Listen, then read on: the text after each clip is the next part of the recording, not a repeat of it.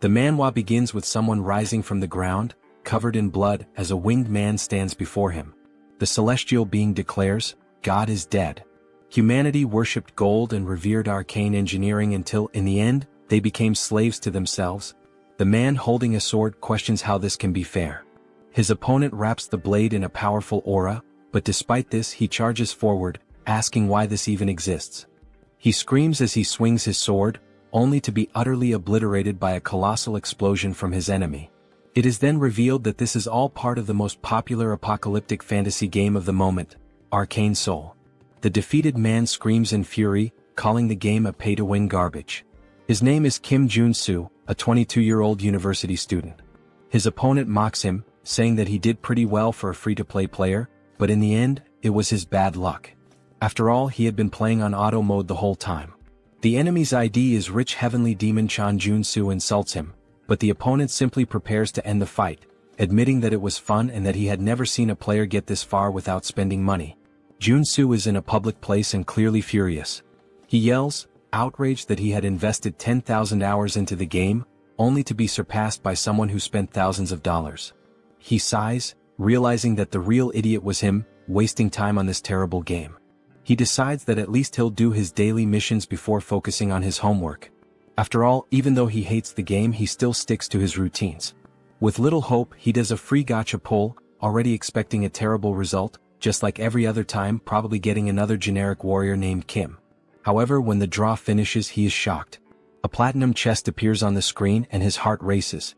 When he finally sees the character he got, he is astonished to realize it's the heavenly demon himself, an SSR unit. He wonders how the hell he pulled this off, as it's the best character in the game. The chances of getting the heavenly demon in a free draw are ridiculously low. There are an absurd number of zeros in that percentage. Excited, he begins to dance in public, declaring that this game now deserves the Game of the Year award and that he needs to start leveling up his new character. It is revealed that the most efficient way to level up a character in Arcane Seoul is by sacrificing other already leveled characters to serve as experience. Now, Joonsoo no longer feels envious of the whale players, the ones who spend fortunes on the game. He decides to use all the countless warrior Kims he's accumulated over his thousands of hours of play to strengthen his heavenly demon. On the screen we see the characters being consumed one by one, their experience pouring into his new champion. With a smile on his face, he says that he'll finally be able to play the game just like the whales. But in the middle of his excitement, he completely forgets that he's in a public place and starts walking absent-mindedly, right into the middle of the street. When he looks to the right, he realizes, of course, the phone slips from his hands and he mutters that this situation feels strangely familiar. When he opens his eyes again, he's staring at an unfamiliar ceiling, completely confused. He wonders why he's in a hospital. His head throbs and then the memory comes rushing back. He walked right into traffic like a complete idiot and nearly got run over. He mentally curses himself for being so careless. Suddenly, a woman enters the room, calling him Warrior Kim, surprised that he's awake. He furrows his brow and asks what she's talking about. The woman says she'll call the doctor and leaves in a hurry. Joonsoo is puzzled by the name she used, and when he looks at the clipboard with his information next to the bed, he's shocked. It clearly says Warrior Kim. Additionally, the report indicates that he suffered a dislocation and a concussion due to the accident. He wonders what kind of absurd mistake this is and lets out a long sigh. Perhaps, deep down, he really does feel guilty for sacrificing all his Warrior Kims to gain experience, but that still doesn't explain why his name on the clipboard says Warrior Kim. Trying to make sense of the situation, he attempts to get up, but the instant he puts weight on his leg, a searing pain shoots through his body, and he lets out a deafening scream. A nurse rushes into the room, telling him that he can't move yet. Still writhing in pain, he asks why it hurts so much. At that moment, the doctor enters the room and explains that he was hit by a truck and, considering the circumstances, got off with few injuries. Still completely confused, Joonsoo furrows his brow and asks what they're talking about. The doctor responds that they still need to do more tests and that he'll need an MRI and a magical vision test. He freezes when he hears the word magical and wonders what the hell they're saying. Is he having a stroke? Is he still dreaming? Meanwhile, at the reception, they're calculating the costs of his hospitalization, including the tests such as the CT scan and MRI. When they finally give him the total, his heart almost stops. 22.3 million won, around $16,000. Totally outraged, he retorts that he was there for just 4 days, so how can the bill be this absurd? The receptionist, with complete calm, answers that he doesn't have insurance and has to pay everything out of pocket. Confused, he asks what she's talking about. After all, every Korean has national health insurance. The woman looks at him as though he's delirious and responds with a question. What are you talking about? You don't have insurance from the Legion or the Magic Tower. A chill runs down Joonsoo's spine when he hears those names. He doesn't fully understand what's going on, but those words sound strangely familiar. Legion, Megacorp, Magic Tower, Sacred Order. Then it hits him. These are the 4 factions that dominate Arcane Seoul. The world where God abandoned humanity. Where arcane science advanced drastically. Where Earth was overrun by monsters. Where humans modified their own bodies to survive. His mind starts to fail him. He falls into denial. No. The summary? This world is a hell to live in.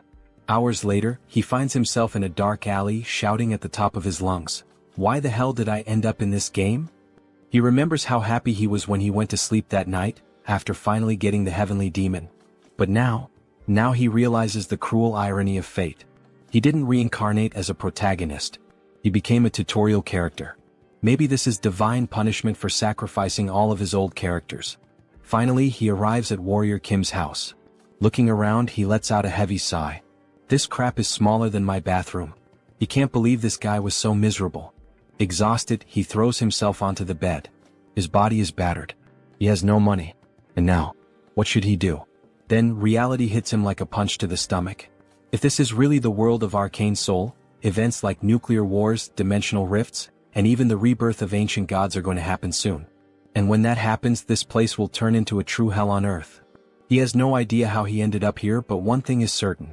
If he stays still, he will definitely die. Then, suddenly, something occurs to him. His gaze locks on his own hands and he finally understands what this means. Without hesitation, he grabs a pen and raises it above his palm. Looking down, he murmurs that he needs to test this before it's too late. For a moment, he hesitates. But then, gathering all his courage, he stabs the pen into the top of his hand with all the strength he can muster. The pain explodes in his skin, and he lets out a loud scream as he pulls the pen out. It has pierced his hand completely. Immediately, a green aura begins to swirl around the wound, healing it before his eyes. A smile spreads across his face. I knew this would work. He has just obtained a trait called Wound Recovery. Now everything makes sense. The reason he created and sacrificed so many Warrior Kims was because this character is the only one without a base trait. However, this means it's possible to unlock and swap traits freely, allowing players to shape Warrior Kim however they want. For someone like him, who always played strategically and never had luck with rare characters, Warrior Kim was the best choice. And now, he is Warrior Kim. This means he can acquire any trait as long as he works to earn it. As he watches, his wounds start to fully heal, regenerating thanks to the newly acquired ability. He takes a deep breath and reflects. In Arcane Seoul, you die if you're poor, weak, or if your luck runs out. But he won't let that happen to him. He spent 10,000 hours playing this game. He knows all the shortcuts. He knows how to break the system. The scene cuts to his global ranking, which plummets from 115,000th place to the top 7,000. Then he climbs into the 3-digit ranks, finally reaching the top 9. Now he's above monsters, literally in the top 9. He doesn't know exactly what that means, but he'll figure it out. Plan change, make money. Now he walks confidently into a talent agency, muttering to himself. With Warrior Kim's body, this is a free pass to the top. Inside the player registration sector, a man reviews his file and raises an eyebrow. So, this is your first time at a player recruitment office? Joonsoo nods in confirmation. Yes. I want to enter the monopurification field. The recruiter stares at him, surprised. Monopurification? Joonsoo nods. He needs money to fund that pay-to-win gacha nonsense, and using his own body for work is the only option available. The man leans back in his chair, putting his feet on the table. He sighs, then looks at Joonsoo with an amused expression. They even call it monopurification, but do you have any idea what clearing a dungeon really means? The badge on the table reveals his name, Choi Seon-soo, Player Recruitment Director. Joonsoo crosses his arms and responds without hesitation. Of course I know. Seon-soo lets out a sarcastic laugh. Are you sure? Because honestly, your resume is completely empty. Joonsoo rolls his eyes and confidently responds. It's obvious that I understand how this damn game works. I know that the mana contained is what caused the monsters to overrun the world of Arcane Seoul. He continues explaining, clearing a dungeon isn't just about killing monsters and collecting loot. In the long run, prolonged exposure to the contained mana can erode someone's humanity, turning them into something else. This process is called mutation. And that's what makes the job so deadly. Joonsoo sighs and says it's fine. Once they gather enough people, he'll assign him to a team. Joonsoo thanks him, but the man still looks skeptical. He stares at him and asks if he's absolutely sure about going through with it. I am, Joonsoo answers without hesitation. Joonsoo sighs again and comments. I've seen many guys like you take this job for money and come out completely dead inside. Joonsoo laughs casually. Relax. I'll leave here in better shape than you. Joonsoo frowns, confused by the response, but Joonsoo just smiles and says, working hard without spending a dime has always been my specialty. First contact with the team. He then meets his team leader, a man named Deer. Deer crosses his arms and looks at him with a stern expression. So, you're the newbie they sent here? Joonsoo shrugs. I guess so. I'm just here because I was assigned. Without warning, Deer grabs the collar of his shirt, pulling him closer. You think this is a playground? He says, his eyes cold. Do you think you have what it takes to be here? Joonsoo doesn't answer, simply staring back at him. You'd better not beg me to save you if you start mutating, Deer continues. If I see the slightest sign of it, I'll kill you on the spot. Joonsoo smirks and calmly responds. I'll keep that in mind. For him, this is nothing new. In the real world, people always try to scare the newbies. But what really intrigues him is the fact that Deer is an R-rank character in the game. This is what he looked like before awakening. Joonsoo thinks, noticing that at this moment, Deer's legs are still normal. Before the tension can rise any further, another man enters the room and sighs. Deer, I've told you not to treat the newbies like that. We're short on staff. The man is introduced as Hedgehog, a veteran with 5 years of dungeon clearing experience. Deer clicks his tongue, clearly irritated. Whatever. I just hope he doesn't mess things up. He then turns to the group and gives his instructions. We have 4 hours to clear 5 locations. No time to waste. Joonsoo watches Deer and thinks, this guy's much tougher than he was in the game. Hedgehog notices and pats him on the shoulder. Don't mind him. He may seem tough on the outside, but he's a good guy deep down. Joonsoo gives a nonchalant "hmm" in response, not paying much attention. The first dungeon. The first location they need to clear is a junkyard. As soon as they arrive, everyone complains about the terrible smell. No matter how many times I come here, I never get used to this stench, one of the workers says. Deer ignores the complaints and says, I'm opening the entrance. Get ready. He activates the access card and the dungeon door opens. What they see on the other side is simply disgusting. The place is covered in filth, a complete mess of waste and magical residue. Deer gives the command. Everyone, position yourselves. Inside the dungeon, there are low-level monsters known as contaminated slimes, creatures that feed on trash and residual mana. Joonsoo quickly assesses the situation and starts explaining to himself. The core of mana-contaminated clearing is eliminating these slimes. They're weak but troublesome.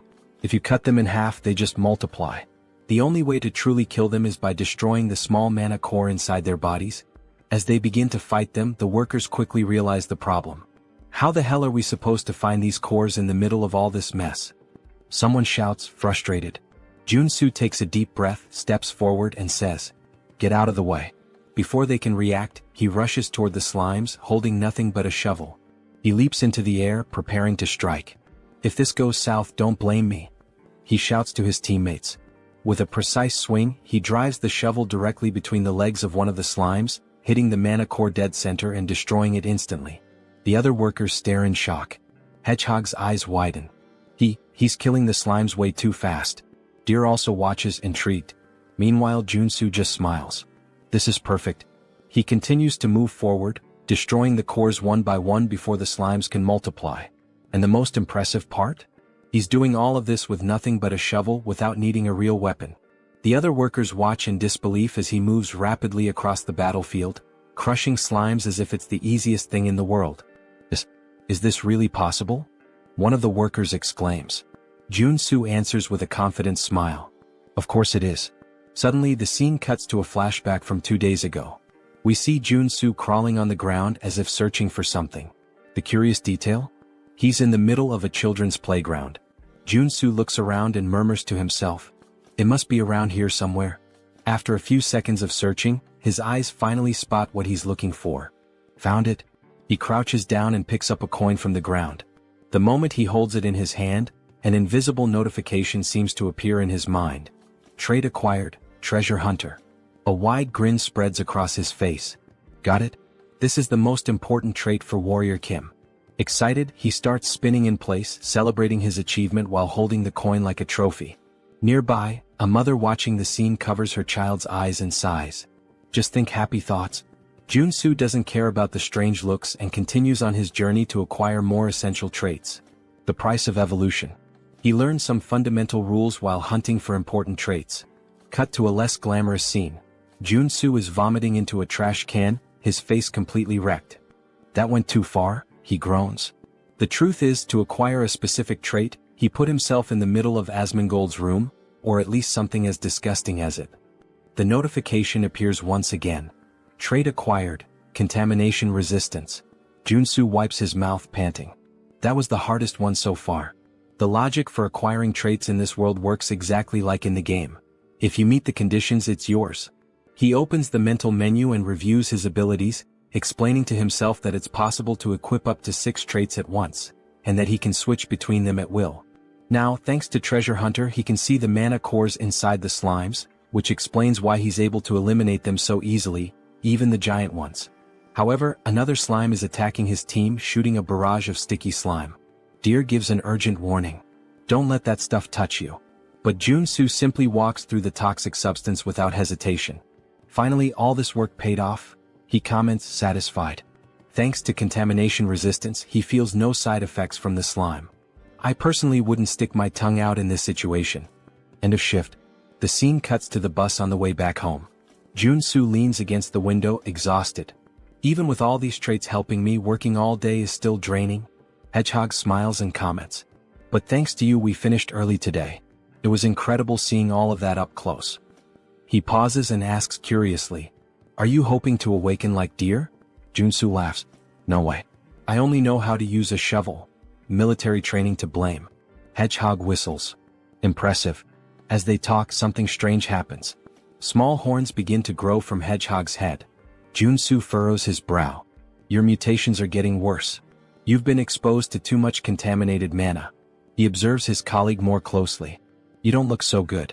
You should rest for a bit." Hedgehog just shrugs and lets out a bitter laugh.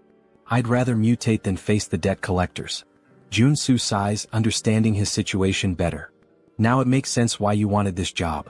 Not exactly the kind of position people queue up for." 4 days later. A time skip brings us 4 days forward. The work finally comes to an end, but everyone is exhausted. "We're done," someone murmurs. The team members are wrecked after days of non-stop dungeon clearing. On the other side, a worker is vomiting uncontrollably, almost doubled over. Joonsoo immediately recognizes him. "Hedgehog. I told you not to push yourself so hard." Deer approaches and pats Joonsoo on the shoulder. "The only reason you're still in one piece is because you're young. Never thought you'd do your part properly, but good job." Joonsoo gives a faint smile. It was thanks to everyone. But deep down he knows the truth. He only managed to do well because of his traits. He watches Deer, noticing that he's holding up surprisingly well against the exhaustion. For someone at our rank, he's holding strong. Before they can continue talking, a desperate scream echoes through the area. Joonsoo turns to find Hedgehog. Something is terribly wrong. A dark aura begins to form around him. His colleagues look horrified. What's happening to his spine? Deer runs over, his expression turning serious. "Hedgehog. Hang in there." Joonsoo understands everything in that instant. Hedgehog is mutating. Deer tries to hold his friend back. "Hold on. We need to get out of here." But it's too late. The mutation consumes Hedgehog completely, and his body explodes into pure energy, creating chaos around them. Joonsoo feels the impact and murmurs. "Shit. Now this is serious." The battle begins. Hedgehog has lost all trace of his humanity. His silhouette now resembles that of a giant porcupine, and his foaming mouth makes him look like a rabid dog. Joonsoo watches the creature and immediately concludes. He's gone. There's nothing left of Hedgehog in there. If they don't defeat him, no one will walk out of here alive. But there's a problem. All the traits Joonsoo has acquired so far are specialized for monster cleaning. None of them are useful for combat. He struggles to find a way out, but nothing useful comes to mind. The first attack comes directly at him. Joonsoo has no time to react. The strike hits him square in the face, sending him flying like a ragdoll into a wall. He crashes to the ground, spitting blood. The power difference, it's absurd. A new notification appears. Trait acquired, endurance. He smiles faintly, wiping the blood from the corner of his mouth. It's still too early to give up. If he wants to survive, he needs to act now. He quickly opens the menu and starts switching his traits. I need something that will actually help. He selects strength, which will increase his physical power. Mana heart, which will allow him to control his magical energy. And endurance to reduce the damage he takes. Let's see what I can really do. The counterattack begins. Joonsoo finishes selecting his traits. Mana absorption allows him to absorb magical energy directly from the environment. Deep breathing accelerates his mana regeneration, ensuring a steady flow of energy. Finally, the last piece of the puzzle. Corruption resistance. Now that his traits are set up, he's much better prepared for combat. Hedgehog charges at him, screaming as Joonsoo activates strength, multiplying his physical power by 10. He swings his shovel back and roars, spinning his body with full force before delivering a crushing blow. The impact hits Hedgehog square on, launching him into the air. Joonsoo feels a flicker of hope. This is working. I can really win this. But then, in midair, Hedgehog starts spinning violently, turning into a deadly ball. Joonsoo's eyes widen. That should be illegal. Hedgehog launches himself at Joonsoo like a projectile, but at the last second he crashes into a rock, losing control and flying back up.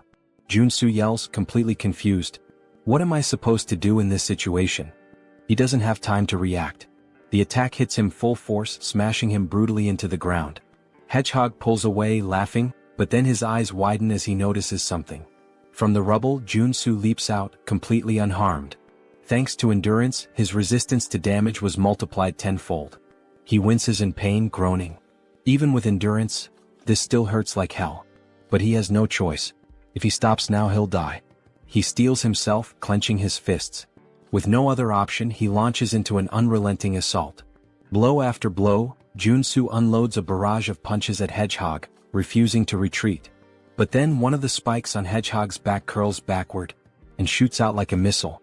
Joonsoo dodges at the last second, but before he can react, a swarm of spikes is launched at him, piercing his body and embedding themselves in his flesh. He is thrown to the ground, completely covered in blood. But he refuses to give up.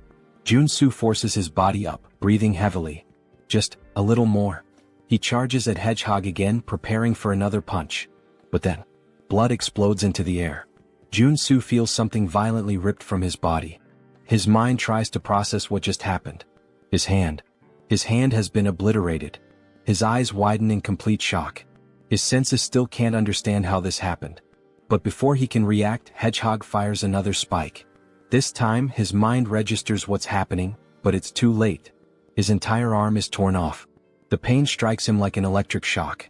Joonsoo lets out a scream of pure desperation. But Hedgehog doesn't stop. He clenches his fists, preparing a final crushing blow. Joonsoo closes his eyes, gasping. This is exactly what I expected. Hedgehog lands the blow. The ground shakes violently as the impact hits where Joonsoo had been lying. The price of victory. A flashback unfolds in his mind. He remembers when he used to play this game just as a mobile game. Back then, everything felt easy. All he had to do was press a single button to defeat monsters. He never stopped to think about what the character felt. He pushed it to the limit over and over under the guise of efficient training. But now he finally understands. He understands the pain. He understands the suffering required to earn even a mediocre trait. And above all, he understands that there is no victory without sacrifice. When Hedgehog looks down, he realizes something is wrong. Joonsoo blocked the attack. His arm regenerated. Before Hedgehog can react, Joonsoo rushes at him with lightning speed. His fist connects with the creature's face, and the impact is devastating. Hedgehog is thrown away, sliding across the ground, incapacitated. Joonsoo exhales deeply, gritting his teeth. There is no victory without a price to pay. He looks at himself. His muscles are pulsating and growing uncontrollably. His body has been pushed to its absolute limit. A notification appears in his mind. Trait acquired, mutant muscles. Joonsoo smiles despite the pain. The real fight is just beginning. The awakening of the monster. Joonsoo's body is still covered in spikes. Hedgehog is thrown against a wall and Joonsoo grins to himself. The reason he had recklessly charged at him with all those attacks was for the trait. By pushing his limits with mana heart and strength, he knew he could gain something greater. And now they merge, activating his new trait, mutant muscles. Hedgehog charges at him again without hesitation. But Joonsoo stands his ground. Everything I've done so far was for this moment. Hedgehog throws a punch. Joonsoo easily blocks it. Then he starts to laugh. This doesn't work anymore. Go ahead, hit me again. Hedgehog snarls and then his fist deforms, sprouting sharp spikes. He lunges forward, slamming the punch directly into Joonsoo's chest. The impact is brutal. Joonsoo is thrown to the ground, his body pierced from all sides. It seems like he won't get up from this. But then, his body begins to regenerate. His organs rebuild. But something feels off. The regeneration is not just healing him, it's transforming him. Hedgehog watches, confused, as Joonsoo unlocks a new trait, mutant body. His arms grow, his structure expands, and his physique now matches Hedgehog's. Joonsoo smiles. Thanks, Hedgehog. I needed this. All of this happened because of you. He moves forward without hesitation. Hedgehog howls and charges straight at him. Neither of them backs down. What follows is a battle of pure brute force. Punch after punch, they exchange blows evenly matched. The monster battle. Nearby, Deer stirs. Dazed, he lifts his head. What the hell is all that noise? His blurry vision clears, and he freezes. A monstrous battle unfolds before him, something straight out of a kaiju movie. His eyes lock on Joonsoo. Wait, that's Warrior Kim? Deer can't believe what he's seeing. A normal human can't fight a mutant on equal terms, can they? Joonsoo and Hedgehog trade powerful punches at the same time, and both are thrown back, crashing to the ground simultaneously. Joonsoo grits his teeth, breathing deeply. This isn't as easy as I thought. Physically, he's now the same size as Hedgehog. But if this keeps going, he'll end up at a disadvantage. The breaking point. Hedgehog lets out a deafening scream. Joonsoo narrows his eyes. This is dangerous, but I have no choice. He activates corruption resistance, a trait that's helped him before. And then, he deletes it. Deer is shocked. What? He just erased a skill. Joonsoo's body shakes violently. And then, he starts transforming again. His skin darkens, twisting and stretching, his muscles expanding uncontrollably. He fights to keep his sanity, but the process has already begun. Joonsoo is undergoing a full monsterification. The primal roar. His skin turns a deep red. His body grows even larger, becoming colossal. Then, he lets out a primal, deep and terrifying roar. The sound shakes the air, a fearsome bellow that freezes Hedgehog in terror. For the first time, Hedgehog hesitates.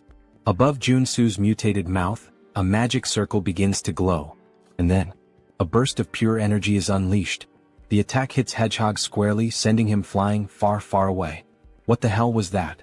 Deer watches in pure shock. What the hell was that? He looks up, and freezes. A monstrous, gigantic and deformed version of Joonsoo glares down at him. Deer feels a chill run down his spine. He really turned into a mutant? How is this possible? But for Joonsoo, it's just another trait.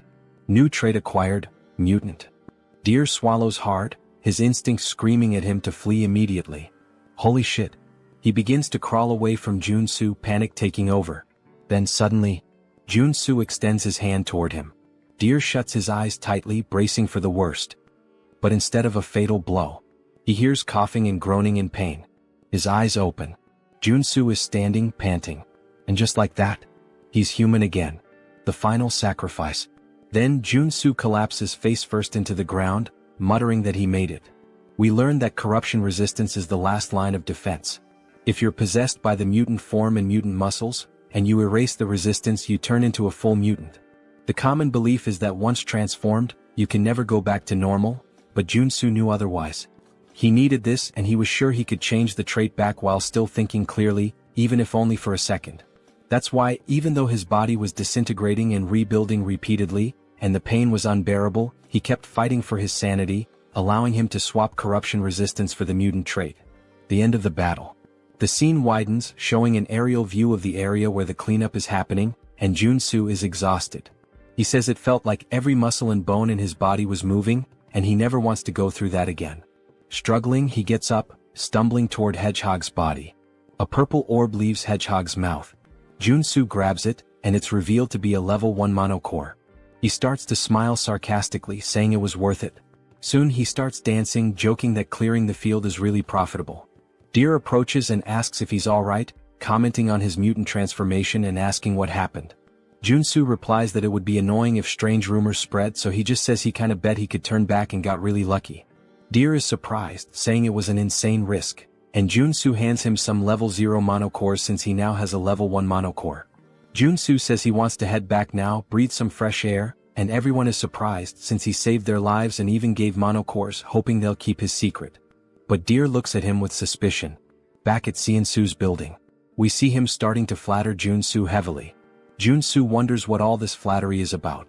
Seonsoo responds that he should have said something if he were a superhuman, so they could have given him proper work instead. Now Joonsoo understands why all the praise. In the world of Arcane Seoul, a superhuman awakens a skill that grants them powerful mana. In a world like this, where strength equals power and authority, superhumans are practically the nobility. But it makes sense for Seonsoo to think this way since it takes a superhuman to defeat mutants. Though in Joonsoo's case, it's just a game design flaw since he can acquire traits. Seonsoo puts his hand in his pocket and says he should pay Joonsoo for the cleanup. Joonsoo responds that would be nice, trying to stay calm, but inwardly he has that mischievous smile, thinking he'll let Seonsoo think he's a superhuman for now. Seonsoo pulls out a mountain of cash from his pocket and says that they cleaned 5 regions, and that they get 20% of the total fee, which amounts to 50 million wons. If they split it among everyone in the group, Joonsoo should receive 5 million, but this time they'll do it differently. Seonsoo places all the money on the table and says they'll only keep 5% of his share and will even give him a bonus of 12 million. Joonsoo's smile reaches a whole new level now, with his tongue even turning into a heart. He exits the room singing, and someone comments that he seems to be in a great mood, while the other says he must have been well paid. Joonsoo confirms, saying yes, since they finished the job, and acknowledges the man as someone he's worked with. The man explains that he's here because he wants to ask a favor. Joonsoo asks what he means by that, and the man reveals that his wife is sick and asks if he can lend him some money. He apologizes for asking since they don't know each other. Joonsoo responds that it's not a good idea to help someone when you know nothing about them, because they could end up stabbing you in the back, and it's hard enough to stay afloat right now. Joonsoo takes the man's hand, which is pleading, and tells him that he's much older than Joonsoo, so he doesn't need to do this. Although it's not much, he can use it, and hands over many level 0 mono cores to the man. Joonsoo says he feels too bad to ignore him. What a conversation, huh? The twist. Later that night, we hear the man laughing, calling Joonsoo an idiot, saying he pretended to be poor, but gave him so many mono cores. He's boasting to Deer. Deer replies that the man must be new to this kind of thing, and the man says he would have given more if Joonsoo had said his son was sick too. And he complains that what's annoying is that Joonsoo was paid more than everyone but gave such a tiny part, along with that superhuman talk about the profit split. Deer sighs, saying that Joonsoo isn't a superhuman and that it's better they teach him a lesson. The beggar asks if Deer has any ideas, and Deer smiles, saying that idiot probably has some strange skill. While Joonsoo is happily helping the poor, Deer says that since they know his secret, they can teach him a lesson about how truly scary the world can be. The scene shifts to a luxury resort, where we see Joonsoo through a window, receiving a massage. He comments, saying that money is really wonderful. He never imagined he'd see the day he could get a massage in a place like this, and being in the game is so much better than reality. The masseuse presses hard on his arm, and Joonsoo mentions he spent 3 whole days resting at the hotel but still feels pain. From now on, he'll have to think twice before using any mutant-related traits. Changing traits isn't as all-powerful as he thought. His body changes depending on the traits, and the intensity of the side effects increases as his body changes. The problem now is survival after limiting the use of traits. He looks out the window and recognizes a few people, saying that's the Iron Fist gang, while we see them all by the pool. He explains that Arcane Seoul is ruled by local gangs, not the law. That's natural since there are so many monsters around, and people have to rely on superhumans. He says he's managed to survive so far, but it would be foolish to rely only on his traits in such a dangerous place. He starts to smile, saying that in the end, it all comes down to being overloaded with equipment. He goes to a miscellaneous goods store, and a woman asks if he's there to sell things. He says yes and mentions he has some monster byproducts. She looks at his clothes and warns that they don't buy level 0 mono cores since he's not dressed well. He replies that he already knew that. He pulls something out of his bag and says that this is what he would like to sell, revealing a blue mono core, which surprises her. She asks if it's a level 2 mono core, and he confirms, telling her to take a good look at it. He comments that it's nice to see she's surprised. He's really happy he managed to get a level 2 mono core, and the effort at the hotel was worth it. If he can sell it for the highest price, this will be the right path. He asks if she sells weapons and armor. She replies that she does and lets him into the back area. As he enters, he's surprised, saying that it looks like she has everything back there. He thinks the government should start keeping an eye on this woman since all the essential game items are there as well. She tells him to make himself comfortable. He responds affirmatively and then begins to get excited. He says that now is the time to get properly equipped. He starts putting various weapons into his backpack and says that now that he has weapons, it finally feels like he's playing Arcane Seoul. Then he hears a woman calling for him and turns around. She asks almost casually if he's a mercenary, saying she needs help. He replies that he's not a mercenary and suggests she should look for someone else, but she pulls out a little money, explaining that she's on a business trip and that the Iron Fist gang scared her. She asks if he could protect her until she reaches her lodging. He realizes she's trying to offer him at least 500,000 to be her bodyguard, and wonders if he should accept now that he's well equipped. He places a hand on her shoulder, saying that he can't ignore a lady in distress, and tells her it's time to go, looking ready for the situation. They start walking through some alleyways and she says they're almost there. He wonders why she's staying in such a shady place, saying that, forget about people, there isn't even an ant around there. She quickly dashes around a corner and when he turns, all he sees is darkness. She says they're nearly there and urges him to hurry. He replies that it's too dark and he can't see anything. Then his eyes begin to glow yellow as he acquires the night vision trait, and says that now he can see, but he didn't plan for this. In her hands there's a pistol aimed directly at him, and she remarks that he's a lot more cautious than she expected. He wonders who she is and if all of this was a trap, only for him to turn around and see Deer, who laughs and asks where he thinks he's going. Deer says it's good to see him again like this, asking if he agrees. Joonsoo asks what he did to deserve this and Deer responds that he didn't do anything, he just looks stupid. There's no other reason, calling him naive. Joonsoo lets his weapons drop, immediately rushing to knock the woman down. Deer asks why he would start a conversation just to run away. He tells the woman to shoot him and she fires her gun directly at him, hitting him in the back. He starts falling down the stairs. Then Deer asks, "What the hell?" saying she should have shot him in the leg, not the chest. She responds that it's better than him running away. Deer says, "Damn, I think he's dead. Honestly, I think the guy can just get up, he looks fine." The woman mentions that someone might want to buy his body since he came back from being a mutant. The beggar says it's time to loot his gear now. When Deer looks down again, he says there's no way and they should do this first, only to find that Joonsoo's body has disappeared. They all start wondering where the hell he went, growing uneasy. The street lamp breaks and the beggar is hit in the neck. The rest of them start panicking, wondering what's happening, and Deer says there's no way he's still alive. Joonsoo says that he can't die at the hands of someone who repays kindness with betrayal, and it's a good thing he left the store after putting on the bulletproof vest. Thanks to that, he acquired the trait of playing dead after being shot.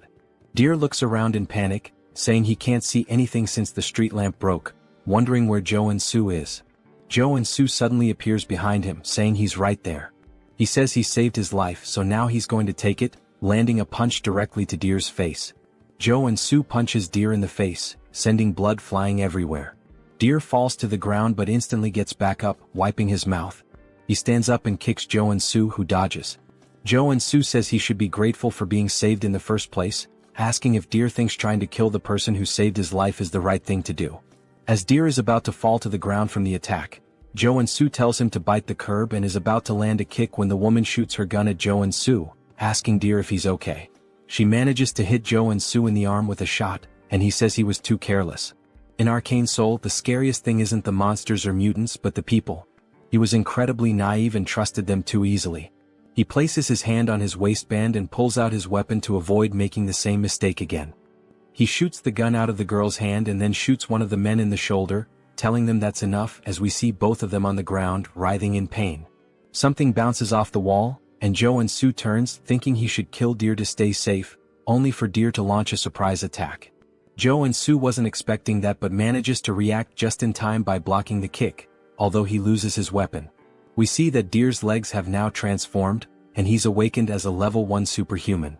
Joonsoo says the game is poorly made, explaining that the superhuman awakening is something all playable characters can undergo. It's considered the basic growth system in the game. According to the world of Arcane Seoul, a level 1 superhuman is strong enough to threaten an ordinary civilian with an automatic rifle. Joonsoo starts backing away to create distance, while Deer declares he will kill him, and now Joonsoo has to deal with a superhuman with nothing but his body. Deer disappears instantly before Joonsoo, and he wonders where the hell he went. We learn that Deer has two unique traits: stereoscopic movement and kick. Stereoscopic movement allows him to use his incredible leg elasticity to move freely in any direction he wants. In his case, he's running on wall. Joonsoo looks up and sees him coming from above. He used stereoscopic movement to gain height and is now coming down with a kick, using both the momentum and the height. Joonsoo says he needs to dodge this, and he rolls to the side, letting the ground get completely smashed. Deer is surprised and irritated that he dodged, preparing to attack again, saying that this time Joonsoo won't be able to dodge. The impact happens and Deer starts to smile, thinking it's over. But Joonsoo says, "Sorry, but I didn't plan on dodging." As we see, he blocked the kick with a weapon, calling him a mutt who doesn't know his place. He knew buying that extendable baton was a great idea. A few hours ago in the girl's store, he was wondering if a weapon would really be worth it. Since Warrior Kim is a warrior class character, even though he gets stronger, there's a limit to how effectively he can use a weapon. That's why he decided to buy a close combat weapon, which turned out to be nothing other than this extendable baton. Each character has weapons and traits that are more effective for their class. We see Deer's leg trembling, and Joonsoo manages to push him back. To defeat Deer, he needed to use a close combat weapon and traits suited for a warrior like him.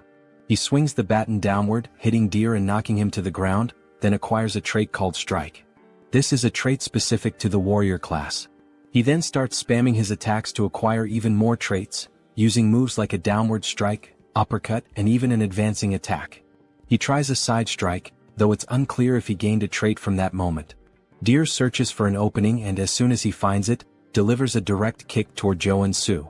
Joonsoo hesitates, wondering whether to dodge or not, but decides he can't stop now after coming this far. He grits his teeth, saying that even if he has to break bones, he'll block the attack with his elbow, hitting Deer's leg. He tells himself he needs to keep attacking. The fight continues with blows exchanged one after the other. Then Joonsoo acquires a trait called Combo and starts smiling, saying, "That's it. The best trait build for the warrior class at the early stages is combining strike and combo." He uses his left hand for punches and his right hand to swing the baton, taking down Deer like it's a cut scene. Deer begs him to stop as he begins to lose consciousness, but Joonsoo throws the baton directly into Deer's chest, hitting him with the strike trait. Deer finally loses his strength and collapses to the ground. Joonsoo shouts, saying that he succeeded and defeated an awakened one. His arms begin to burn, as though the air itself is searing his skin. He wonders what this sensation is as he looks at them. His whole body starts to ache as a red aura begins to swirl around him. He says he can feel something about to overflow inside him, thinking he knows what's happening. There's a brilliant explosion from where he stands, and now, with a golden aura surrounding his fingers, he says, "This is the day I learned the cruel truth of the world of Arcane Seoul, and now, I am awakened as a level 1 superhuman." Joonsoo clenches his fist with excitement and starts shouting, saying that the time has finally come. He then pulls the fiercest face he's ever made, resembling Lloyd, and is so pumped up that he does a handstand, announcing that he's about to start taking low-interest loans and landing high-paying jobs. A man approaches him, asking what he thinks he's doing. When Joonsoo turns around, he's shocked to see a giant, old man holding an enormous weapon. This man is Iron Fist Kim, the second basic character available in Arcane Seoul after Warrior Kim. He's a reinforced soldier class character who specializes in firearms, primarily using his prosthetic arm to shoot. The issue is Iron Fist Kim is the feared leader of the Iron Fist gang, and since Joonsoo fought within their territory, he's probably stirred up quite a mess. Iron Fist asks if Joonsoo checked where he was before all of this. Joonsoo responds that he was caught off guard and couldn't just stand there and not fight back. Iron Fist unlocks his weapon, saying this means they're more terrifying than his own gang. Joonsoo is taken aback, saying that if he fights under these conditions, he'll die for nothing. Iron Fist presses the weapon directly to Joonsoo's chest, stating that he made a terrible choice and will show him what happens when someone messes with his territory. Joonsoo pauses for a moment, then asks if that's the best he's got, mentioning that Iron Fist forgot something. Joonsoo grabs the weapon and puts his finger on the trigger. He shoots himself in the chest, saying that he's not the type to die so easily. Iron Fist is stunned, seeing the guy just kill himself with his own weapon, calling him a psychopath for pulling the trigger on himself. Joonsoo starts laughing, asking if that's all, saying it was easy. We see that he acquired the regeneration trait. Iron Fist laughs, calling his ability interesting. Joonsoo explains that the upgraded version of Wound Recovery is regeneration, and it can only be obtained when you become a level 1 superhuman. He warns Iron Fist that it will be the end for them if they start underestimating him. He realizes he'll need to bluff his way out of this. He points to the triple homicide case behind him, saying that, as they can see, he didn't survive by chance and that he doesn't care who they are. If they mess with Warrior Kim, they'd better be prepared. Iron Fist laughs, asking if that's his name, saying he likes his audacity, but he'll let him go this time. However, now Joonsoo owes him a favor. He puts a hand on Joonsoo's shoulder, saying that he surely knows what he means. Joonsoo says he'll remember this, wondering if maybe Iron Fist recognized him. Iron Fist then extends his hand, suggesting that they might work together on a job next time. When Joonsoo looks at her hand, he thinks that Iron Fist is not the type of person who would betray him. In that case, it wouldn't be bad to form a connection here. He says it's a deal as they shake hands, telling her he'll see her next time.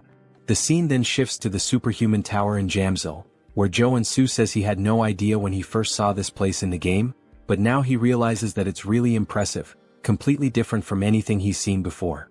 A woman then catches his attention, thanking him for visiting the tower and asking how she can assist him. The guy is stunned by her beauty and mentions that she looks familiar, wondering if she's an NPC. She tells him that if he's there for certification, he needs to head to the machine to measure his mana and trait circuits. He thanks her and starts walking towards it, thinking that he didn't even ask for help, but she guided him anyway. It just shows how much of a novice he must look. He thinks that once he gets his certification, he'll truly start his life in Arcane Seoul. Suddenly, he hears a loud noise that startles him. When everyone tells him to look at the ceiling, saying the saint has arrived, he looks up and sees a bright light descending from an airborne ship. As the light appears right in front of him, we see some enchanting text spread across, while people are teleported. Joonsoo is shocked, recognizing it as the Old Father's order and wondering why a boss monster is there. People begin praying, saying it's an honor to be in her presence, but Joonsoo remembers that, since he's still in the tutorial timeline, she's a saint and not a boss monster. As the story progresses, it's revealed that the order is actually a cult disguised as a religion, and she is a complete psychopath. While people continue to praise the saint, they mention that she must be there for a level-up renewal. She then starts releasing a powerful aura, so strong that it knocks people down, with a golden light pulsing around her. Joonsoo looks away, saying that it's a rather flashy way to do things, and that it's kind of too noisy. As the machine begins reading her mana, it starts collecting her energy until it completely disappears, leaving everyone in suspense, wondering what she'll get. We then see that she is 27 years old, a priestess class with mana level 8 and a 6-layer circuit. They can't believe she's only level 8. She smiles as they say she has up to 6 traits, which the layered circuits represent. But Joonsoo has a different opinion. He's sweating nervously, saying that it's not the time to celebrate. A level 8 superhuman can be compared to an aircraft carrier, and she's a walking national powerhouse. Why are strong women always crazy? But even if he tried to warn them, they would just treat him like a madman and stone him to death as if it were the Middle Ages. For now, he decides to just measure his mana. It would draw too much attention if he had 6 traits, so he'll lower it to 3. The saint suddenly turns, sensing something. When her men ask what's going on, she says that she's found something that caught her attention. She appears right behind Joonsoo, saying that he has an interesting ability. He says, "Damn," surprised, and then repeats what she just said, asking if she really noticed that he swapped his traits. He freezes for a second as the window remains open. Everyone wonders why the saint is talking to him, saying he looks like a normal guy. She then takes his hands, asking what his name is. He says his name is Warrior Kim and comments that the only reason a priest would ask someone's name in Arcane Seoul is. Before he finishes his thought, he's interrupted as she declares that she represents the Old Father's order and baptizes him. Since the Old Father always desires powers like his, she tells him that he must submit and find peace in this hellish world, as the enchantment table begins moving across his arm. Everyone around him envies the fact that he's being baptized, especially because she is the Old Father's first daughter. Joonsoo, however, has a different perspective. He's extremely nervous, thinking that if he's baptized and gains the baptism trait, he will have no choice but to become a paladin of the order. However, the Old Father's order loses to major figures in Arcane Seoul during the war with South Korea, and this figure is none other than the Celestial Demon. As she continues with the baptism, he rips her hand off of him, saying it feels like being forced to invest in a stock that's about to crash. He kneels, refusing the baptism. We see her eyes turn completely psychopathic as she says that he must not have heard her correctly. He responds saying he's very serious despite being a little exhausted. She starts to control her anger, saying that it's anyone's right to serve or refuse. However, the old father has already set his eyes on him.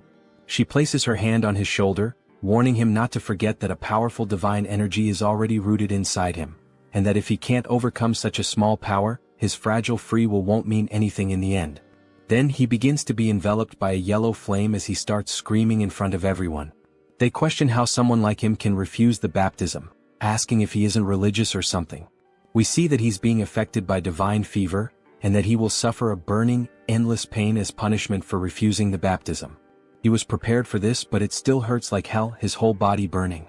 This is one of the strongest debuffs in the entire game. The effect causes continuous, searing pain, preventing the person from continuing their normal life. The only way to get rid of it is to go to a temple and be baptized. He refused the baptism thinking about the future, but it seems he might die right here as we see his eyes rolling back. He loses consciousness until someone splashes water on his face, waking him up again. He wonders who it is, only to see the woman from before asking if he's okay. She seems genuinely concerned.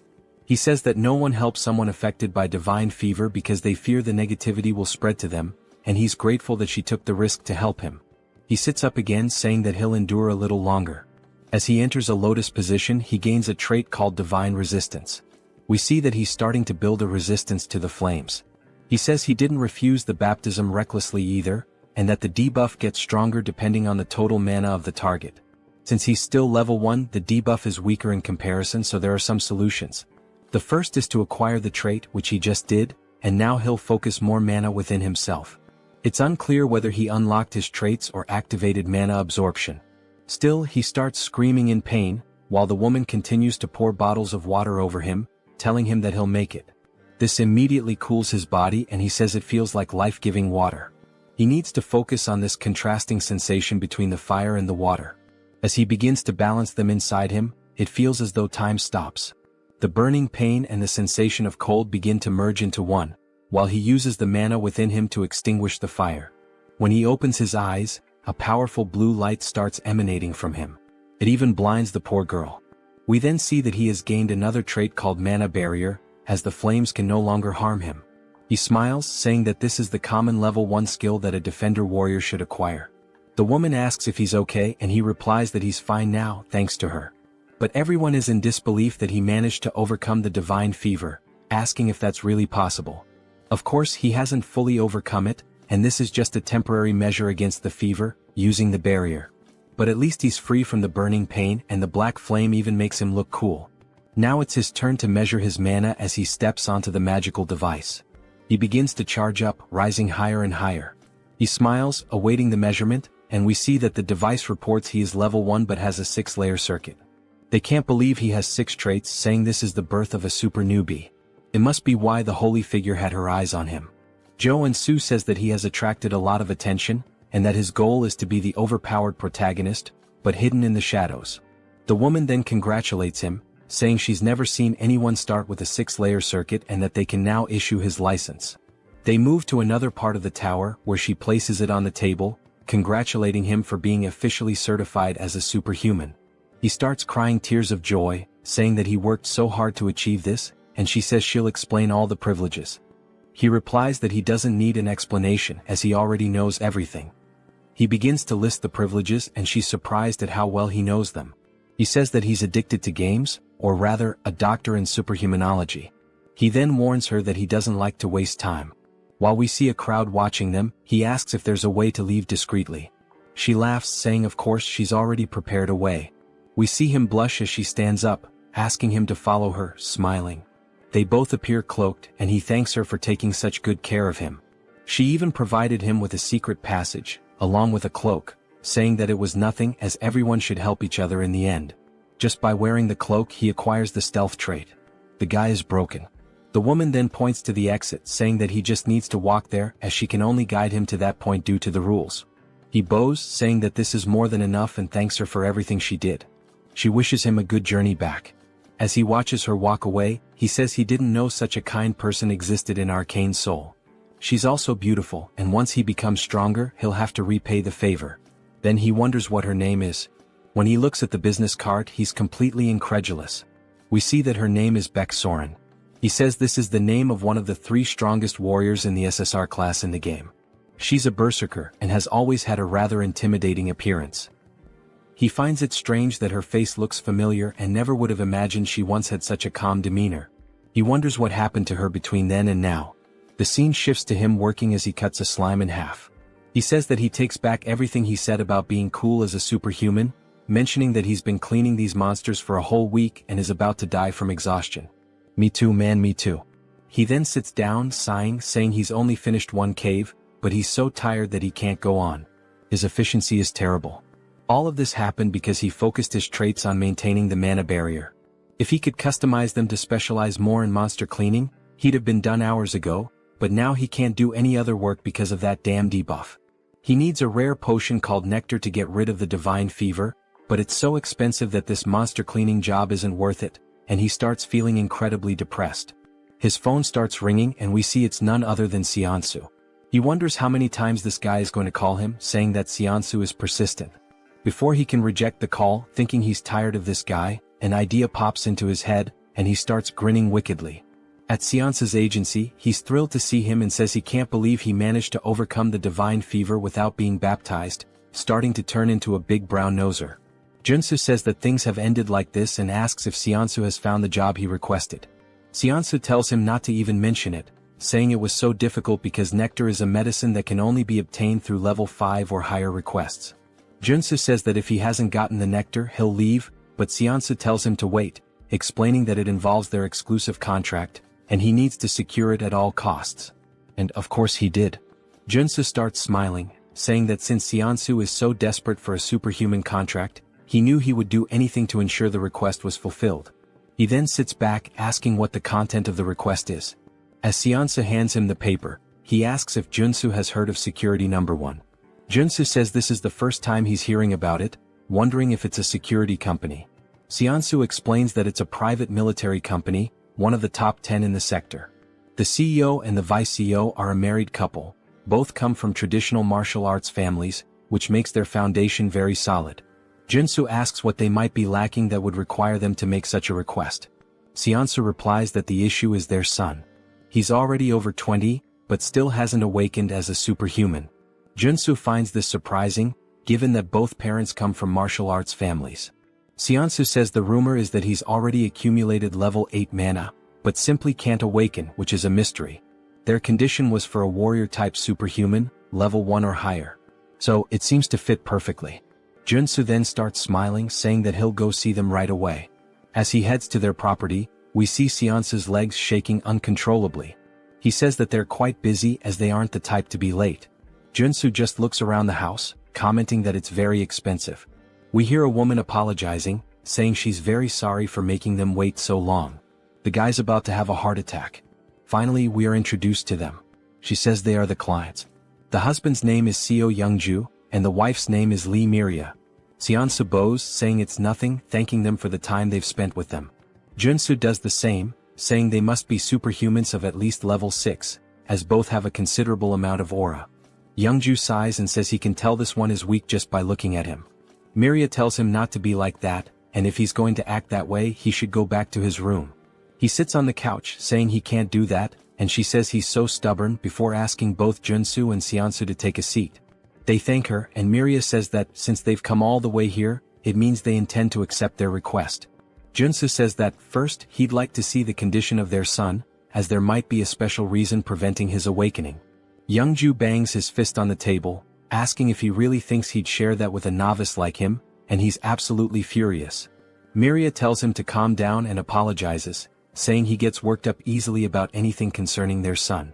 She says this isn't something they can tell a stranger, but if he accepts the request, they'll call the son in and explain the situation. They're sure he's also desperately in need of the nectar, as they can tell the divine fever is affecting him. Joonsoo says that if it's a confidential matter, but they know exactly what he needs, it only makes him more certain that he will accept the request. He says he'll accept it and asks them to call the son in. While they do, he opens the door. He introduces himself as a Woojin. Joonsoo says it's a pleasure to meet him and shakes his hand, noting that he doesn't feel any mana coming from him. Then he notices something and tells the guy that his cloak is really cool. The guy responds that it's more than he deserves, but he always wears it with gratitude. Joonsoo says he imagines he needs it to seal his mana. The entire family is surprised and Joonsoo smiles, saying that the moment he saw the gloves he was sure of it. Although it's a matter involving a noble family, he deliberately set the conditions for a level 1 superhuman and used the nectar debuff to summon him. He was baptized under the order of the old father. The reason their son couldn't awaken is because he rejected the baptism and sealed his mana to avoid the divine fever. While they couldn't announce this publicly and were struggling with the situation, they must have heard the recent rumors about him overcoming the baptism. So they decided to seek him out. Woojin is extremely impressed and starts acting exaggeratedly, saying that no further explanation is needed. He almost thought Joonsoo was the protagonist of a detective novel. Joonsoo says that he's watched enough Detective Conan in the past and that there's nothing to fear, since he also knows the future. The moment he saw the photo he understood everything because in the future, Woojin becomes the vanguard paladin of the old father's order. He rejected the baptism and resisted, but when his parents lost their power, he gave in and joined the order to help the family. Youngju then approaches, calling him sir and asking if there's any way for their son to avoid the baptism. We see everyone looking at him with puppy dog eyes. Joonsoo remarks that he was so arrogant just a moment ago, but now he's acting all polite, saying that of course there's a solution. He says that since he's spent 10,000 hours in Arcane Seoul, it's obvious that he knows how to handle this. He places a hand on Woojin's shoulder, saying that he understands the pain he's feeling because he's been through it too, and that he'll get him out of this situation. Woojin begins to cry and hugs him, while Joonsoo says it doesn't matter whether she's a saint or not. She tried to pull him into some low-level cult, and now his future subordinate is by his side, showing yet another expression of loyalty. He then starts pushing Woojin away, saying that before they proceed, he'd like to add a condition. Youngju asks what he wants. Joonsoo says that since the difficulty of the request has increased, it means he should be entitled to something more. Miria agrees, saying it makes sense because now it's not just about awakening their son, but about overcoming the divine fever. They'll do whatever it takes if he can cure their son. Joonsoo says that as an additional condition, he'd like them to teach him the sword capable of breaking mountains. Both are surprised by this request. While Joonsoo smiles, Woojin looks scared. Seonsa strikes the "oh, I'm in danger" pose. It's not Youngju but Miria who steps forward, releasing a strong aura of murderous intent, saying that he surely understands what he just asked for. He looks up, startled, wondering what's up with her murderous aura. It's far more terrifying than her husband's. He realizes she would be furious because the sword capable of breaking mountains. He explains that people might doubt his decision to learn swordsmanship in the 21st century, but in Arcane Seoul, it's a different story, where strength equals authority. As we see a woman slicing through a tank with a sword, he explains that a superhuman swordsman can easily destroy modern weapons, and high-level martial arts are traded for fighter jet squads. If a level 1 superhuman learns and continuously trains in the sword capable of breaking mountains, they can easily reach level 4, which is essentially a cheat code for the early game. He recalls that it was said that only elites could learn this technique, and he wonders if he has crossed the line. He tells her that he would only ask for this as an exchange if he truly completes the request. Woojin then calls her, which snaps her back to reality, and she stops releasing the murderous intent. She says it's fine, and if he succeeds she will give him a memory chip containing the sword, along with the nectar. Joonsoo is surprised that it actually worked, and he thanks her while once again showing his sinister smile. He thought she was going to kill him but now he might be able to get the sword, which is great. She tells him that if he fails, both she and her husband will be genuinely disappointed, even angry. He responds that that won't happen, and that they should start as soon as possible. As we see them heading towards a warehouse, Miria says that a room with a mana focus circle and 200 intermediate grade mana potions have all been prepared, just as he requested. He says that should be more than enough, and that he would prefer to be alone with the patient during the treatment. She apologizes for what happened earlier, explaining that Woojin was forcibly baptized before he even had a chance to start school. He never got the chance to make friends, let alone go out as a family. He had to suffer being forced to stay in his room. It seems that she was being overly sensitive due to the situation, so she will trust him completely now. Joonsoo comments that everyone had to suffer because of the saint's trap, and Woojin tells his mother that it's okay. Joonsoo notes that in the game, Woojin ends up opposing his family, even though they were the reason he joined the order. It makes sense that he became so cold in the future, but he feels sorry for them. He says that he will succeed at any cost, and now that it's just the two of them they can begin. We see Woojin trembling and Joonsoo tells him to take it easy, asking what he's afraid of. Woojin replies that he thought Joonsoo was going to torture him, forcing him to awaken using electric shocks or something like that. Joonsoo asks what the hell they've done to him so far, and explains that the general treatment for curing divine fever is to drink nectar after awakening. However, since he had too much mana in his body, the divine fever was so severe that he couldn't awaken, and he failed. Joonsoo then tells him not to worry but to remember one thing. Everything he sees today is a secret. Joonsoo says he's about to begin. First, he needs to expand the mana barrier to its absolute limit. Then the barrier will weaken. As we see the divine fever starting to consume Woojin once more, he removes the caps from the healing potions, pouring them into his throat, saying that now is the time. Woojin is confused as the cycle repeats relentlessly, and he continues drinking the potions. He comments that it tastes awful. After several bottles fall to the floor, he finally acquires the drug addiction trait. The damage taken and mana consumption increase, but the effects of the drugs are amplified. He says that now, if he focuses on the mana shield with the drugs, he can level it up, transforming it into an area shield. After configuring the shield around him, he wipes his mouth, saying that the divine fever has been completely expelled from the barrier. Woojin says that was amazing, and Joonsoo responds that it's still too early to be impressed, asking him to take off the glove. Woojin is confused, asking if he heard correctly, and Joonsoo explains that he needs to push his hand through the barrier, and then he just needs to grab his hand. Woojin says that the two divine fevers will create a resonant reaction. Joonsoo begins to step out of the barrier while the divine fever starts to burn him again. He says that the pain will be bearable as he stays inside the barrier, and asks him not to question why, just follow the orders. Woojin's heart starts to race because it's the first time he's taking off the glove since he was baptized. He places his hand through the barrier and it starts to burn intensely. It's even more painful than Joonsoo's divine fever, even though it's only his hand. Joonsoo wonders how much mana this guy has in his body, to the point of being terrifying, but he grabs his hand because there's no other choice. Then he experiences one of the most unbearable pains he's ever faced, as if his entire body is burning. He screams in agony, saying it hurts much more than when he was originally baptized. Joonsoo's eyes start to roll back and he says it feels like his bones are being shattered into pieces. He bites his lip, saying that he needs to stay focused and endure it. Then he hears the notification of a new trait appearing, and he immediately jumps back into the barrier toward Woojin, and the two of them fall to the ground. Joonsoo starts to pant, and we see that he's still holding Woojin's arm, while Woojin acquires the damage absorption trait, meaning he can absorb damage from others. Joonsoo says that this was a success, and Woojin is staring at his hand, now gloveless, saying that he can't believe it's still bearable. Joonsoo says that everything was planned to go this way. Besides the barrier, he used damage absorption to take some of his divine fever for himself, which means his fever is severely weakened, and now it's the final stage. He hands a wooden sword to Woojin, saying that he can't stop and that he needs to attack him until he awakens. Woojin says he understands, and that it's time to use the swordsmanship he's been training since childhood. He then takes his stance and attacks Joonsoo, who we see getting hit in the forearms. While using the armor to block the attack, Woojin runs behind him, and Joonsoo just looks at his guards, armed with fear, since they're made of iron and were broken by a wooden sword. This means the situation is going to get bad. He acquires the protection trait and says that even with this trait, he'll be in a critical state if he's hit even once by these attacks.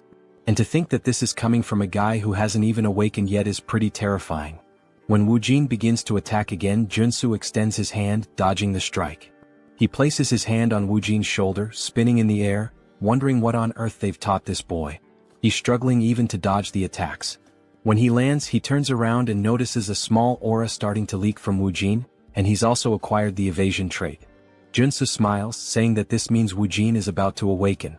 As Woojin releases more aura than before, Joonsoo remarks that this is bad because the sword also starts to glow, and Woojin is now ranked SSR.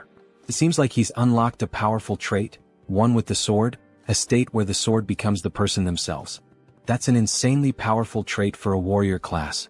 But it's not the time to get excited as the guy is completely in a trance, firing a wave of aura directly at Joonsoo. He watches it approach and says that if he gets hit, he'll definitely be dead. Joonsoo says he needs to use all possible defensive traits and focus the barrier on his arms. With the help of the mana focus circle in the room, he might actually have a chance, and he begins using them together. The attack closes in and explodes, and the impact alone destroys the ground beneath him, sending out a powerful shockwave.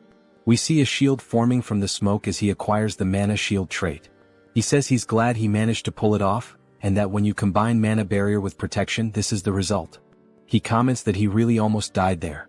Woojin starts to stagger, which surprises Joonsoo as he watches the guy fall unconscious. Joonsoo asks how he can just lie there so peacefully after trying to kill him.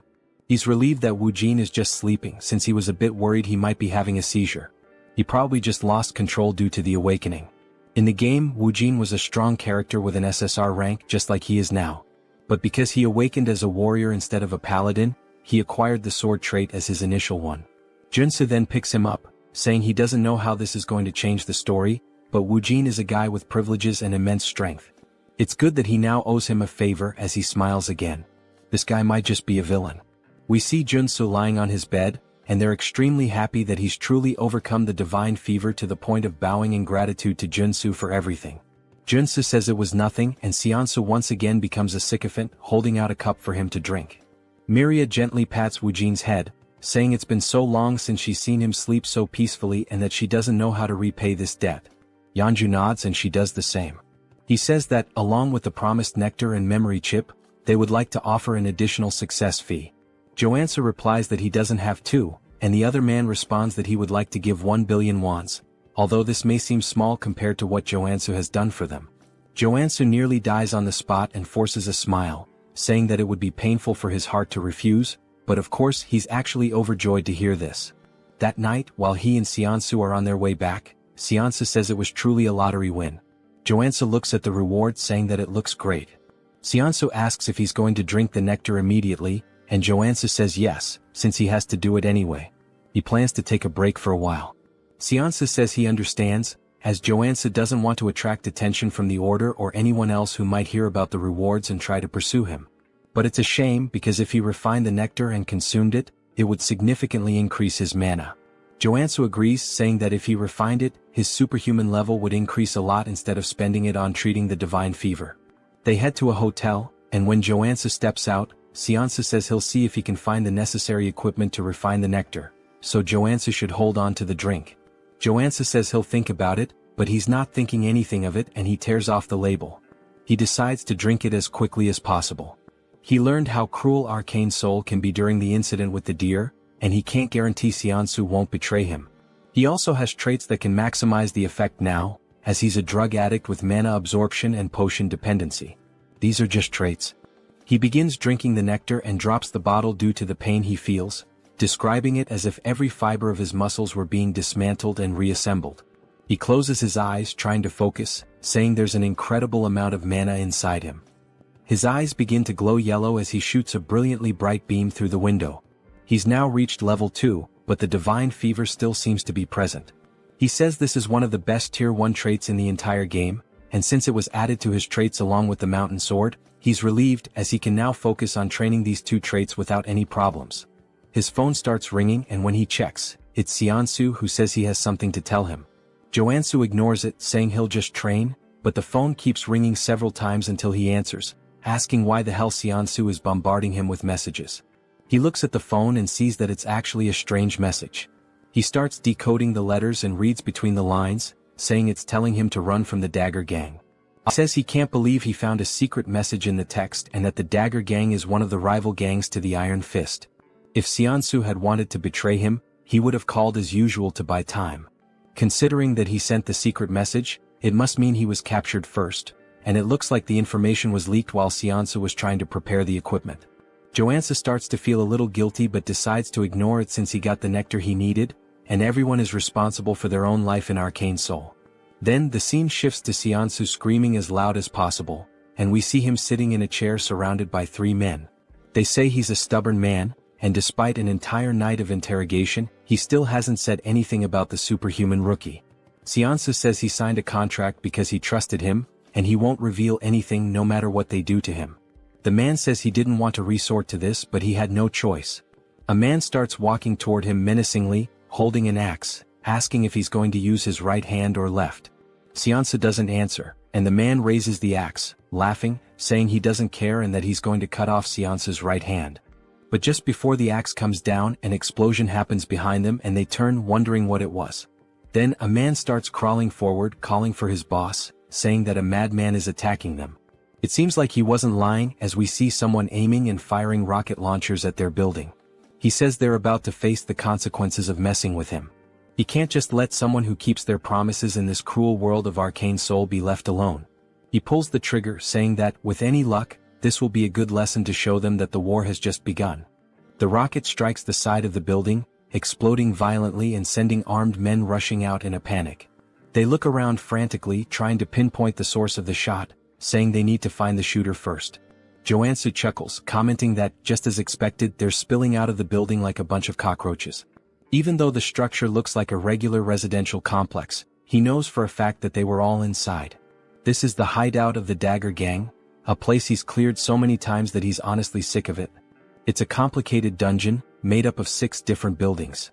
Since this mission is part of the tutorial, he can practically finish it with his eyes closed. He crouches down, then leaps from the rooftop, grinning as he says he's about to speedrun this thing. Nearby, in a narrow alley, a few gang members are patrolling, muttering that this must be the work of Iron Fist, since they're the only lunatics crazy enough to pull something like this. They confidently declare that once they find them, they'll wipe them out. Suddenly, one of them hears a noise coming from a dumpster and decides to check it out. His buddies warn him to be thorough. The man creeps forward, peering down the alley, trying to locate the source of the sound. He doesn't see anything. But in the blink of an eye, Joonsoo emerges from the shadows. Before the man can react, Joonsoo grabs his face with a crushing grip and slams him brutally into the nearest wall. Joonsoo laughs, saying the guy didn't even recognize him despite being right in front of his face. And that when it comes to infiltration, there's no better combo than playing dead and using stealth. With the henchmen stumbling around outside like fools, he takes the opportunity to slip into the main building.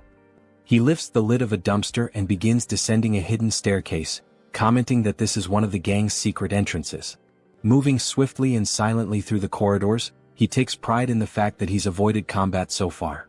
Pressing forward, he notes the gang's unusual obsession with hostages. He remembers that the boss's room is on the 5th floor, which means he still has a long way to go. Because of that, he decides to advance as stealthily as possible, making sure no one notices him. Suddenly, the building's loudspeaker crackles to life, blaring an urgent announcement. Enemy infiltrated the building. All members, arm yourselves and assemble at the rendezvous point immediately. Joonsoo stands before a door, murmuring to himself that he needs to make a decision.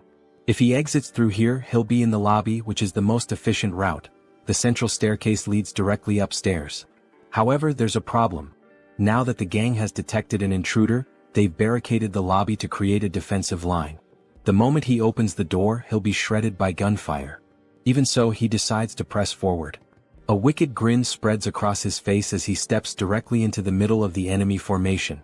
Without hesitation, he pulls a Gatling gun from his inventory and unleashes hell. Chaos erupts. The enemies panic, scrambling to retaliate, but the front line is obliterated under the relentless storm of bullets. The rear guards manage to recover and open fire on him. Joonsoo decides he's had enough of this game. He pulls the pin on a grenade and tosses it. The gangsters freeze, watching in horror as the grenade arcs through the air, before detonating right in their faces. Laughing, Joonsoo ducks back behind the door, muttering that stealth was never his thing.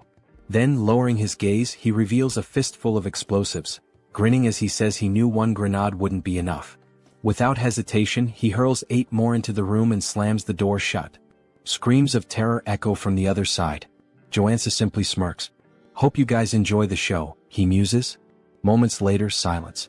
Stepping back out, he surveys the scene. Bodies litter the ground. He wonders if he managed to wipe out the entire group in one go, but he knows better than to lower his guard. And sure enough, as if on cue, one of the enemies suddenly staggers to his feet, gun raised, screaming that Joonsoo is going to die. Joonsoo watches calmly. Then, at the very last moment, he sidesteps the shot. A notification pops into his mind. New trait unlocked. Sensory awareness. He chuckles. This was exactly the trait he needed from this dungeon. And now, there's not much left to gain here. Joonsoo stares down the enemy, letting out a cold, sharp laugh before stating flatly that the only one dying here is him. The only sound that follows is the man's scream, cut short by dead silence. When the scene is revealed, a bullet hole is cleaned through the unfortunate man's skull. With the henchman out of the way, Joonsoo announces that it's time to move up. He may have reached the 4th floor without much trouble, but he knows the real danger begins now. The 4th floor houses the gang's gambling den, and directly above it on the 5th floor is the boss's room. Moving cautiously, he edges toward a corner and peeks around, expecting enemies. But to his surprise, there's no one there. His brow furrows. Keeping his guard up, he advances to the game room's door and carefully pushes it open. Empty. Something's wrong. He can feel the air itself thick with danger. At that moment, a notification flashes. New trait unlocked. Focus. Suddenly, a sound from above catches his attention. He snaps his gaze upward. It's not an enemy. It's a drone. And worse, it's dropping a grenade. His eyes recognize it instantly, a flashbang. The grenade detonates. For a moment, Joonsoo is left blind, deaf, and completely vulnerable. Taking advantage of the opening, a man bursts from one of the side rooms, sprinting toward Joonsoo from behind, knife raised high. The impact lands. The attacker laughs, convinced he's caught a rat in a trap. And just like that, the boss of the Dagger Gang makes his entrance, a level 2 assassin named Tung. But Joonsoo remains unfazed. He smirks and tells Tung he really shouldn't be so excited. Tung, confused, notices something's wrong. His blade didn't pierce. What? Why the hell didn't it go through? He instinctively steps back, creating distance, still struggling to process what just happened. Joonsoo eyes his stance and scoffs. Who's the real rat here? He mocks. You sure it's not just your own insecurities talking? Joonsoo hadn't expected the gang boss to show up on the 4th floor. That complicates things. This wasn't in the original game. But even so, he had anticipated the attack pattern. The flashbang was part of a chained ambush triggered as soon as the player stepped into the boss room. If he hadn't unlocked sensory awareness and focus before this point, he would have walked straight into the trap. Tung may be a skilled assassin, but Joonsoo knows that the key to defeating him is to predict where the attacks will come from. Tung, in disbelief, asks how Joonsoo managed to block his ambush. Joonsoo simply smiles and replies that it's the bare minimum. Without wasting any time, he draws his blade and warns Tung that he's going to regret picking him as a target. He moves swiftly, launching an attack, but Tung dodges at the last moment. In the blink of an eye, the assassin disappears and reappears behind him. You're acting pretty tough for someone so slow, Tung taunts. Tung throws a dagger directly at Joonsoo. He notices the movement, spins his blade, and deflects the projectile in midair. As expected from an assassin. You're damn fast, Joonsoo acknowledges. He quickly realizes that the dagger was enchanted with poison. One simple touch and it would be lethal. The longer the fight drags on, the worse it'll be for him. Tung grins maliciously. You're pretty lucky, huh? How about making a deal? If you surrender now, I'll only cut off one of your arms. Joonsoo rolls his eyes. Less talking, more fighting? Tung laughs and mocks him. I can tell from a mile away that you're a gunman just by how terribly you hold that sword. And you talk too much. Joonsoo wonders why Tung is so confident about that. Maybe it's because until now he's only used firearms.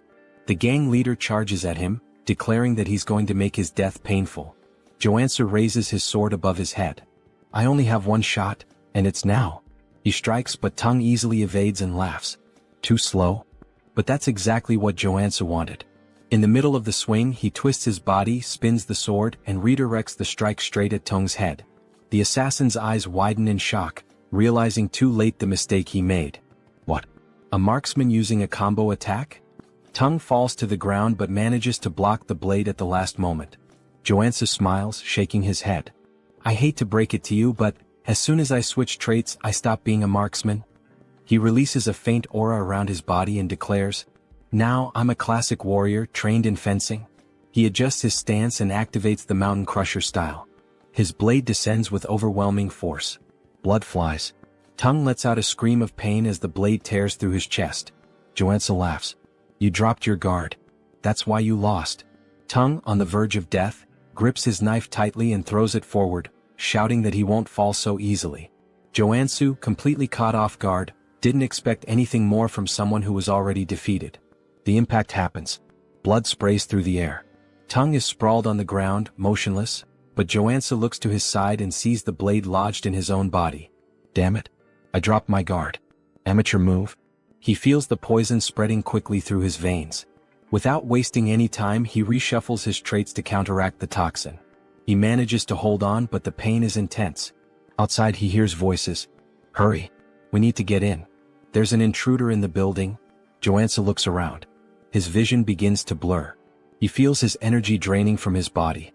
No time to waste. I need to get out of here. On the 5th floor we see Joonsoo tied to a chair. He struggles until he falls to the floor trying to reach a shard of glass. I need to get out of here fast. He hears footsteps approaching. He looks up and sees none other than himself. The other Joonsoo crosses his arms and asks, "How the hell were you captured?" Without waiting for an answer, he crouches down and begins to untie him. Once Joonsoo is free, he can't hold back his tears. "You came all the way here, to save me?" The other Joonsoo merely sighs. "We'll talk later. We need to get out of here. They're coming." Now free, Joonsoo tries to stand but can barely walk. Joonsoo watches him and clenches his fists, frustrated. "I can't believe they did this to you." He then crouches down. "Get on my back." Joonsoo hesitates. "I can't ask for anything more. We don't have time for that. Hurry up." Joonsoo hesitates for a moment but eventually gives in. "Just this once." He climbs onto Joonsoo's back, apologizing for the inconvenience. Joonsoo, however, is surprised by his loyalty. "I thought this world was a hell where I couldn't trust anyone, but I guess I was wrong." Back in Joonsoo's office, Joonsoo devours healing soda bottles one after the other, trying to purify his body. After a while he finally smiles. "I did it, poison resistance. That took hours." Joonsoo says, bringing even more bottles. "Drink as much as you need." Joonsoo grabs one last bottle and refuses the rest. "That's enough. I got the trade I wanted." Joonsoo lowers his head. I can't apologize enough. It looks like information leaked while I was preparing the nectar. I shouldn't have trusted my employees." Joonsoo just smiles faintly. "Relax. In the end, I drank the nectar anyway." Joonsoo is shocked and asks why he did that. Joonsoo responds casually. "If I hadn't drunk it, I never would have been able to save you." Joonsoo starts to feel incredibly guilty. "I can't believe you wasted the precious nectar just to save me." Of course, that wasn't the real reason, but Joonsoo prefers he thinks that way. Suddenly, someone starts banging loudly on the door. Joonsoo panics.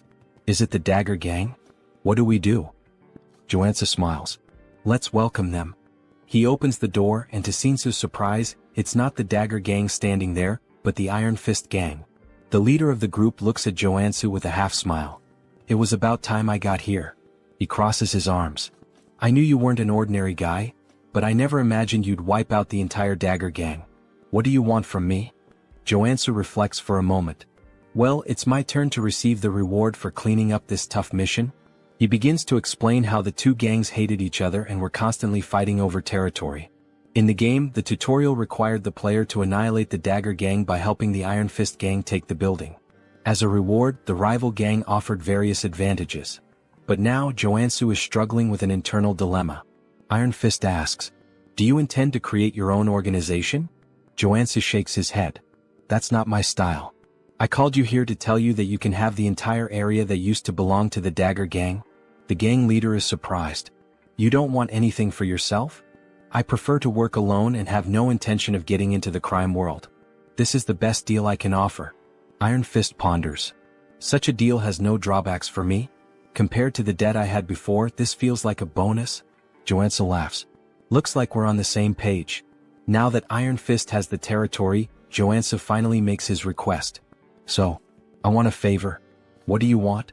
Just thinking about it, Joonsoo starts laughing darkly, but at the same time he smiles genuinely. "I want a house." Iron Fist is taken aback by the request. "A house?" Joonsoo explains. "I've been alone for a long time, and I realized I need a real base." He then begins clutching his stomach, pretending to be gravely wounded. Joonsoo panics. "Joonsoo, are you okay?" Iron Fist clears his throat. "You wiped out those bastards. Then it's a deal." Joonsoo smiles. "I like direct people." Inside he's buzzing with excitement. "What kind of house are you looking for?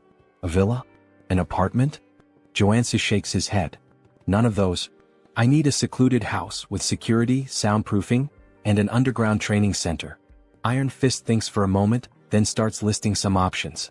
Joonsoo bites his lip, hoping he'll mention exactly what he's waiting for. Then, finally, Iron Fist mentions a place. "There's a house on the outskirts of the area, on the Jenyabang slope." Bingo. Joonsoo feigns indifference, but inside he's ecstatic. That's the first house the player gets in the game. The main base in Arcane Seoul? He heads to the location and upon arriving, can barely contain his excitement. Finally, he takes in the view and laughs to himself. This house is way better than I imagined. Memories flood his mind. When he first fell into Arcane Seoul, he had no idea what to do. His hospital bill was a ridiculous 20 million won, and now he has a house that feels like a palace. Plus, now he has money coming in from the city's biggest security company. He could pay for a full year of hospital bills without a second thought. But this is still Arcane Seoul. No time to relax. The game's story is going to move forward, and he'll have to face enemies like the Saint, who threaten to destroy the city. He grabs his pickaxe. Time to find out the real reason I chose this house. He heads down to the underground training room and starts tapping on the walls. It must be around here. After a few minutes, he finds a specific spot and begins hammering with force. The wall finally breaks. Joonsoo smiles.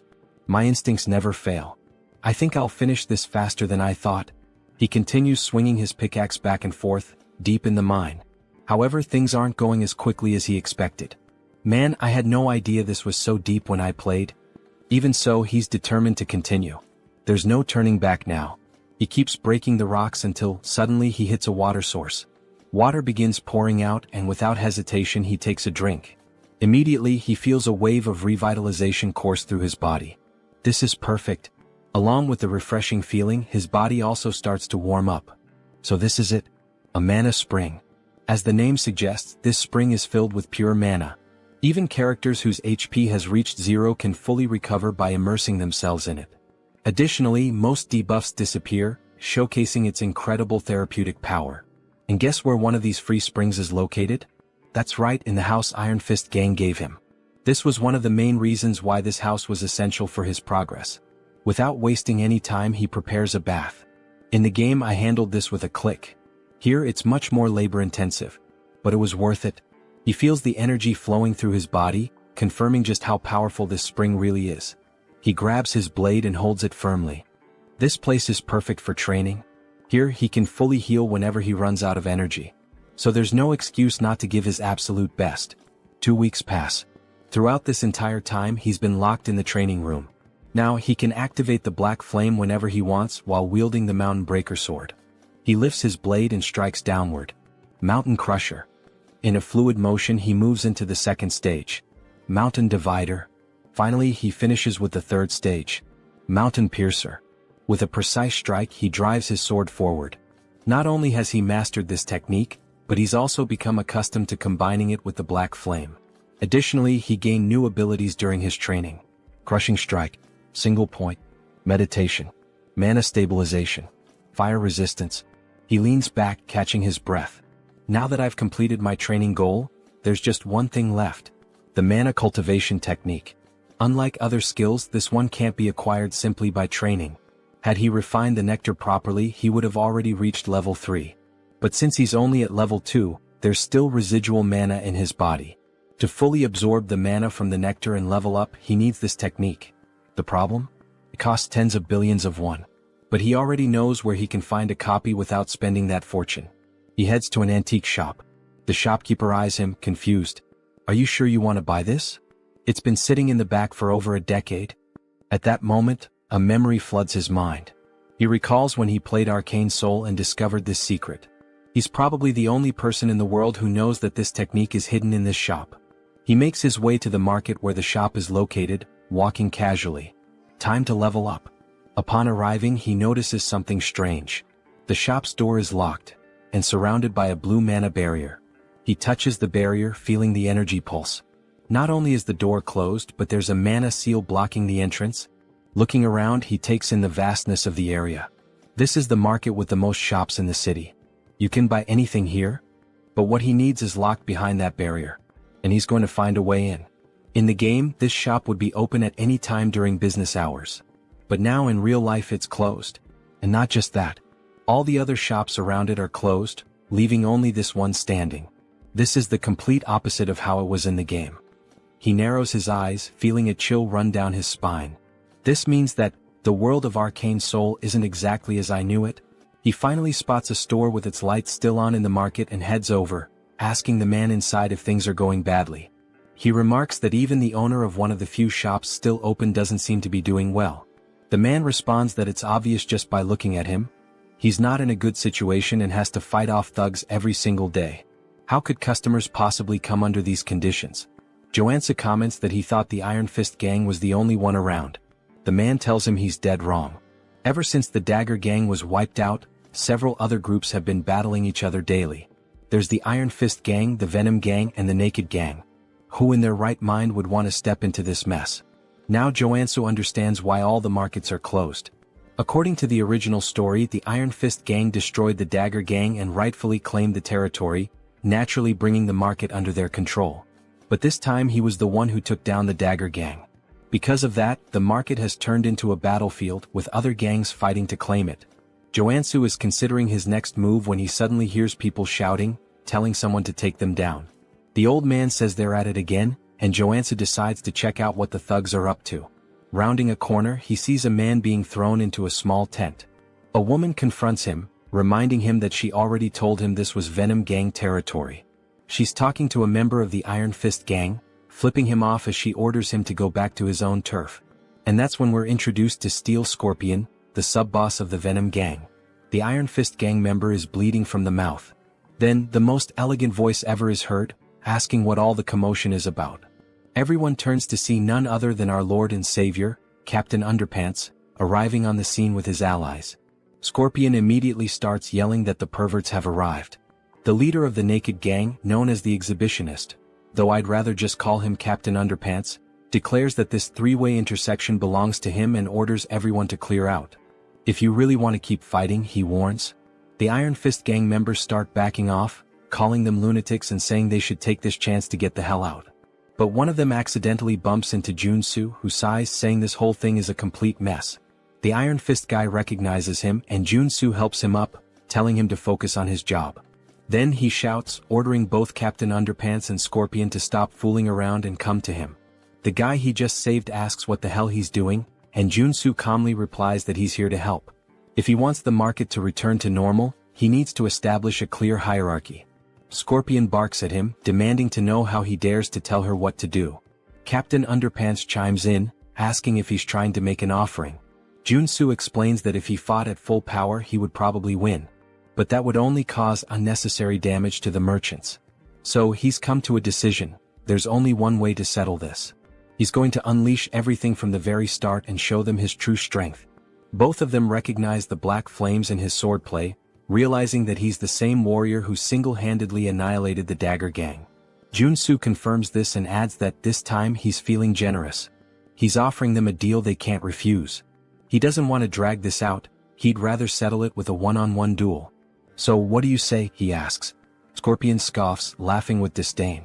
Do you seriously think we're dumb enough to agree to a direct fight against a warrior? Joonsoo smirks. Don't worry. We'll compete in the area you have the most confidence in. Sometime later, after a bit of negotiation, we hear Joonsoo talking with Captain Underpants. The so-called leader smirks and declares that his specialty is mind control. If Joonsoo can resist it, he wins. Captain Underpants then gets excited, saying it's an honor for such a handsome man to know so much about him. Scorpion looks like she can't believe what she's hearing, while Captain Underpants continues, insisting that they don't even have to go through with this competition. Joonsoo can just join his religion instead. Joonsoo replies, "Nah bro, I'm good," and tells him to think for a second. His religion isn't even one of the 7 major ones or even one of the lesser ones, it's literally an unnamed backyard cult.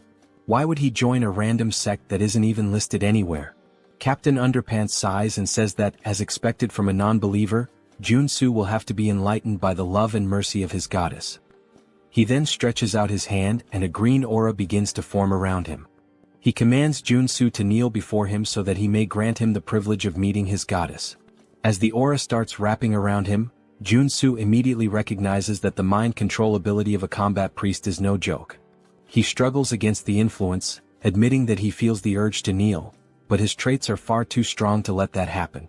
Then, without warning, he delivers a brutal uppercut, sending Captain Underpants flying.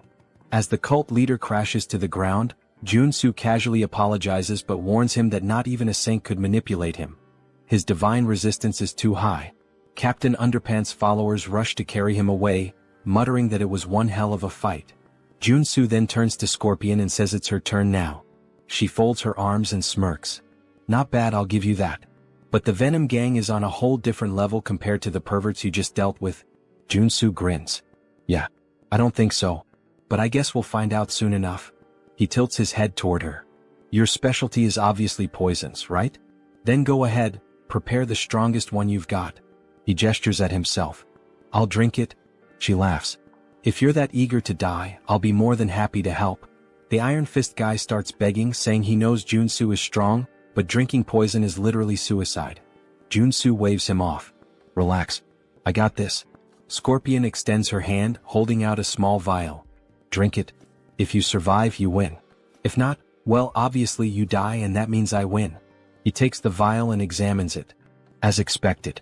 You gave me picnic knockout, the most painful poison among all the gangs. He sniffs it and grimaces. Ugh. Smells like ass. Just so you know, if I survive, I'm punching you in the face.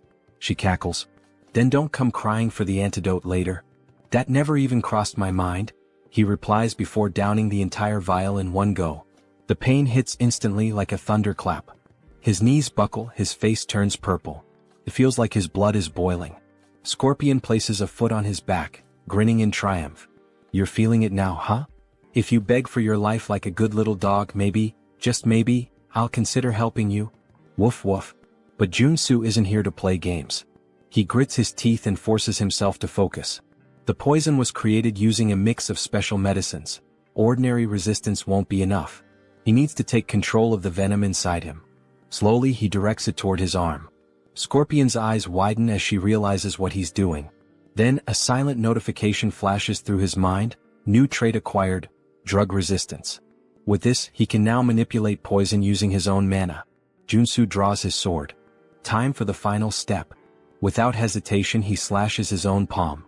Blood drips from the wound, then, it transforms into a stream of pure venom. The entire crowd falls silent. No way. He actually expelled the poison? Someone mutters in disbelief. Scorpion shakes her head, calling it insanity. But before she can react, a chill runs down her spine. She realizes too late, he's already on top of her. Joonsoo grabs her finger and, with a sharp twist, rips it off. Her scream echoes through the market as the severed finger hits the ground. She collapses, trembling. Do you really think you can just walk away after doing this to me? Joonsoo rolls his eyes. Quit your third-rate villain monologue and get lost. Staggering to her feet, she backs away, vowing she won't forget this. Meanwhile, the Iron Fist guys erupt in cheers, yelling that she and her gang got exactly what they deserved. Joonsoo lets out a tired sigh. The outcome was never in doubt. The real problem starts now, getting the shops to reopen. The merchants exchange uneasy glances. Just because the Iron Fist gang won, does that mean the extortion will continue? Joonsoo folds his arms and looks at them. I hope you all understand, I did all of this to reach this outcome.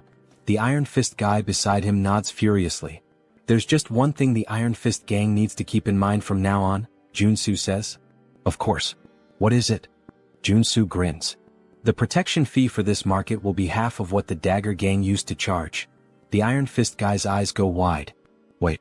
That means we won't make any profit at all. Joonsoo stares at him, expressionless. Are you really arguing with me? And no way. The boss will totally understand.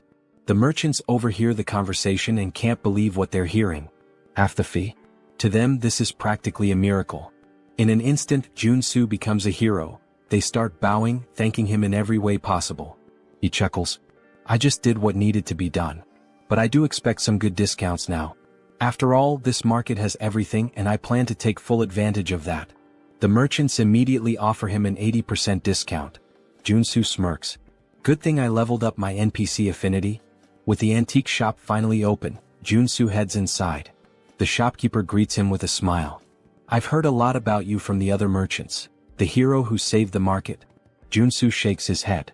Nah, I just did what was right. The shopkeeper laughs. Don't be so modest. Those gangsters have been tormenting this place for years. He lifts his bandaged arm and explains that he had to close the shop after getting beaten up. His arm was broken in the attack. Joonsoo frowns. Were you able to get proper treatment? The shopkeeper nods. Yeah, I had a Qigong treatment. Worked like a charm. If it weren't for the therapist, I'd still be in the hospital. There's a Qigong therapist in this city? Joonsoo asks, surprised. The shopkeeper smiles. Yeah, and he's damn good at what he does. I can introduce you. Joonsoo thanks him but says he came here to buy something first. The shopkeeper gestures toward the shelves. We have everything, except what we don't. Joonsoo laughs. Now that's how you run a shop. He scans the store, admiring the quality of the goods. Then, tapping his foot against the floor, he says, I want to see what you've got downstairs. The shopkeeper's eyes widen. How do you? Joonsoo flashes a smug grin. I have my ways. Of course he does. He's a no-lifer.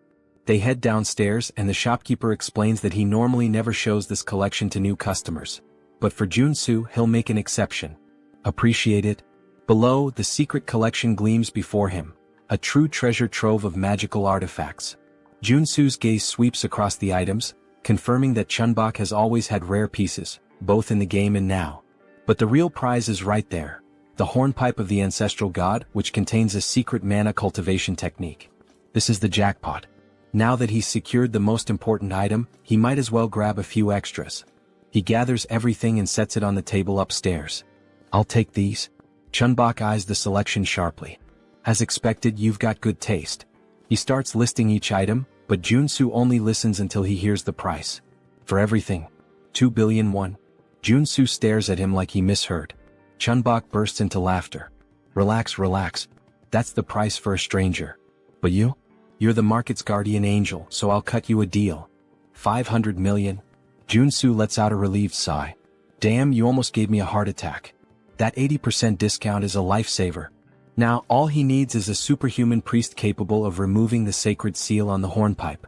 Luckily, he already has a lead on where to find this person. Purely by chance, of course. He asks Chunbok for the Qigong therapist's address and heads deeper into the city.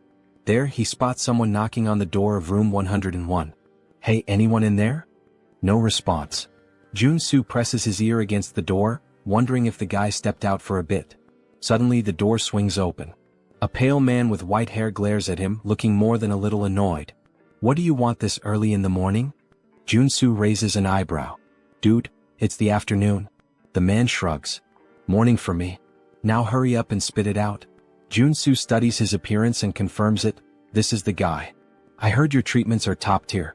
The man's expression shifts immediately. His suspicion fades, replaced by interest. Oh, I see. Thought you were one of those gangsters.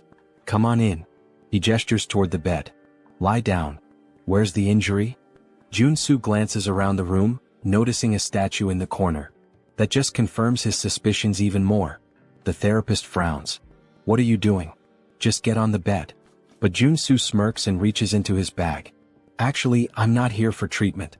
He pulls out the hornpipe of the ancestral god and holds it out in front of the man.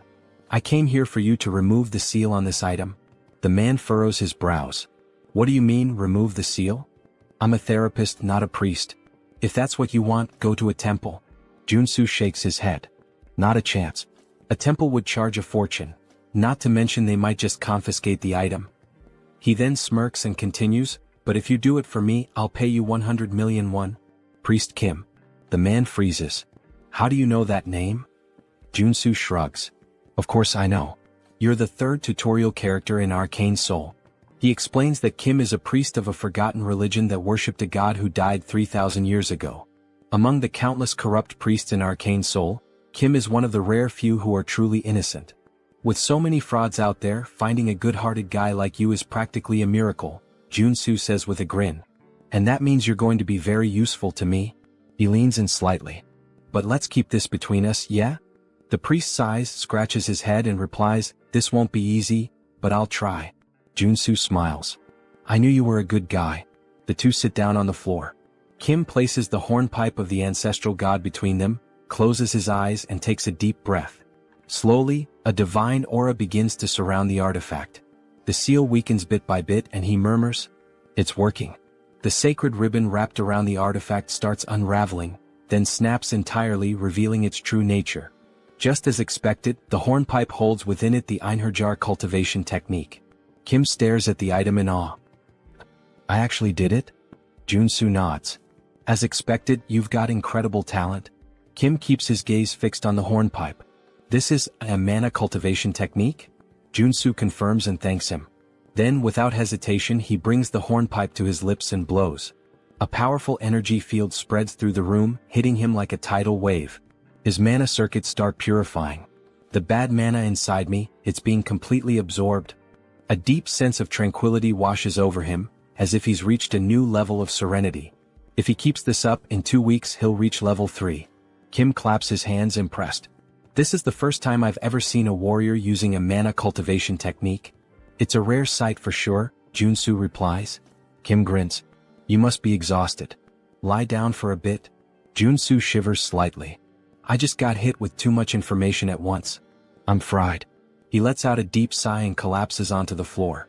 I'll rest for a while. I'm in your care. Kim chuckles. For what you paid me, you can stay as long as you want. As Joonsoo drifts into deep sleep, a thought lingers in his mind. This guy is really reliable, just like in the game. Having a trustworthy priest around is going to be a huge advantage later on. Sometime later, a sound wakes Joonsoo. Something is being poured. He opens his eyes, confused. What the hell? The strong smell of gasoline floods his nostrils. He turns and sees Kim pouring gasoline over the bag full of money. Joonsoo's eyes widen. What the hell are you doing? Kim sets the gas can down and pulls out a lighter. Oh, forgotten god, accept my offering and rise once more. He drops the lighter. The fire devours the bills instantly. Joonsoo can only think, what the hell is happening? Without hesitation, he lunges forward and grabs Kim's wrists. Are you insane? He pushes the priest to the floor, pinning him by the shoulders. What the hell is wrong with you? Why are you burning the money I just gave you? Kim, his eyes glowing with devotion, responds, It's an offering to my god. Joonsoo clenches his jaw. And why the hell would a god need money? Kim answers as if it's obvious. Because my god only accepts cash offerings. It's the only way to obtain divine power. Joonsoo sighs. Ah, so this is that phase where you still believed in this nonsense. He crosses his arms and continues, The god you worship has been dead for 3,000 years. Even in the game, your religion was weak and had no influence, until you resurrected him. Which means, you clearly didn't know how to worship him properly. And you know what? Your method is wrong. Kim furrows his brows. Wrong? Yes, Joonsoo states firmly. You're not supposed to burn cash. What you actually need to burn is gold. You have to melt it down and vaporize it. Kim's eyes widen in outrage. Only a heretic would say that. Joonsoo shrugs. Or maybe it's something only someone who actually knows what they're doing would say. I bet you've never even tried it before. Kim scoffs. Don't talk nonsense so confidently. The Order has practiced this method for thousands of years. Oh yeah. Joonsoo smirks. Then why is your god still dead? The argument hits so hard it practically leaves a bruise. Kim is speechless. Joonsoo stands up and dusts himself off. Melting gold is kind of complicated these days. But I have another solution. Kim eyes him suspiciously. What solution? Well, Joonsoo grins. You helped me obtain my cultivation technique, right? So now it's my turn to help you. Cut to a pot filled with a shimmering golden liquid. Kim stares at it, hesitant. I'm pretty sure we shouldn't be doing this here. Joonsoo pushes a bowl toward him. Just drink it. Kim hesitates. If you do, your divine power will increase drastically, Joonsoo insists. But you need to focus and sense whether your god is responding. Kim bites his lip. Diske, since you won't shut up about it? He closes his eyes and downs it all in one go. Joonsoo smiles, satisfied. Suddenly, Kim trembles. His chest burns, his hair stiffens, and divine energy begins to surge through his body. Joonsoo crosses his arms. So, how do you feel? Kim's eyes widen in shock. Holy shit. This is real. This is way better than burning millions in cash. Joonsoo nods. Your growth will skyrocket if you stick to this method from now on. Kim wags his tail excitedly. I have no idea how I can ever repay you for this. Then, as if suddenly remembering something, he pulls a necklace from inside his robes and hands it to Joonsoo. Take this, Kim says. Joonsoo takes the object and examines it. A sacred artifact with the heal ability. Not bad. Kim smiles. I believe my god will be pleased to see you with it. Joonsoo holds the necklace between his fingers. Well, since you're offering, it would be rude to refuse. Then he thinks to himself, this turned out to be even more profitable than I expected. In fact, Kim's order also provided incredible quests in the game. He suddenly grabs Kim's hands, looking him straight in the eyes. Let's pray together. Kim blinks, confused.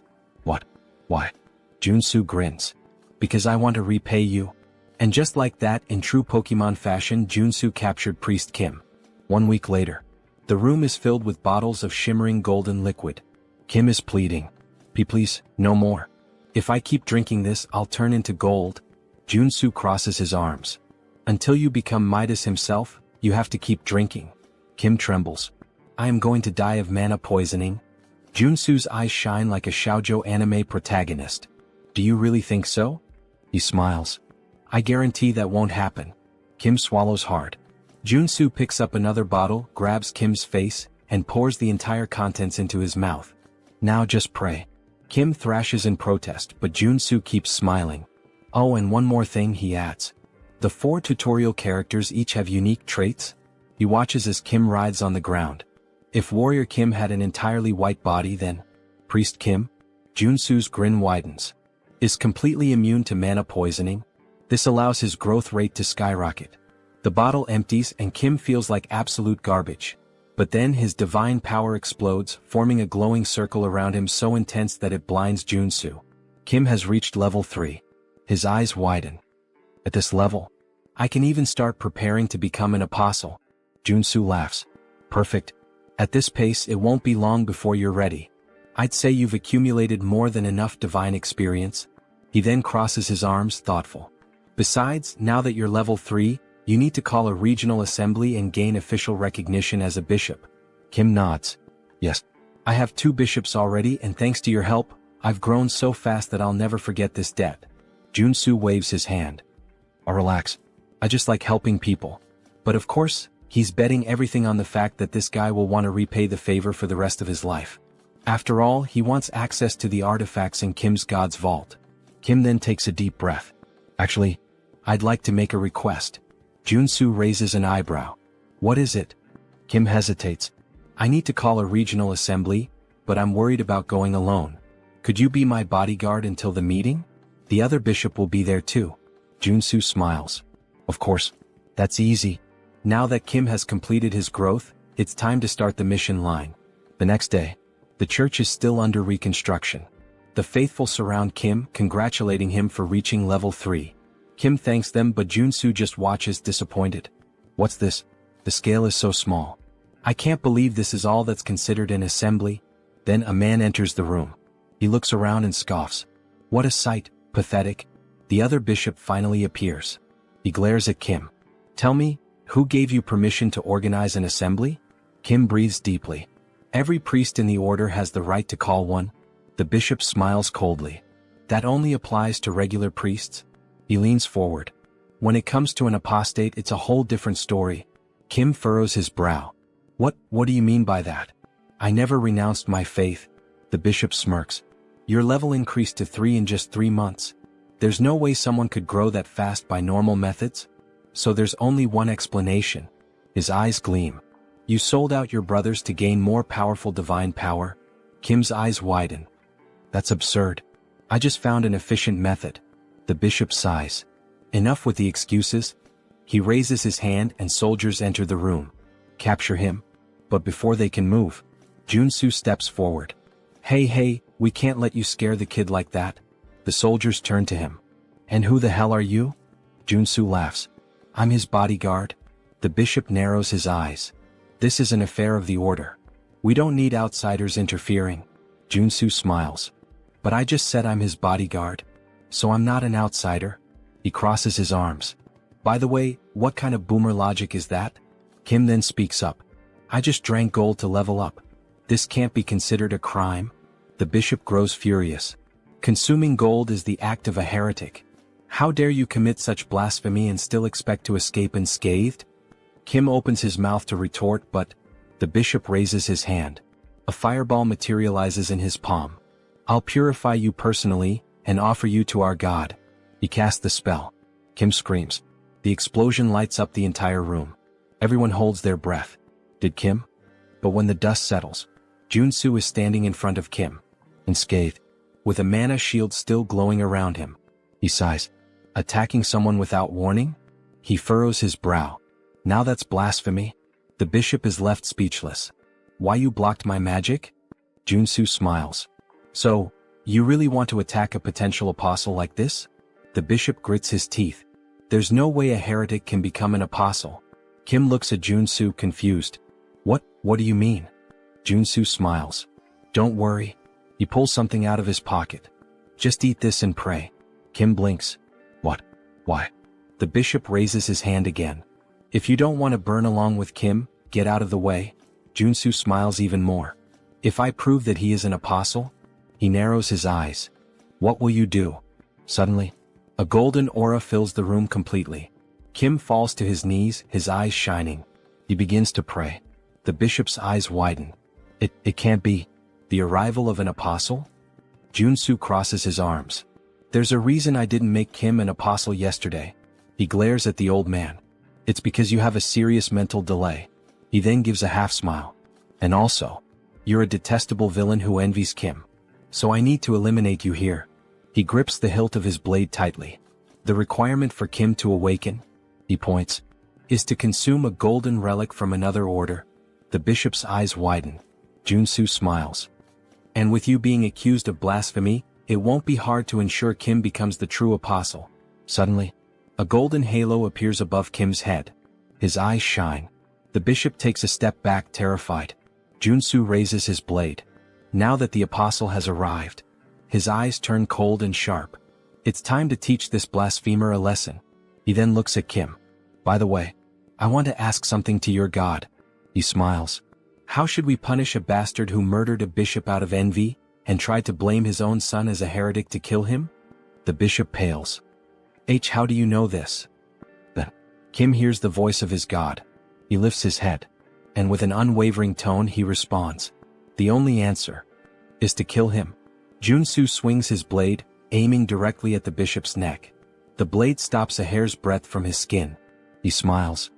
If this is the divine order, I can't refuse. The bishop trembles, his eyes filled with despair. Please, have mercy. Joonsoo runs the blade across his throat. Blood sprays and the body collapses to the ground. The air in the church grows heavy. Everyone is in shock. Someone has just died in the house of their god. Joonsoo then smiles indifferently. The problem was solved before this worm could cause any more damage. Even Priest Kim seems stunned. Still, he was one of our bishops. Joonsoo shrugs. No reason to feel sorry for him. He deserved this. He then looks at Kim. And now, what is your god commanding you to do? Kim closes his eyes for a moment as if listening to something. Then he breathes deeply. He ordered me to go to the Levant region where our order began, and offer gold there. Joonsoo smiles. I told you gold was the best choice. He crosses his arms. Now go there and expand your influence. Kim bows deeply. I don't know how I can repay you for all of this. Joonsoo pats him on the shoulder. You don't have to. I already planned to take advantage of it. Sometime later, Joonsoo arrives home. He stops in front of the statue of Kim. He smiles, satisfied. The reward for helping the priest was worth it. He looks at the valuable items he acquired. Among them, his first holy sword of rank or worth billions. But the most interesting thing is the divine statue, which creates a sanctuary around it. The sanctuary effect turns an area into a safe zone, protected by the will of its owner. If an enemy tries to invade, they suffer an expulsion or suppression effect. In other words, he can train like a madman without worrying about any interruptions. He begins his training. His sword strikes cut through the air. Time to have some fun. He raises his blade, an excited smile on his face. Sometime later, Joonsoo is submerged in the bathtub, holding his breath. He wants to test how long he can last without air.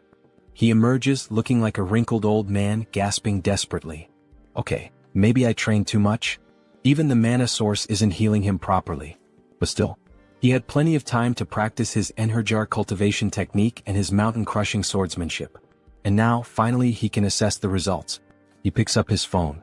Joonsoo appears on the screen. Been doing well? Joonsoo laughs. Of course. But I need a warm-up. He stretches, excited. Is there anything I can help with? Joonsoo makes a face. Actually, we have a rather troublesome request. He pauses for a moment. Do you remember the first landfill? Joonsoo frowns. How could I forget? It was the first job I did, where I fought the porcupine. Joonsoo nods. Well, a whole cleaning team went in there, and they were massacred.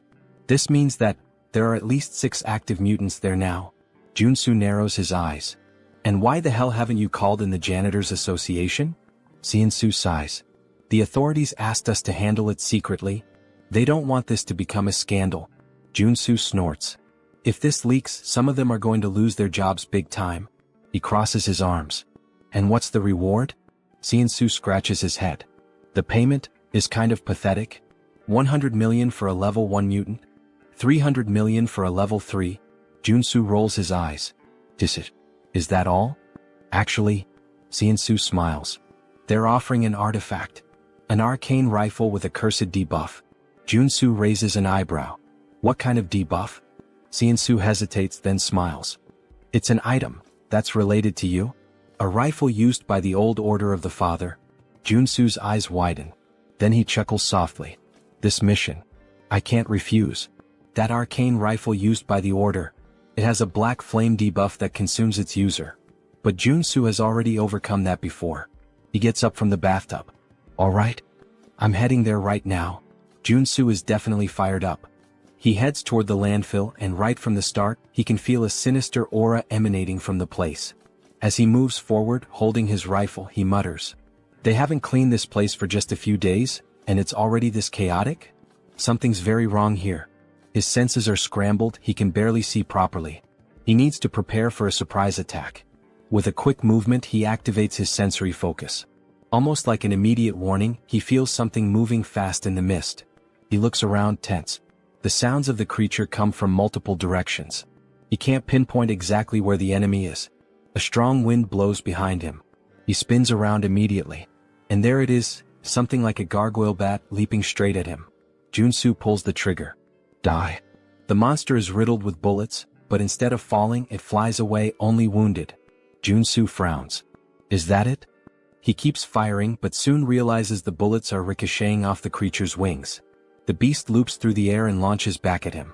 Joonsoo rolls to the side, sliding to avoid the strike. Oh shit. If he hadn't switched to the evasion trait, he would have been torn in half just now. A flying bulletproof enemy? If I keep this up, the longer this fight lasts, the worse it'll get. There's only one solution. He lowers the weapon, aiming directly ahead. The monster charges toward him. I need to end this with a single shot. The enemy gets closer and closer. Bang. The shot hits directly between the eyes. With its last breath, the creature screams, crashing down on him, blood pouring from its head. Joonsoo laughs, still lying on the ground. I won. And on top of that, he unlocked a high-level shooting trait. Then he hears footsteps. The sounds of the fight have attracted more mutants. There are too many. He wouldn't be able to handle them all. But then, he smiles. Or maybe, he would. He activates stealth and hides behind a pillar, near the monster's corpse. I'll wait for them to show up first. In the next moment, a group of ridiculous-looking guys starts advancing. They seem to be made out of modeling clay. Joonsoo smiles, holding a grenade. Ah, it's nice that my little cuties have arrived. He throws a few grenades. Let's see. When you all gather in one spot, goodbye. Boom. The landfill explodes, debris flying in every direction. Joonsoo laughs, raising his rifle. That was just the beginning. He begins unloading bullets at the surviving creatures, turning the slime monsters into chunks. And he laughs even more, thinking that he should use these clever tactics more often. Then, something alerts him. More creatures appear around him. But these are different. They don't make a sound. Joonsoo hasn't noticed them until now. And there's one more thing wrong. They're not mutants. They're specters from a necromancer. And there are a lot of them. Suddenly, a radio in one of the specters begins to play. A voice speaks directly to him. Can we have a little chat? Joonsoo narrows his eyes. Are you talking to me? Then he sees it. The specter wasn't speaking. There was a speaker attached to it.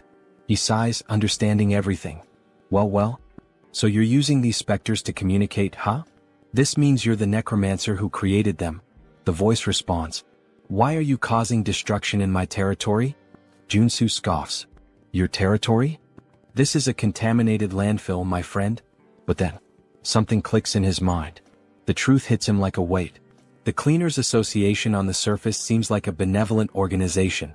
They clean contaminated mana, bringing safety. But in reality, they're one of the most dangerous groups in Arcane Seoul. Ah, I get it. The mana cleaning is just a cover.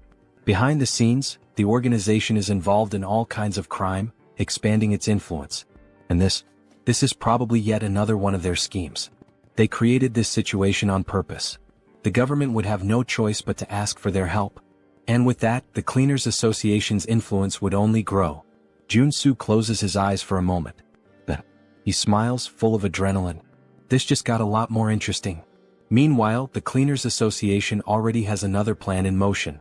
They intend to use these incidents as an excuse to dismiss public employees who oppose them, consolidating their power even further. The necromancer's voice echoes through the speaker. There's really no reason for us to fight, you know? He pauses. I've got a proposal for you. Joonsoo rolls his eyes. Here we go. You're quite talented, the necromancer continues. Why don't you join us in the Cleaners Association? Joonsoo scoffs. And why would I join an organization that spreads terror with monsters and landfills? The voice stays calm. I'm serious. With your skills, you'd be at the top of our hierarchy. Without a second thought, Joonsoo flips him off. No fucking way. Besides, he adds, that name is garbage. Totally lacking style. The necromancer bursts out laughing. Looks like you don't know your place. If you don't want to join us, the voice turns cold and sharp. Then you can just die. The specters charge toward Joonsoo. He shoots, causing a massive explosion that sends the specters flying in all directions. Sit down, buddy, he taunts. But the specters aren't mutants, they're magical summons. As long as there's mana, they simply regenerate. Joonsoo lets out a frustrated sigh. Oh shit. I forgot that firearms are useless against these things. He holsters his weapon and pulls out his sacred sword. Well, if that's the case, sacred attributes will take care of them. The necromancer's voice falters for a moment. A sacred sword? I thought you were just a shooter. Joonsoo charges, slicing through the specters with precise strikes, cutting them in half. Shut up, he growls. I'm going to find you, and when I do, you'll regret it. He advances, slicing through the fast-moving specters, severing limbs and limiting their mobility. Thanks to his attribute advantage, the fight isn't difficult. But the specters keep coming. Okay, enough, he mutters. Time to change tactics. He activates his resistance traits and combines them with the abilities of his artifacts. The sword, gloves, and necklace he bought from the store. Now, with 9 traits active, he believes this will be more than enough. Let's see how far this takes me. He launches forward, releasing an attack in the form of 4 aura blades, sending the specters flying backward. It works, but it's draining my energy pretty fast. He fires another attack, destroying even more of them. But some simply ignore the damage. The world around him begins to spin. Shit. I'm getting dizzy. But, just one more attack. His body starts to glow blue. He takes a step forward, and in the blink of an eye, he surges straight ahead like lightning. The ability he just unlocked is called Charge. A trait that allows him to move at high speed, dealing damage to everything in his path. He grins excited. I didn't expect to get this, but I'm glad I did. As he cuts through the specters like a rocket, he's already thinking ahead. If I can unlock another skill now, that'd be perfect. He bends his knees and leaps into the air, unlocking another trait called Jump. Yeah, it's exactly what it sounds like, he laughs. With Charge and Jump combined, escaping or attacking becomes a breeze. As he descends at high speed, he mocks. Now these idiots won't even know what hit them. He leaps and charges repeatedly, bouncing across the battlefield like a human projectile. After a while, he collapses, exhausted. Most of the specters have been destroyed. But his body is on the verge of breaking down. The necromancer's laughter echoes from the speaker. I didn't expect you to be a paladin. Now, I want you even more. Joonsoo struggles to get back on his feet. If you're so confident, why don't you show yourself? The necromancer responds with contempt. What kind of idiot mage would face a warrior in direct combat? Instead, accept my gift. Before him, a corpse begins to move. It's a shield bearer, a level 2 undead. Joonsoo clicks his tongue. This is going to be a problem? He still hasn't fully healed. The shield bearer raises its weapon and brings it down violently toward him. Joonsoo narrowly dodges. But before he can react, a purple arrow soaked in dark mana cuts through the air, and it strikes him in the back. He spins quickly, trying to understand what's happening. The necromancer's voice comes through again. Your moves are pretty decent. I can't wait to turn you into a death knight. Joonsoo narrows his eyes. This reminds me of a rule in Arcane Seoul. When you fight a necromancer, you should never focus on their servant.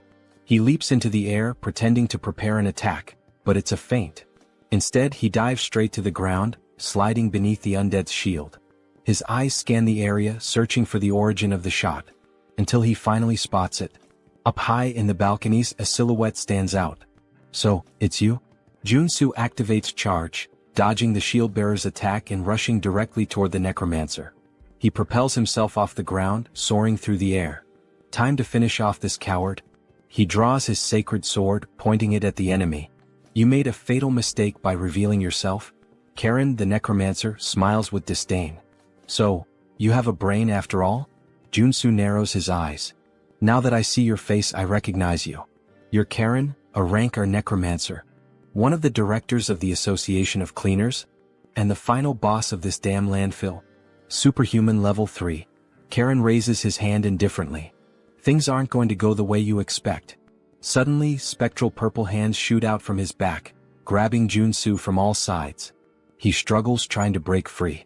Karen simply laughs. You'll never catch me. Then he fires magical arrows and releases a devastating electrical discharge. Joonsoo screams in pain while Karen watches, satisfied.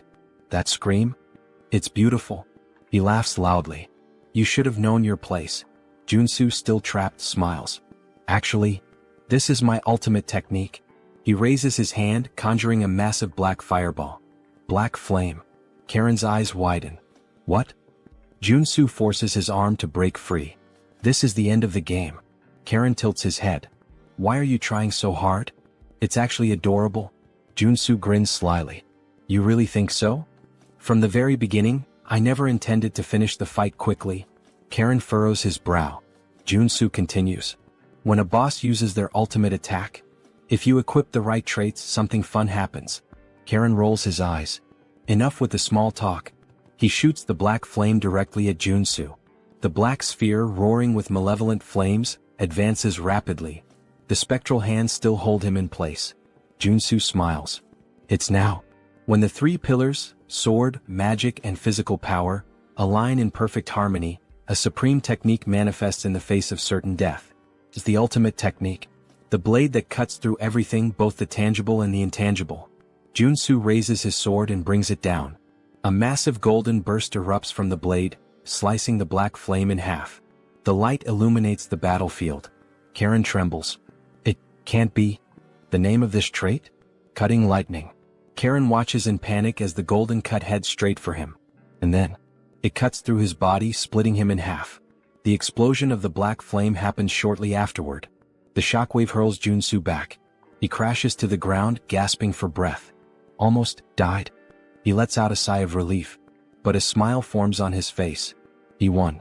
Karen, the dungeon boss, was defeated. In the game, if you want to defeat this boss on level 2, you need an entire group. Even at level 3, winning alone with common traits and basic equipment would be impossible. He only managed it because he's been playing this game for way too long. But now, time for the loot. And since he did everything alone, he doesn't have to share anything with anyone. Cut to Seonsoo's office. Seonsoo is waving at Joonsoo, looking at him with admiration.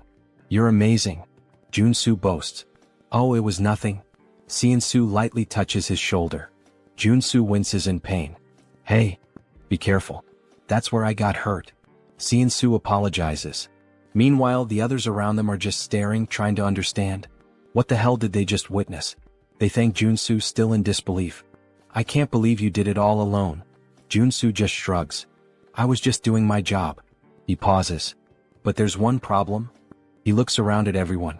When I entered the landfill, something very different from what you asked for happened.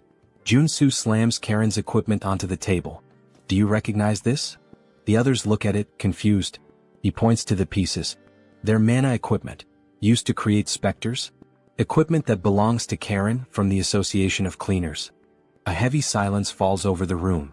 Then Joonsoo confirms. That's right. This incident wasn't an accident. It was planned.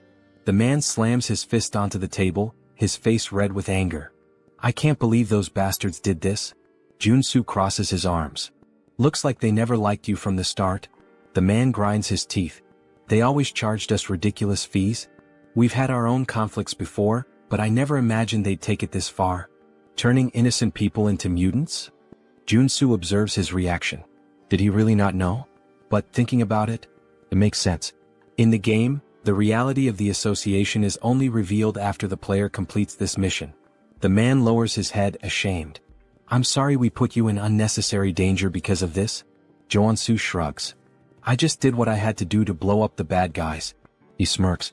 But, of course. I hope there's a good compensation, not just a simple apology.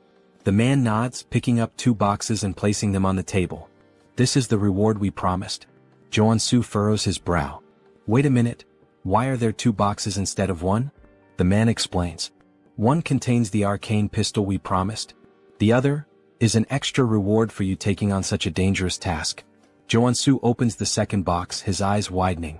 Wait, is this sacred water? He nearly freaks out but quickly hides his excitement.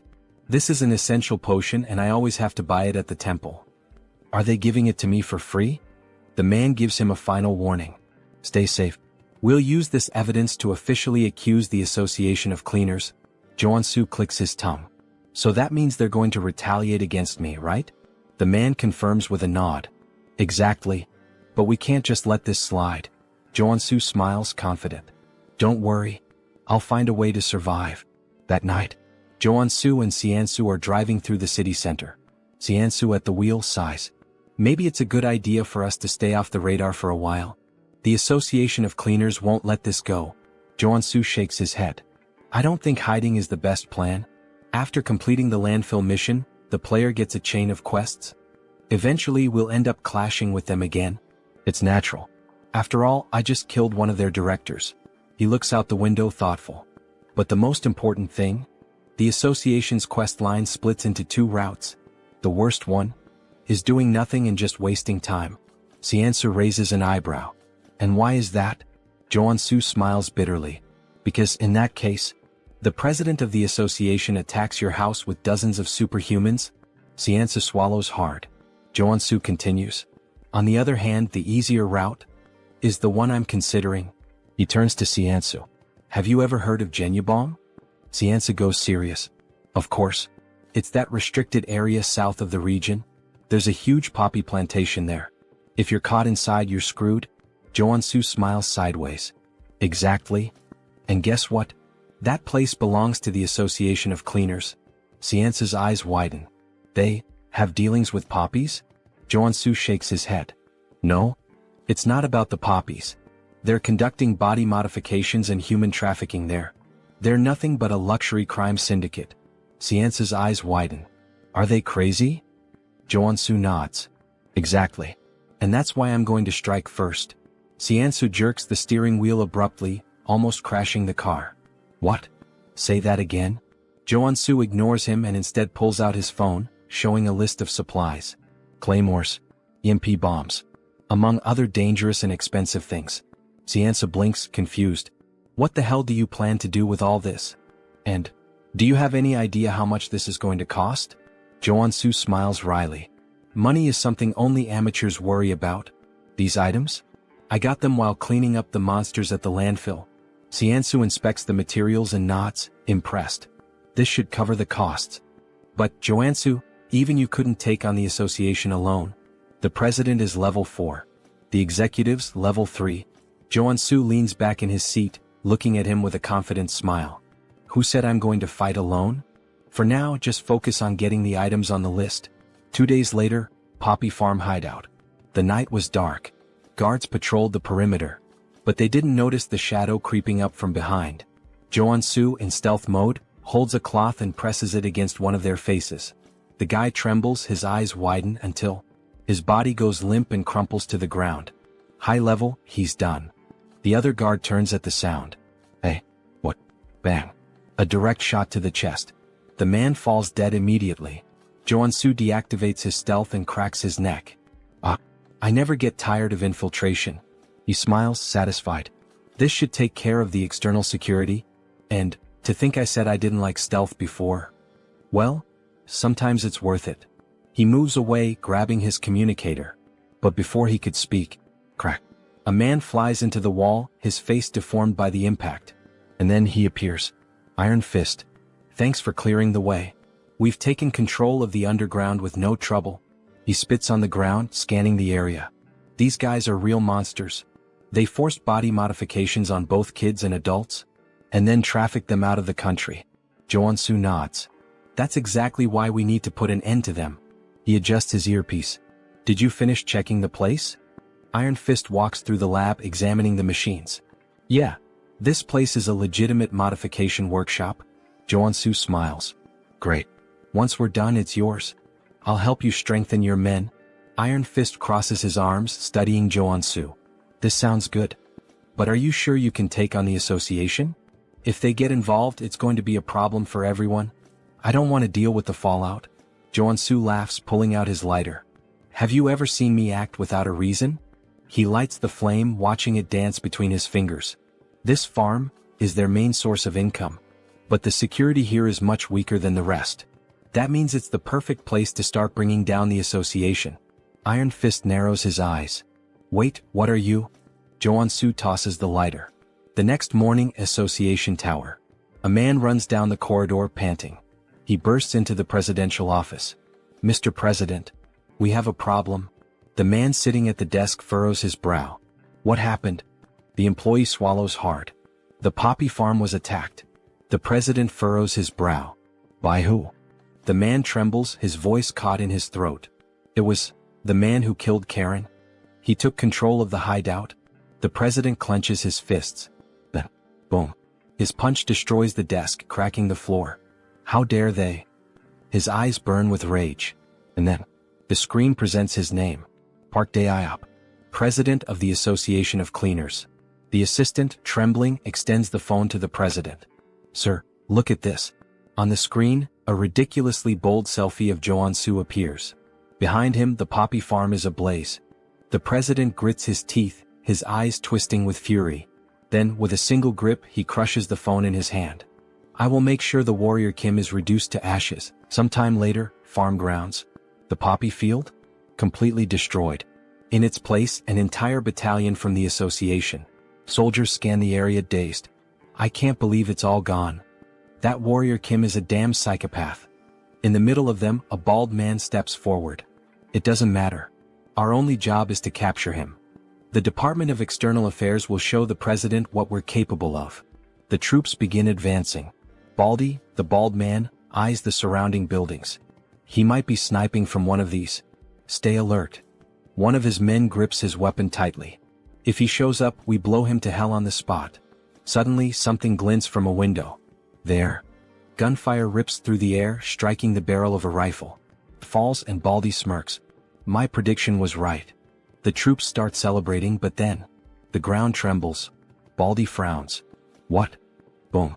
A massive explosion sends soldiers flying. The survivors glance around, panic setting in. Are those claymores? Before they can react, a rocket streaks across the sky, heading straight for them. Baldy looks up. Oh shit. Our IP brother didn't even last 5 pages. Meanwhile, in the underground security room, Joonsoo laughs, watching everything through the cameras. Good thing I spent all night setting up these bombs. And of course, thanks to my special talent. Stealth, obviously. They never would have found them in time. The troops start retreating, but it's too late. Every step triggers more mines, throwing them into total chaos. Joonsoo crosses his arms, satisfied. I may be crazy, but I'm not crazy enough to take on hundreds of them head-on. I'll wipe them all out from right here. Explosions consume the battlefield. In the midst of the carnage, something gleams. A mana barrier. The association's president, Dae-iop, narrows his eyes. Looks like he came well prepared, despite the way he taunted us. Beside him, a man steps forward. Leave this to me. I've analyzed all his patterns. His voice is so cold, so precise it almost sounds... Wait. He talks exactly like me. He must be a robot. On the screen, a name appears. Cyborg. Superhuman class R level 3. Vice President of the Association. Dae-iop glares at Cyborg, his voice dripping with hatred.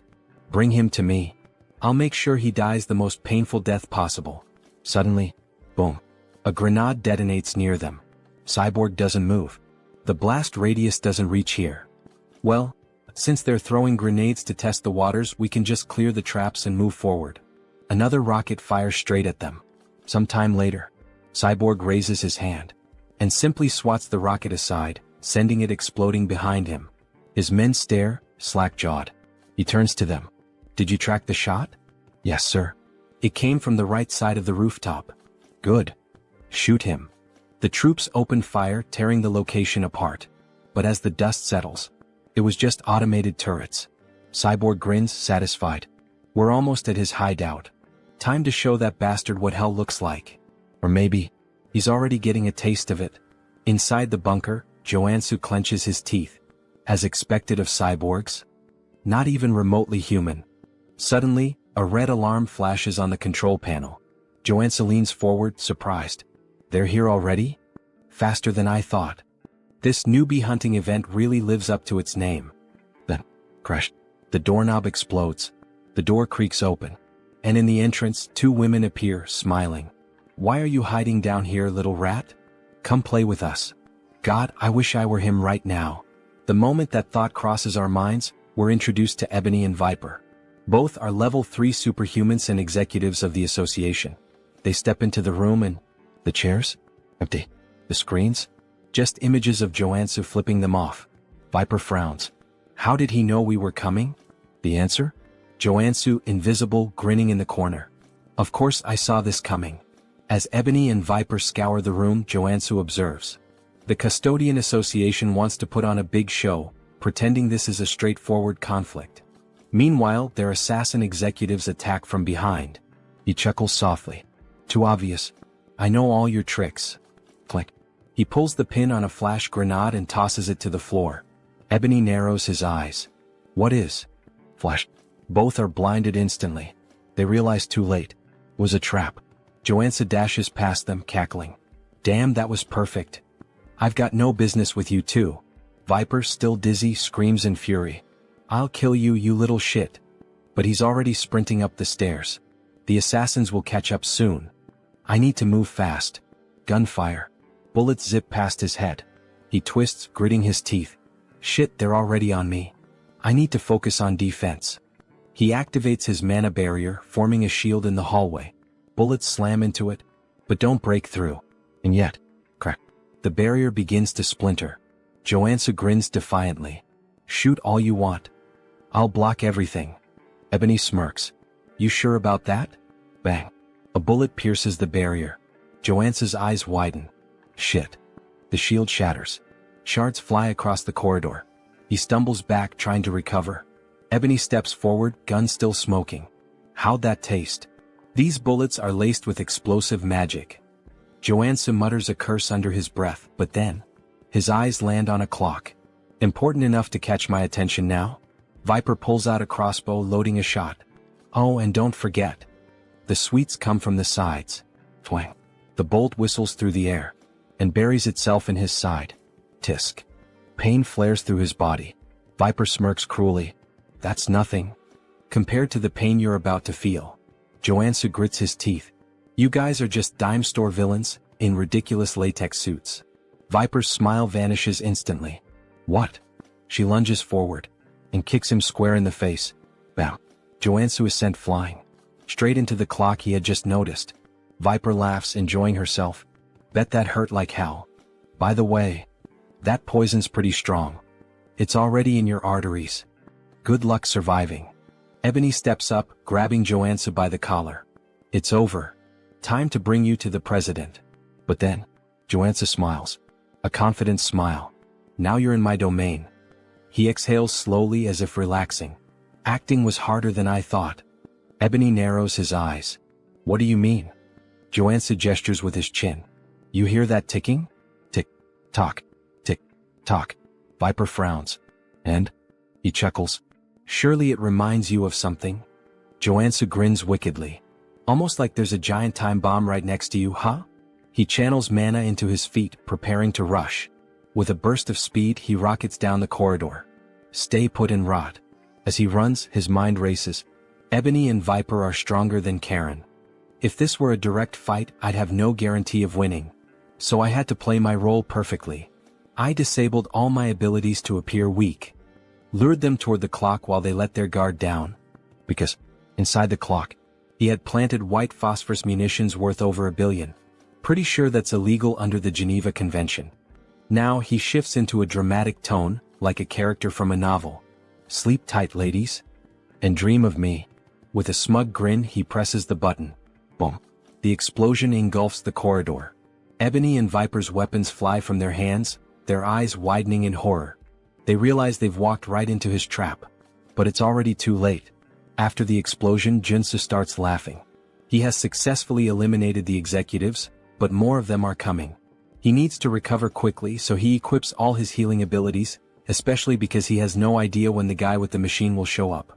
And then, suddenly, multiple enemies start appearing. Speak of the devil.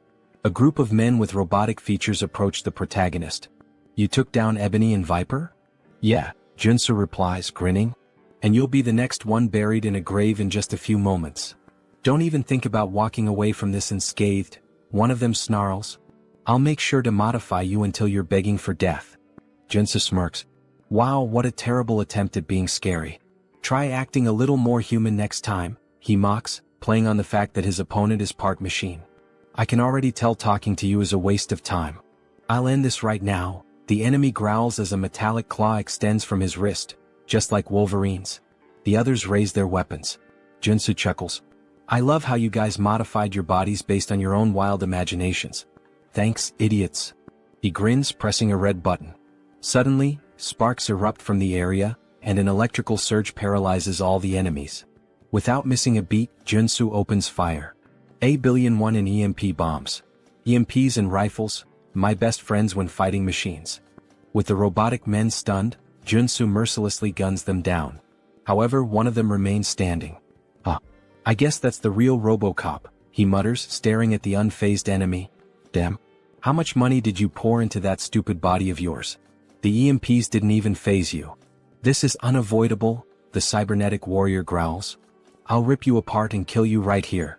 Dragging his blade across the floor, he charges at Joonsoo, swinging with lethal intent. Joonsoo narrowly dodges, but in the process he loses one of his guns. You're just gonna keep dodging forever? The enemy taunts. Fight like a man. Or better yet, like a machine. Damn, he's seriously strong. I have to be faster, Joonsoo thinks. He slashes at the enemy's midsection, but even his abdomen is made of iron. Only his eyes remain human. What a joke, the enemy laughs. What a pathetic excuse for a sword. Then, with a burst of fire from the thrusters in his feet, he lunges forward. That sword strike didn't even scratch me, bastard, he sneers, delivering a brutal kick to Joonsoo's chest. The force sends him crashing into a concrete wall, blood spraying from his mouth. His entire body is covered in mana, so swords don't work on him. Before Joonsoo can react, the enemy steps on his chest, pinning him down. What did you expect with such a weak body? The enemy scoffs. Humans are pathetic. You machine bastard. Wait. Joonsoo's eyes narrow. A mechanical body that only moves using mana? How the hell is that even possible in this world? I'm going to cut off your arms and replace them with umbrella handles, the enemy sneers. Just as he raises his blade to strike, something unexpected catches his eye. What the hell is that tiny pistol? He scoffs. Joonsoo smirks. Looking at your body, I had an idea. Are you seriously trying to shoot me? Haven't you realized yet? Ordinary bullets can't hurt me. Who said these are just ordinary bullets? Joonsoo says darkly. Black flame. He pulls the trigger. The bullet lodges itself into the enemy's body, and instantly, black flames erupt, consuming him entirely. You run on mana, Joonsoo explains. And black flame burns mana. In other words, once it touches your body, there's no way to extinguish it. The enemy's mechanical body is engulfed in unrelenting black fire, his movements growing sluggish. You really should have stopped modifying yourself at some point, Joonsoo taunts, laughing wickedly as he watches his opponent burn. RoboCop continues to burn. As he falls to his knees, Johnson bids him farewell and drives his sword straight into his eyes, leaving his lifeless body sprawled on the ground. Now there's only one step left in his plan. It's time to wipe out the entire association, he declares, laughing as he guns down every enemy in sight. Explosions erupt throughout the garden. They're just headless chickens without their executives. Run, run, there's no hope for you. The screams of his enemies are music to his ears. Suddenly, a deafening sound rings out, sending a sharp pain through his head. What the hell is this? And then he finally arrives. Eyes glowing red like a tiger's. It's really him, the president of the association. A level 4 superhuman. His gaze locks onto Joonsoo. And then, he leaps. A massive jump, like something out of a superhero movie, soaring straight up and landing right in front of Joonsoo. What the? Did he just jump from the ground to the rooftop of a 5-story building? I have never experienced such humiliation before, the president says coldly. I will take great pleasure in punishing you for interfering with the Custodians Association. He moves fast. Shit. Joonsoo tries to unsheath his sword, but before he can react, boom, he's sent flying. Had he not swapped his abilities to defensive traits in time, that single attack would have killed him. But I can't beat him if I only defend myself. Without hesitation, Joonsoo switches back to offensive traits and launches a piercing attack. The president dodges effortlessly. Interesting skills you have, he muses. But how will you handle this? Joonsoo pulls out his pistol loaded with black flame rounds and fires. The president smirks. Oh, I like that. With a flick of his hand, a barrier materializes, blocking the attack with ease. He nullified my 2 best abilities like they were nothing. Before Joonsoo can react, the president charges in and lands a rapid barrage of punches, knocking him to the ground. He's unbelievably strong. Is that all? The president sneers. As expected. It was impossible from the start. Park Daeop was born with an SR rank, his stats overwhelmingly powerful from the beginning. Meanwhile, Warrior Kim was just an NPC. A weak, low-level character. The gap between them was absurd. Is this your final battle? The president taunts. You know how I took down your subordinates? Joonsoo asks, wiping blood from his mouth. What? I took out Ebony and Viper with white phosphorus rounds. The cyborg? EMP bombs. Now tell me, what do you think I've got prepared for you? You? Prepared for me? Impossible, you idiot. No, it's not. Joonsoo's body begins to change. For a level 2 superhuman to defeat a level 4 superhuman, there's only one way. Trait activated, body mutation. Muscle mutation. His body shifts and twists into something monstrous. Warrior Kim has become a mutant once again. What? He chose to become a mutant. Joonsoo's breathing grows heavy. I won't be able to control myself for long. But he's prepared for this. Flashback. In the shop he bought a specific item, Berserk glasses. This item grants the frenzy trait for a limited time. And that's exactly what he needs right now. Joonsoo crushes the glasses. A new sensation floods his mind. All distractions disappear. His thoughts fade. Only bloodshed, death, and combat remain. Here we go. Joonsoo launches a furious barrage of punches. The president blocks them, eyes narrowing. He doesn't know what ability Joonsoo just activated, but one thing is clear. This is about to get fun. Let's begin again, the president says, activating his own ability, Rage. His base stats skyrocket. Now let's have some real fun. Both fighters charge at each other. Fist meets fist. Neither backs down. This won't be enough to take me down, Joonsoo grins. Same to you, the president replies. Their battle turns into a brutal exchange of punches, fists flying like a high-speed boxing match. A real Japan versus USA boxing showdown. Who got the reference? Leave a comment on the video. Joonsoo lands a solid jab straight to the president's face, sending blood spraying through the air as the impact forces him back. New traits acquired, super strength and iron armor. A primal roar erupts from Joonsoo's throat, his excitement for battle overwhelming all reason. I can do this all day. Alright, the president chuckles. I'll admit you're strong. It's been a while since I had a fight this good, but I'm done analyzing you.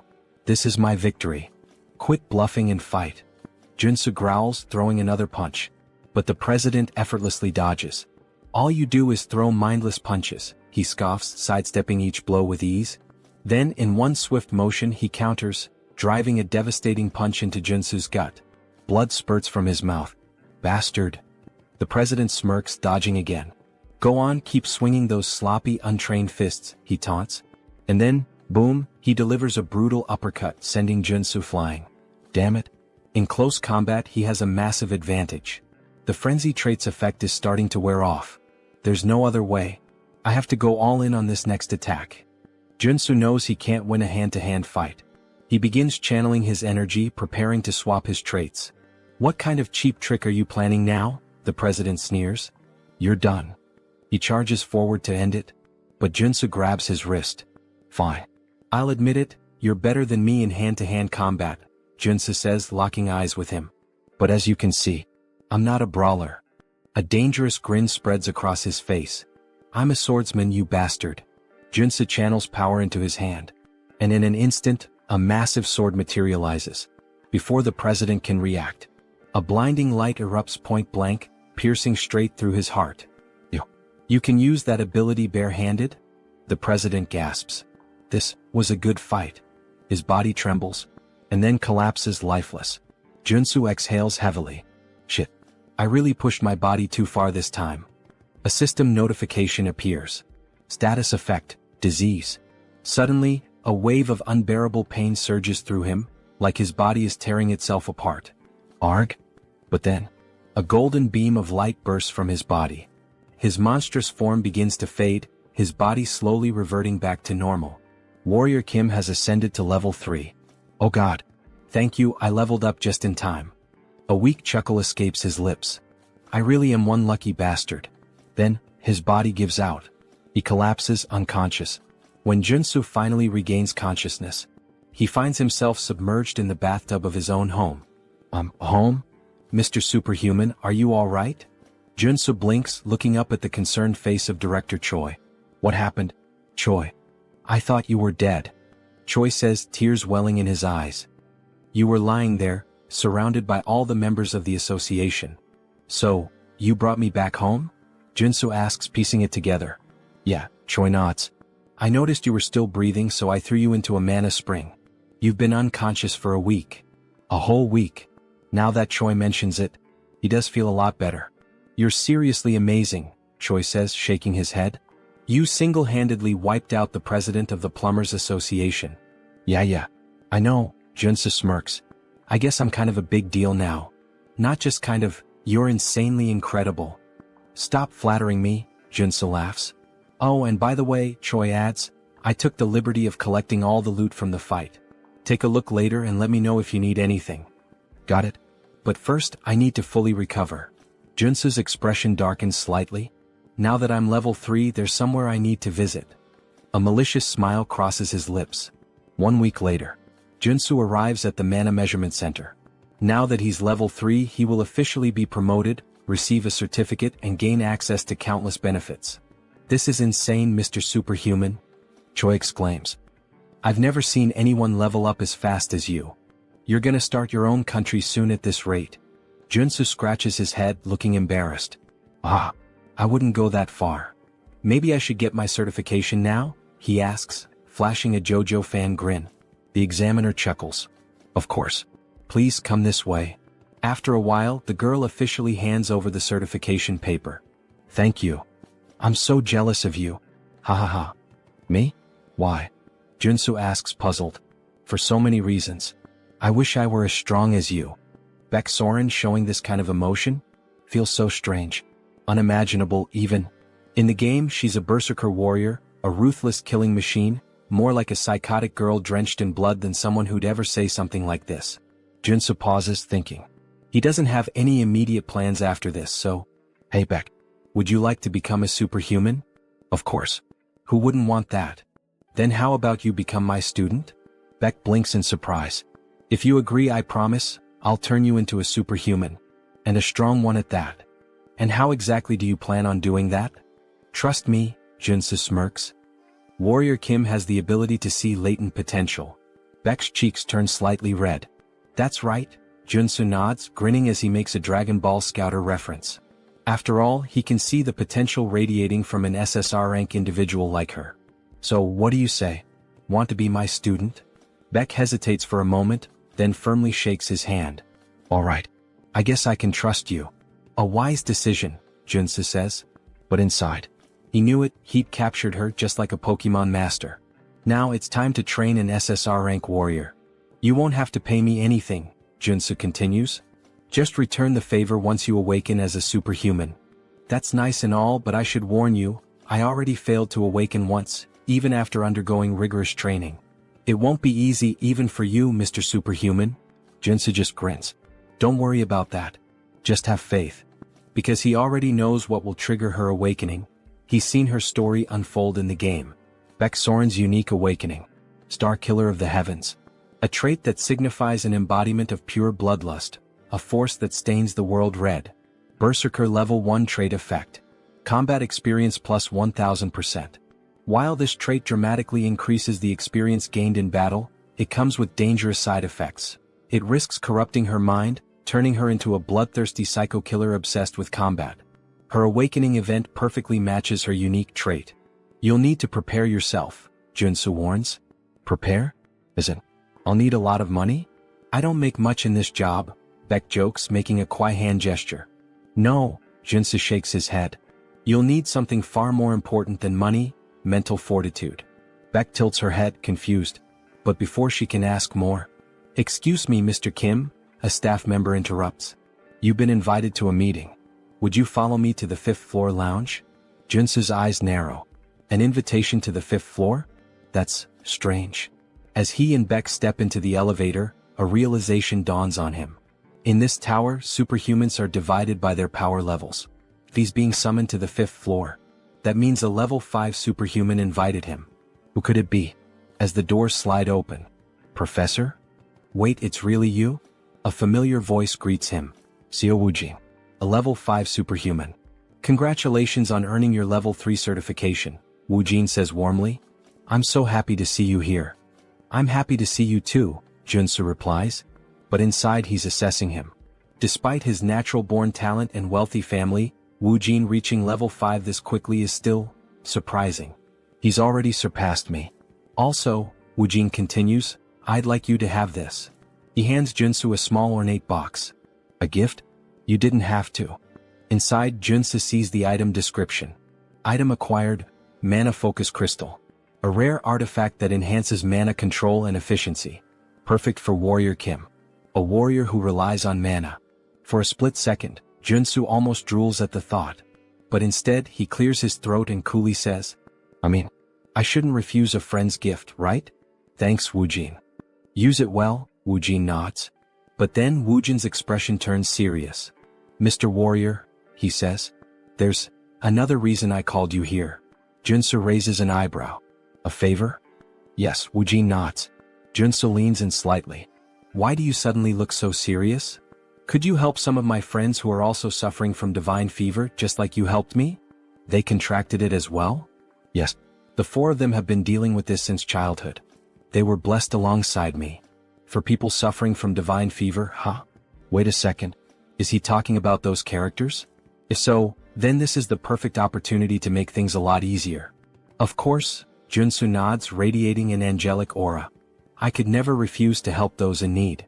Thank you so much, Sir Warrior, for your generosity. But before we begin the treatment, I'd like to meet them first." "Of course. I'll arrange a meeting right away." Later that day, Woojin's estate. "Here they are, Professor." As expected, Joonsoo was right. These 4, they're the supporting characters meant to assist Paladin Seo Woojin. They're all children from wealthy families, essentially kidnapped and forcibly baptized under the orders of the old father. Joonsoo folds his arms and cuts straight to the point. "Let's be clear, you were all forced into this baptism without consent, right?" "Yes, that's correct." "Is it really possible to cure this?" One of them hesitates. "My treatment is painful," Joonsoo warns. "But if you endure it, you'll awaken, just like Woojin did. If you follow every single one of my steps, you will succeed. Do you have what it takes to withstand it?" For a moment, the 4 hesitate. Then, in unison, "We'll do whatever it takes. Please help us." Joonsoo smirks. Spreading massive black angel wings, he declares, "Then let's begin." 1 week later, all 4 of them awakened. We actually did it. Just as Joonsoo had predicted, their innate talent ensured a smooth awakening. "Professor, thank you so much." The 4 students burst into tears, overcome with gratitude. Joonsoo nods, satisfied. "You endured my method, that credit belongs to you." "Well done, students." Just then their parents enter the room. "Professor, we can't thank you enough. You've freed our children from this curse. As a token of our appreciation, though it's not much, we hope you'll accept these gifts." A mountain of presents is placed before him. Joonsoo waves his hands modestly. "You didn't need to do this. Their success was thanks to their natural talent." But inside, he's grinning ear to ear. "This order only favors rich families. Which means I can milk this system for all it's worth." For a brief moment, he makes one of the funniest faces seen in this entire manhwa. Lately, his luck has been insane, like he's been rolling SSR pulls in a gacha game. Now then, let's see what I got. Rewards obtained. Extreme speed trait. Steel-plated boots. Detection trait. Helmet. Fury trait battle axe. Acropolis trait shield. Nectar, a rare consumable item. All of them are valuable. All of them perfectly suit his needs. We selected these gifts together, one of the parents says. We hope you like them. Joonsoo smiles. You have my sincerest gratitude for these rewards. But now, it's time for his real reward. You mentioned you wanted to talk to me for a moment, right? Yes, one of the parents nods. I have a favor to ask of you. A favor? Joonsoo tilts his head. Yes. I represent the Galaxy Shopping Mall. Joonsoo raises an eyebrow. All right. How can I help the savior of my son? The man hesitates before answering. I'd like permission to enter the underground gold mine beneath the Harem branch of Galaxy Mall. A gold mine? We don't have anything like that under our shopping mall. Joonsoo smirks. I'm talking about the one hidden between areas A1 and A2 on the 8th floor of the underground parking lot. Are you sure it's not there? The man stiffens. Got him. I don't know how you obtained that confidential information, he says carefully. But even coming from you, I can't grant this request. Joonsoo leans in slightly.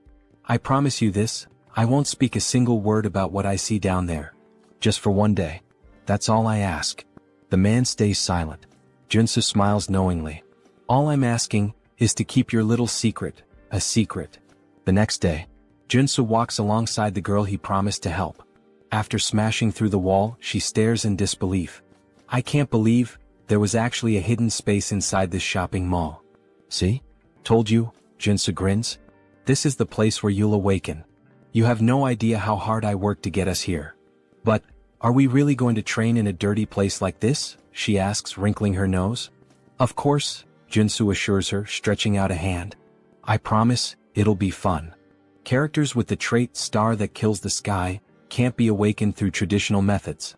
They have to be pushed to the absolute limit, forced into a life or death situation. This dungeon hasn't been discovered by the world yet. But this is the exact place where Baek Soren awakens in the future. Sir Warrior, this place is so dark, and it smells weird. Her voice trembles and she grips her arms tightly. Joonsoo can tell she's afraid. Then, a zombie suddenly lunges at her. She barely dodges in time, but the impact sends her glasses flying to the ground. Warrior. Please help, she cries out. Joonsoo tosses a sword to the ground. The training has begun. Excuse me, what? Kill that zombie yourself. What? Fight for your life. That's what I'm telling you. This is the only way for Miss Soren to awaken. What kind of nonsense is that? The zombie lunges again. Get away from me, you monster. Soren swings instinctively, and in a single devastating slash, she cleaves the zombie in half. Joonsoo's eyes widen. What the fuck? How is that even possible? That was just a single strike, and it had that much power? Baek Soren. Maybe she has even more talent than I expected. As she stands there, sword trembling in her grip, a red aura begins to radiate from her body. Wow, very well, you started off strong. You're so cruel. You can't just tell me to fight without any warning. Soren shouts. But you went all out, didn't you? Yeah, but... Soren hesitates, a sad look in her eyes. As expected from one of the top 3 warriors in the game, even without awakening, she fought like a character with the sky-destroying star trait. The moment she entered battle, it was as if she became a completely different person. You really think I have to fight for myself? Yes, but don't worry, I won't let you die. At least not yet. That doesn't sound reassuring at all, haha. Let's just keep going. She continues cutting down zombies. You mentioned taking a few superhuman classes before. Did you learn any sword techniques? Nope. I've never even held a sword before, nor learned any techniques. But you said I had a certain talent, right? She says proudly. Then there was that instructor who had to use every possible method just to acquire a single trait. Isn't that way too overpowered? This place is way deeper than she expected. She can't even see the end. How much longer will they have to keep moving forward? Maybe there's an exit just around the next corner.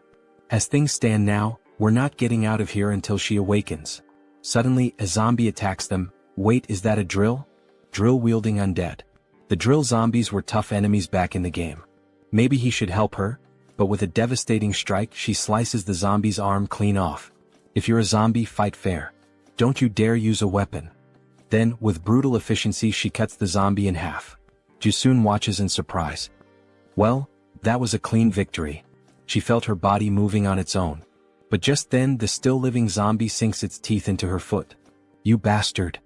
What do I do now, master? Well, common sense says if you get bitten by a zombie, you'll turn into one too. Please kill me before I become one of those things, she cries. Miss Soren, of course I came prepared for this. Wait, is that holy water? Yes. In this game they actually developed a cure for the zombie virus. After the chaos they decide to rest for a bit. She had been so desperate, she really thought she was going to turn into one of those horrible creatures. It's a harsh world out here, but these zombies are acting strange. Some of them are even picking up weapons and using them like gear. It's almost like this place was artificially designed. Well, you're not wrong. The Galaxy Mall was built much faster than any other location of this size. It was thanks to the efforts of a massive workforce. But because of the extreme labor conditions, many were injured and some even died.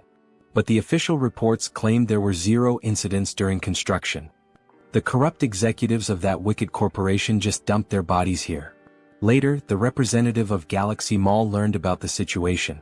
However, since it would critically damage the company's public image, he decided to cover it up and keep the area a secret. Such corruption was only possible because of how rotten this world had become. Soren never imagined there would be such a tragic story behind this place. But how did you find out about their secret? Because when the Order of the Old Father unleashed zombies to overrun Seoul, the dungeon that opened up was none other than Galaxy Mall's forbidden area. Well, let's just say the professor has a special ability. Wow, and you already have so many abilities. Since this was the place where Beck Soren was first attacked by zombies, he figured it would be the perfect location for her to train and awaken. But up until now there had been no sign of her awakening. These victims are still suffering even after death. I just hope we can at least put them to rest. Oh, so it looks like you've finally found some determination. At the same time she couldn't shake the strange feeling that she had to keep fighting. Alright, let's go. It's finally starting. All of a sudden the temperature in the area plummets. This place, it's eerie. Let's be careful. Then they spot an open warehouse, almost like a giant freezer. What is this place?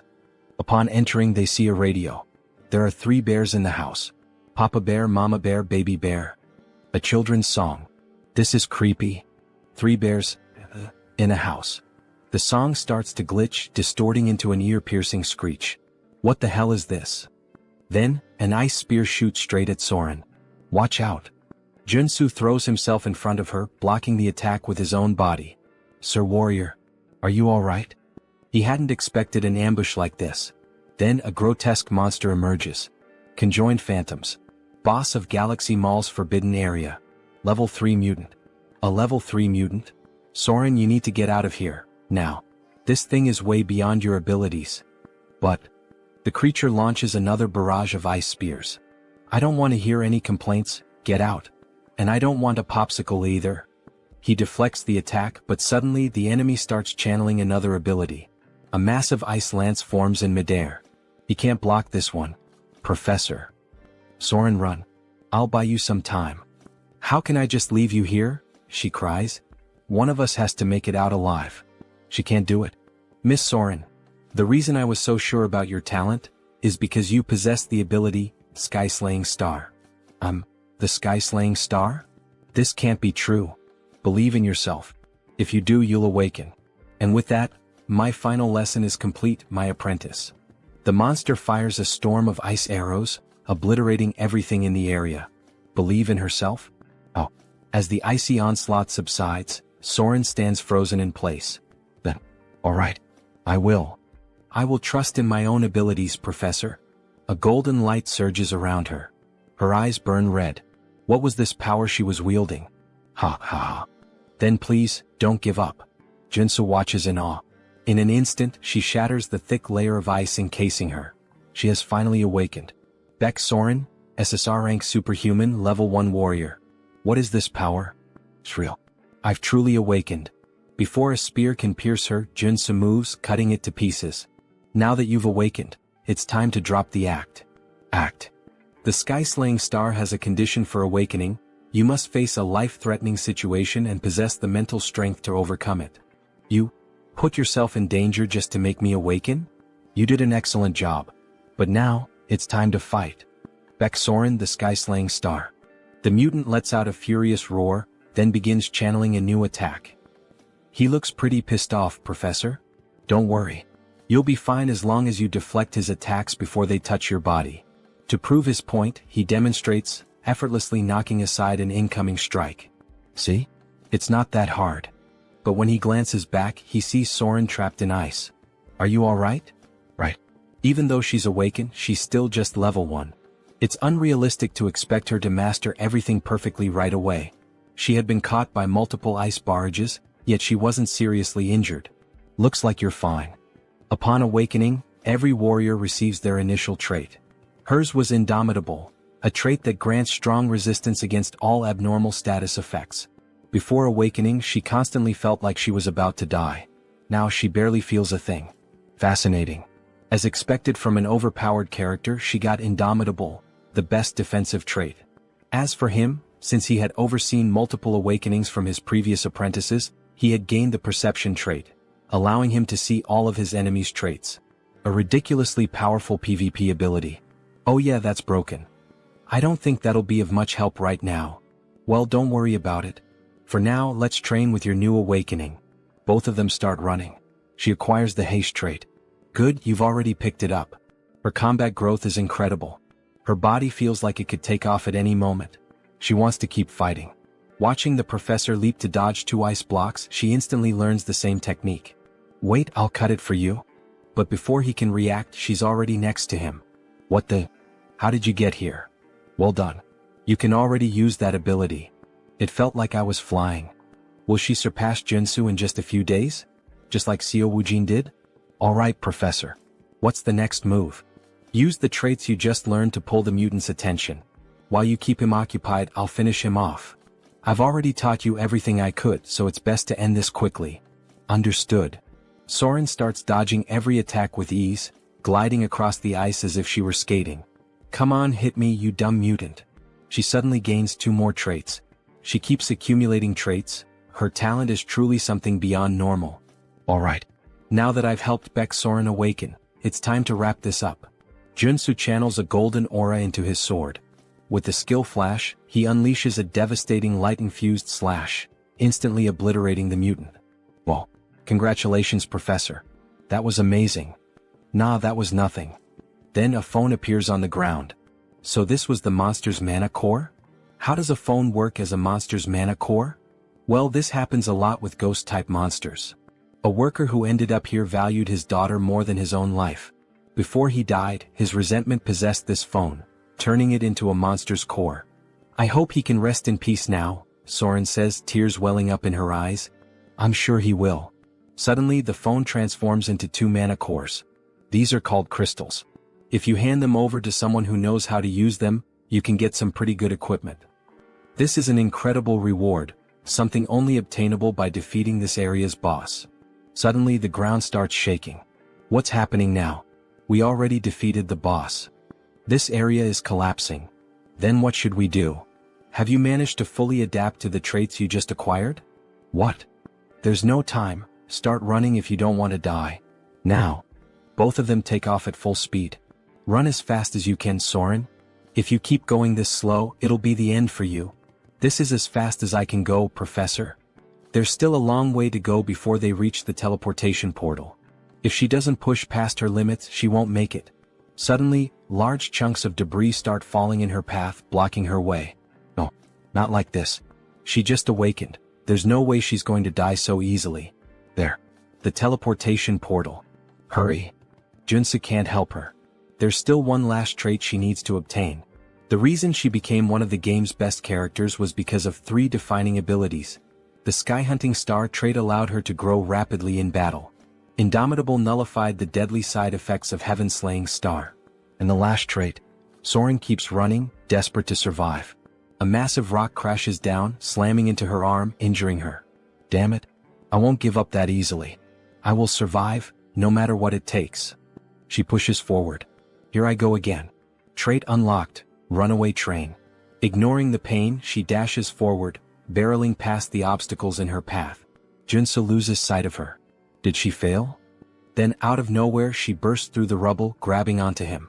Let's get the hell out of here, now? Whoa, damn, something big is pressing up against me, haha. Just as they leap through, the portal shuts behind them. Trait unlocked, narrow escape. Grants a second chance at life when facing certain death. The next moment, they reappear in the middle of the city, still clinging to each other. A crowd immediately starts murmuring. Where did they come from? They look like a total mess. Joonsoo exhales in relief. I knew you could do it. Now that she's obtained the last trait she needed, his mission is complete. Sir Warrior. Baeksoren, are you okay? Can you stand? I'm fine. The hell do you mean fine? Your face is completely red. That's just because. Sir Warrior, just let me stay like this for a little longer. Could you hold me a bit more? Meanwhile, some jealous bystanders grumble in the distance. That lucky bastard. Why couldn't that happen to us? So, returning to the scene where the bastard makes the viewers jealous. Sir Warrior, please let me stay like this a little longer. Could you hold me just a bit more? She says with an angelic and timid face. He has to fix her clothes for a moment, and in the process, we witness something truly beautiful. Alright, done. Thank you, Sir Warrior. You're welcome, Joonsoo replies, his face flushed. That surprised me. It was close, but we made it out. Yes, we did. That smile on her face after awakening. It's definitely a sign that she will be different from the game. Perhaps it's because she awakened in a way that diverged from the original story, where she had survived after an endless massacre. Joonsoo managed to steer her away from the path of evil. Alright, let's get the hell out of this damned mall. After leaving the shopping mall, Joonsoo offers one of the crystals to Surin. Are you sure you want to give me this crystal? It's worth at least 2 billion. Yes. So try to evolve quickly using this material I gave you. This is far too much for a simple gift. Honestly, I don't even know how to repay you for this, or if I should even accept it. Don't worry about it. Just pay me back in the future when you can. Of course, our protagonist had a plan behind this. There was another reason he was willing to spend so many resources to awaken Baeksoren. The Martian sword technique, one of the 3 top-tier sword techniques in the Arcane Seoul. Once learned, a character experiences rapid growth. However, it's a unique trait that only Baeksoren can use. The only way to acquire it is to obtain the trait in the form of a memory chip. Thank you very much, Sir Warrior. Don't worry about it. Just don't forget what I did for you, because I'd really like to learn that sword technique that only you know. Hehehe. After returning home and finally getting a chance to rest, a car honks in front of his house. All he wanted was a little break. Sir Warrior, please come here. The damned world of Arcane Seoul wouldn't simply let him rest. Alright, Woojin. Thanks for coming to my residence at this hour and making the trip all the way here. I'm so happy to finally be able to repay you for healing all of Woojin's friends. I would have preferred if he hadn't come now. We miraculously managed to schedule a meeting with the Armor Meister. I'm beyond excited. There's no devil in existence that could stop me from attending this event if he is the one we're meeting. In this world, good items belong to those with good skills. The master craftsman we contacted this time is incredibly busy, but he can forge level 7 armor. Level 7? Alright, let's go now. Moments later, they arrive at the entrance of a grand house, with several guards stationed outside. Are you serious? What a fine house for such a fine craftsman. Woojin, do you have any idea what religion this artisan follows? Religion? Why are you asking something like that all of a sudden? I see, so you don't know. Of course he wouldn't. Considering all the suffering he endured because of the Order of the Ancient Fathers, it made sense. This is the home of an artisan devoted to the Order of the Old Father, Joonsoo. Joonsoo is a devout believer firmly committed to his faith. In the future, he will stand at the forefront of the war artisans of the Order. Joonsoo, the Artisan of Death, mid-boss of Episode 3. I already refused to be baptized, yet he's still willing to craft armor for me? What does he want from me? Stop. Extend your hand for identification. Identification. Show me your black flame. Grabbing the protagonist's hand roughly, what the hell is with this guy? Here it is. He then releases a powerful surge of black flames. Are you satisfied now? Yet the guard doesn't seem pleased. What is the meaning of this? Let go of his hand. We are visitors with a reservation to see the artisan. Stop. Who said you could treat my guest this way? The master artisan, Joonsoo. Level 6 superhuman. Sir. My apologies for the intrusion. Refusing baptism and awakening the black flame. You are indeed an honored guest. And this is how you treat me? Please forgive me. The light and the savior recognized by the saint. What? The light and the savior recognized by the saint. What the hell does that nonsense even mean? Alright, now come inside. Let's start discussing what kind of equipment you're looking for. Alright. A plate armor of this style is my specialty.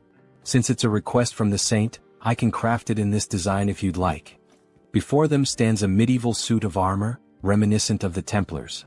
Joonsoo scans the area, searching carefully, until he finally finds something that catches his interest. Alright, I've decided. I'd like this outfit. Its appearance resembles a military uniform. Seriously? You want that kind of clothing? Yeah, I love its style. This is ridiculous. Infusing magic into that type of armor is incredibly difficult. We won't be able to create a holy armor with it. He doesn't need holy armor, the artisan remarks.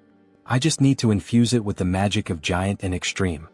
Judging by his reaction, Joonsoo can already tell what the order is trying to do, push him toward holy armor. Also known as Paladin's armor, it grants an absurd amount of attributes to tank-type users. However, in order to wield it properly, the user needs immense divine power. To increase his divine power, he would have to join a religion. The artisan sighs in frustration. So he's choosing the worst option instead of the best one. But fine. The customer makes the final decision. They're pretending to offer me something good while trying to trap me in their religion. Then I'll be expecting great work from you, Master Artisan Joonsoo, Joonsoo says with a grin, shaking the artisan's hand. After a long discussion, they finally leave the house. Woojin hesitates, then asks, "Are you sure that was the right decision? Not choosing the holy armor?" Joonsoo shrugs. "Nope. I just like the other one more." Meanwhile, the guard from earlier continues watching Joonsoo strangely.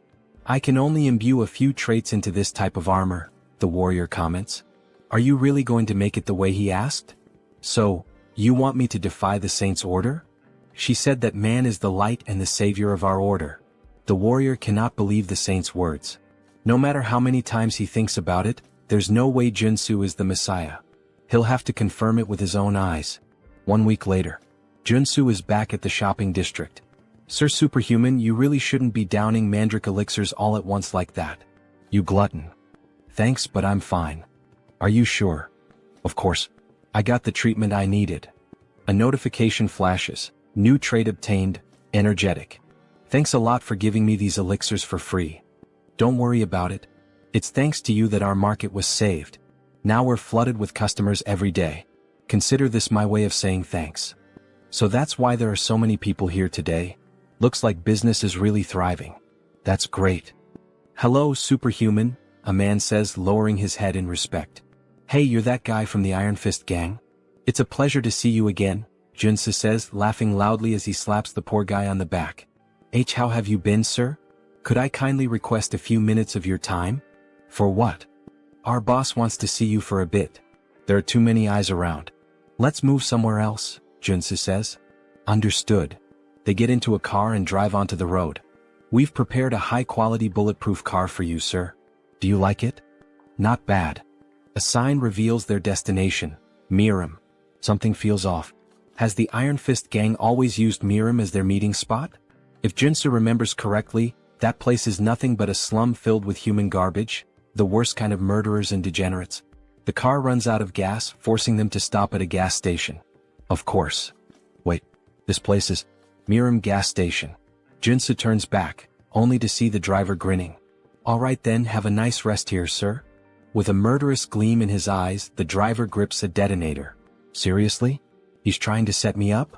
Joonsoo glances at the car. Several C4 explosives are planted inside. "Shit. I walked right into a trap. Hey buddy, do I look like an idiot to you? Who do you think you're messing with?" "Excuse me? What the hell are you even saying?" Joonsoo suddenly kicks the car door open and swiftly jumps out. "Stay in the car, you idiot, with all those bombs you set up. Go ahead, stay inside forever." Then Joonsoo throws a grenade. The driver screams in panic as the car erupts into a massive explosion. Joonsoo dashes forward, activating his abilities, speed and breakthrough. But something is off. That explosion was way too powerful for just a single grenade. There was no way it should have caused that level of destruction. As expected, that guy was a traitor. The bulletproof luxury car speeds toward Miram and ultimately the gas station. That lingering sense of déjà vu, there was a reason for it. A flashback begins. We see Iron Fist's boss lying on the ground.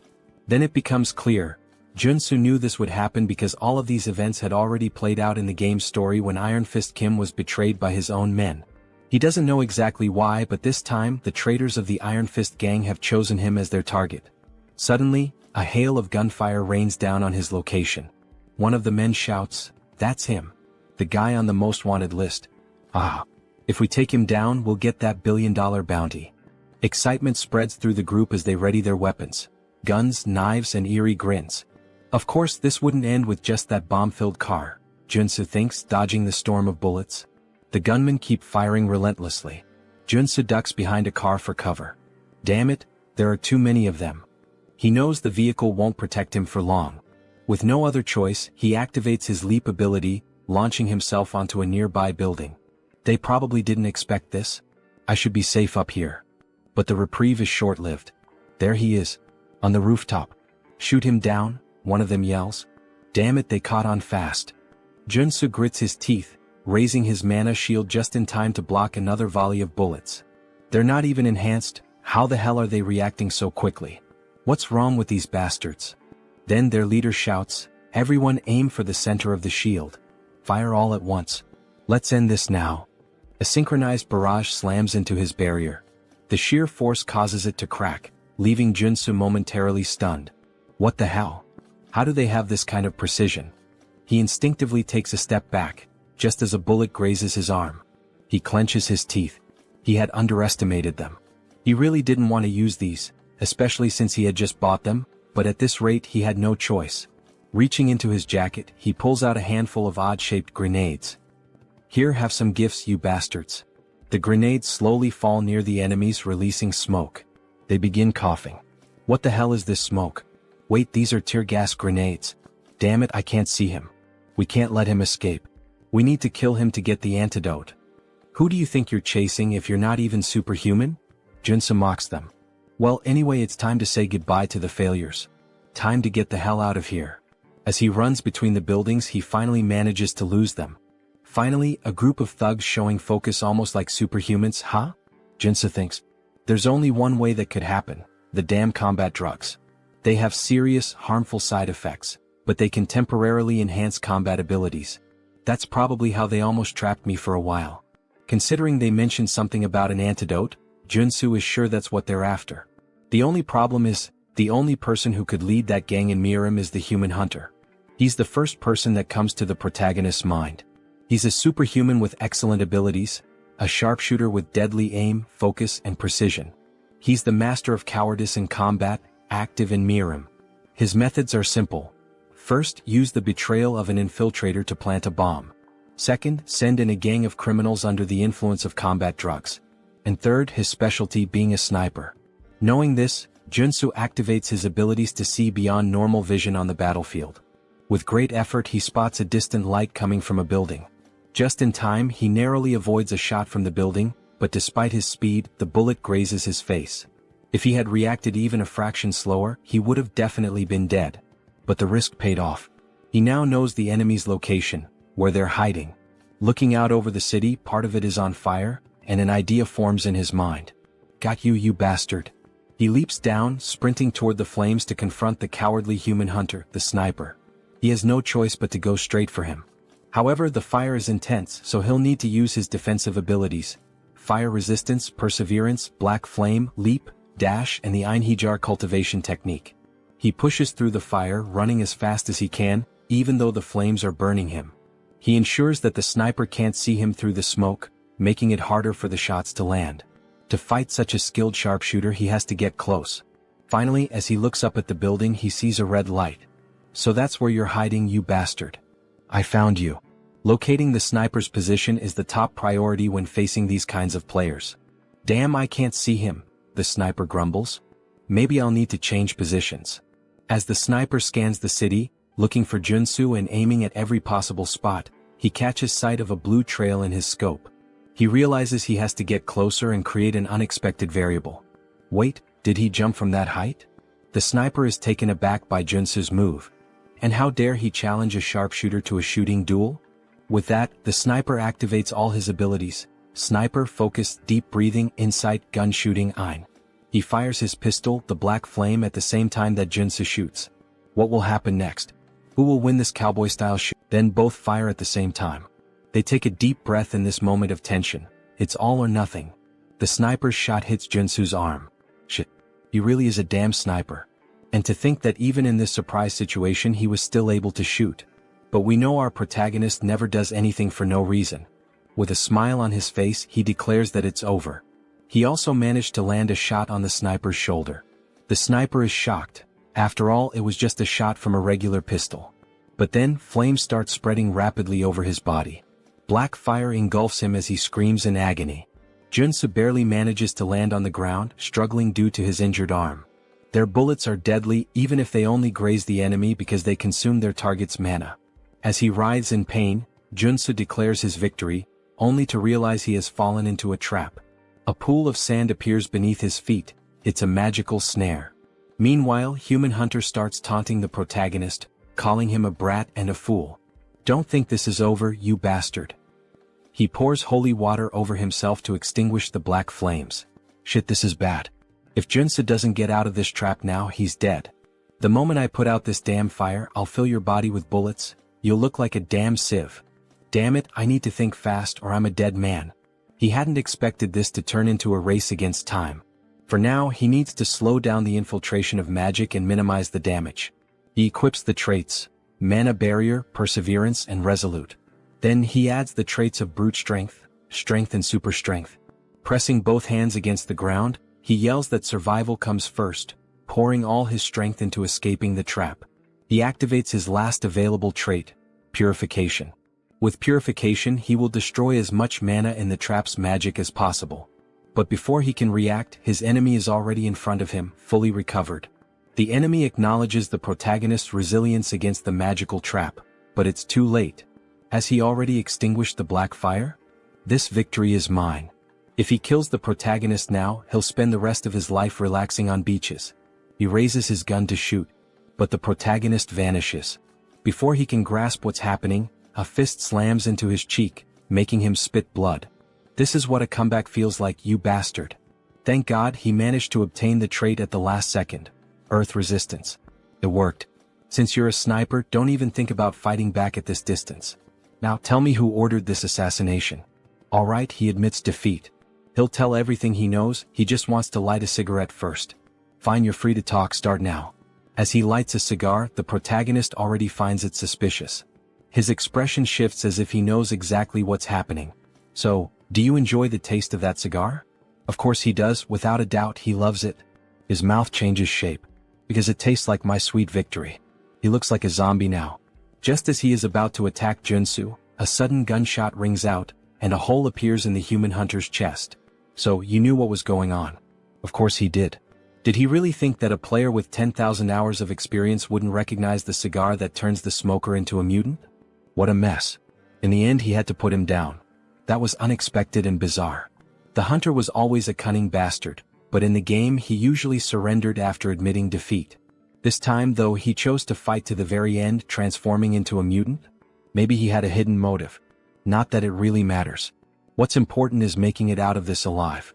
As he searches through the hunter's clothes, he finally finds a flash drive. Alright, let's see who's behind this plan and trying to kill me. The next day the news is all over TV, reporting on the chaos from the previous night. Last night, a large-scale shootout between gangs erupted in Miram. The explosion of a gas station triggered a massive fire, and it is estimated that the death toll is in the dozens. The president doesn't believe Joonsoo was involved in the massacre. How did you even survive that? That's why he's in such a complicated situation. It was truly dangerous. Who the hell tried to kill you? Tell me now. That's a long story. Where should he even begin? Suddenly the door is kicked open. The president of the Iron Fist gang steps in and throws a body onto the floor. Both the president and Joonsoo are taken aback by his sudden arrival. The gang leader immediately starts apologizing. He failed to keep his subordinates in check. At least now he knows what happened. Hey you bastard, stop breaking the damn door every time you come in, the president complains. So, was it the Iron Fist gang that attacked you? The president asks, his expression somber. The gang leader responds that it was one of the lower-ranking members of his group. Still, after interrogating the culprit, he managed to obtain some useful information. The guy who set up the trap was desperate for money? Something like that? How did you know? Turns out he had lost everything in illegal gambling and was drowning in debt to loan sharks. Well, the reason for his betrayal is pretty obvious, isn't it? Whatever the reason, it's his fault. Once again, I apologize. Apology accepted. Even as a gang leader, keeping every low-level member under control isn't easy. Iron Fist Kim truly had no knowledge of what was going to happen, because if it hadn't been Joonsoo, he would have been the target of the betrayal himself. He'll take responsibility and track down whoever was behind this malicious plan to have Joonsoo killed. Oh, for that, he already has a piece of evidence that might lead to the culprit. He then shows the flash drive. The president looks at it. Is this a USB? The superhuman who tried to kill Joonsoo had it on him. Do you know how to use a computer? I even have a license for it. Has my time to shine finally come? Aside from my bald head, obviously. After plugging the USB into the computer and searching through its contents, he finally finds something. Alright, this guy was a big deal. He killed at least 20 superhumans. He's a psychopath. Well, his name was Human Hunter, so that makes sense. Forget all that, let's get to what really matters. Let's check his most recent job requests. Alright. His latest request. Let's see. This was the last one he received about 5 days ago. The bounty was 20 billion? The president is shocked. 20 billion? Even the protagonist is stunned by the absurd amount. Maybe it would be worth turning himself in just to collect the reward. Who the hell could afford to offer that kind of money? The client was someone from the Ascendant Group? Someone from a major corporation? This person right here was the one who made the request. As soon as the name appears on the screen, Joonsoo recognizes it. Son of a bitch. So it was that bastard. The paladin who had gripped his hand tightly and questioned him. Things just got complicated. So it was that bastard. He's the paladin Joonsoo saw at Juchul's house. Why the hell is that rich kid trying to kill him? Maybe he has a suspicion. Can you pull up the Ascendant Security family tree? Sure, just a minute. Here it is. Just as he suspected. Now he can finally piece together what's going on. Ascendant Security, a private military company under the Ascendant Group, one of the top 5 corporations in Arcane Seoul. Lee Jaeol, the eldest son of Ascendant Security, was originally first in line for succession. However, after receiving the baptism of the order from his old man and becoming a paladin, he was pushed to the very bottom of the inheritance line. Now the only path left for him is to succeed as a paladin. But the Saintess has been obsessed with Joonsoo, calling him the light, the savior. Maybe it's just jealousy. Maybe he's furious that he lost the Saintess' attention and is taking revenge. Watching Joonsoo surpass the baptism and rise to prominence must have driven him mad. Mad enough to order an assassination. The president is outraged. What? To think he would target you just because of his own inferiority? He needs to be taught a lesson, he shouts, furious. But how? The opponent isn't just some heir to a small company. He belongs to a family that owns a major corporation. One wrong move, and the entire company will come after them until nothing is left. That doesn't mean they should just sit back and take it. Yeah, you're right, Joonsoo says, smirking. I have an idea. The president was already expecting that answer. With an almost theatrical reaction, he exclaims, I knew you were plotting something. If we have to take down a big name, let's start by focusing on our expansion. Hours later, Seo Woojin is shouting. That damn bastard. How dare he try to assassinate the Lord Warrior? He slams his fist on the table, shattering it. Joonsoo sighs. Relax. I'm still alive. Woojin looks at him with concern. You're not hurt, are you? Dear viewers, I'm starting to think he has something different about our protagonist, haha. Back to the manhwa. The other two stare at the destroyed table, stunned. Nothing could be better than having Woojin on their side. He's not just insanely rich, he's also a level 5 superhuman. He won't let this slide. An eye for an eye, as they say. We should hire an assassin to do the same to him. I can't even begin to imagine how much it would cost to put a hit on the eldest son of Ascendant Security, but... Don't worry, Joonsoo interrupts. I have an idea. What kind of idea? I'm going to challenge Lee Jaeol to an official duel. A duel? Woojin questions, clearly alarmed. The other two are equally shocked. This can't be avoided. If he lets him go free, he'll just keep hiring stronger and stronger assassins to try and kill him. But that guy is a coward, he'll probably just hire someone strong to fight in his place. Either way, this world is full of unfair advantages. If he wins the duel, he'll receive a formal apology and proper compensation. Right now, this seems like the most realistic solution, analyzes the gang leader. Joonsoo won't be able to fight him on equal footing, so he'll have to rely on the duel. With clear evidence in his hands, he has more than enough justification to challenge him. If they allow Seoul to send someone in his place and keep the duel private, with only close acquaintances present, he will accept. All right, the president says, preparing to formally send the duel request. We'll also need an official notary. I'll take care of that, Woojin offers. His parents know a lawyer who used to be a Supreme Court judge. All right, thank you everyone. I can always count on you guys. Why are they all looking at him like that? Everyone has a sad expression, almost as if they're mourning him. I'm not going there to die. Don't look so down. Don't kill me off just yet. Are you confident you can win? The gang leader questions. Since your enemy knows your strength, he'll bring in a fighter who's at least level 4. Of course this won't be easy. Especially since he can't use his mutation characteristic in an official duel. This will be much harder than when he had to face that man before. Either way, he can already predict who the fighter will be. So you already know who your opponent will be? Yes, and that's why I need a good amount of preparation. Woojin, can we spar for a bit? Of course. I'll help you with everything I've got, Woojin says, gripping his sword with a happy expression. Thanks a lot, but please take it easy. Last time we fought, you nearly killed me, Joonsoo thinks to himself. 3 days later, they all gather in an arena inside a warehouse. Some spectators are present. We're all cheering for you, Lord Warrior. The president is dressed up like a cheerleader, completely decked out. The gang leader can't believe what he's seeing. And, of course, she's there too, the girl who got the protagonist all fired up. She's in the stands cheering for him. We believe in you. Don't give up. All right, thank you everyone. He trained so relentlessly over the past 3 days that he feels like he's about to drop dead. But thanks to that brutal effort, he has managed to complete his preparations to face the enemy. And there he is, Dusik, the paladin captain of the Order of the Old Father. It's been a while since I've had to participate in a duel, he says, laughing. What, Dusik? The paladin captain of the Order of the Old Father. A level 4 superhuman. Captain, you didn't have to come all the way here to settle this. Silence. What makes you think you have the right to speak to me that way?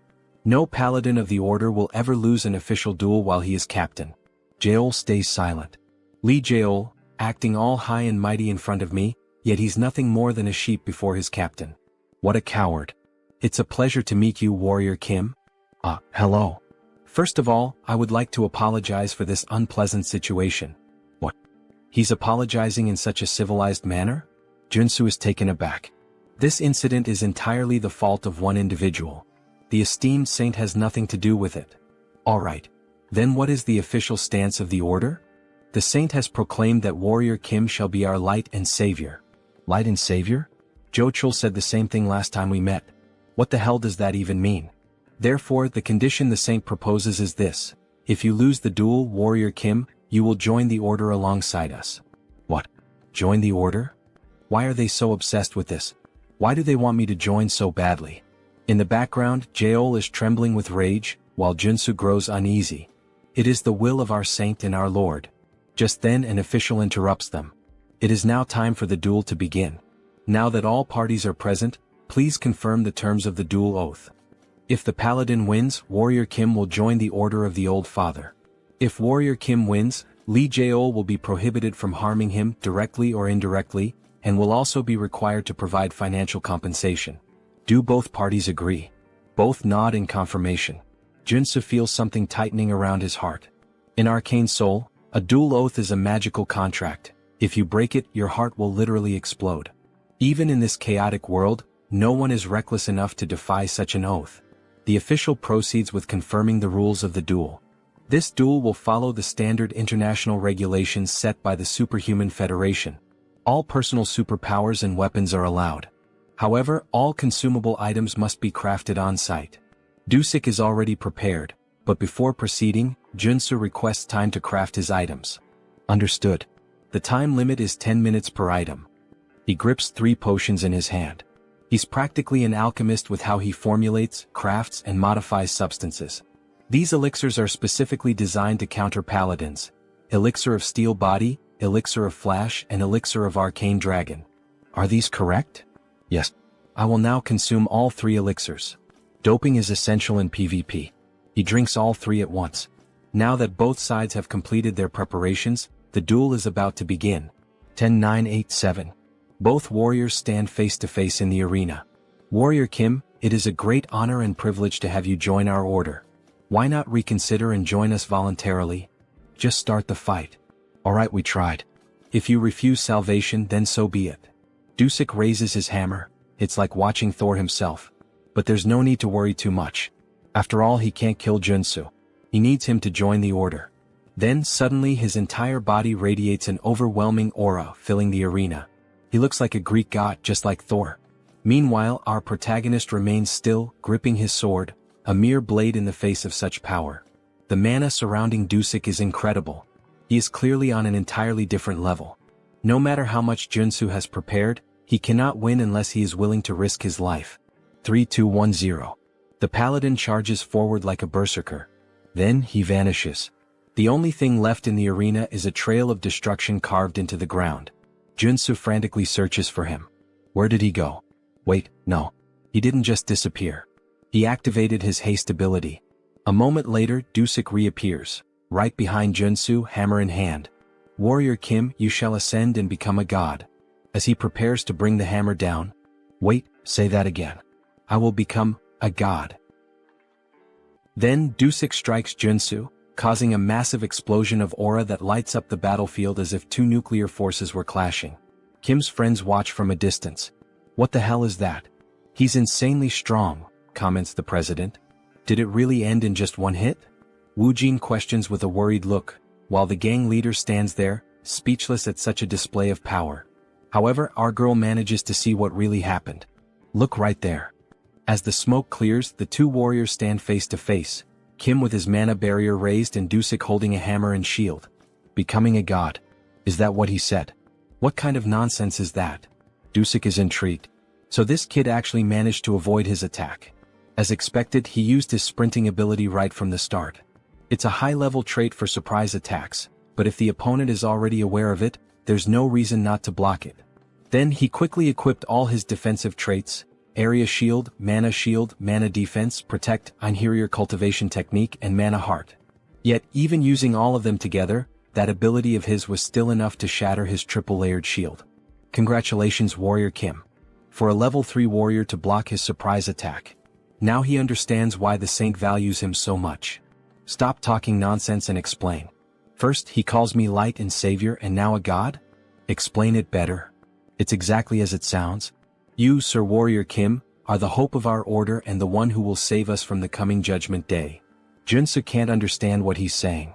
The hope of the old father's order? Now that he thinks about it, the god they serve is dead.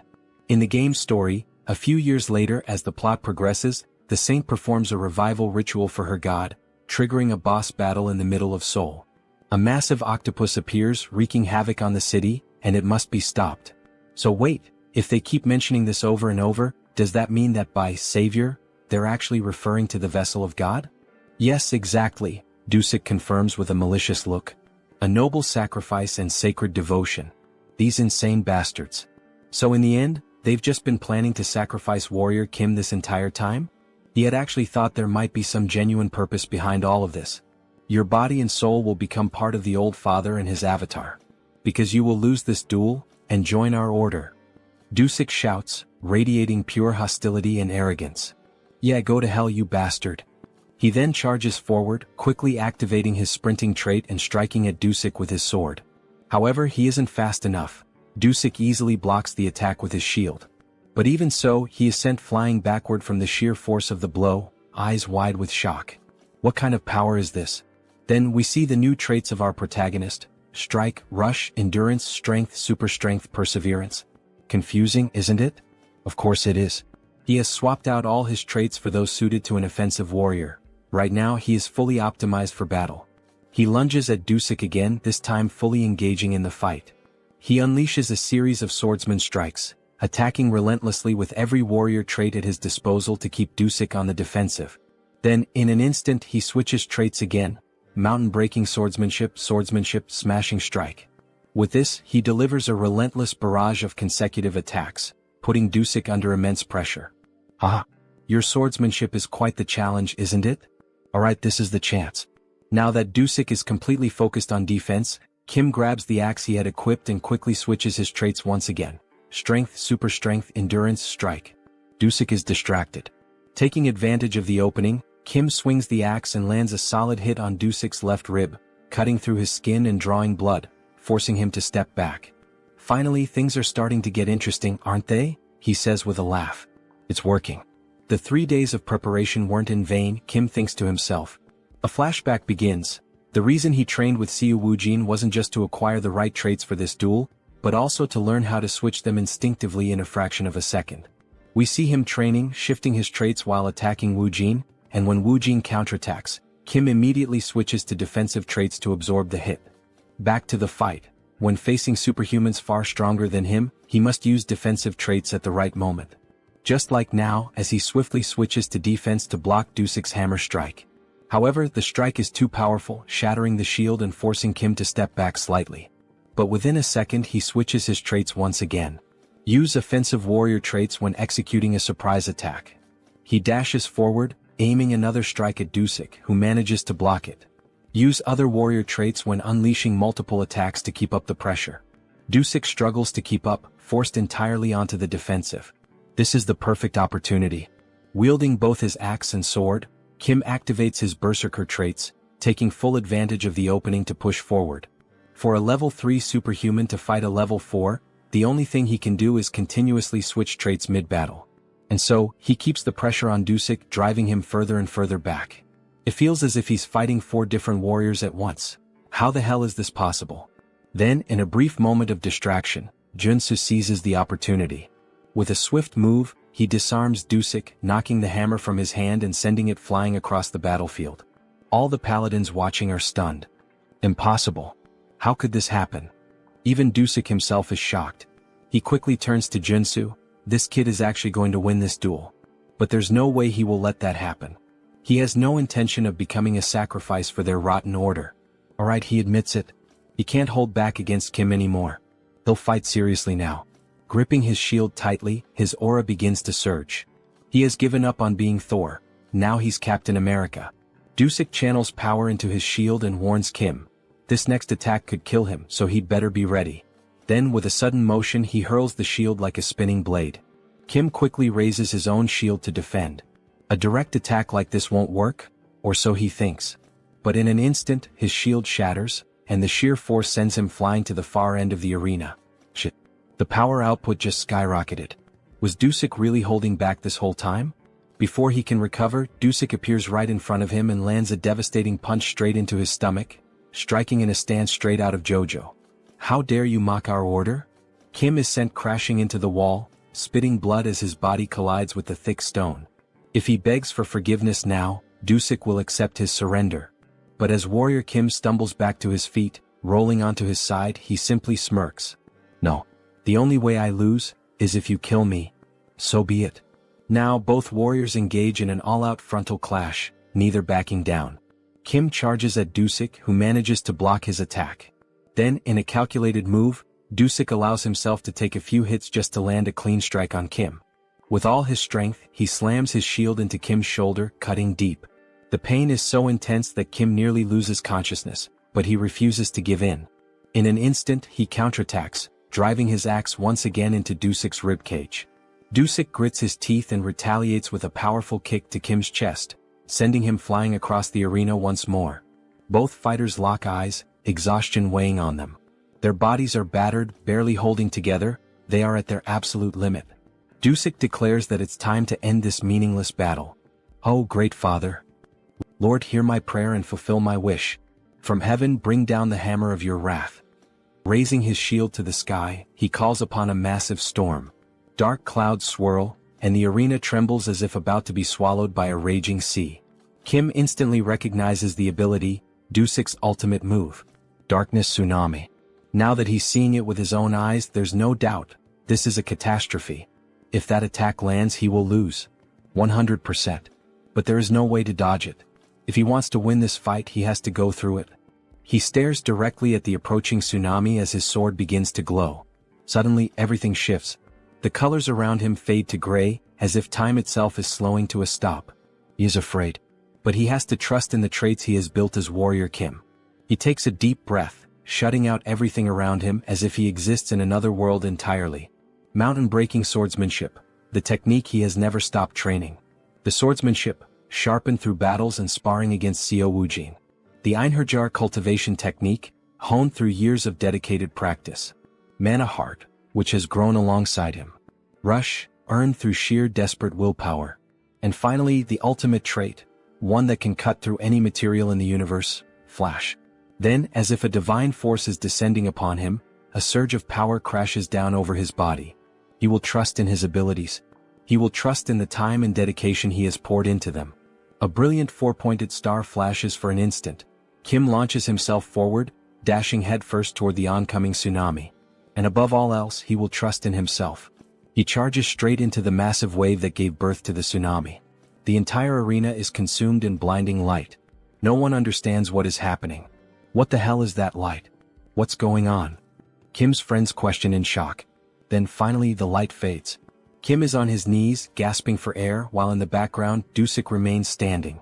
Suddenly, Kim starts coughing up blood violently. His body is battered, barely holding on.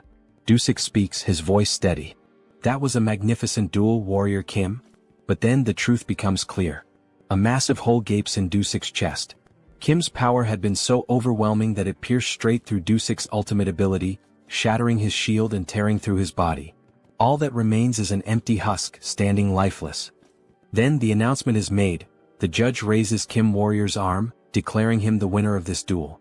His friends start running toward him, and in that moment we get a glimpse of the arena, now scarred by the destruction.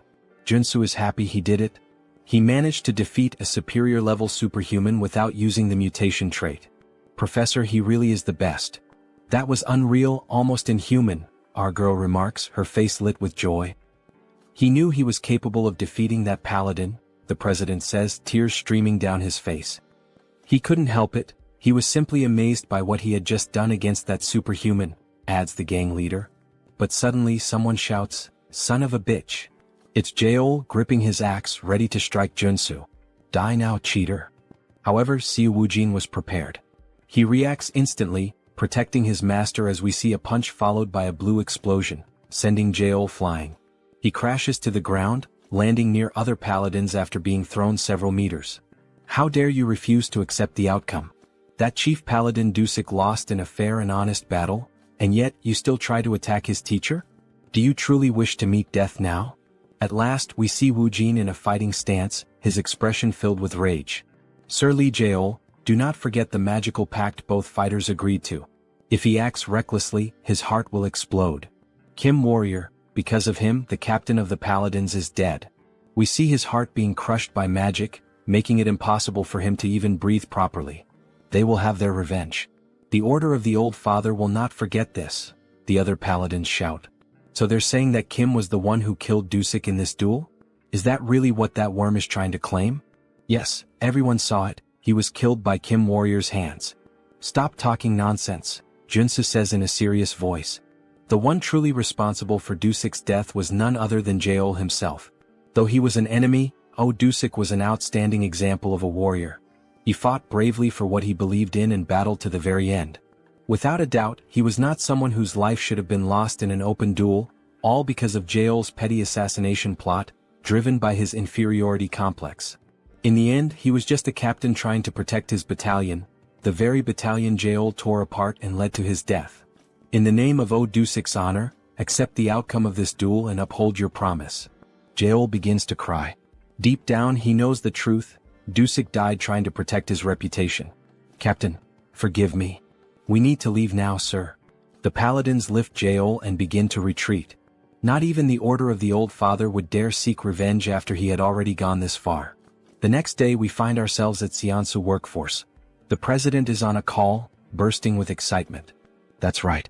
He officially hired the superhuman warrior Kim, the one who defeated the captain of the Order of the Old Father. He understands you'd like to make a request. All right, my apologies, I'll call you back in a few minutes. Then we see that Joonsoo has entered the room. He had been worried that master craftsman Jo Chul might have tampered with his armor. But no, he had crafted it just as requested, embedding the giant and extreme traits. Wow, this armor really suits him. Here, why not try this on while we're at it? It's a gift from the president. A gift? Seriously, this is much better. It's a handcrafted luxury training suit.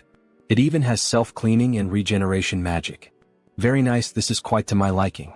President Choi knows exactly what I like, thank you. Haha, wearing this you almost look like a model. Well done. Then our protagonist makes one of those familiar expressions just like Lloyd. In any case, maybe he can ask Joonsoo for something? And what would that be? Thanks to him, our business is thriving now. But since you have a relatively short work history with us, some people are questioning our contractual relationship. If that's the reason, then he should comply. Do you have any decent work for Kim? Yes, he has the perfect job prepared for Warrior Kim. The Sun Magic Tower wanted to study his black flame for research purposes. The Sun Magic Tower, It's one of the 4 great magic towers of Seoul Arcana. If he remembers correctly, this is the place where one can acquire fire-related magic. It's an excellent trait for mages, maybe even for him. They will reward him with membership. Very well, he'll accept. This character is in the Sun Magic Tower, so he knows exactly what rewards he can get from them, Joonsoo says with a sinister grin. Then he heads to the designated location, a place where magic and science intertwine. It truly is a fascinating sight. Superhuman Warrior Kim? The man introducing himself is Park Hyungju, a senior researcher. You must be here because of our request to study your black flame, correct? Park Hyungju, senior researcher, level 5 mage. Yes, that's correct. He had expected him to be much older, but he's actually quite young. There's not much time, so they'll get straight to the point. Please, this way. Then he introduces a capsule surrounded by cables and a computer. First, we'll perform some basic measurements. This machine looks oddly familiar. Please step inside. You only need to remain still. So he enters the machine. The assistant shuts the door and a robotic voice announces, initiating ultra-precision measurement. Ultra-precision? Wait, this is the machine used to reveal everything about a character to the player. He's walked right into a trap. Information about him starts appearing on the screen. This machine will expose all the secrets of his traits. Hey you bastard, what the hell? Shut this thing down right now. This wasn't the reason he came here. Please stay quiet and still. This is all part of the necessary process. This information was in our contract. Screw you, you bastard. He pulls back his fist and smashes the machine's glass with a single punch. Hey, what's the meaning of this? The contract he signed only required him to demonstrate his black flame to cooperate with the research. Who the hell do they think they are to pull this on him? Then the assistant gets slapped across the face by an old man. Park Hyungju, you idiot. Are you doing this again? Boss. Now we're introduced to the old man, Yoon Myung-seok, chief researcher, level 6 mage.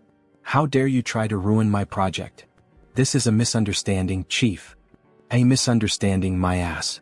He had planned to sell Mr. Warrior's information, the sole possessor of the black flame trait. There's surveillance footage proving it. My apologies. I let my greed get the better of me for a moment. Get the hell out. You're exiled from this team. What the hell is going on? Kim has no idea what to make of any of this. 1,000 apologies, Warrior Kim. I am Yoon Myung-seok, the head of this research division. This was an unfortunate incident. What he means to say is, well, it wasn't his fault, you know. He thinks this kind of thing must happen often. So, that idiot sold our confidential information because of his gambling addiction. If it weren't for his mentor Elder Joe, he would have been kicked out of this place a long time ago. I see. In any case, I came here to fulfill your request and nearly had my personal information stolen. As an apology, we'll upgrade your membership status. Alright, I'm listening. What exactly are the benefits of this so-called upgrade? You'll have access to our commercial facilities as well as our training grounds. I assure you he'll make excellent use of them. The training facilities of the Magic Tower can only be used by its mages. What an unexpected stroke of luck. Yes, this doesn't seem too bad. Please, take some time to rest while we prepare for the research. Alright then. He'll take a look around the Magic Tower. As he enters a room, a floating golden orb appears. He almost fell for it, just as expected from Arcane Seoul. But in the end, everything worked out. This is a chance to acquire many excellent traits from the Magic Tower's training grounds. Initiating electric magic training.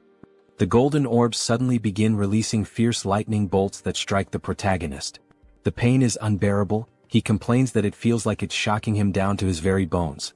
But if he can endure it for a while using his traits, perseverance, determination, revitalization, After withstanding the pain for some time, he gains a new trait, electric resistance. Nice. He has finally obtained the ultimate resistance trait for all 6 attributes. Okay. Even with resistance, this still hurts. You can turn it off now. At this point, he's going to get fried alive. However, something happens. The lights turn red and the robotic voice announces, "Training system has been switched to manual. Warning. The intensity of the electric magic has been adjusted." Wait, what? It said the training was already over. Who the hell switched it to manual? Wait, that bastard, what is he doing there? He tampered with the settings, that son of a bitch. So he pulls on the machine. Maximum output. Electric magic beginning. All the golden orbs begin to gather massive amounts of energy simultaneously, and then they release it all at once, like a huge Kamehameha of electricity aimed straight at Joonsoo. Hey, calm down, what the hell is this? Die, you bastard. Then Joonsoo receives an enormous, concentrated surge of energy. Hyungja laughs a lot. This is what happens when someone messes with his business. Now die. However, after a moment he's surprised. What the hell is going on? Is he actually withstanding this massive electric discharge? There's no way he would go down from a simple low-level lightning strike like this garbage. There's a reason he's been training during his free time. We see his trait window showing 5 resistances already acquired. Divine resistance, which he gained by enduring the holy baptism. Fire resistance, obtained by boiling himself in the mana spring. Darkness resistance, earned during the battle against the necromancer Sharon. Cold resistance, obtained in the fierce blizzard of the conjoined ghosts. Earth resistance, which he acquired while trying to escape the magic trap set by the human hunter. And lastly, not least important, electric resistance, which he obtained through the training he just did. With all 6 traits now combined, we see a bright green aura surrounding the protagonist's body, as if he's undergoing some kind of mutation. His body begins to change from the inside. His heart starts beating harder as it draws more blood, more veins connect to his heart to increase its power. Then he finally gains a new trait, magic resistance. A green shield forms around him. How thrilling. This new trait came at exactly the right time. Hyungju can't believe what he's seeing. How is this possible? Can he really block a level 3 magic spell using only his body? Is he even human? This is going to be harder to deal with. Attention. The program is now out of control. Please terminate all training and evacuate the facility immediately. The system is out of control. This is going to get dangerous. In that case, he'll start dodging all the attacks using his perception trait. Then he quickly begins evading all the electric strikes, adding 2 more traits, movement and dash. By using this combo, he ends up gaining another new trait, secession. Good. He managed to acquire this useful trait as well. At this pace, he should be able to obtain the high-class trait, air raid. Damn it, what the hell is going on? Hyungju starts to panic and frantically presses all the buttons. He's really trying to kill the warrior Kim. However, he's stopped by his superior. That bastard of an assistant. He thought he'd heard the warning sounds and came running to check what was happening. What the hell does he think he's doing? Shut it down now before it explodes. Yes, sir. Resetting the training program. The training program has been stabilized. Lunatic. How dare you try to harm Mr. Warrior Kim? Chief, that's not what you think. Harm who? Mr. Warrior Kim? He seems to be unharmed after all that electricity. Well, it was definitely a bit electrifying, no doubt. But it was a good warm-up. Everyone present is left in disbelief at what they're seeing. Chief, please forgive this fool. Please don't expel him from the tower. He has nothing else left in the world. What will happen if he's expelled from the tower? Asks Kim. He'll be magically marked in the brain so that he can no longer learn any new magic, just like a thief who loses his hands after stealing. His life as a mage will be over and he'll be useless for the rest of his life. That seems fair considering the trouble he caused Joonsoo. He's already done many bad things. This is just a natural consequence. And look at this, Mr. Kim. It may not be much, but it's a symbol of our apology. This is an elixir. It's a miraculous potion that can take you from 1 HP to full health in a single gulp. Thank you. This gift is like an extra life for him. He needs to calm down. Ah yes. He believes this is the proper compensation. He doesn't want this incident to turn into something bigger. But there's something else he needs to gain from this magic tower. But he must say that although this gift is great, still, it's not enough to make up for the fact that he was attacked twice after visiting this tower. So, could he be informed of what he might need in order to receive proper compensation? He's held on to this request for a long time, ever since he arrived at the tower. It's to experience the 4 magical spells from the 4 great magic towers. Pardon? Is he perhaps saying that he would like to experience the solar explosion? Yes, that's exactly it. Please, fire the solar explosion at him. The doctor is afraid that this request might not be possible. A level 3 superhuman can't withstand the solar explosion for even a single second. Maybe after he becomes stronger and grows a bit more. No. He's certain he can endure it for about 15 seconds. But that's a feat not even a level 5 superhuman can achieve. Alright, but he is different. Then he starts emitting black flame from the palm of his hand. Ah, the black flame, it can burn away an enemy's mana. Maybe with that, he'll be able to withstand the solar explosion a bit longer. But even so, it will still be dangerous. Let's see it, says Kim, excited. And of course, our protagonist clearly has some kind of plan. Then we see a massive cannon being aimed directly at Kim. It's quite terrifying now that he's about to be hit by the solar explosion. But it can't be avoided. There are only 3 ways to obtain the solar explosion trait. First, enter the magic tower as a disciple of a tower master. Second, defeat the tower master in a one-on-one duel. But both of those are only possible for mage-type superhumans, so he can't do either. Alright, pay attention, Warrior Kim. We're about to begin the explosion. Get ready. In any case, there's one reliable way to obtain it. He can use a hidden quest, which is unlocked when he builds enough favorability with the Tower Master. A man who looks slightly old, dressed like a corporate executive. Then we see the solar explosion starting to activate like a rocket being powered on. In other words, he's putting on a show to prove his worth to him. The solar flare will be activated for 15 seconds. Then, the solar attack is launched. Kim stands with his chest exposed, ready to endure this insane assault. He begins to burn, but he can handle it. Because there's a trait he can obtain, magic armor.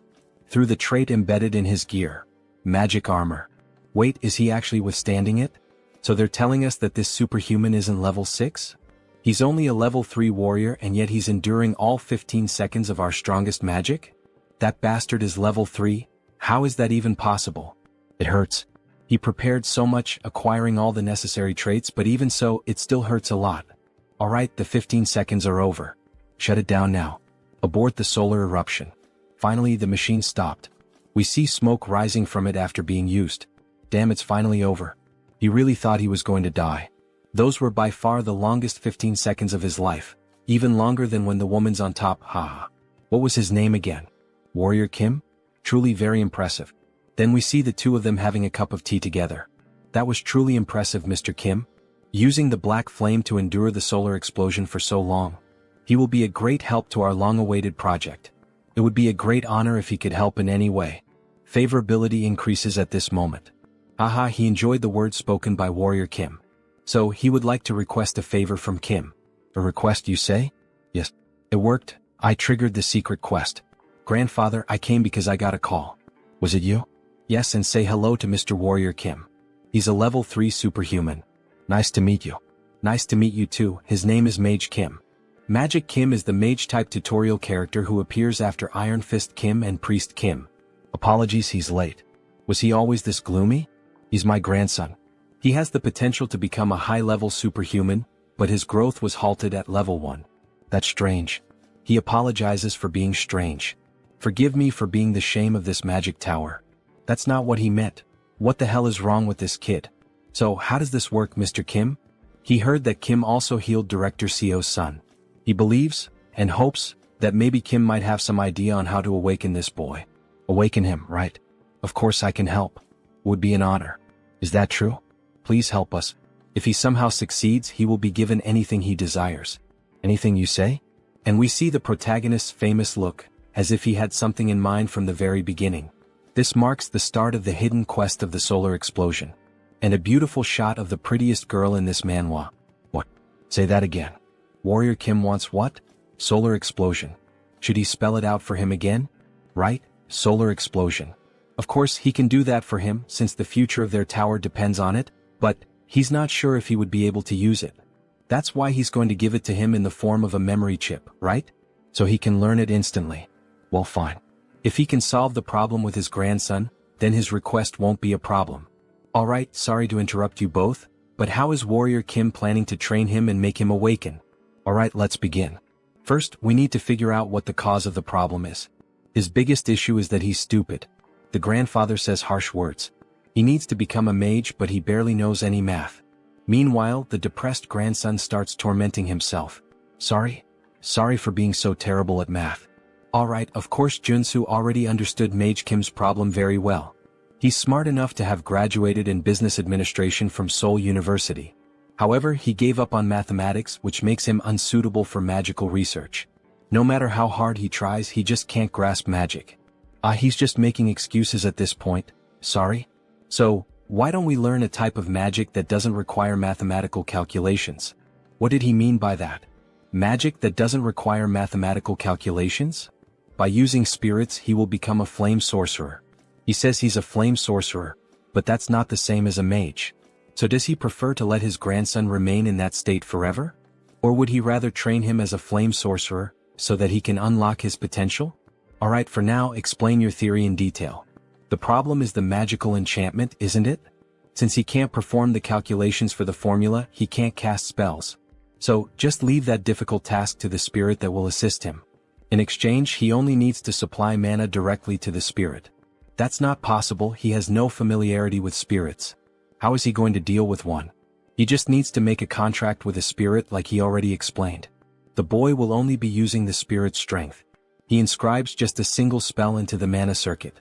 That way the user handles the mana, and the mana circuit handles the spell itself. Incredible, he's right to suggest that we capture a spirit and use it as a mana circuit. Or better yet, we could simply transplant it into his circuit. That's right. Truly amazing. An incredible theory. He thought he was a warrior. How does he come up with something like this? Of course, he knows, after all, the guys thought of this in the future of the game. He didn't just come up with this now. And honestly, he doesn't even know what the hell he just said. He just repeated what he saw in the game. But there's a problem. The gate to the spiritual realm is closed at the moment. We can't summon any spirits. So instead we can use spiritual animals. Spiritual animals? Like a phoenix? That sounds difficult. How are we going to find a legendary creature? Don't worry about that. Warrior Kim has a way. Then we see several phoenixes gathered, flying. Wow. There really is a phoenix valley in a place like this. Even high-level superhumans have difficulty finding places like this, so how? Contrary to the rumors, it was hidden in the alleys. He also found it by accident. My god, he really is one of the luckiest. So, about the promised solar explosion. Yes, he'll make sure to give him one. This mission can only be completed with the knowledge of a sweet spot. By the way, how do you plan to use the solar flame as a warrior? You would like to enhance it? So, he begins producing the black flames. His goal is to create his own polarization. Polarization, he says? That's not an easy task, not by any means. We've spent a whole decade working on it. This won't be easy, but approaching it as a mage and approaching it as a warrior might produce different results, you know? Who knows? Maybe his polarization is better than yours. Really? Then how about we make a 2-year bet? Let's compare the magical tower's polarization with yours and see which one is better. That sounds fun. How much are we betting? If Warrior Kim wins, the director will grant him one wish. But if the director wins, Warrior Kim will join the magical tower's security team. Alright, that sounds like a fair bet. Don't forget this promise. Another chance to benefit from the magical tower of the sun, hehe. Alright, now it's time for the verification. Then we see Kim waiting near the operating room. That was incredible, superhuman Kim. And to think that he paved the way for flame sorcery in our magical tower. Hello, boss. Yes, that's what happened. But first, we need to hope that the operation is successful. Indeed. But about that mage who was expelled earlier. That failure? He did a thorough investigation on him after he was expelled from the tower. And it became clear that he received money from the Humo Group. The Kumo Group. One of the 5 largest conglomerates, known for their highly aggressive and predatory commercial expansion. They are mafias, politicians, criminals, and all kinds of bad people gathered in one place, represented by a black crow. They were basically the villains in the game. The problem is not that they stole information from our magical tower. It's that they specifically demanded only your information. Perhaps they are trying to recruit you? You wouldn't want to have to participate in this. You would never join villains like Kumo. Damn, another thing to avoid again. Suddenly the silence is broken. That was a huge success, all thanks to him. Superhuman Kim. Your grandson is now a mage, no, a superhuman. Ugh, it's good to hear that, but that slap really hurt. Incredible, so this is the power of an 8th level mage. Seriously, really, thank you, Mr. Kim? We see the boy surrounded by flames. Mr. Mage Kim. What the hell is this? Is he already as strong as Joonsoo? Starting at level 3? This is the power of genetics. Joonsoo took so long to reach this level. He feels so strange while being able to use magic so easily. From now on, he suggests he drinks fire attribute elixirs to accumulate more mana. He's even telling him how to get stronger. Thank you. Good work, Kim. Here's what was promised, your reward. That didn't take too long. Yes, solar eruption. But what the hell is this? Open it and see for yourself. He placed an allowance for him in this bag, enchanted with space expansion magic. I like you, Master of the Tower. Your favorability is off the charts.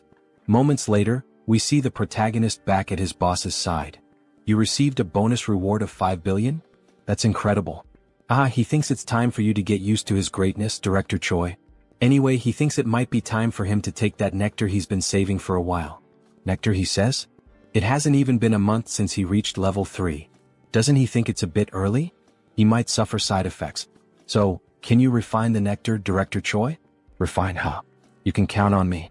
Then he opens a cupboard with several items ready to start the process. Yes, Director Choi. He just needs the main ingredients.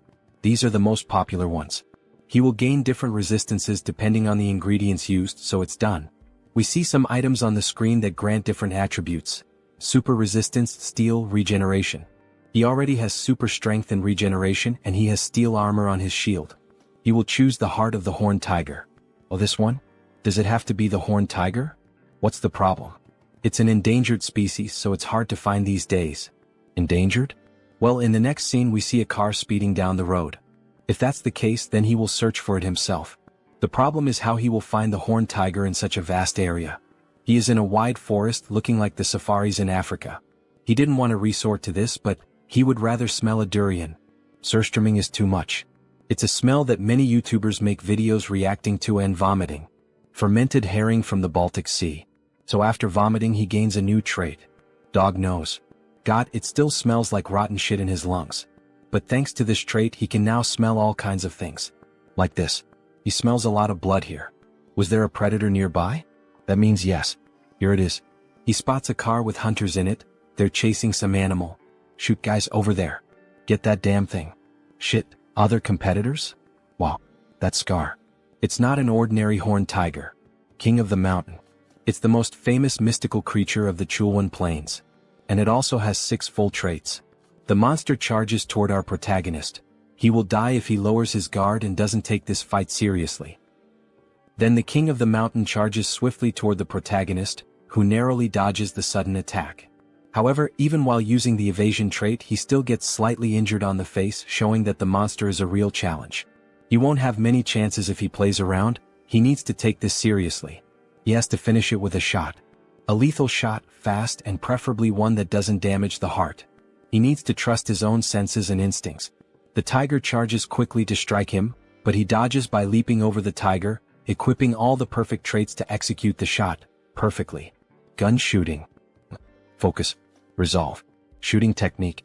Rapid reloading. Then, with steady composure he pulls the trigger. However, he misses the target, hitting only part of the face. Alright, so even after using all those traits, that monster still managed to easily dodge the perfect shot.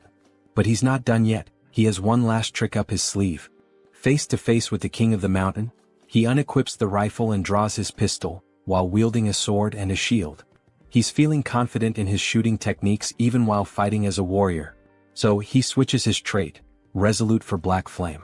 Then he manages to land the shot. The black flames, which primarily target the enemy's mana, begin to consume the body of the Tiger King.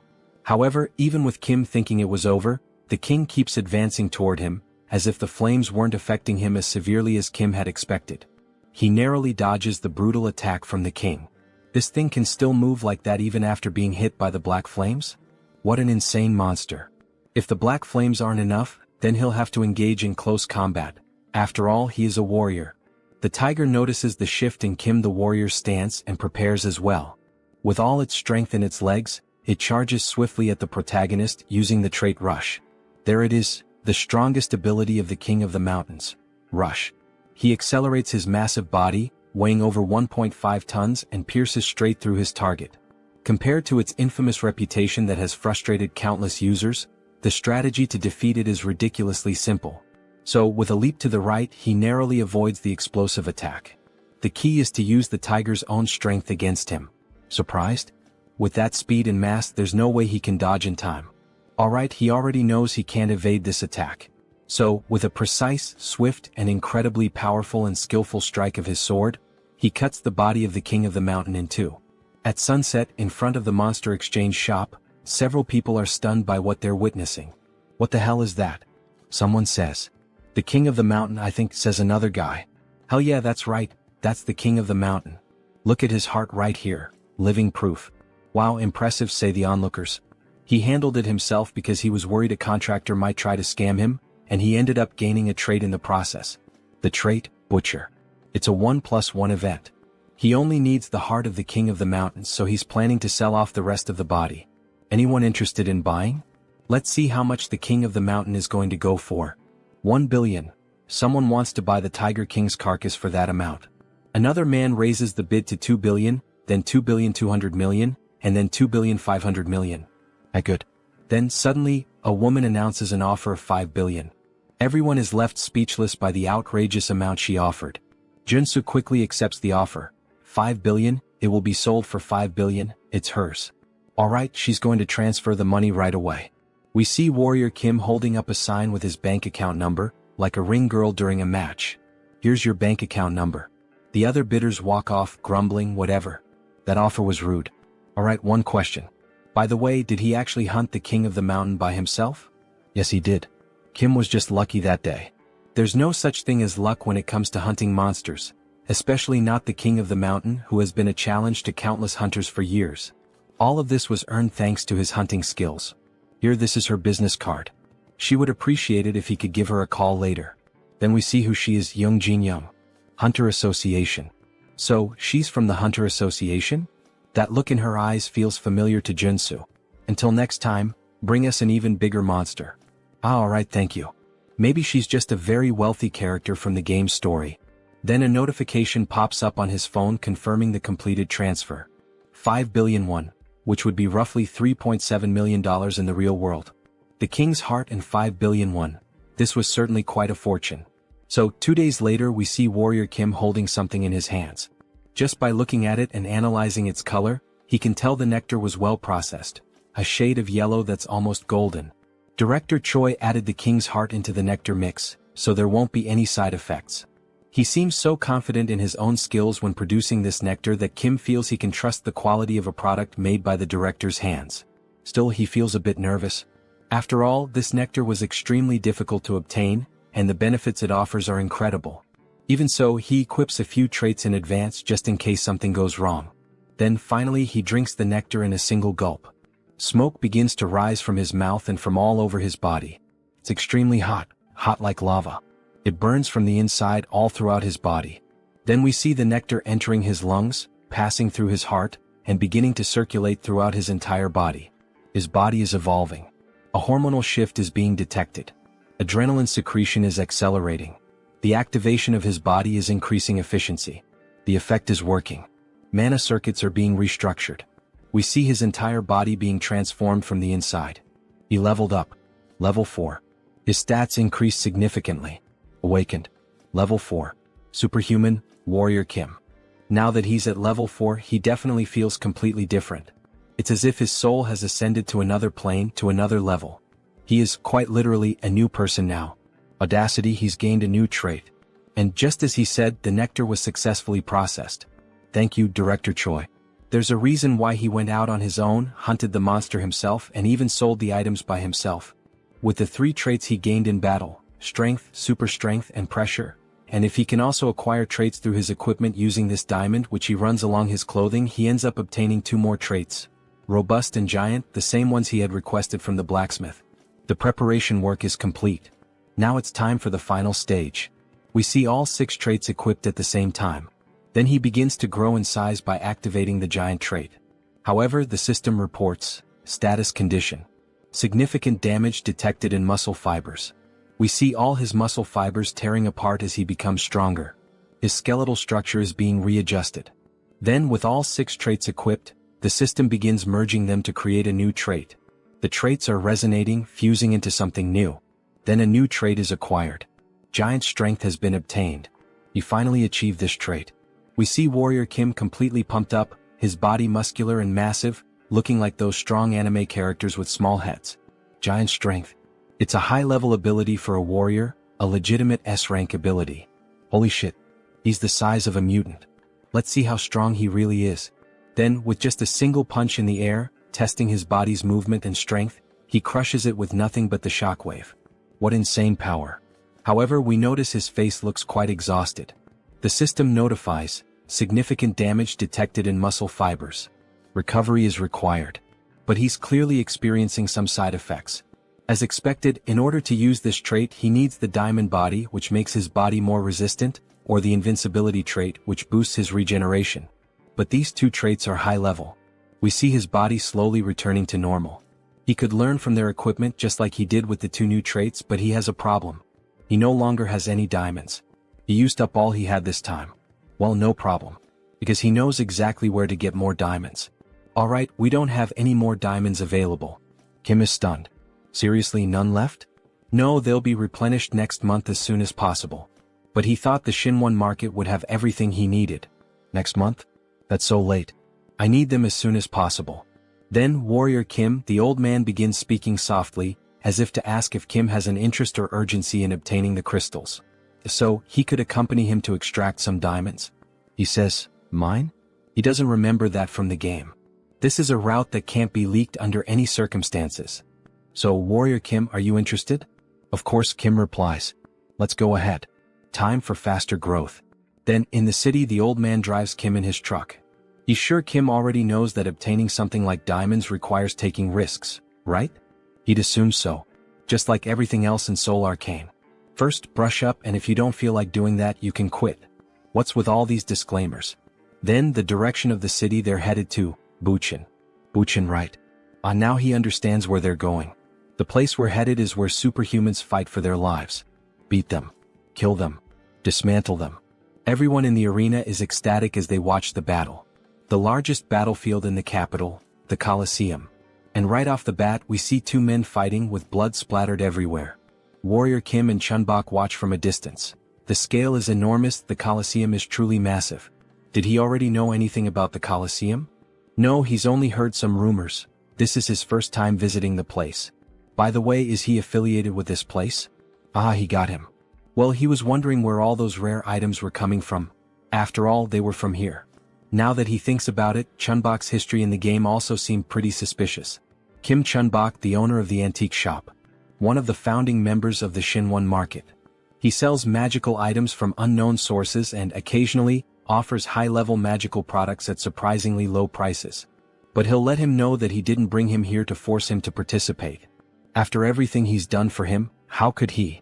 But anyway, he brought him here, right? As part of his plan. Well, yes. He can't get things for free in this unjust world. This is one of the many ways to obtain his diamond as quickly as possible. The rule is very simple. The winner takes everything from the loser, including the diamonds. The loser will have to dismantle their magic circuit to create a diamond. This basically completely resets his experience points. So, he would have to fight with his entire battle life at stake, wouldn't he? But the higher the risk, the greater the reward. Yes. If this isn't to your liking, we can always leave. Leave now. Stop kidding around, where the hell can he sign up for this? This is a perfect opportunity to collect diamonds. Chunbok will sign up Warrior Kim, since he's the matchmaker who brought him here. Well, that means he'll get something out of it too, right? Half of the victory bonus is his, and the rest goes to him and the organizers. Sounds good. Let him experience this place first. Then, we see the protagonist already fighting another competitor. He dodges all of the opponent's attacks perfectly. The other fighter begins to get frustrated. This bastard is just going to keep dodging like a coward? Fight, you damn fool. He'll eliminate him in a single hit with those muscles. Then, with both hands, he lands a direct blow to Joonsoo's head. However, Joonsoo ends up growing, becoming massive, his body packed with muscles. This guy talks too much. Then he activates the trait, Giant Strength. Now it's his turn, right? He then strikes a pose to deliver a powerful punch, just like All Might from Boku no Hero. He lands an uppercut with extreme force, causing the other fighter to spit blood from his mouth and lifting him into the air with the sheer impact of the punch. The fighter then crashes to the ground without any sign of resistance. It was just one punch again. The excited announcer declares Kim the winner. This marks the birth of a super rookie. He is on a 5-win streak. Wow, that's incredible. 5 consecutive wins. He bets he has a lot of diamonds now thanks to him. Not only that, he also made a lot of money from all these fights. So, what does he plan to do with all this money he earned today? Well, Joonsoo is thinking about getting some better equipment. He needs new weapons and armor, maybe a new tactical set. Wow, even with all that money he only thinks about ways to get stronger. Amazing. Maybe that's why he's so strong. He's a fanatic in search of power. Yes, of course. After all, strength defines a person's capability in Arcane Seoul. The world is unfair and only the strongest survive. You wouldn't want to live like a failure, deceived in this rotten world. Suddenly, Chunbok receives a notification on his phone. Look, it seems like Warrior Kim just received a duel invitation. Oh, from whom this time? From a level 4 superhuman named Destroyer King, ranked first. Destroyer King? Who the hell is that? Maybe this fight will be tough. After all, he's ranked first and Warrior Kim is in 10th. If you want, you don't have to accept this duel challenge. Don't push yourself too hard. Destroyer King, alright. That name is even somewhat familiar to him, maybe he can manage. Then a ring girl appears, announcing the start of the first fight between Warrior Kim and, of course, with the huge crowd shouting, Destroyer King, kill this rookie, we've bet a lot of money on his defeat. Destroy that growing sprout of a rookie. Then he finally appears, the king of the Colosseum. Wearing a characteristic WWE outfit, he introduces himself as the Destroyer King. And while laughing, he shows off 2 silver teeth with diamonds embedded in them. He then begins speaking to Kim. He didn't expect him to accept the duel challenge, maybe he's out of his mind. After all, no one would accept a duel against the top-ranked fighter of the Colosseum. Alright, this Destroyer King. He's certainly someone hard to deal with. He's a character with 3 rank S attributes. Practical combat, giant strength, fighting technique. He is the strongest when it comes to unloved fighting, possessing these 3 top-level traits. But it is possible to beat him. Difficult, yes, but there's a chance. Back in the game he was level 5. However, at this moment he's still level 4. So, there is a chance to take advantage of the level difference. Besides, he was starting to think that diamonds weren't a good enough reward after all. Let me wipe that smile off his face. Then the king rushes forward, attempting to strike Kim, who quickly dodges. He will beat Kim into a bloody pulp and watch him cry on the ground. Kim would like to say the same to the king. Don't make a mistake, he will defeat him. Then the king finally manages to grab Kim. Look at those arms. Our protagonist really must have taken those forbidden poisons that bodybuilders use. However, it was all part of his plan. As expected, he knew the king would target the joints first. After all, the Destroyer King is a wrestler.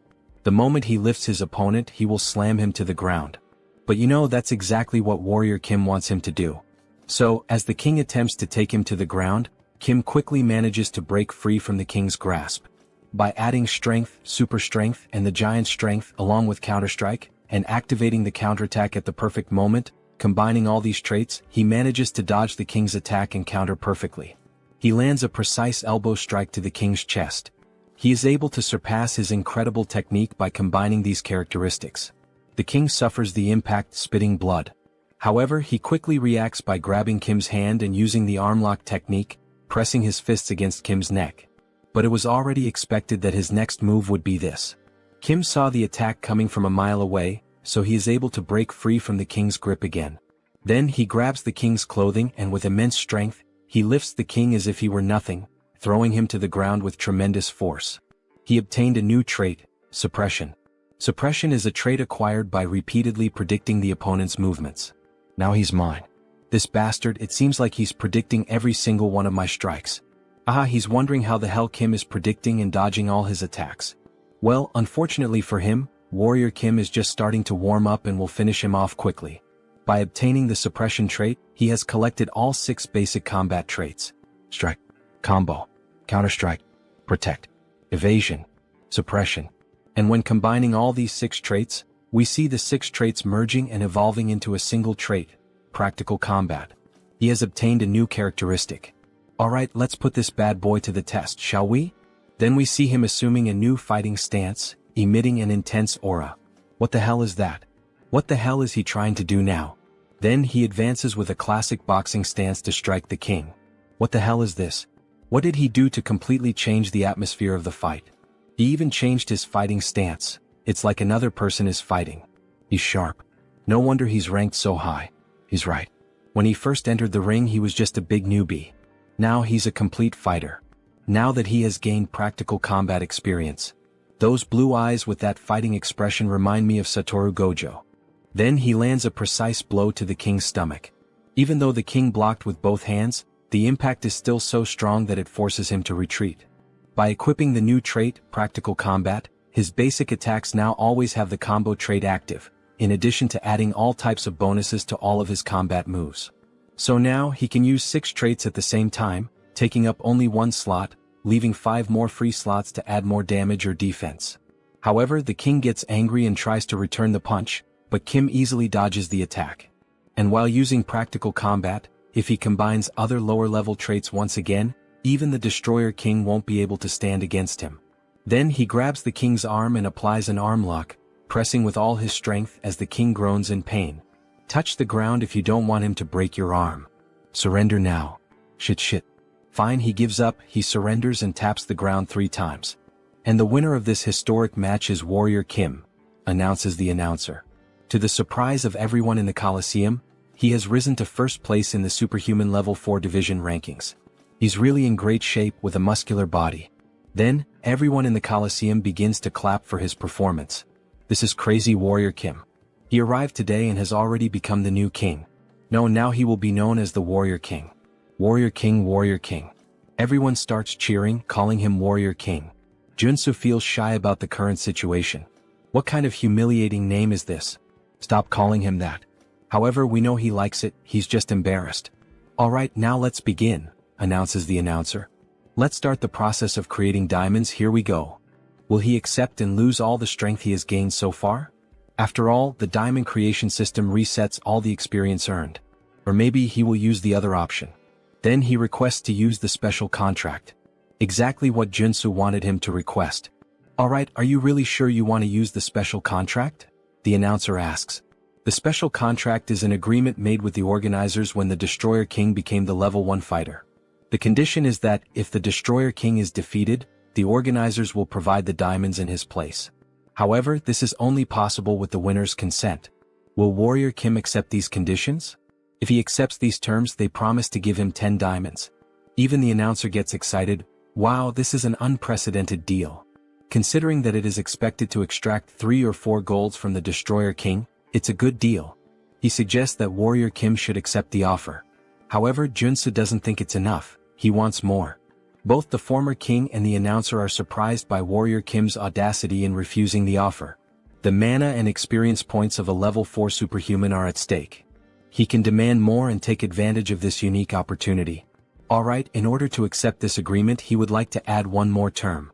But this does not involve diamonds in the discussion. So what would he like to add to the contract? He wants the item he was using when he first appeared in the game. If he gives him the Steel Fist, the item he has been hiding all this time, he will accept the conditions presented. Give me that damn SS level magic weapon. He is perplexed by the proposal. What did he just ask for? Steel Fist? He has no idea what that is. It's too late to act as if he doesn't know anything. He saw the look of surprise and suspicion on his face. He will accept nothing less than the 10 diamonds and the Steel Fist. If he doesn't accept, he will lose all his mana and experience points. Damn, how does he know about that? This bastard is very suspicious. So what will be done? He can't refuse Kim's proposal. If he breaks his magical circuit to create diamonds, he will lose all his abilities. Alright, he will give the Steel Fist as part of the offer, however, he will have to accept a rematch against him in this Coliseum, betting the Steel Fist again. Fine, that sounds good. They can decide later when the day will be. After all, he is a busy man too. Then we see the new glove being worn by the protagonist. Holy shit, this is so stylish. So clean and fresh. Then a system notification appears to explain the item a bit better. Steel Fist. Increases strength and resistance. Reduces all damage for 10 seconds. Damage reduction? That's totally a scam, Kiki. And of course he also got several diamonds as a reward. Now he could create a high-level characteristic and even have some leftover. This was a win, a victory. So he equips some characteristics. Regeneration. Revival. Wound recovery. Vigor. Energy. If he applies the healing characteristic from the necklace that Father Kim gave him a few months ago during the mission to drink gold, what should happen is, then suddenly, a blue aura begins to consume his body, even his eyes turning white. He then obtains a new characteristic, immortality. Perfect, it worked exactly how he wanted. Now that he has giant strength and immortality, he just needs one more characteristic to complete the warrior's build. He is a true RPG player. Alright. For now, these diamonds will be kept until their usefulness arrives. Then the phone starts ringing on the table. Jeong Jin-young, who is it? Isn't that the hunter who bought the Mountain King? I think that was her name. Then the next day we see the Hunters Association. Thank you very much for accepting the invitation. The guild leader would really like to meet Warrior Kim. Oh yes, he would also like to meet the guild leader. Since the leader of the Hunter Guild is an NPC who often gives many missions with good rewards, it might be a good idea to build a friendship with him early on. Warrior Kim has arrived. Superhuman Kim, it's an honor to meet him.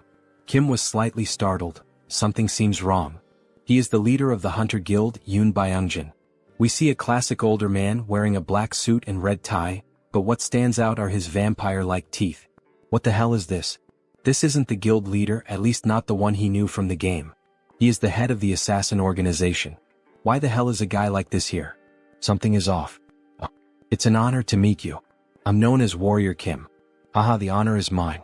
Right. There were some rumors that after an incident at the Hunter Guild, he was expelled, but the details were vague. Suddenly, someone opens the door, a chubby man panting. Huff. Apologies, he's late.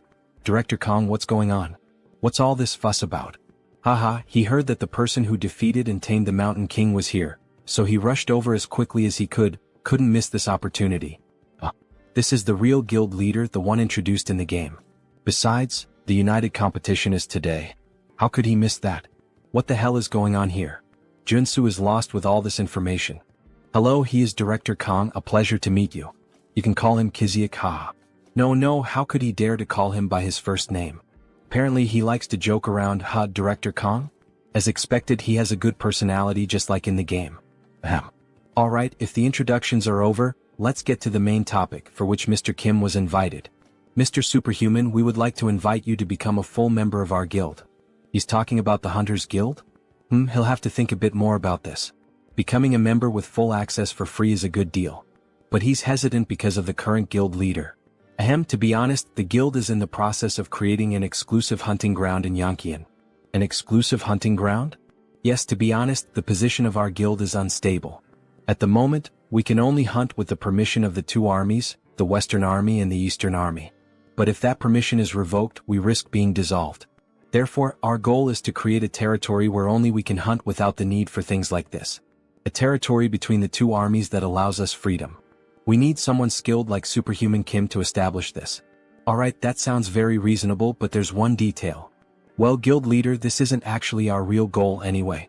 Our guild leader isn't just trying to stabilize a hunting territory for us. He wants the guild to be recognized as a force, an army, and thus, be acknowledged as a military power in order to create a military kingdom in Yongkian. Wow, and something of this scale can really be created with just the guild? Aren't the generals of the two armed forces people with great influence due to their history of independence and militarism? That's true, so it's impossible, says Director Kong. However, the guild leader interrupts. It's possible. Superhuman Kim, if you lend us your strength, you might even be given the position of guild leader in the future.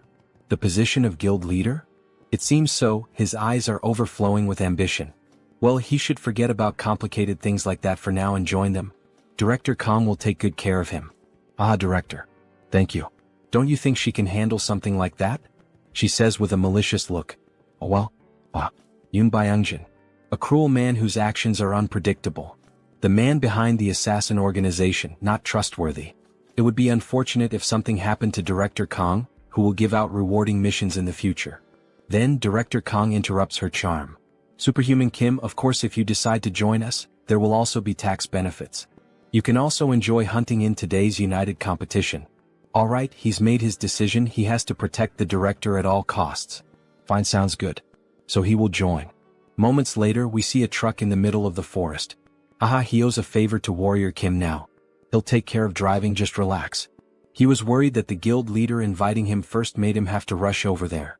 To be honest, he was concerned about the fact that the guild leader approached him, Warrior Kim. Anyway, it's a lucky thing that both of us can ride in the same car like this, haha. We see Joonsoo's ears bleeding, and he complains that the game never mentioned how chatty he was. Director Kong, Why are you against the exclusive hunting area? It's because of the Yankian faction. The Yankian faction? It's a group of guild members who follow the guild leader. They don't care about hunting, they're just cleaning up the politician's mess. So, the guild leader was trying to recruit him to his side? Exactly. He's doing everything wrong. Shouldn't merit be the most important thing in a guild? Instead of getting involved in nonsense like this. But lately, all the guild members who agree with me have been sent on expeditions, so his position has become unstable. He thought the director was just a happy-go-lucky guy, but he has some pretty deep thoughts. Meritocracy is good.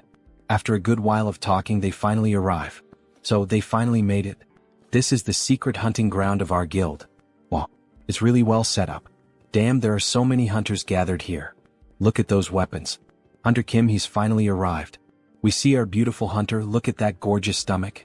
Wasn't he supposed to come with Director Kong? Yes. But suddenly he had to go to the bathroom, ate something bad. Right, good timing. She would like to talk to him herself. It would be better not to get too close to Director Kong. Do you think he will join him? It seems like he already knew about the factions within the guild. Well, he has a general idea. That there's a difference in thinking. Yes, that's correct. He's someone who can't see the bigger picture and is too focused on the small details. Yellow eyes with a scar? He really thought she looked familiar. She was a member of Yoon Byungjin's assassin organization. Young Jin-young, Wolf Claws. He's understanding now.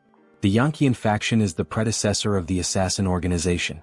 Even about the hunting grounds. He had been going crazy with some small illegal activities. He likes him, you know?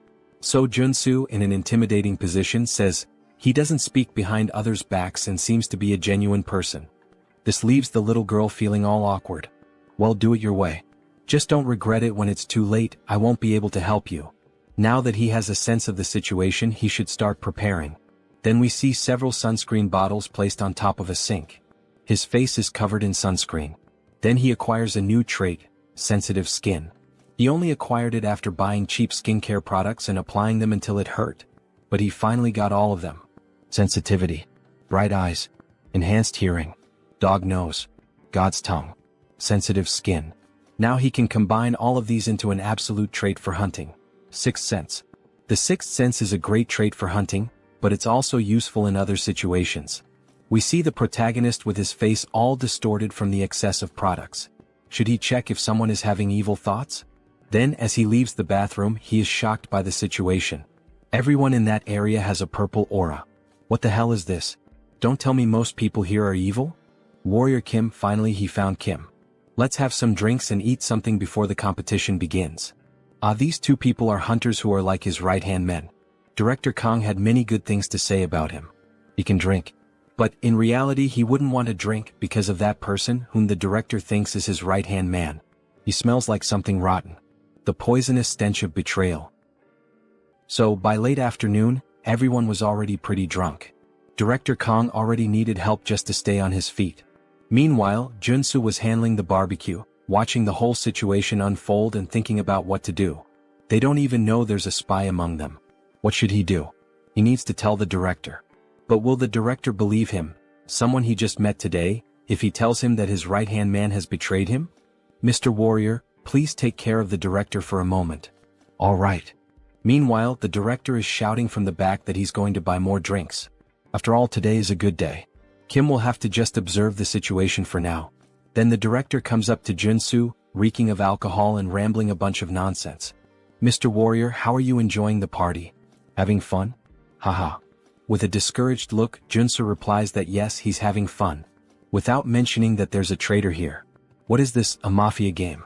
Then the traitor announces to everyone that there's still more beer for everyone. Yes. Please serve drinks to all of us, says the director. He will have another shot of alcohol. Soju and beer for Director Kong, right?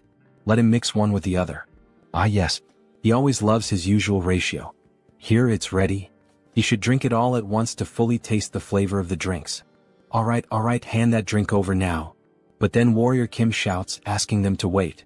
He takes the glass from Kang's hands and offers the first shot to the man who prepared the drink. The man is surprised by the situation. What's going on? Why does he have to try the drink first? Kim applies more pressure. What is it? Is there some reason why he can't take the first sip? The best time to expose a traitor is right when he's about to set his plan in motion. He couldn't hide the malice in his expression. And he seemed nervous? While he was mixing the drinks in the glass, this was the perfect moment to use poison to assassinate Director Kong. Did he actually put poison in that drink? What the hell is this nonsense he's saying now? This is a false accusation.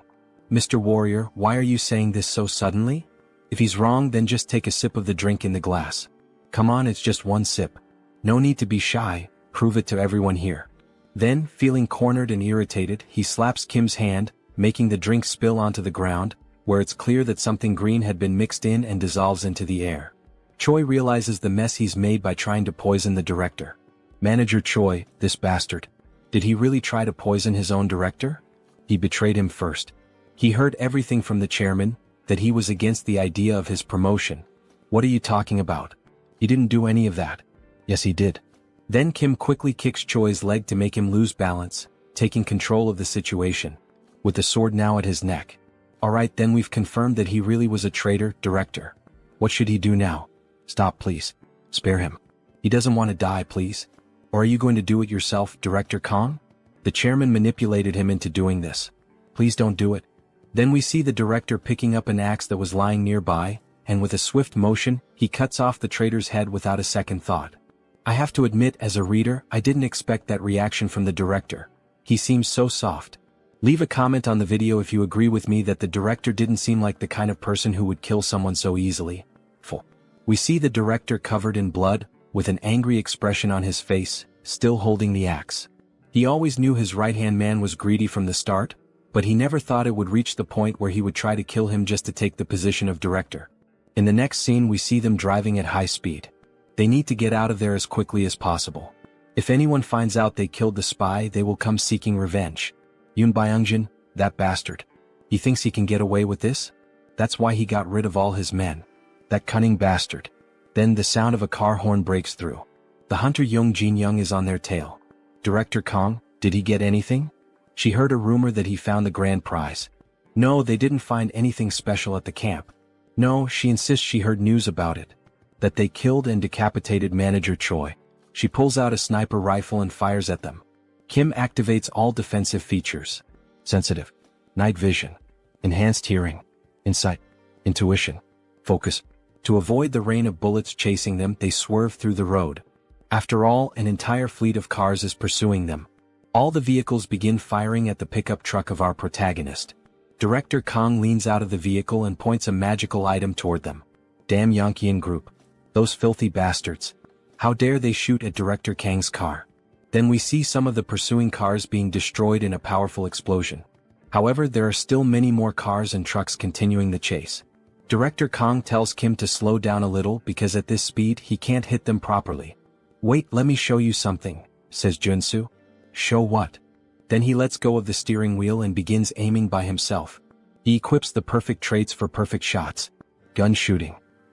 Focus. Resolute. Shooting technique. Rapid reloading. Trait set effect activated, stabilization is applied. With this set effect active, he's able to read every movement. And since he's using my intuition trait, his aim becomes even more precise. Then, with a perfect shot, in true American sniper style, he hits the tire of one of the cars. This causes it to lose control and crash into other vehicles at the same time, triggering a massive chain reaction. Holy shit, what a shot. He's like a god of shooting. Hunter Kim, he's like a monster, isn't he? Even so, the hunter still doesn't give up. Now she takes the wheel herself, trying to run them down. She charges full force, using the truck to try to smash their car. Kim, completely calm, begins acquiring new traits while performing evasive maneuvers. Crisis detection.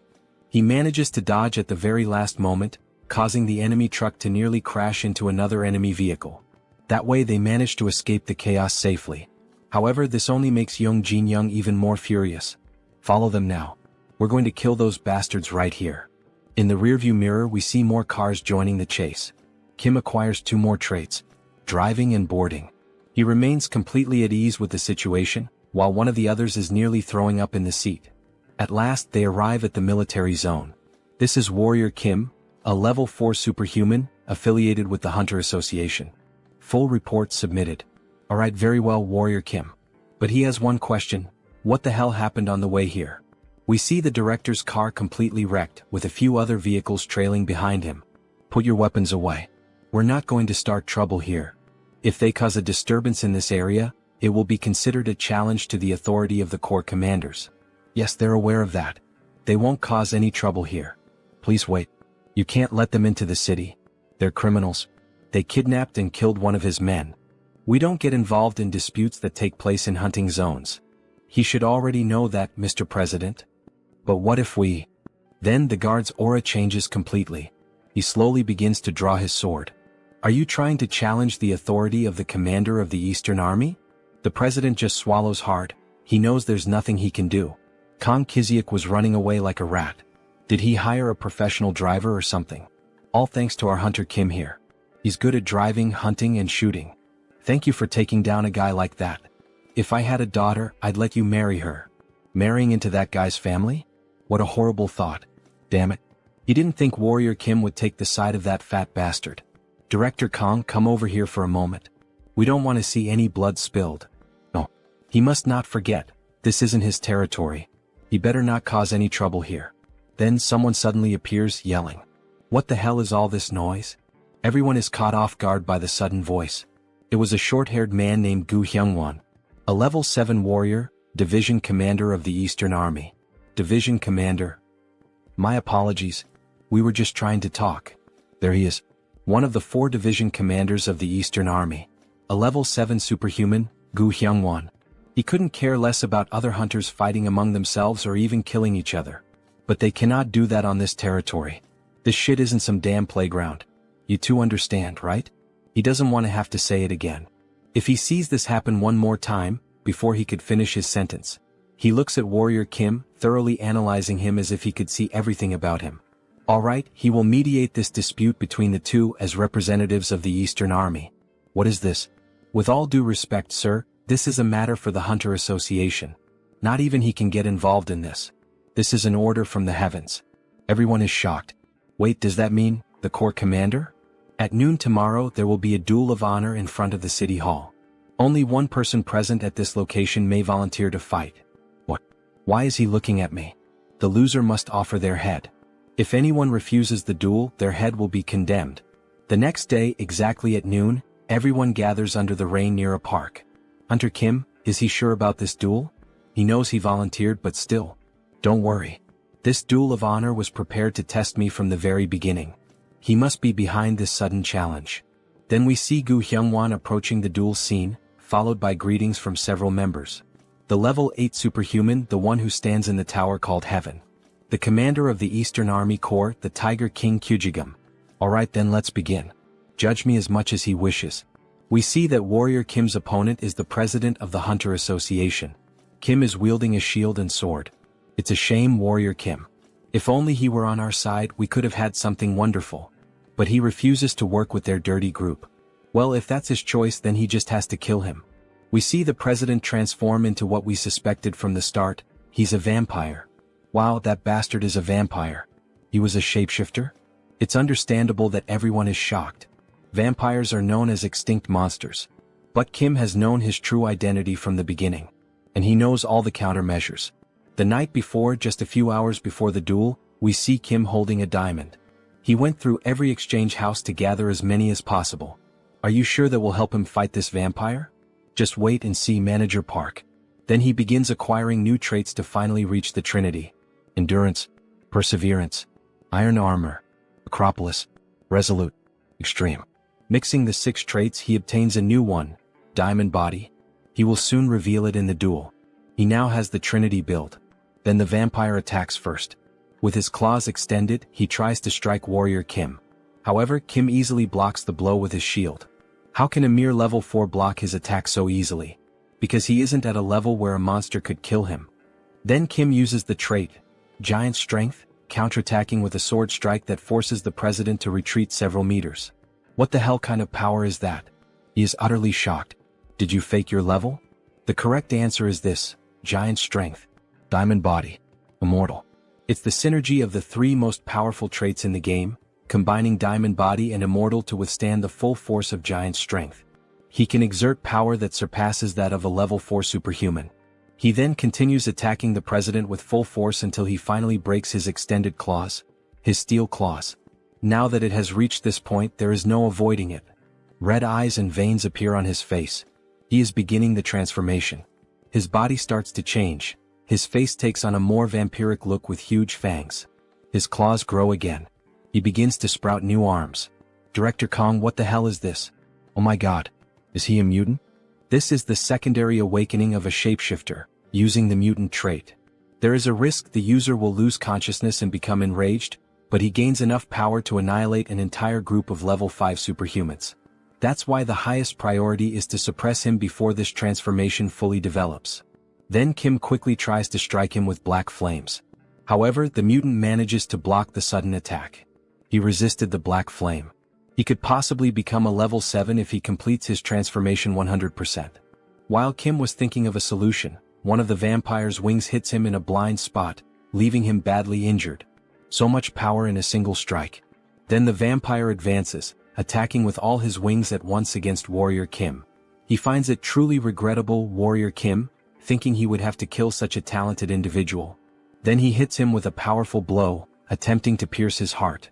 We see debris on the ground and some black flames around the vampire's body. Wait, why is he still alive? Damn, he was almost screwed this time, he nearly died.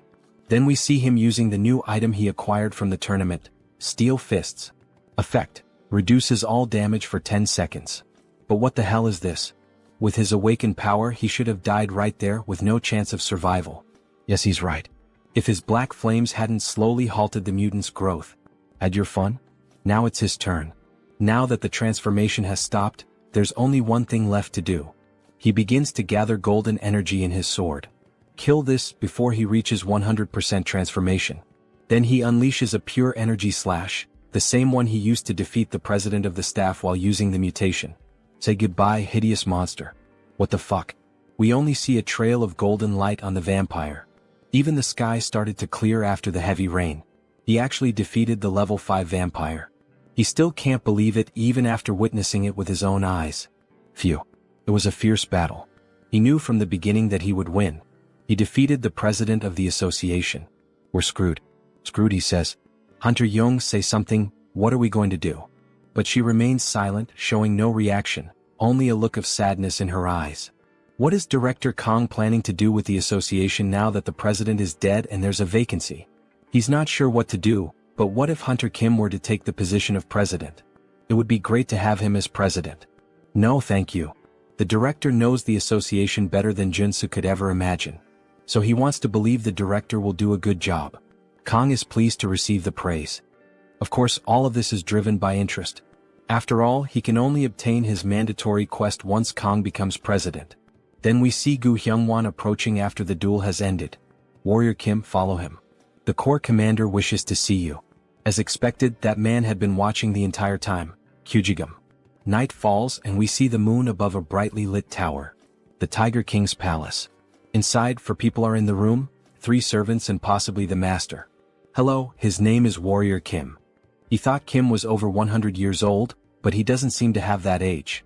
He's heard that from level 8 onwards they transcend human limitations. Yes, he saw his battle and it was entertaining. Who is his teacher? He doesn't need to exhale his mana to dominate me. He can sense every muscle fiber and mana pathway trembling. He has no master. Seriously? So that means Warrior Kim is self-taught? As expected. Their movements are still unrefined. His sword skills were basic and his combinations weren't very smooth. They are being overly critical of him. Interesting, my child. Tell me, would he like to become your student? Joonsoo had anticipated this situation because he makes the same offer in the game as well. When he becomes your student, his rapid growth is guaranteed. And as a reward, he will receive the Corps Commander's technique, the Tiger King's Sword. But unfortunately, it is a great honor to receive such an offer, yet he would prefer to follow his own path. He dares to refuse the father's offer. Has he gone mad? If he accepts the offer, he will face many restrictions. Taking the easier path is not always the answer. He should be bowing his head at this moment. He is going to discipline this young man. Quiet. He explodes with rage, emitting an aura that leaves everyone in the room frozen. That killing intent. Just feeling it is like being stabbed by millions of blades all over the body. But somehow he will endure it. Then he activates defensive and morale-boosting traits. Oh, so this kid managed to hold out? He is genuinely a little surprised. After all, not even his own subjects could.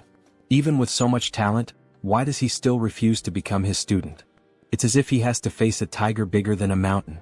He almost fainted. Because he has a dream he wants to fulfill. That is to reach level 9. It's to reach the constellation that only 4 have attained so far. But to reach level 9 as a warrior, he would need a high-level swordsman, mana cultivation techniques, and most importantly, enlightenment. However, he worries that his bad habits might hold him back when he reaches level 7. Even so, he wants to follow his own path, whether it's right or wrong. Because that is his resolution. Understood. He values his courage highly. Then he begins to pick up a sword. Here boy, take this with you. The servants are stunned by what they just witnessed. Wait, is that the Black Tiger sword of rank SSR? He unsheathes the sword, which emits a golden aura. Is it really the SSR rank Black Tiger's sword? Even his hand trembles with nervousness. Yes boy. Now come over here and take this. I have another gift to give you. The elders present are stunned by the situation. Then Joonsoo approaches Kyujigum, who places something in his hand. We see a flash drive. It contains the Tiger King's secret technique. The Tiger King with the sword. From what he's heard, the sword you use, the one that shatters mountains, is known for symbolizing dominion. The Tiger King's swordsmanship is similar. As dominance and speed blend together in perfect harmony, it will suit you well. Thank you, Commander of the Army Corps. But why would Kyujigum give such great gifts to someone like Joonsoo, a complete stranger? He's not going to refuse them, of course, he's not insane. But still it's a heavy burden. Answering the child's question, he saw both passion and talent in him. His eyes lit up as he spoke about the ambition to follow his own path. If he reaches level 9 within 10 years, no, even if he reaches at least level 8 within that time, the Eastern Army will be his. And he will be free to lead it however he wants. Everyone is shocked by his controversial statement. One of the elders stands up, showing clear outrage at the announcement. Commander of the Army Corps, this is utter nonsense. That was nothing but an empty bluff. Then he turns his attention to the other elders. You all listen closely as well. The moment anyone here reaches level 8, that person will take his position. That damn Tiger King, he can't be allowed to act like this. 10 years. He can follow his own path during that time, but if he fails to reach level 8, he will have to return the Black Tiger's sword. Gripping the sword tightly, he makes a promise. That's fine, he'll remember it well. Kneeling down, he makes his declaration. He promises to show results within 10 years. No, in just 5 years he will bring results. He has no real interest in succeeding the Eastern Army, but it doesn't hurt to have another option. Besides, turning down a favor isn't exactly polite. He says this while hiding a sly smile. Oh yeah. The next day he is at the Hunter Association's tower. Now they should be calling him the owner of the Black Tiger's sword. By the way, why did he refuse to become his disciple? Because his dream is to be independent and free. But of course there is a hidden reason behind it. To collect all 3 high-level swordsmanship techniques, he cannot afford to be tied to just one place. Since he met Beck Soren by chance, he is simply waiting for her to awaken the Sword of Mars technique. But he still hasn't met Jeanette and Carly. Joonsoo sits in thought, quietly sipping tea. He is definitely different from the others. Without him, our association would be in danger, Hunter Kim. So, he had something he wanted to ask. The former director, now President Kong, grabs Kim's hand and asks enthusiastically. Since he refused the position of association president, then how about becoming an honorary director? Wait, what does he mean, an honorary director? Kim is caught off guard by the sudden proposal. He only needs to attend the quarterly meetings, and we promise to provide him with all kinds of social benefits. He needs some time to think it over. Our protagonist likes to play hard to get. Basically, it's a dream job where he doesn't even have to work to get paid. Of course, the president argued that this still wasn't enough, so he prepared a few more things, a special gift.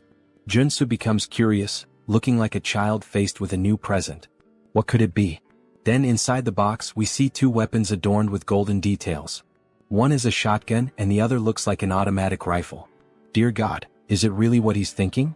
Then with a sharp gaze the president announces the name of the weapons. They are known as the weapons of Daesun. Holy shit, so those really are Daesun's weapons inside the box. And the weapon crafted by Chong Yagyeong, the Mountain of Tea, who worked as an arcane engineer in the game. These are known as the best weapons ever made in the game. He's going to give him both pieces that our association owns, its treasures. How about that? Maybe it's a good time to start collecting the rest of the set. They say that if you collect all 5, you'll be able to find Daesun's magical tome. But of course he already knew that story, after all he was a game addict.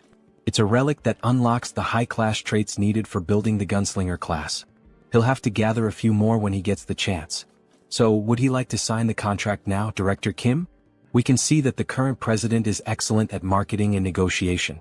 Yes. He is looking forward to working with you, Director Kong. No, President Kong. Then the two share a firm handshake, symbolizing their commitment to the agreement made today.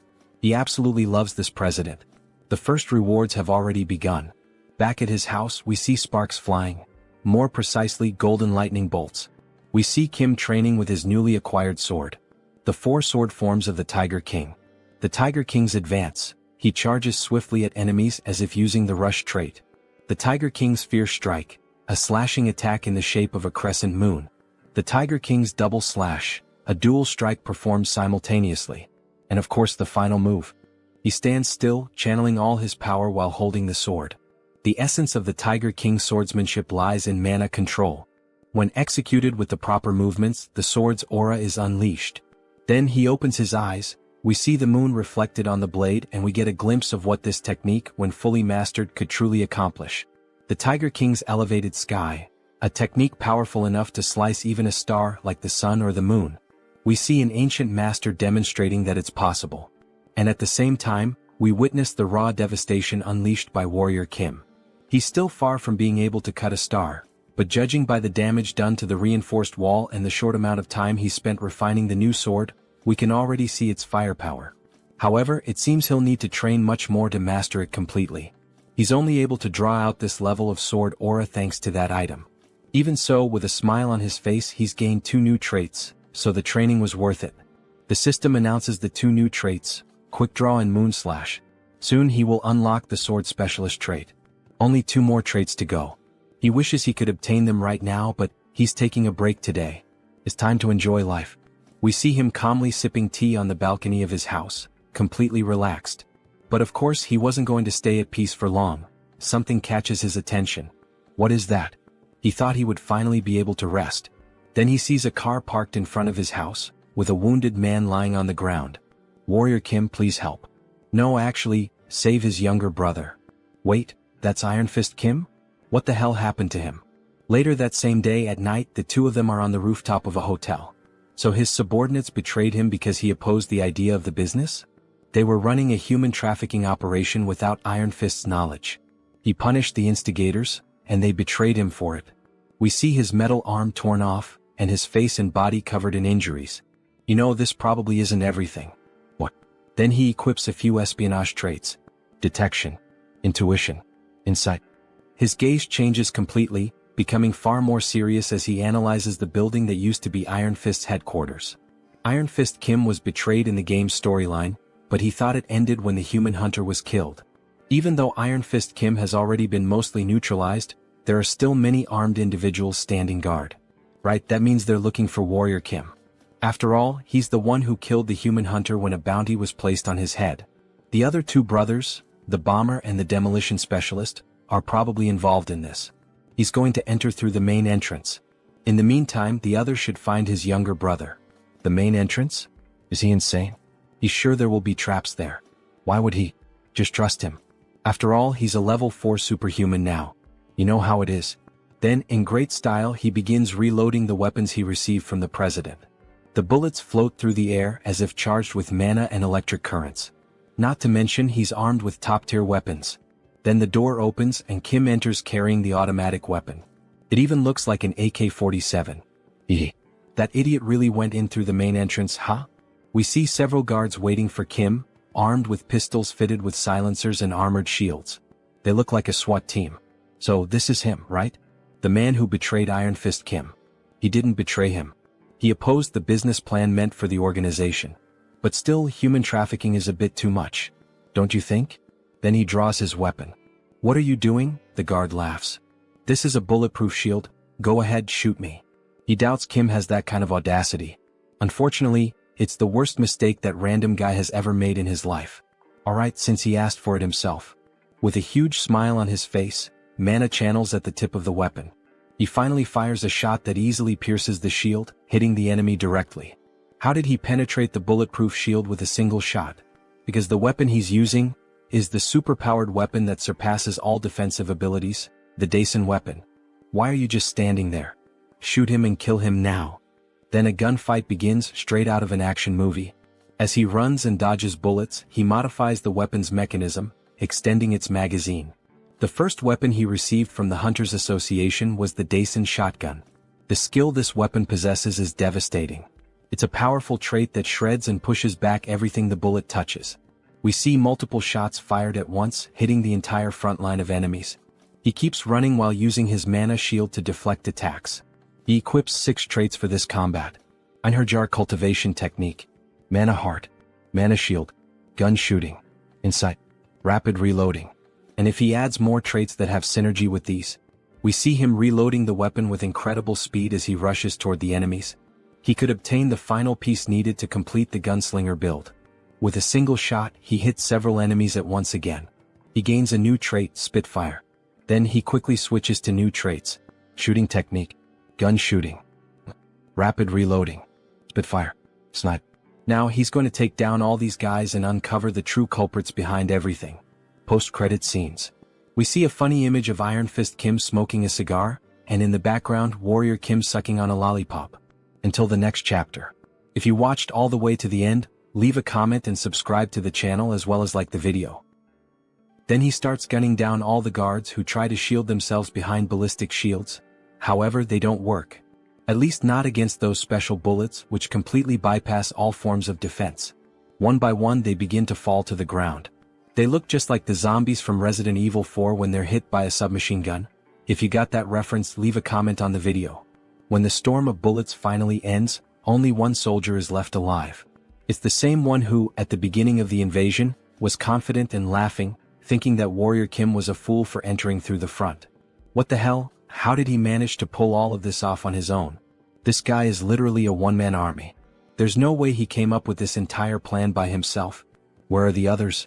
As he interrogates the last remaining soldier, a phone on the ground begins to ring. Kikik, very well done, Warrior Kim, for getting past those worthless soldiers. Alright then, Warrior Kim, let him give you a little farewell gift. Wait, what does he mean, a gift? Suddenly, he hears a deafening sound coming from above. No way, that can't be. We see a massive explosion heading straight toward him. The noise he heard was the bombs detonating inside the building he had just invaded. The building is shown in ruins. Columns shattered by the force of the blast, chunks of concrete falling from the sky. Pieces of metal torn in half and collapsing. Anyone left inside wouldn't stand a chance of surviving. However, that's not the case for Warrior Kim. By using the trait known as dash, he managed to run fast enough and leap through a window, narrowly escaping being consumed by the flames or crushed by the building's debris. We get a clearer view of the building's condition. These lunatics.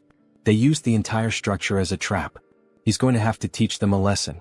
He activates the trait, trace, to locate the 2 brothers. We then see a red line extend from the protagonist's hand and spread across the floor, moving as if it had a life of its own, something that wouldn't stop until it had tracked down whoever he was looking for. Eventually, it reaches a new building, stopping on the 25th floor. So that's the way then. They can try to hide all they want. With his traits, he can find people like them with his eyes closed. However, before he even finishes that thought, he's suddenly caught off guard by a ballistic missile flying straight at him, which he narrowly manages to dodge. A massive explosion erupts behind him, showing that the brothers aren't playing around, they're actually trying to kill Kim. Alright then, so that's how they want to play, huh? Fine. He's going to settle this long-standing feud once and for all today. We then see Kim equipped with a powerful sniper rifle, one from the Daisen collection. A beautiful sniper with electric blue lines running along its frame, giving it the appearance of being charged with energy. He then activates the 6 core traits of a sniper. Gunner. Sniper. Focus. Insight. Intuition. Alright, let's see what these bastards are up to. He brings his eye to the scope and begins aiming. The visual effect makes it feel like he's inside a first-person shooter game. In fact, it almost looks like he's using wall hack, that infamous cheat that lets players see through walls. A glowing purple line marks the direction of the enemies. Alright, target acquired. Time to eliminate. He begins to channel the shot with mana swirling around it. A beautiful effect forms around the weapon. Fire. As the brothers attempt to escape, one of them takes a perfectly guided headshot straight to the skull. If he ever pursued a career as a professional FPS player, he'd definitely make it big. Hey, what the hell just happened, brother?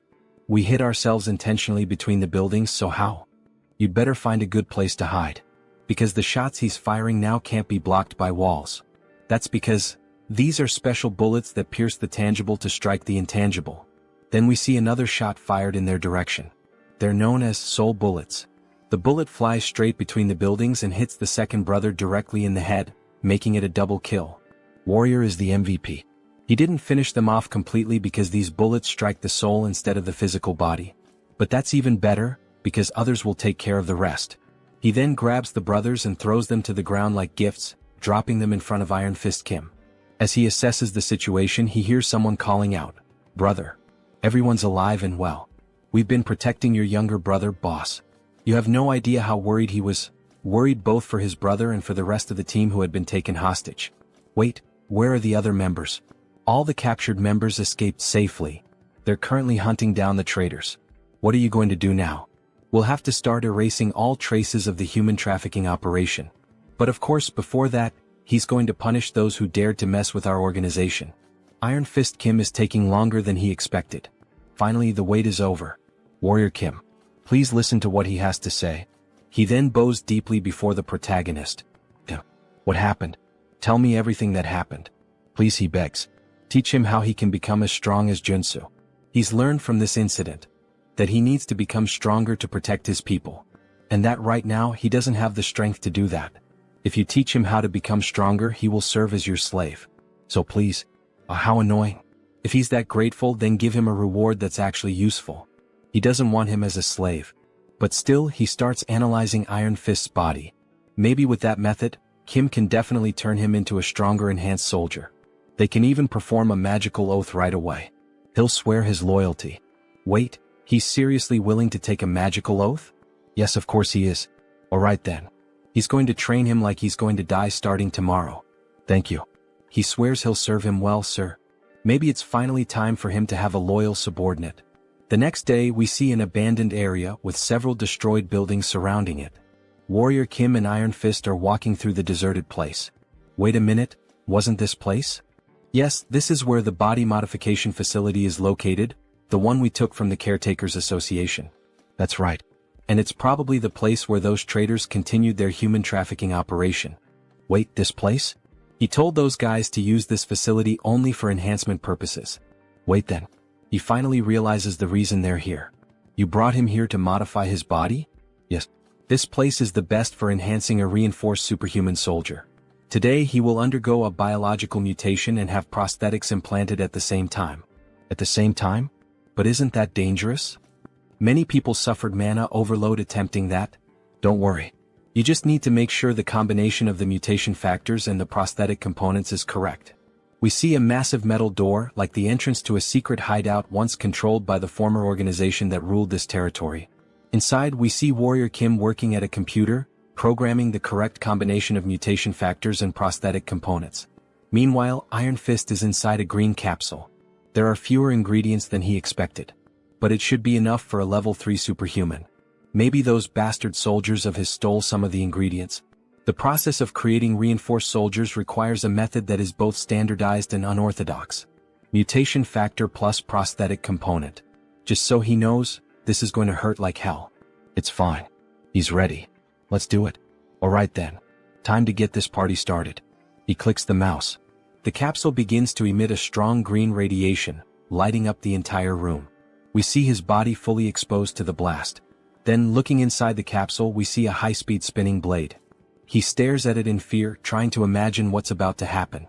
Then, more blades appear and start slicing through his entire body, especially his mechanical arm, from which metal fragments go flying inside the capsule. He screams in pain. After all, his whole body is being torn apart. Iron Fist Kim from Arcane Seoul. His combat style relies on a prosthetic arm used as a melee weapon and a submachine gun for mid-range attacks, making him a versatile attacker. So, instead of choosing materials specialized for either short or long-range combat, he chose the trait of versatility, keeping open the possibility of transformation. And finally, if he manages to incorporate this mana core, then he inserts it into the machine, causing the green liquid to flow into a syringe, which is injected directly into his neck. Iron Fist begins to undergo a mutation. His entire body starts to bulge with glowing green veins, his eyes shine intensely, and he screams in agony with a deafening roar. It almost looks like he's turning into the Hulk. The protagonist looks a bit uneasy at the start of the transformation, but then a sly smile creeps across his face, as if everything he had planned was going perfectly. A huge success. Ah. He starts laughing like a mad scientist. We see the capsule slowly opening with thick steam pouring out. And then Iron Fist Kim. We see the foot of a beast. We see a massive mouth filled with sharp teeth. So, how does it feel to be reborn? He has transformed into a werewolf, the first one to appear in the story of the manhwa. So this is what it feels like to be reborn. Werewolf mutation factor. The mana absorption through the prosthetic allows for the mutation, which is a necessary step for the rapid growth of an enhanced soldier. If he starts to recover, he shouldn't have any trouble reaching the intended goal. My God. Thank you so much, sir. What should the Iron Fist gang do from now on? How about you start expanding your influence throughout the entire Gwangju district? He needs a gang to maintain public order and keep an eye on dangerous and violent gangs. Throughout the whole Gwangju region, he says? With this kind of power, it might be possible. Then suddenly, Iron Fist's henchmen appear. Boss, please take a look at this. Guys, what happened? Wait, that voice, is that really the boss? But what the hell happened to his body? He enhanced himself by modifying his own body. By the way, what brings you all here? Alright. We found human trafficking sites that the traitor Ko Jumbum used. We also discovered traces of biological experiments. What? He said to destroy them as soon as they were found. But, it's really hard to get close because there's a young witch shooting lasers. A young witch? A young witch who underwent a biological experiment? Wait, could it be her? Then they rush over to an abandoned building. The walls are being blasted apart by lasers, or at least by bursts of something powerful. Look over there. Inside that cage. From a distance, they can see a female figure locked up, with the ground around her completely destroyed. Is all this the work of that witch? The entire building might collapse if they don't hurry. As expected, with so much power there's no mistaking it. Inside that cage is one of the 3 most powerful warrior units in the entire game. Rank SSR. A heroine named Jeanette.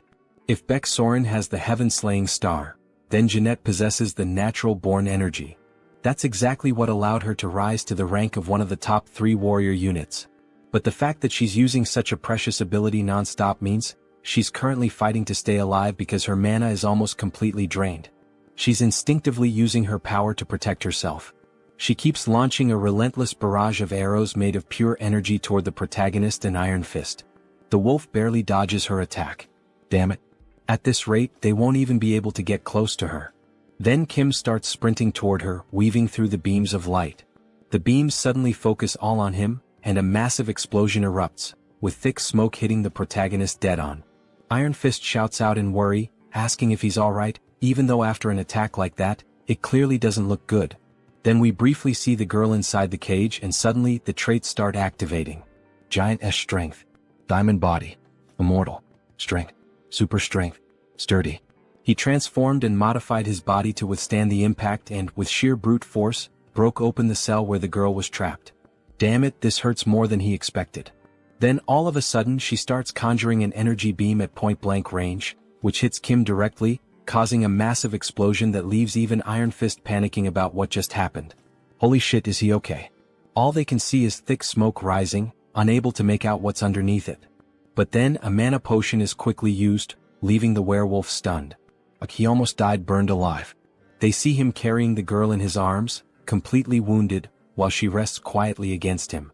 Sir, are you alright? Sure. He calmed her down with a potion for now. They need to get out of there before the effect wears off. Should he order his men to take her to a hospital? No, he will take her to his own house. He will take responsibility for healing this child himself. Then later that same day at sunset, Baek Soren appears in front of her master's house. Ah, so she's already at level 3? Congratulations. Haha, she knew he would notice, thank you so much. By the way, what kind of training did you want to do to call me over to your house? The situation is a bit uncertain, but his second disciple candidate is a bit unwell at the moment. They see her sleeping on the armchair hooked up to an 4 drip. My God, what did this child go through? She still can't even control her power properly, but he plans to make her his disciple and awaken her true talent. And he thought that you as a senior could help her a bit. Can you take good care of her? If that's what being a senior means, of course. She will do anything. A few days later, they can be seen deflecting the beams of light with their swords, while the girl remains seated in the chair, completely unconscious. Master, how much longer do we have to keep dodging these things? Soren is showing clear signs of exhaustion. It's been an entire week of non-stop dodging and blocking all these attacks. Kim receives a notification from the system. You have obtained a trait. Deflect. Her mana should be fully replenished by now. She will regain consciousness soon, so hang in there. Suddenly the attacks stop. Energy begins to float and swirl around her body. Then she finally wakes up. With a weak look in her eyes, her face very thin, still confused about what's happening. What's going on? Where is she? Hello, so she's finally awake. Soren grabs her hand. She was so worried that you would never wake up. Is she hurt anywhere? No, she thinks so, but where is this place? And why is she here? It's because that man over there rescued you. He also helped you recover. She says thank you very much, bowing deeply to them. They saved her. Her name is Jeanette. You're welcome. It's good to see you're alright. By the way, how did you end up trapped in that place? Now that she's regained consciousness, she looks like an angel, haha. He was getting tired of the laser beams. Her parents died while fleeing from the Iliang magic tower. She was captured and then... My god. Just as expected. It's exactly like the game story. Jeanette, you are more than welcome to stay here if you have nowhere else to go. Actually, he would like to accept you as his disciple. Wait, her. Why her? Yes, so that she can avenge her parents' deaths. He will teach her to become a superhuman. But she has nothing to offer in return. It's alright. She can repay him when she's strong enough in the future. She gets emotional at Warrior Kim's words, fire burning in her eyes, and Soren finds her so adorable. Okay then, make her into a superhuman, please. And she promises she will repay him in the future. Alright, then he looks forward to working with her. Alright, it's a deal. Welcome Jeanette. She is an extremely precious talent who will teach him one of the 3 most powerful swordsmanship skills in the game. Then all of a sudden she releases a massive burst of pure energy right at Kim, which barely misses hitting him square in the face, leaving his pants soaked in crap. Sorry. She didn't mean to do that, it was involuntary. Soren tries to calm her down. It's okay, no one got hurt or injured, just relax. Kim is left stunned and shaken by what just happened, since he could have been seriously hurt. Jeanette. Let's start by practicing your mana control first, alright? Okay, he thought she had already entered her rebellious phase. My god. Jeanette, the name of your trait is natural energy. Do you know what energy means? Do you understand what energy means here? No. Oh, she does know. It's like the aura of a sword, right? Yes. This trait is similar to Soren's heaven-slaying star trait. However, you need to train your body to handle the power of the aura you wield. Because with a small vessel, the water will inevitably overflow. Although this trait gives you terrifying attack power, Jeanette is a tank. So it's important to focus on this first. You really think she can build up physical strength? Of course. He's going to teach you one of his own traits, Diamond Body. And it'll be even better if you can learn Manhwa Soul as well. He's going to use this chance to test the transmission system. She will help too, so don't worry. Thank you. Thank you, Senior. So cute. This will be the system he'll use in the future to learn swordsmanship skills from Beck, Soren, and Jeanette. He should start practicing right now. The Diamond Body trait hardens the user's body and mind at the same time. That's probably exactly what Jeanette, who has endured so much physical and mental damage, needs the most right now, isn't it? Eat as much as you can. The training will be tough, so eat plenty. Alright. They can be seen devouring a lot of food together. Eggs, salads, chicken, pork. A whole feast has been served. It's hard to believe that at the beginning of the manhwa, Kim was so poor he couldn't even afford medical expenses. She will need all this for her training. 2 weeks later, on a foggy night, we see Jeanette and Soren dueling, the classic 1 versus 1. Leona versus Fiora. Anyone who plays League of Legends will get the reference. Jeanette is playing defensively but tries to counterattack. Soren dodges gracefully, showing off her well-trained physique as she evades and tries to counter Jeanette's moves. To think they would reach this level in just 2 weeks. Both are truly natural talents. Beck Soren has already mastered the sword skill. You can stop now. You will take over from here. Pardon? You master? Now that her body is strong enough, she needs to train to control her mana with more precision. Yes, this is crucial, so try to block his attack. Both get ready, he's wielding the tiger sword he received. Using a legendary sword against a poor little girl. Then he charges straight at her. She raises her shield to defend herself. Even though she blocked it, she feels the strong impact and gets pushed back a bit. Kim starts delivering a series of quick strikes, forcing her to retreat even more and focus entirely on defense.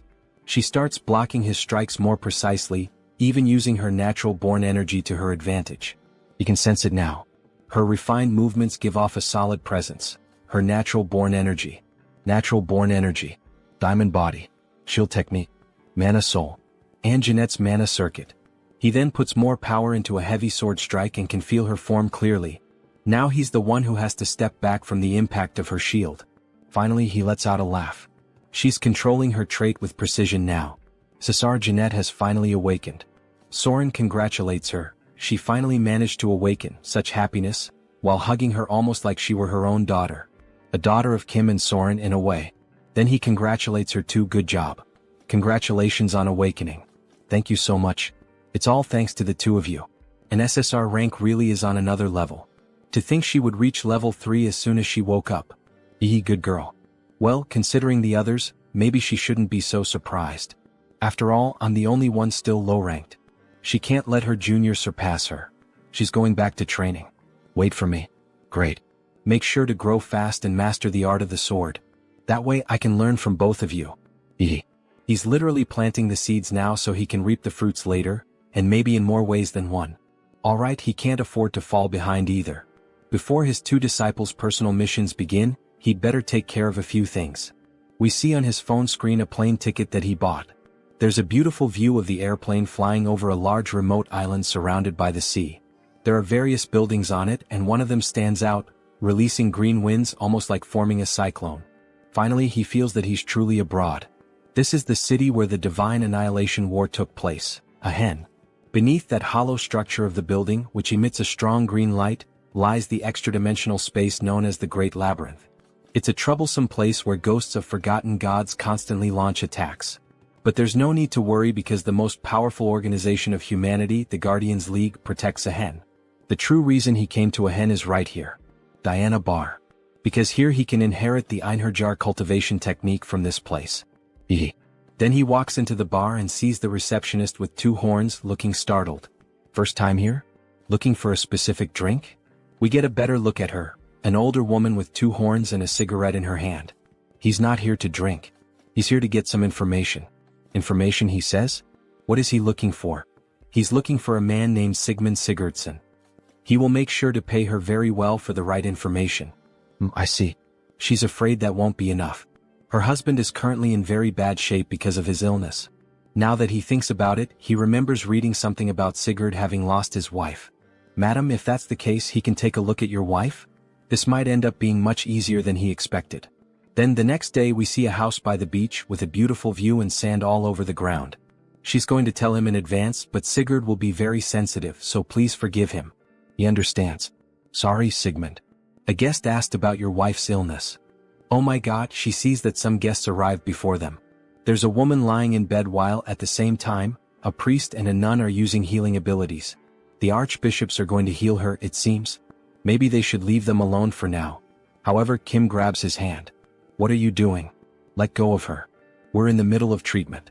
The order of Tho and Gaia. The clergy's method of treatment is too obvious. What you're doing doesn't make any sense. The holy light will only make her wound worse. Sorry, but what the hell is he talking about? And how would you know that? Stop this nonsense and get out of here. He doesn't believe that a mere superhuman would know anything about this. Then he's introduced, Sigmund Sigurdsson. He looks just like a Viking. Sigmund, this guest here says he knows how to treat Jordy's condition. Maybe you should hear him out. Jordy's is in a situation where every second counts. She should be receiving holy light, not this nonsense. Then her body starts levitating as if she's being possessed by a demon. Jordy's. No, let's resume the treatment. This can't go on like this, it will only lead to disaster. Then the nun starts using holy magic again. However, the woman just levitates even higher, leaving everyone terrified. Jordy's? Her eyes open, and a dark aura begins to emanate from her body as she screams in pain. What's happening to her? Resume the treatment immediately. It's too late. We can't stop this anymore with just light. What? Are you saying she has no treatment left? He starts to panic. But Kim answers him. No, she still does. Your wife's illness comes from the fact that she received the stigma of the demon god of the pitch black Simris, right? How do you know that? Do you really know how to cure her? Yes, he's been telling the truth since the moment he stepped into this room. Then he kneels down and begs, he pleads, please save her. If he saves his wife, he swears in his own name that he will do anything Kim wants. And with that familiar sly smile, Kim accepts. Alright, he will save his wife. But he will have to keep his promise to do anything. Kim then begins the treatment, equipping 6 traits. Einherjar cultivation technique, mana soul, mana amplification, focus, mana focus, and mana stabilization. Then he starts the treatment. Stigma. It's a disease contracted from the demons of the labyrinth. It's one of the worst debuffs where a decaying deity marks the soul. The demon's soul gradually drains the victim's life force. Her convulsions stop. He just put her to sleep with his mana. Do not wake her up. Sir, we brought the materials you requested. Great.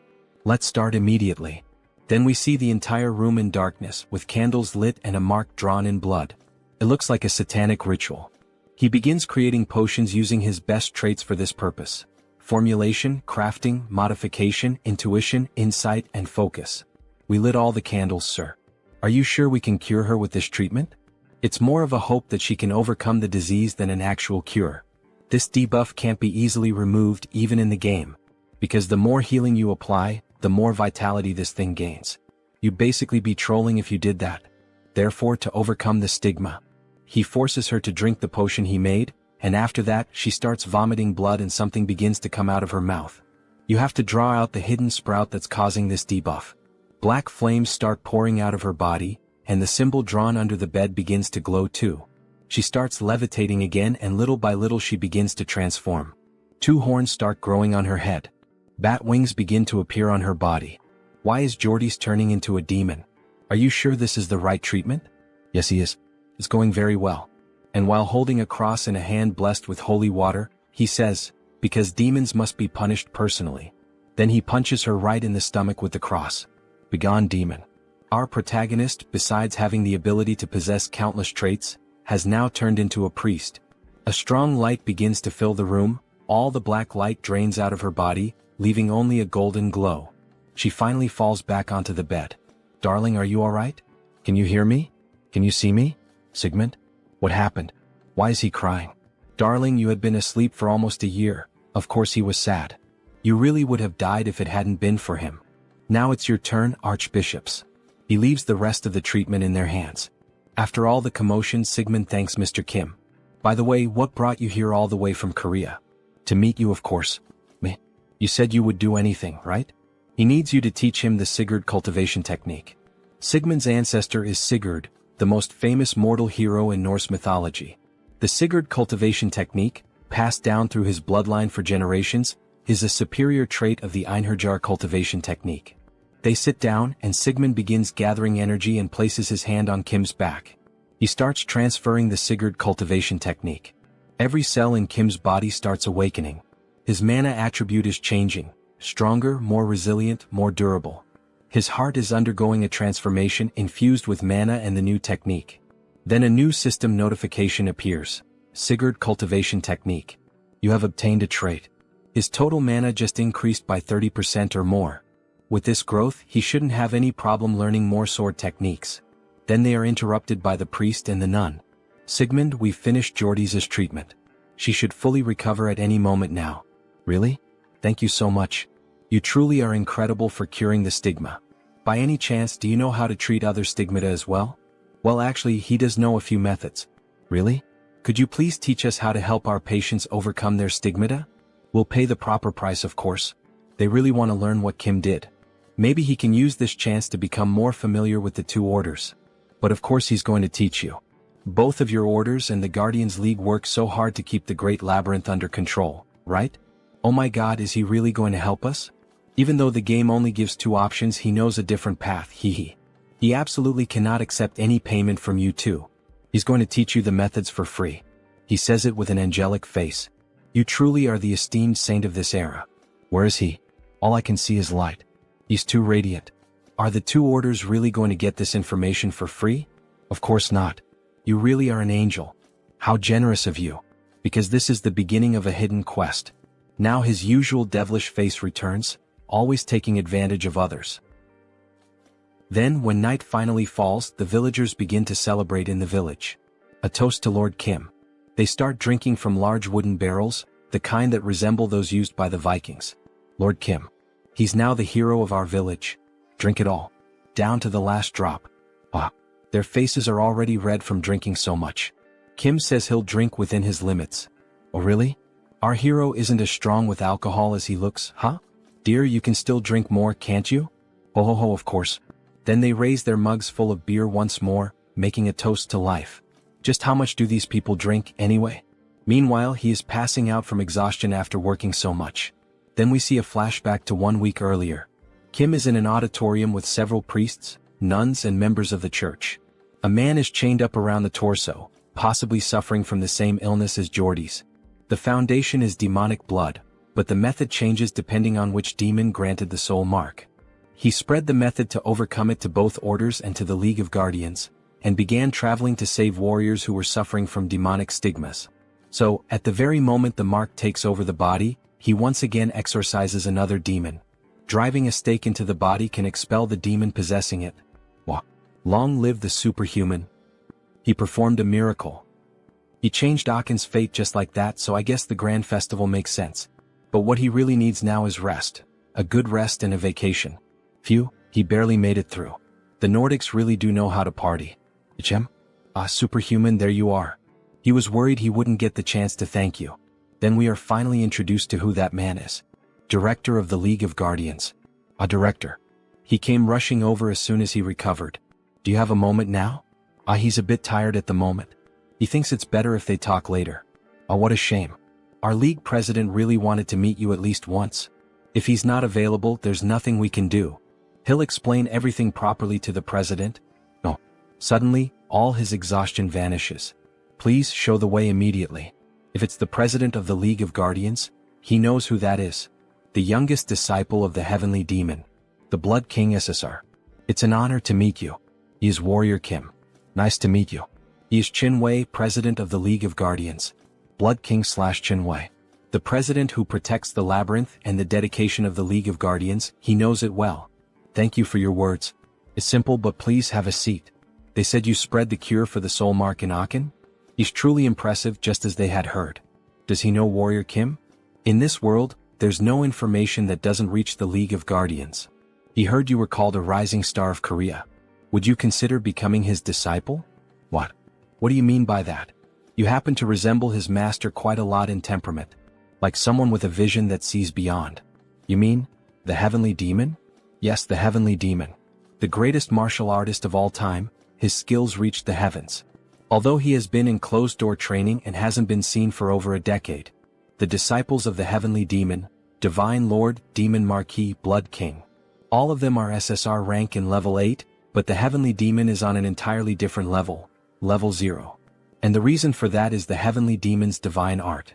It is the ultimate technique of offense and defense, a cultivation art of mana, and even a movement technique, because it embodies the most powerful martial art in the world. Although the Heavenly Demon's divine art was passed down to his senior disciple, which is a shame, his own Blood Heaven Divine Fist art is still not something to be underestimated.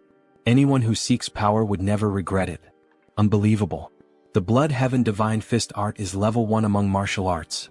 This is a golden opportunity. But he thanks him for the offer, but fears he cannot follow him, President. What? Is he saying that he's not good enough as a master? Not at all.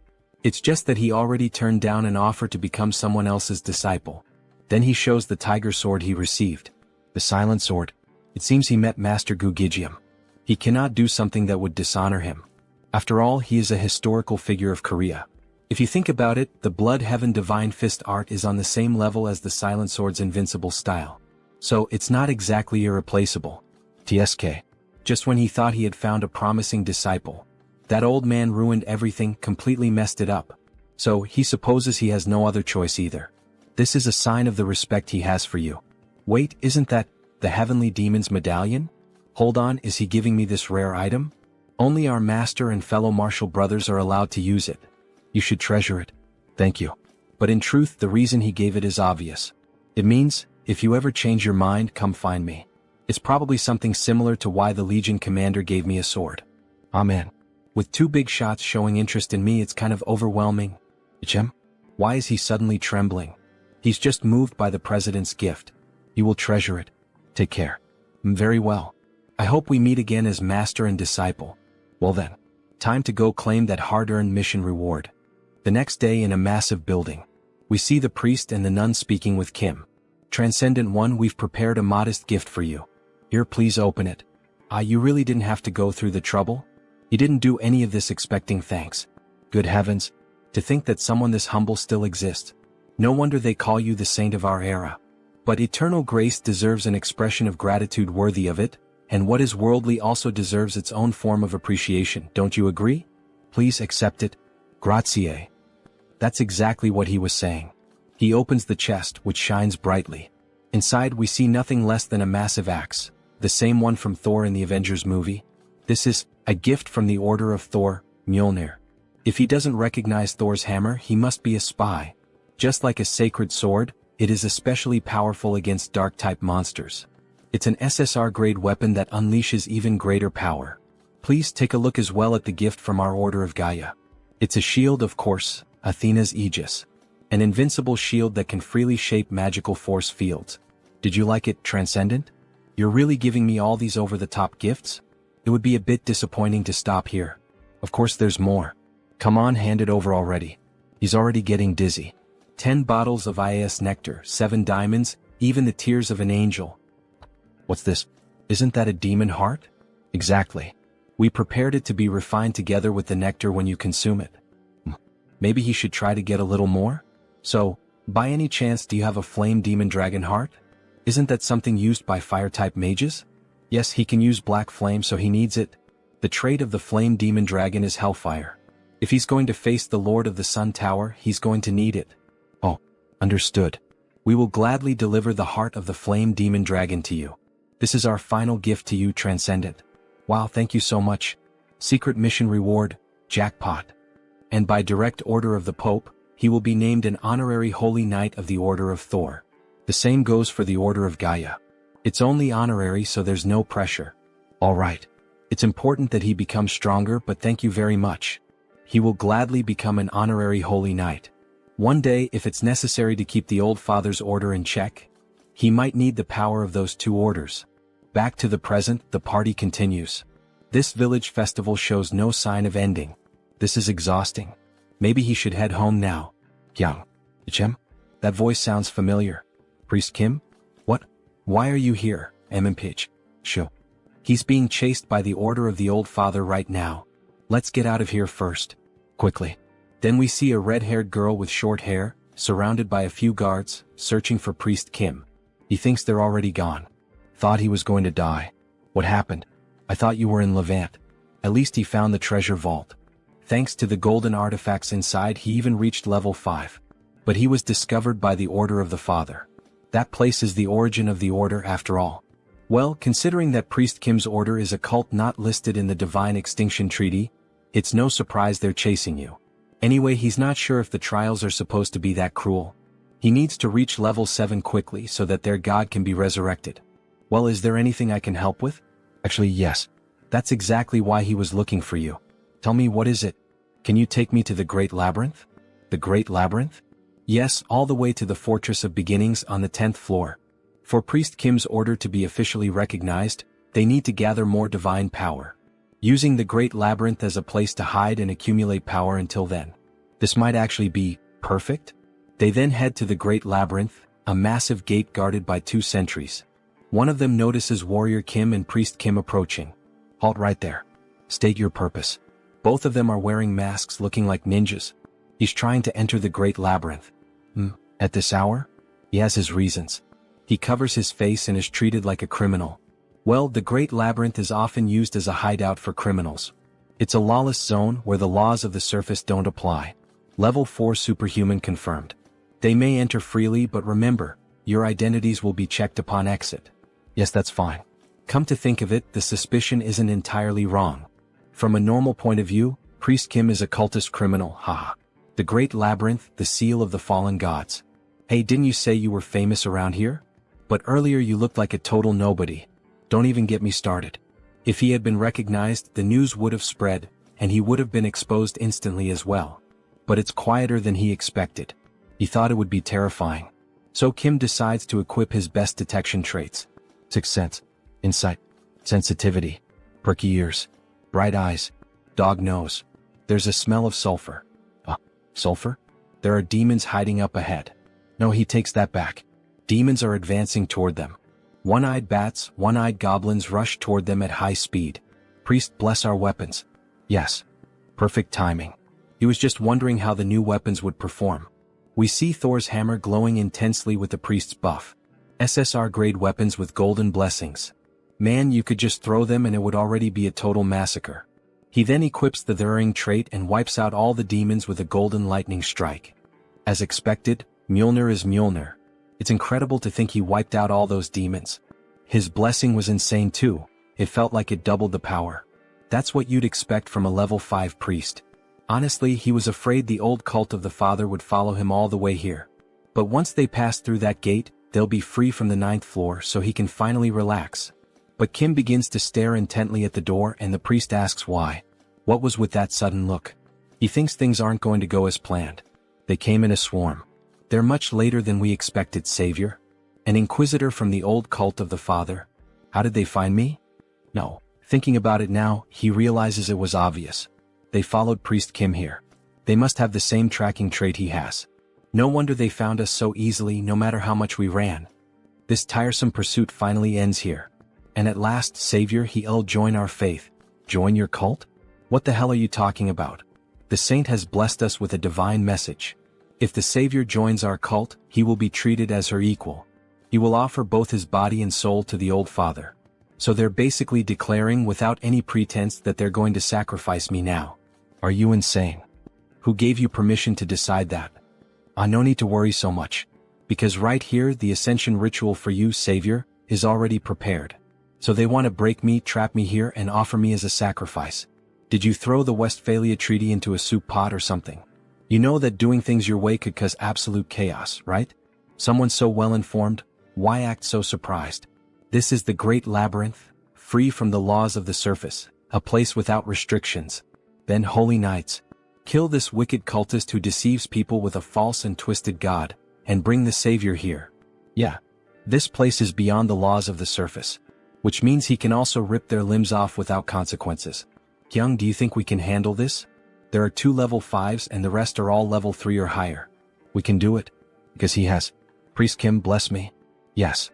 All the high-level traits he's gathered and the weapons he's earned. He then throws the blessed grenade toward the enemies, which explodes right in the Inquisitor's face, causing a massive blast boosted by the priest's buffs. What a cheap trick you're trying to pull. These little toys won't even scratch my skin. We see the guards taking position to defend her. Then, suddenly, Kim appears above them with a massive missile launcher.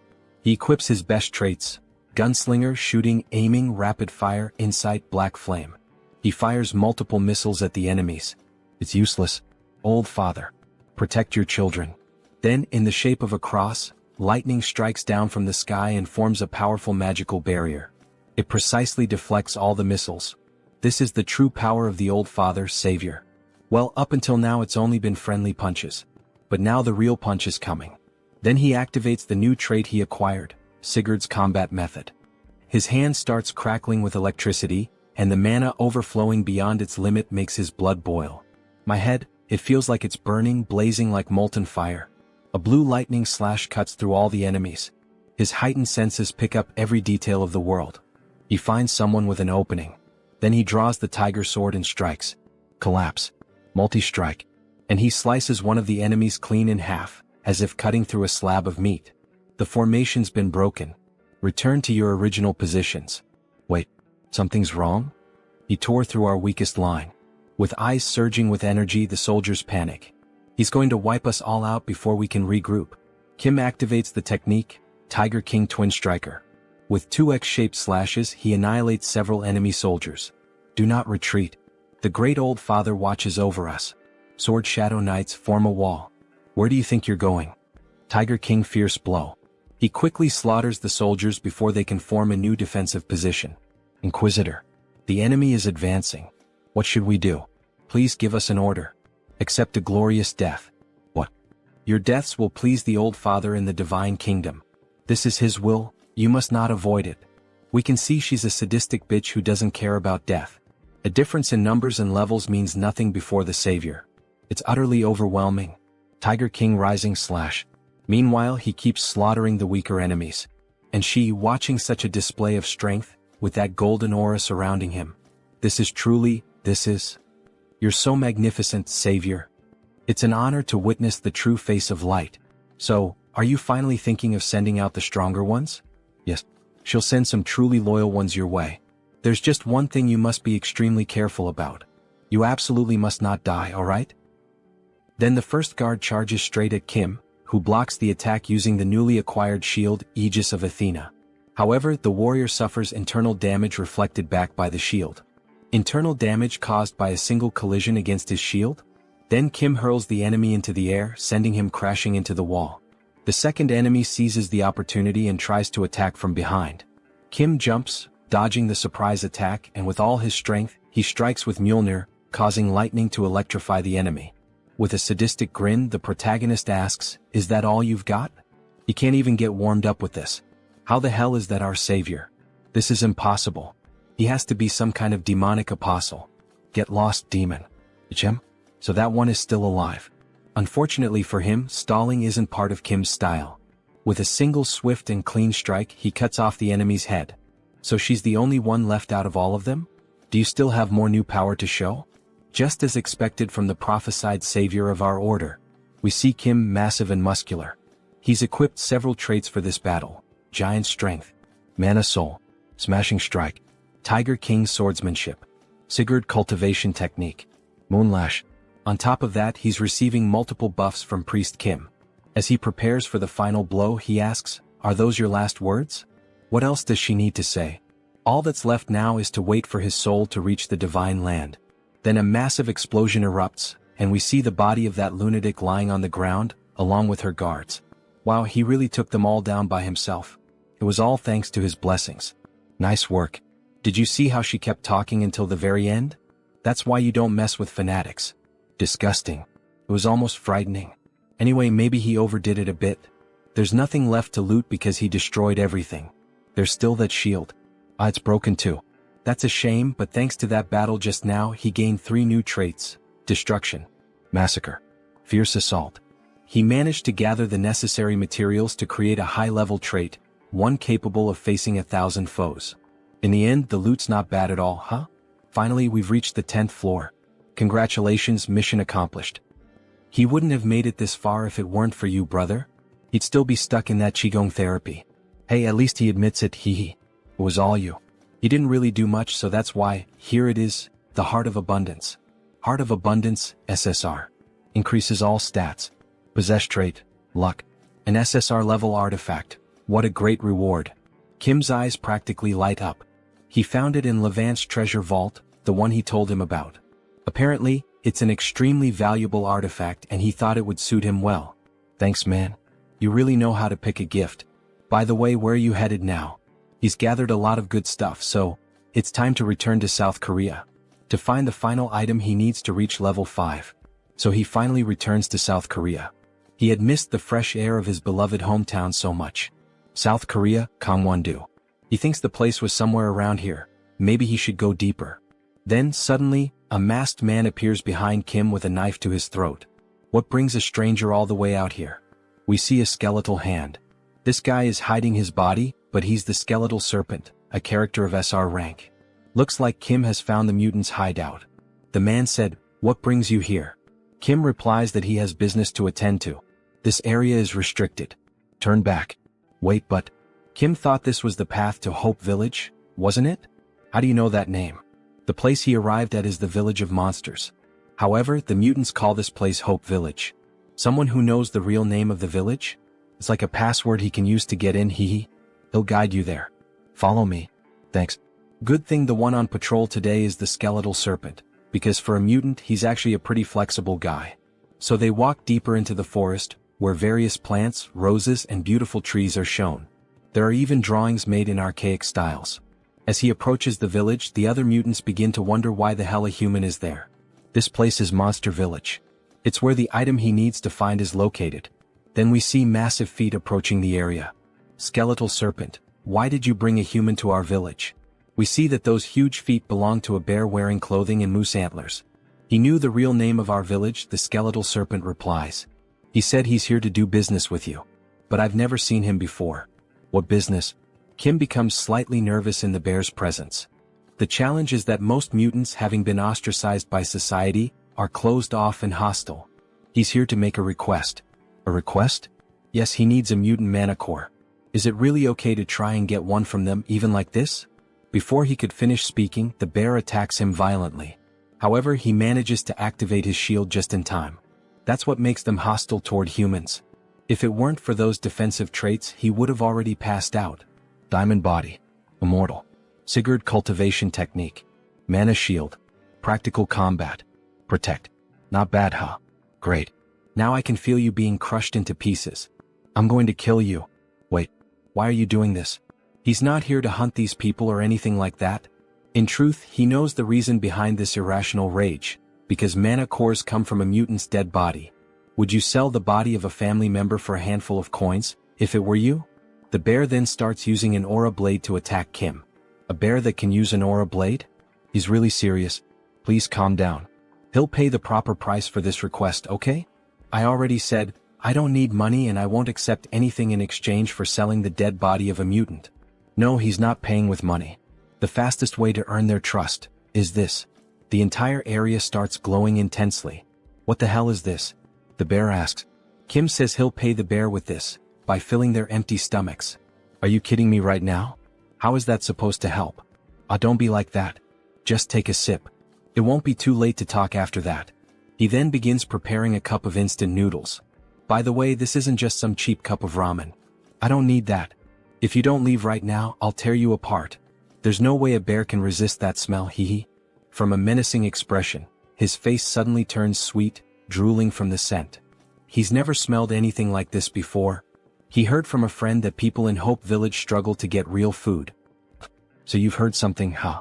Go ahead, try it. Don't you want to know why humans love noodles so much? The bear looks tense and conflicted, but in the end he decides to accept. After all, he's the chief of Hope Village. Is to learn more about human culture. That's why he's eating it, not because the smell is irresistible. But we see him savoring the new food with delight. This taste, it's divine. The gods themselves must have made this. That scene of the noodles wrapping around the bear and him drifting away on a tiny boat really resembles something out of the anime/manga Shokugeki no Soma.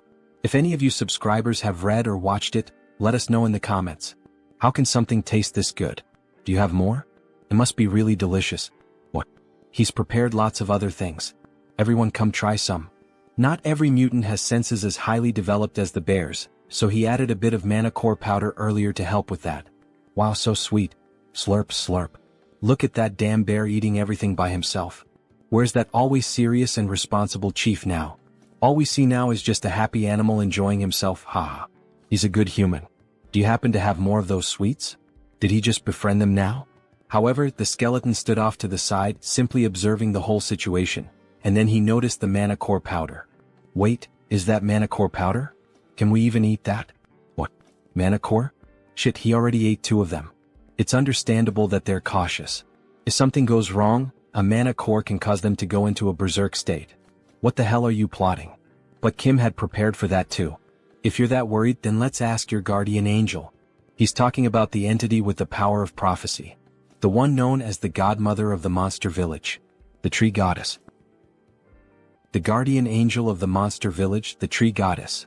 Although the power she possesses is weaker than that of other transcendental beings, she is indeed a divine entity. We see a very ancient tree shaped like a human, almost resembling an old woman. And so, all important decisions are made by her. The bear gathers in front of her along with the other mutants and Kim. Is what this human said really true, Great Mother? Yes. What that child used was level 0 mana core powder, purified by the holy water. He has given you, poor creatures, a great gift of nourishment. The mutant uses some kind of controller, similar to a video game one, to communicate with the tree. Thank the heavens. That means we can eat more. I mean, it won't have any harmful effects on our bodies. The godmother has given her approval. Really? Then we can eat more? Thank you so much for granting us your wisdom, godmother. He kneels down to offer the proper thanks, while the other mutants celebrate, many of them overjoyed to finally eat something good. Then the skeleton approaches Kim. With this, the doubt has been cleared. It seems he made a fuss for nothing. Sorry. It's alright, he understands. There's no need to apologize. Now that the misunderstanding between us has been resolved, how about we have a Korean barbecue party? We see 4 beautiful cuts of meat, even resembling bacon, ready to be cooked. Then he starts grilling the meat and everyone around goes wild. The smell, the look, even the sizzling sound as the meat cooks, everything about it sends the mutants into a frenzy. Meanwhile, Kim is having fun cooking for all of them. The tree begins to laugh, her expression turning joyful. It seems that an honored guest has paid a visit to our Hope Village. As night falls, we see the bear completely drunk. Isn't this a crime? Ah. Now he understands why humans love alcohol so much. It's refreshing. I'm glad you enjoyed it. By the way, why do you call me human but don't refer to yourself that way? It's just that he got used to it. To be honest, it hasn't been that long since they started treating us as humans. Back during the Japanese occupation, we were considered nothing more than talking animals. Even hunters used to hunt us in those days. Even so, he's amazing. From what they've heard, he played a major role in the Korean War, and that's why mutants have more rights nowadays. But he couldn't have done it alone. It's been so long since the entire village enjoyed the company of an outsider. Do you want it or not? Just one more, uncle. Try it like this, it tastes better. He always wanted to hear them laugh like that. A classic sentimental drunk. Wow, such an innocent village. He really shouldn't be crying like this. He's just giving them what they want and his reputation keeps skyrocketing. Alright, you said you needed a mana core, right? Here are 4. Go ahead and take them. Reputation quest complete. Come to Papa mana cores, haha. Thank you very much. And with that, he finally wraps up the festivities for the day and starts heading out. He's finally ready to become level 5. Good job, me. Suddenly he hears a voice. Hey, are you leaving? It's the skeleton. He still hasn't properly thanked him. There's no need. He already received valuable gifts from the village. But the skeleton feels that he gave the village something far more precious than that. Understandable, since they hadn't had real food in decades. With a somber tone, he says that if he ever needs more mutant mana cores next time, just let him know. He'll gladly give him his own. What? Please don't say something like that again. He has no intention of taking the heart of someone who's still alive. He's not that kind of person. But he's serious, really. He truly means it. Because he received a prophecy from our godmother. She said that he was destined to give a part of his body to someone who would return my blood and flesh. Okay, Korean barbecue isn't worth that much. He knows the skeletal snake's quest has something to do with this, but he's never heard anything about a mana core being part of it.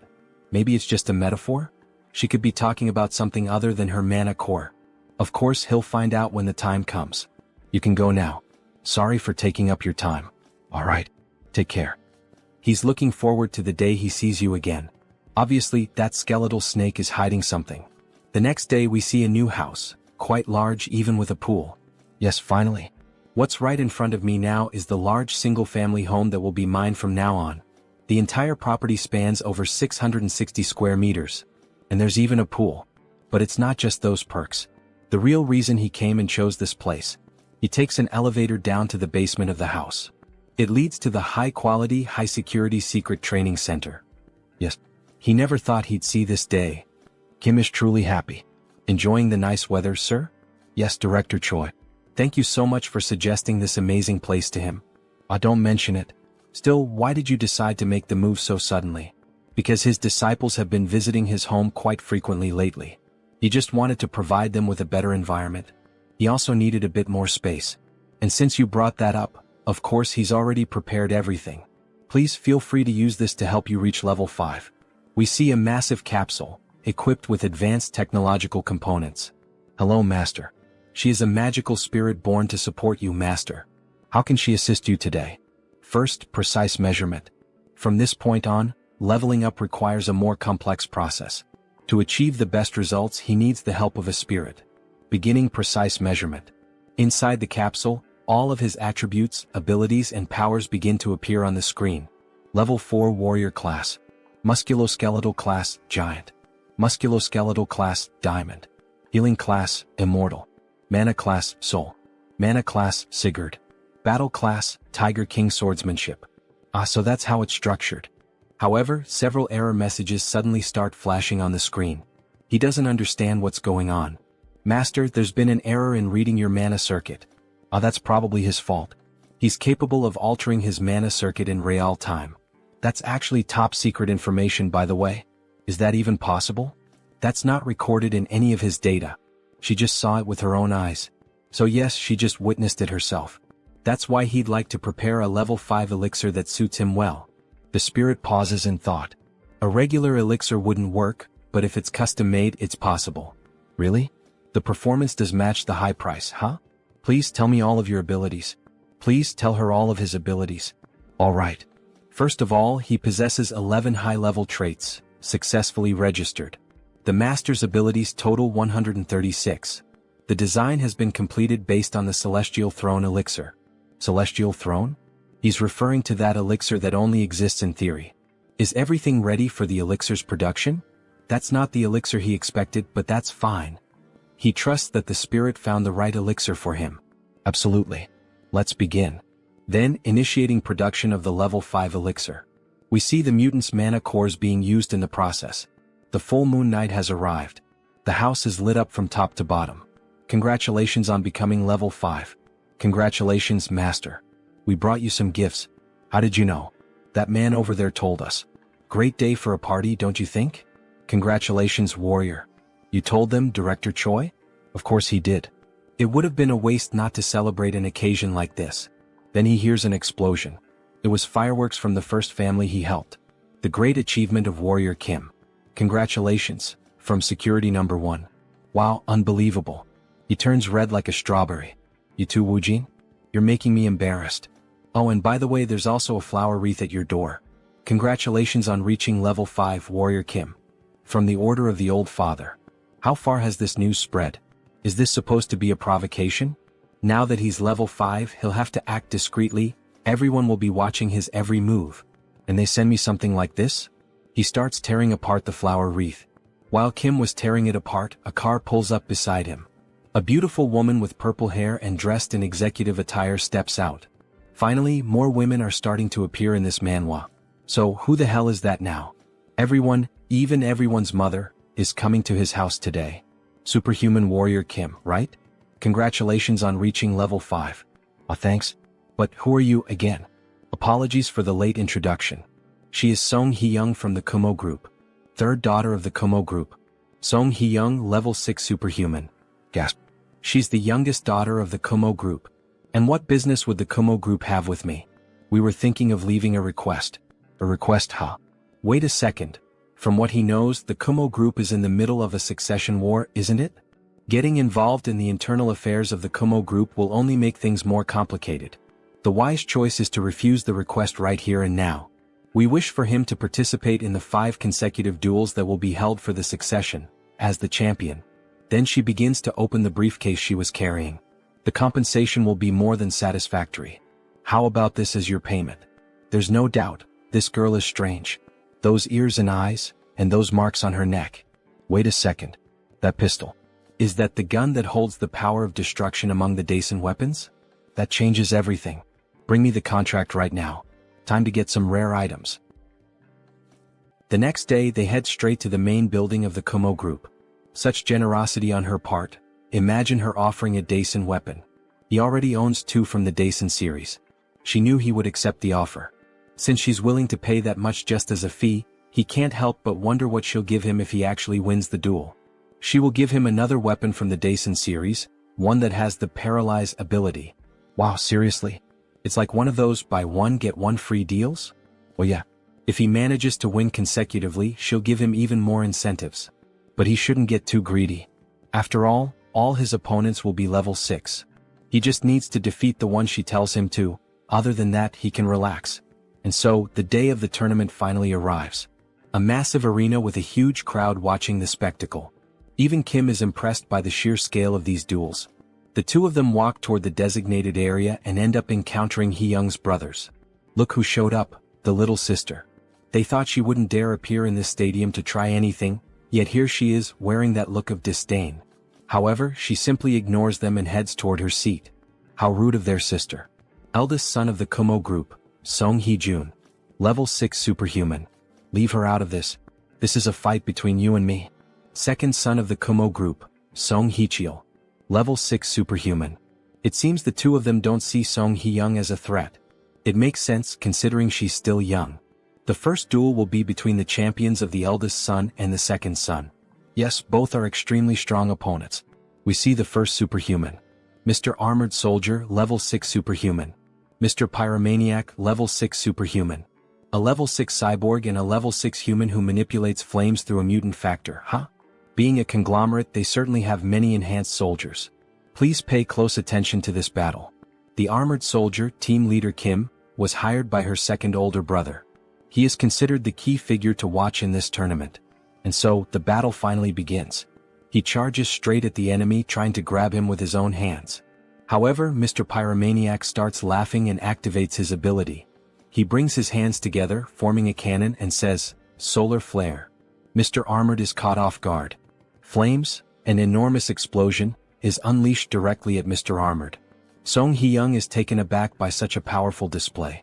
The cyborg is fatally burned by the explosion, leaving everyone in the arena hearing his screams of agony. After the explosion, only destruction and ashes remained in the arena. Song Hee-cheol, the second son, is left in a state of shock. Everyone present in the arena wonders, could he be dead? Meanwhile, the first son gives a wicked smile, knowing that victory is drawing near. That flame just now. He's not an enhanced soldier, but a mage capable of casting the solar flame spell. But isn't murder forbidden within the Tower of Solar Magic? He activates the insight trait to get a better view of the opponent. That aura, isn't it the eclipse buff? Could he really be who I think he is? President Song, is it our turn now? Yes, but he'll go first. Please finalize the preparations. Are you sure about this? That pyromaniac is covered by a veil, so she can't gather any information about him. She thinks it would be better to leave him to another level 6. He can win, because she believes she knows who he is. He is the mage who was banished from the Tower of Solar Magic, Park Hyungju. He ended up working for the Kumo group. Then the teasing between the brothers begins. He wonders if the person brought by their youngest sibling can defeat the pyromaniac. And finally, the two stand in the arena. Facing each other, it's time to settle the matters of the past. The gleaming sword catches the attention of the eldest brother. Could that be the Black Tiger Sword? But even the Black Tiger Sword cannot compete against the solar flame. Just another corpse to clean up. He never imagined they would meet again like this. Does he recognize him? Yes, because he's copying the techniques of the Eclipse School. How dare he use the solar flame in such a cruel way? Does his master, Elder Joe, know about this? His master knows everything. Before leaving, he received some information from Director Choi. Just before the Kumo Group's succession war began, the media deliberately ignored this incident, but his heart had already been reduced to ashes. The chairman was suddenly assassinated. The only people who could do something like that are the master of the tower or a certain someone. Is Elder Joe involved in the Kumo Group's succession war? It's truly a terrifying thought, but still within the realm of possibility. He needs to confirm that later, after dealing with this first. Before he can finish that thought, the enemy is already launching another solar flare. In any case, now that he knows you've recognized him, he can finally carry out his revenge. Consider yourself special because he's going to show you his hidden power. Solar Magic Blast. A massive explosion, 1,000 times greater than the first, almost like a Genkidama. However, Kim, using a shield and with his bare body, withstands the blast. So it's true, you endured a solar flame with your entire body, huh? But a solar magic blast is completely different. Turn to ashes. He enhances the explosion, shaping it into a flaming Kamehameha. Impossible. A level 6 casting a magic blast? How can a level 5 superhuman resist something like that? Before she can finish her sentence, Kim interrupts, asking if he's done with the fireworks. Now it's his turn. Even though he's striking a macho pose, he barely survived that last blast. Good thing he leveled up before coming to the duel. Let me borrow your flames for a moment. Impossible. How did you steal his solar magic blast? Well, you'll see, you'll find out soon enough. He uses the hammer to summon clouds and lightning, all enhanced by his traits. Giant Strength, Diamond Body, Mana Soul, Sigurd Cultivation Technique, Practical Combat, Throw. He channels all the energy gathered into the hammer and unleashes it in a counterattack against his opponent. Once you've had a taste of this. Wait, at this rate he's going to die, he surrenders. And a massive explosion erupts. After all, it was the solar magic blast combined with the power of the Mjolnir hammer. The entire arena is lit up, and in the end, Only the hammer remains on the ground, surrounded by ashes. One less to worry about. All three brothers are shocked, and at the same time furious. What the hell just happened? A mere level 5 human defeating a level 6? Something's not right. Now then, shall we prepare for the next battle? Night falls and they return to the Kumo group building. Thank you for completing the request along with the bonus. This is your reward for the victory. We see several briefcases filled with gold bars, and, of course, the promised weapon. The fourth piece of the Daisen series is now in his possession. Only one more to go. And that's not all. She did say she would provide incentives, right? It's not much, but here it is. Kumo boots. Effect. Ignores inertia, Mr. Magic Shoes. What do you mean it's not much?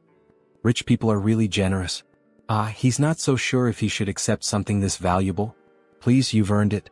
3 consecutive victories. That was truly impressive. After that, he won 3 more matches in a row and then withdrew. The remaining champions finished the tournament, and he left with Song Hee-young as the victor. He could have faced more opponents, but he didn't want to reveal everything he had in this tournament. Because the entire world was watching the Kumo group's succession war, across every possible channel. Newspapers, news broadcasts, the internet. So, does that mean she's now the main candidate for succession? Of course not. The duel was merely a pretext to persuade the council. Her brothers were certain they would win, but their plan failed. Still, they won't give up so easily. I see. It's true she's at a disadvantage since she's the youngest. The only thing the Kumo group believes in is not morality or the law, it's overwhelming strength. Yes, but she has no intention of letting them do whatever they want. And that's why she would like to entrust him with a new mission. What kind of mission? She offers such generous rewards, there's no way he could refuse. There is one way to overturn this situation. She then touches her earring and a hologram is projected, of a black raven. The Raven chip. This chip contains a mutated gene that responds only to our family's DNA.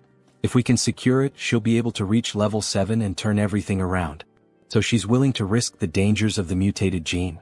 Of course he'll give it a try. Really? Obviously. He'd be a fool to turn something like this down. Because, in a place that looks like a shopping mall, a raven with deep black eyes appears. A strange-looking boy is on the phone. President Song. He's found the item. He already knows where it's located. Returning to the present. If he manages to bring her the Raven chip, she'll give him double that amount, something around 10 billion won. And if he manages to secure the position of president, she promises to grant him the Kumo helmet and belt that belonged to her brothers.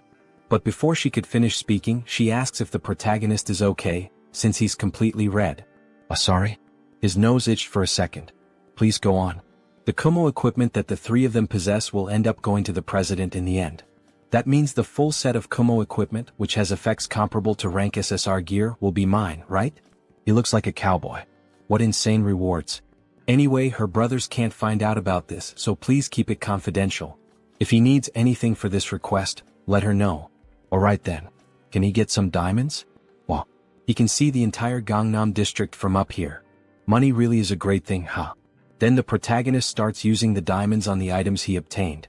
Detection helmet. Extreme speed shoes. Rage axe. Crisis detection ring. Time to absorb the attributes of these magical items. All the new traits begin to be absorbed into his body. And by accumulating them all, he unlocks a new one, Air Raid. Movement skill acquired. Now that the preparations are complete, it's time to begin. He leaps at high speed toward his target, landing right on top of a raven statue. Now time to report to the client. President Song, he found the item. Already? Where was it? Right in front of the raven statue in the main hall. But there's just one small problem, President. And what problem would that be? He's going to have to make a bit of noise to get the chip. So, she'll have to take responsibility for what's about to happen. Chairman. He then destroys the raven sculpture, revealing the chip he was looking for, being carried by a golden raven. Raven chip secured. Where does he need to go now? Head to the body modification facility on the 2nd floor. She's heading there as well. Her brothers have probably already noticed. She needs to hurry. Don't worry. She's always hated the fact that she was born after them. So this time she's going to be faster than they are. She finally arrives at the body modification facility. Youngest president? What brings you here at this hour of the night? The modification room is empty, right? Start everything up now. Okay. The lab assistant begins initializing the modification program's commands. But, what are you planning to do with that? You arrived just in time. She's ready, warrior. And so is the chip. Let's begin immediately. Don't tell me, is that the Raven chip? Then she'll leave the rest to you, warrior. Yeah, leave it to me. She's going to stay right here and see everything through to the end. Someone bursts into the room shouting, Song Hee-young, you treacherous bitch, how dare you act behind his back? Brother, he thinks she's already started the process. Nonsense. Stop her right now. He won't let you go any further than this. So, you took down a few of those superhumans back then, and now you think you can go against him? Do you even know who he is? Of course he knows who he is. The president of Kumo Electronics. Or maybe, he should call him the former president of the company? You son of a bitch. Wielder of the Black Tiger Sword. No matter how great a warrior you are, you can't fight both me and my brother, 2 level 6 superhumans at the same time. We'll offer you a reward equivalent to what Hee-young promised. So, how about we make a deal instead of clashing? Alright. If you want, he can give you the position of Deputy Director of Security at Kumo. How does that sound? Kim thinks over the proposal. Oh my god. What a shitty idea, man. Asking me to betray a defenseless client? That's such an old man way of thinking. Maybe it's because of your age? And he's even offering me an equivalent reward, like, he might have at least considered it if they'd offered double or triple the amount. But of course he values trust above all else, so he wouldn't have accepted it anyway. Siding with trash would only make him trash too, heh. Before he could finish, the older brother had already launched his attack, eyes red like a raven and sword in hand. He strikes directly at Kim, who defends himself using the shield he got from the island. Arc. This hurts more than he expected. So this is the power of a level 6, huh? Maybe he shouldn't have taunted them. Like they said, he can't handle both of them at the same time. But we see the older brother has been wounded. When? He missed by just a little. But it was close, huh? Moonslash. Since they don't have practical experience, it's doable. How dare he do that? Then the second brother draws 2 automatic pistols and unleashes a true rain of bullets. New trait unlocked, shield blocking. He was wondering why the shield felt sturdier. Shoot as many bullets as you want, he's not going to budge an inch. Brother now? The older brother dashes forward, aiming to disrupt the body modification process from behind. However, Kim quickly switches equipment. The second brother is caught off guard. Daisen gun of halting? The older brother is frozen in place. That bastard, where the hell did he get that weapon? Wait, where did he go now? This is a leap boosted by the air raid trait. Exploit the opponent's opening in an instant. We see the 6 traits he's using: gunner, gun shooting, spitfire, focus, rapid reloading. And he rains down attacks like an airstrike. Are you thinking of giving up now, Mr. Song Hee-jun? How laughable. To think you'd win with such a minuscule amount of power. What, are you relying on an item now? He then transforms. This is the Raven of Absolute Darkness. In addition, several building security guards start to arrive and surround the protagonist. He's going to put an end to your insolence here and now. Damn it, not even he can guarantee he'll get out of this safely. Everyone stop. A golden light begins to shine from the body modification capsule. Everyone turns stunned. Kim is happy it's finally done. The brothers are worried. This time, unfortunately, you arrived too late, my brothers. Third child of the Kumo group. Song Hee-young. Level 7 superhuman. She's taken on an angelic form, completely golden, a literal goddess with beautiful wings. She is now the Solar Raven. Solar Raven? Who does she think she's trying to scare? Alright then, let's fight. Please stop. If the youngest president were to fight seriously, this building wouldn't last a minute. He thought the outcome had already been decided in the last confrontation, and yet he's acting like this. Founding contributor of the Kumo Group. Director Young Kyung-jun. Is he disregarding the procedures decided by the shareholders? Now father-in-law. That's not what he meant.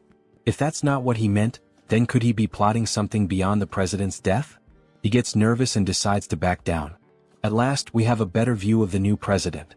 A beautiful angel, or rather, a beautiful raven. Congratulations on reaching level 7, President Song Hee-young. He'll see her at the shareholders' meeting to elect the next president. A few days later, both are on the terrace of a luxurious house. As tradition dictates, her brothers have withdrawn from all their businesses and departed for the United States. Congratulations. She's about to become the next president of the Kumo Group. Fufu. It's all thanks to you. Did he receive the items from her 2 brothers as promised? Kumo helm. Kumo belt. Kumo boots. Ah yes. Of course. Thanks to you he's completed the Kumo set. Ah. If you have more requests in the future just call me. While sipping her fine wine she remembered. Now that you mention it she actually has one more proposal for you. What kind of request with a high reward is it this time? Then she offers a different prize. SSS rank ring. A ring? Sir Warrior, would you marry me? Sorry, but he's going to have to refuse. I can't understand this protagonist. He gets so few chances with women and refuses this beautiful level 7 woman? I'm suspicious of this protagonist.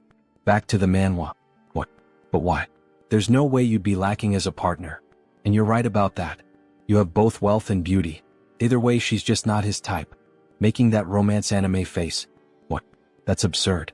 Why would such an insignificant factor matter to people like us? In fact, is it significant? She herself is surprised, just like me, the narrator, to have been refused in this way. Yes, the narrator loves women in business attire. Whoever agrees with me, type it in the comments and I'll send you a heart. He would like to marry someone who shows genuine affection. Not someone like you who sees me as a means to consolidate power. Quite romantic, isn't it? Kim Joonsoo, 22 years old, who doesn't want his pure heart to be betrayed, not even in Arcane Seoul. He truly is an unpredictable person.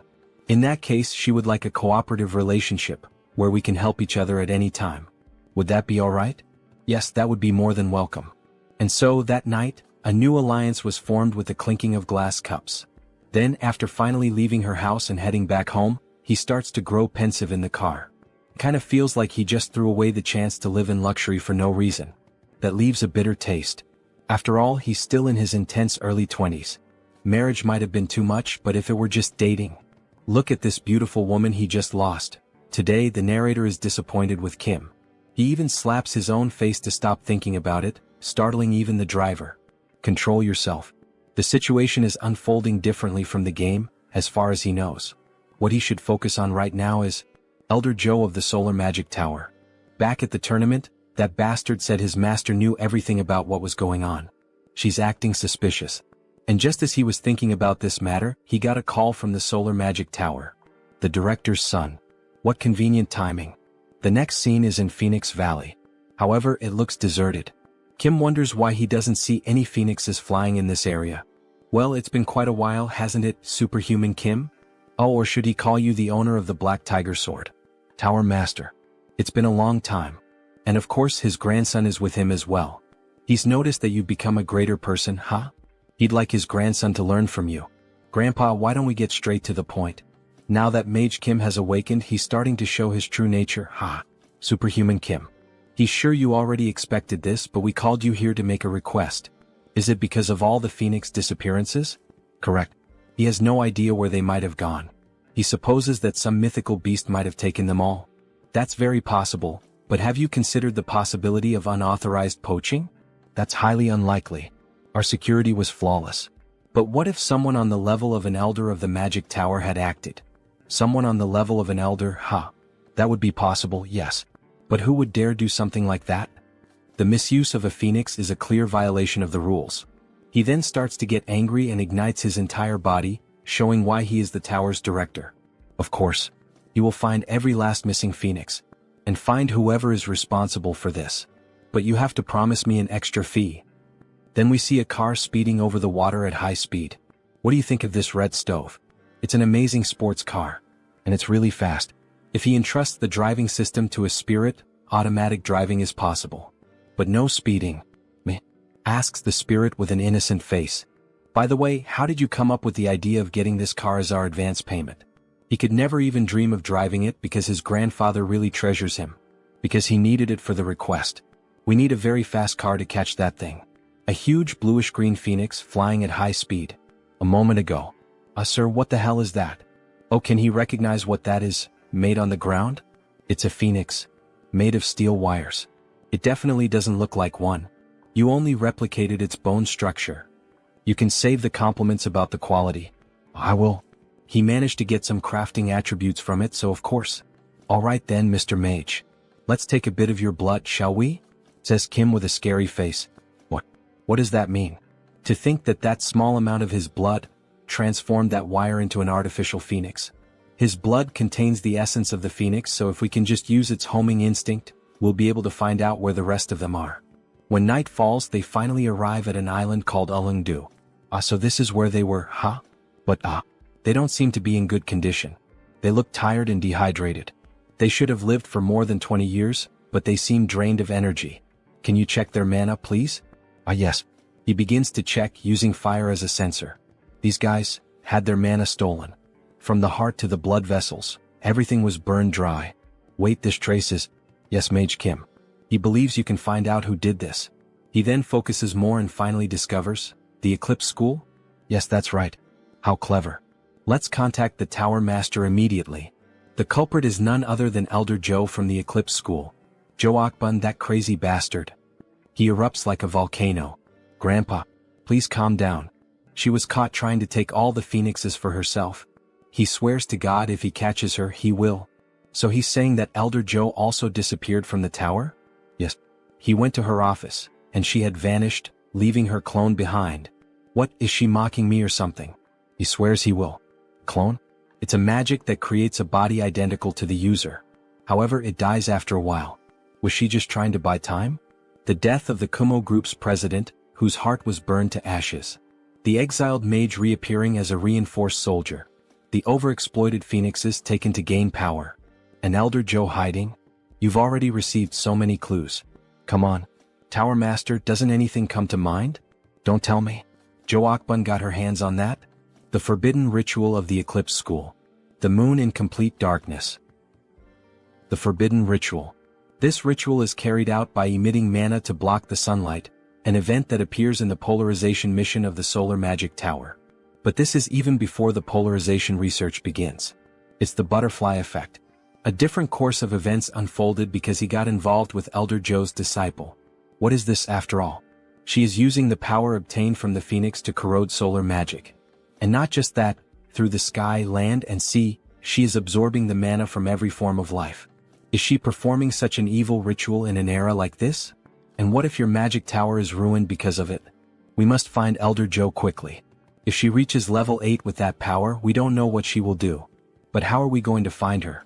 He can feel a connection to a massive reservoir of mana in the distance. Follow him. He thinks he knows where that woman is. The mana trail leads them to a house near the forest. Upon approaching the place, they see an open portal. This is a subdimensional labyrinth? So he's saying she's hiding inside while the ritual continues? Yes, but the labyrinth is very resilient, so we cannot destroy it immediately.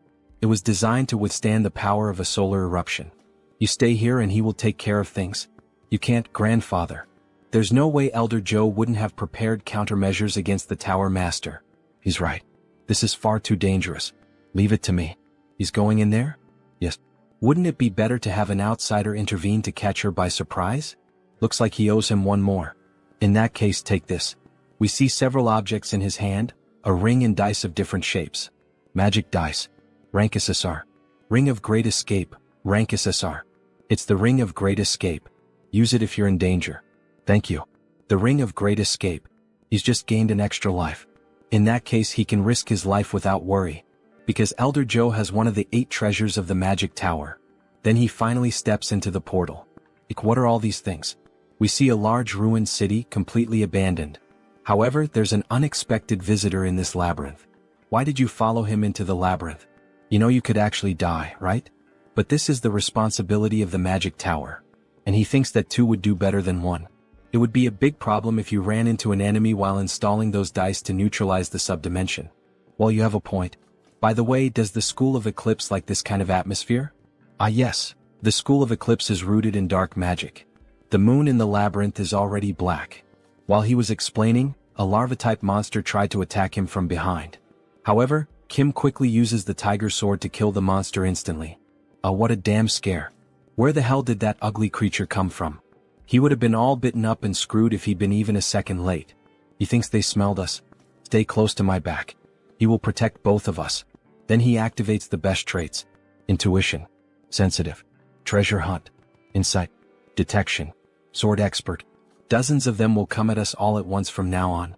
They start emerging from underground, several of them, but Kim quickly slashes through all of them in seconds, looking like a Japanese chef making sushi.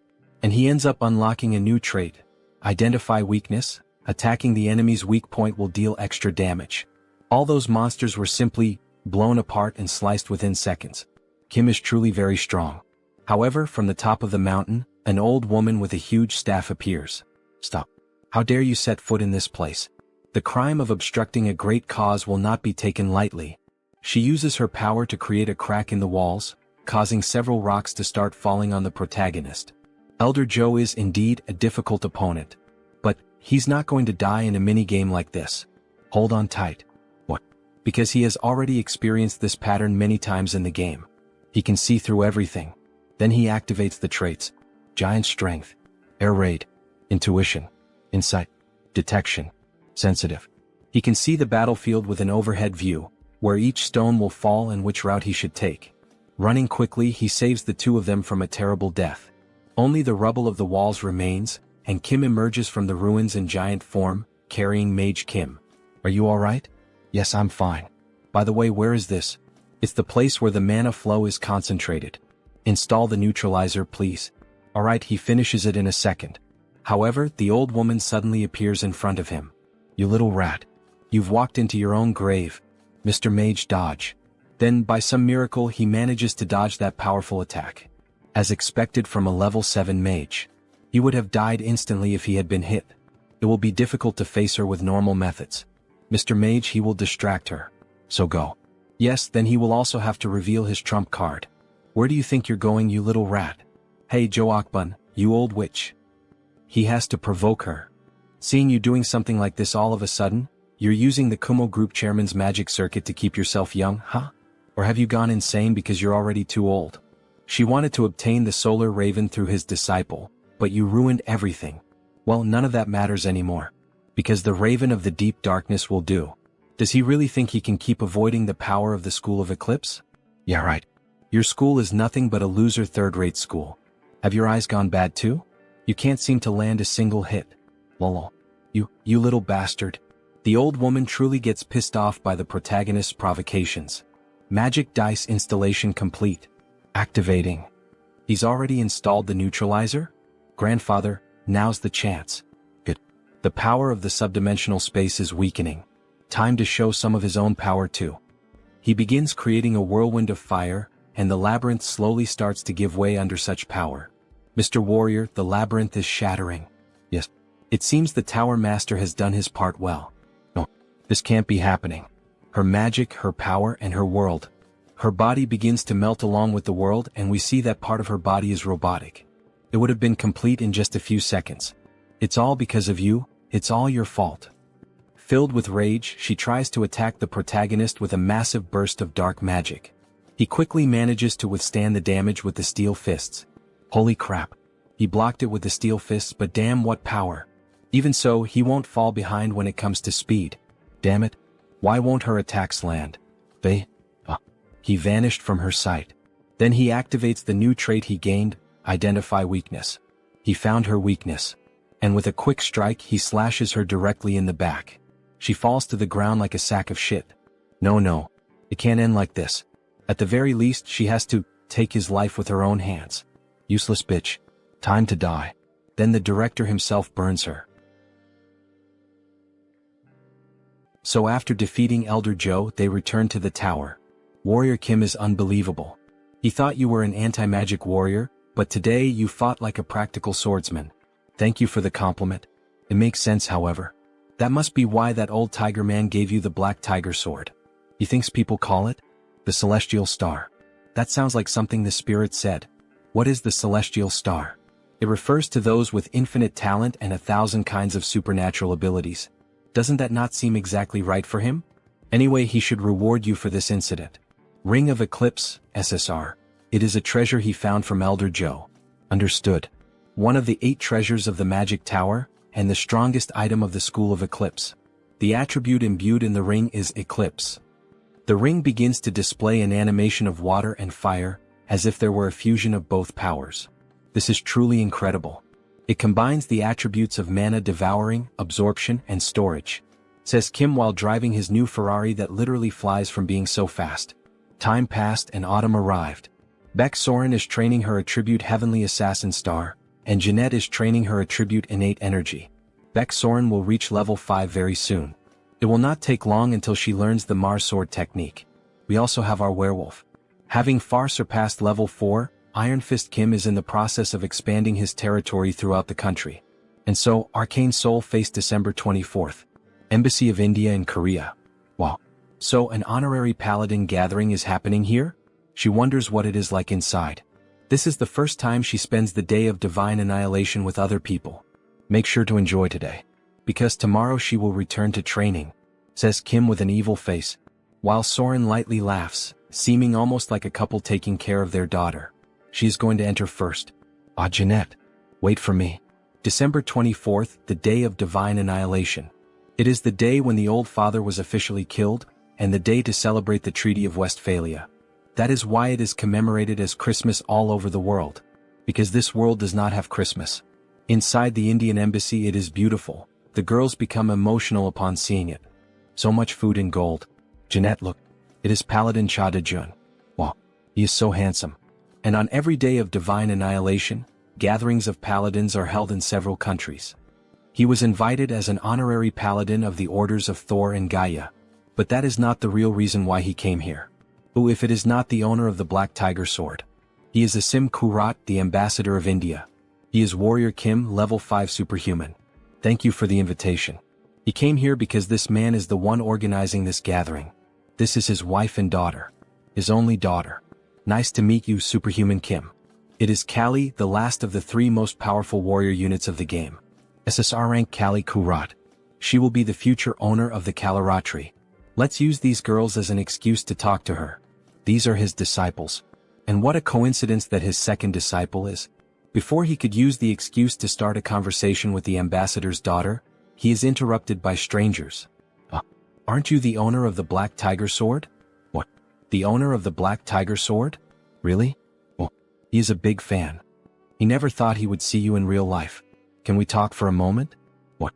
Several begin to come forward wanting to meet the wielder of the sword. No, this was the perfect opportunity to become friends with Kali. You look great. He also wants to see you. Just a handshake. He leaves the rest to you girls. Our master was taken away by the crowd. Ah, he came out of there alive. He could not talk to Kali even for a second because of those people, but at least the girls made friends with her, so he thinks it is all right. Sometimes he makes this kind of face and, really, they are actually making fun of Kim behind his back, but at least they are making Kali laugh. Returning to Kim, he begins to pay more attention to the weather, since he is finally alone. Seeing the snow really conveys that end-of-year feeling.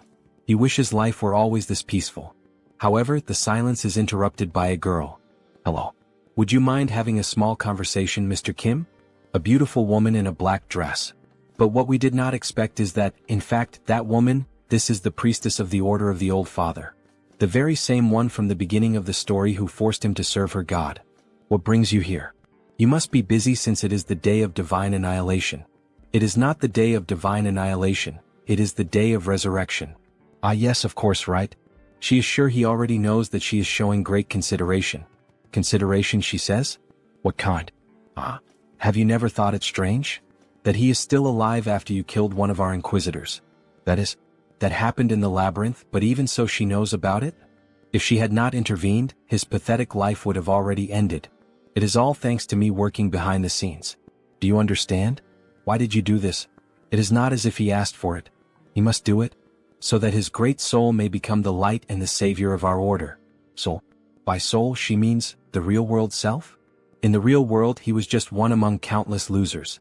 A fool who achieved nothing, failing both in love and in life. Is she mocking me or something? Why the hell are you doing this to someone like me? Could it be that she is referring to my ability to switch attributes? He means if you consider this ability as being imbued in his soul. He thinks you could call it the Great Soul, but he would like you to become stronger than ever, so that a great vessel worthy of the magnificence of the soul may be completed. Take that crap yourself. He is not going to let that happen. Today is the day. Today? Everything starts from today. It is mostly thanks to you, Savior. While you were running everywhere causing trouble and chaos, we managed to accomplish many things. What nonsense are you talking about? You will see soon. A magic circle begins to form beneath her feet. Until we meet again soon. Then she activates the magic with her hands and disappears in front of the protagonist. As if she had never been there. Crazy bitch. She simply disappears after saying everything she had to say. What kind of crap is she plotting this time? Everything starts from today, she said. The main story of the game has not even started yet. Arcane Seoul. It makes no sense that episode 1 with content equivalent to a full expansion pack would begin now. But today is the day of divine annihilation. On the very same day episode 1 begins. December 24th, 11 hours 59 minutes and 27 seconds. Back in the game, the mysterious words of the priestess marked its beginning. Could it really be? The seconds keep passing until reaching 59, and when it finally turns to December 25th, a huge explosion happens right behind Kim. What was that? What is happening? Damn, it has begun. Episode 1, Terrorist Attack in Seoul. Bombing attacks all over the city begin to be reported. Mysterious monsters also begin to appear at the event of the Indian embassy. Before they could attack, they are struck by sniper shots. Our protagonist has already rushed to save everyone. The owner of the Black Tiger Sword? Protect this side with the other paladins. Understood. And what about you, sir? There are people he needs to protect.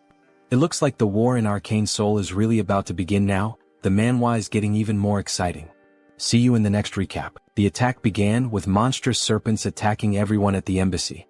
However, the two disciples of warrior Kim tried to defend everyone. Ambassador, are you alright? The terror in Seoul struck the entire city of Seoul. In the game, Callie's parents end up dying precisely in this terrorist attack. Ah yes, thanks to you. Hey, look behind you. With this as a turning point, Callie, devastated by grief, decides to become a superhuman. Then, the serpent is quickly sliced into pieces without having a chance to attack the family. The girls already knew whose technique that was, Professor Kim's. Won't he let this happen in this temporal life? Come to me, the rest of you. He is a busy businessman, as you can see. After finishing off the monsters, Kim leaves in the flying car and starts making calls. Hello, Commander? If it isn't the superhuman Kim. Sorry, but he is very busy right now with the terrorist attack in Seoul. He will have to return your call later. No, he has to tell him this right now. This terrorist attack is happening throughout the Seoul region, but there is only one real target. The president is in danger. What? Is that true? But he received a report saying that the Blue House was safe? That is true, but the president is not there. It is obvious where the single president would go on the night of the day of divine annihilation. He will send you the location. He will see you there. It is the building belonging to the president's secret lover. We have arrived at the destination. Should we land on the rooftop? There is no time for that. Anywhere the president stays, no matter how briefly, has strict security. To bypass the security procedures and enter immediately. He then jumps from the car and gains momentum in the air to break into the building. He will have to destroy the specially made glass. He manages to break into the president's lover's building. Wait, could he by any chance be the owner of the Black Tiger Sword? Are the two of them alright? Forget that, look behind. Then Kim is caught off guard by a sword attack from a mysterious woman. An explosion occurs from the clash of both swords. She is going to cut him into pieces and hang him at the Gwanghwamun gate. That old tiger will love this. The Japanese sword, Demonic Blade Masamyun. It is a weapon that inflicts a guaranteed random curse with every strike that lands on the enemy. Wielding two weapons, huh? Very well then, let's see how much he has learned from that old man. She then unleashes a slashing attack from a distance. Kim quickly switches the hammer for the shield to parry the attack, however, even so he is injured. All that damage from just one attack even after he blocked it? Mitchum, not bad, huh? But can he withstand this as well?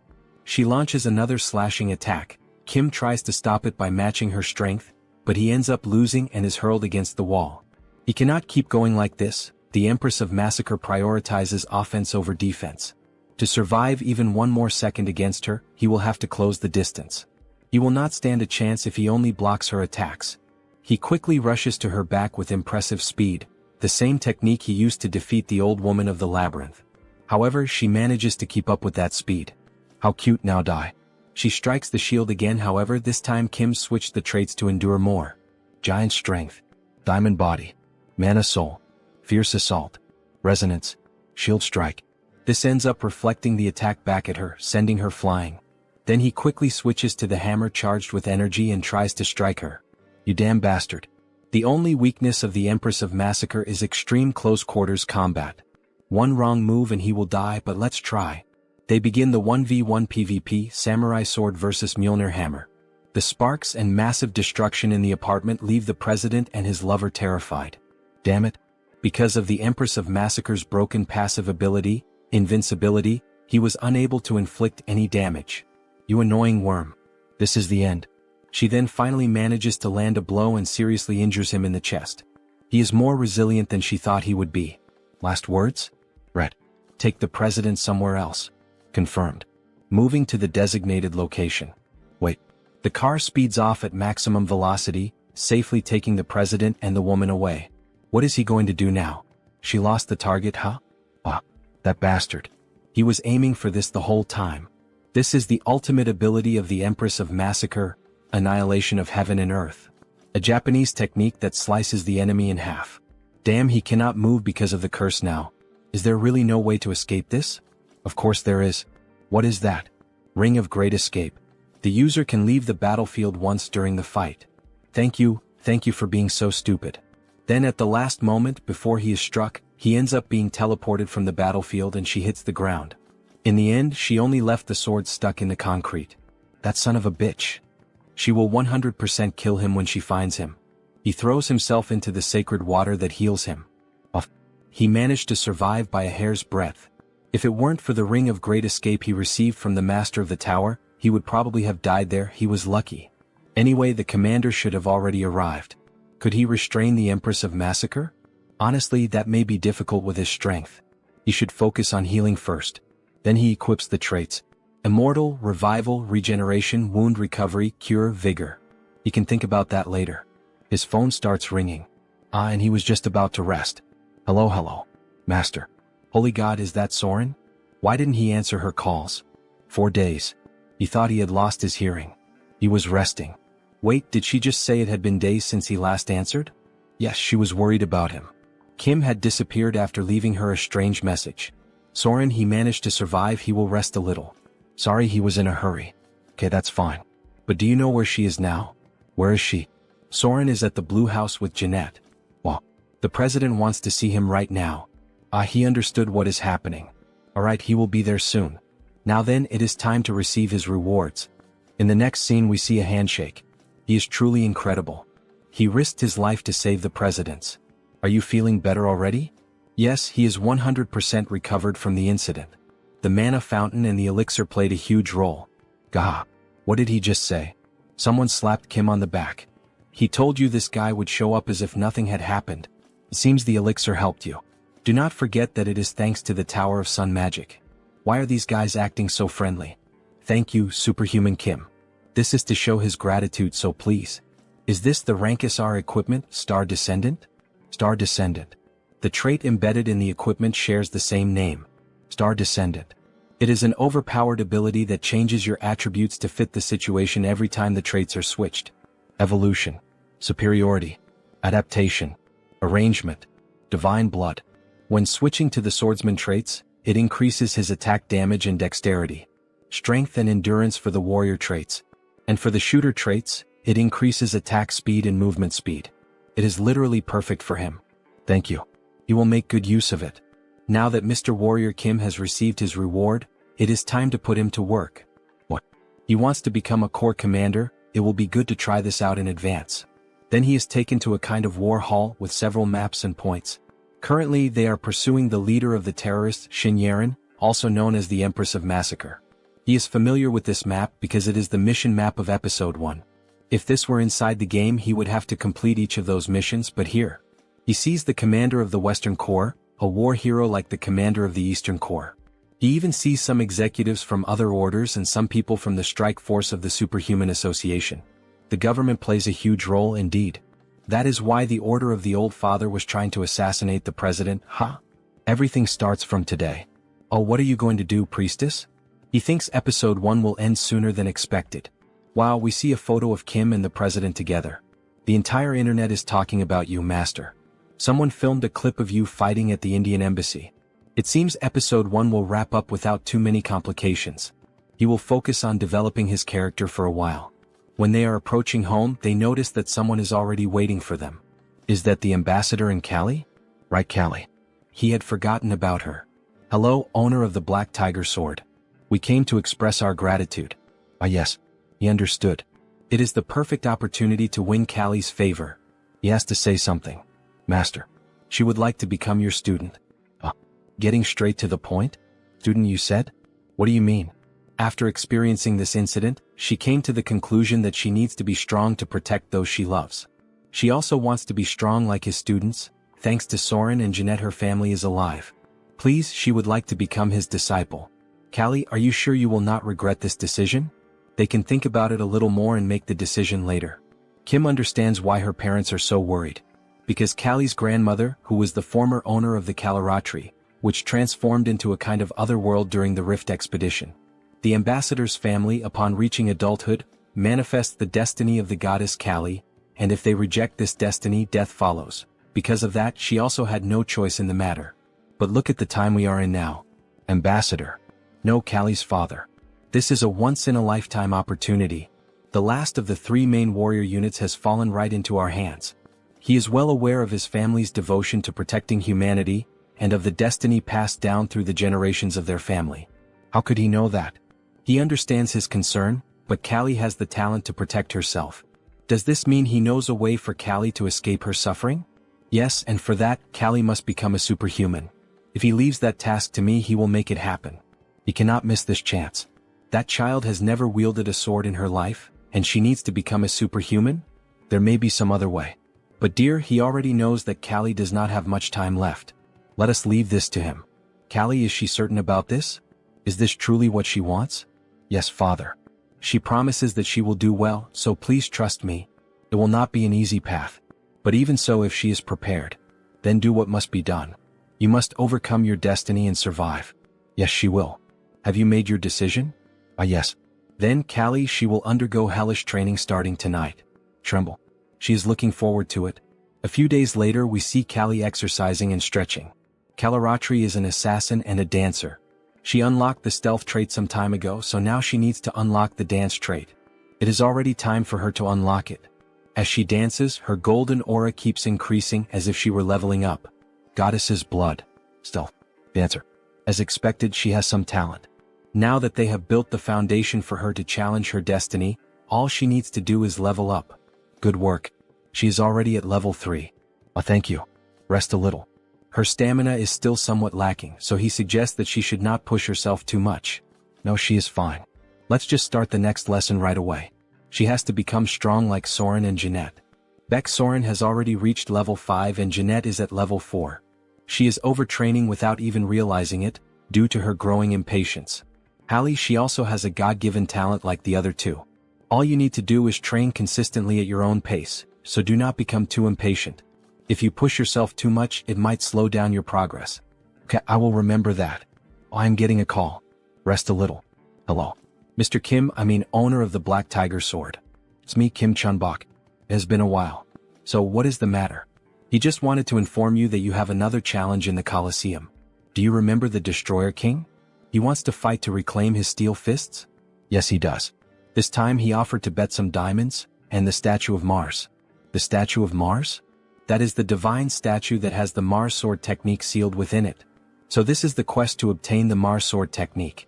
The battle will be in 2 weeks in the form of a 4-on-4 group match. Will you accept? Of course. You will see him then.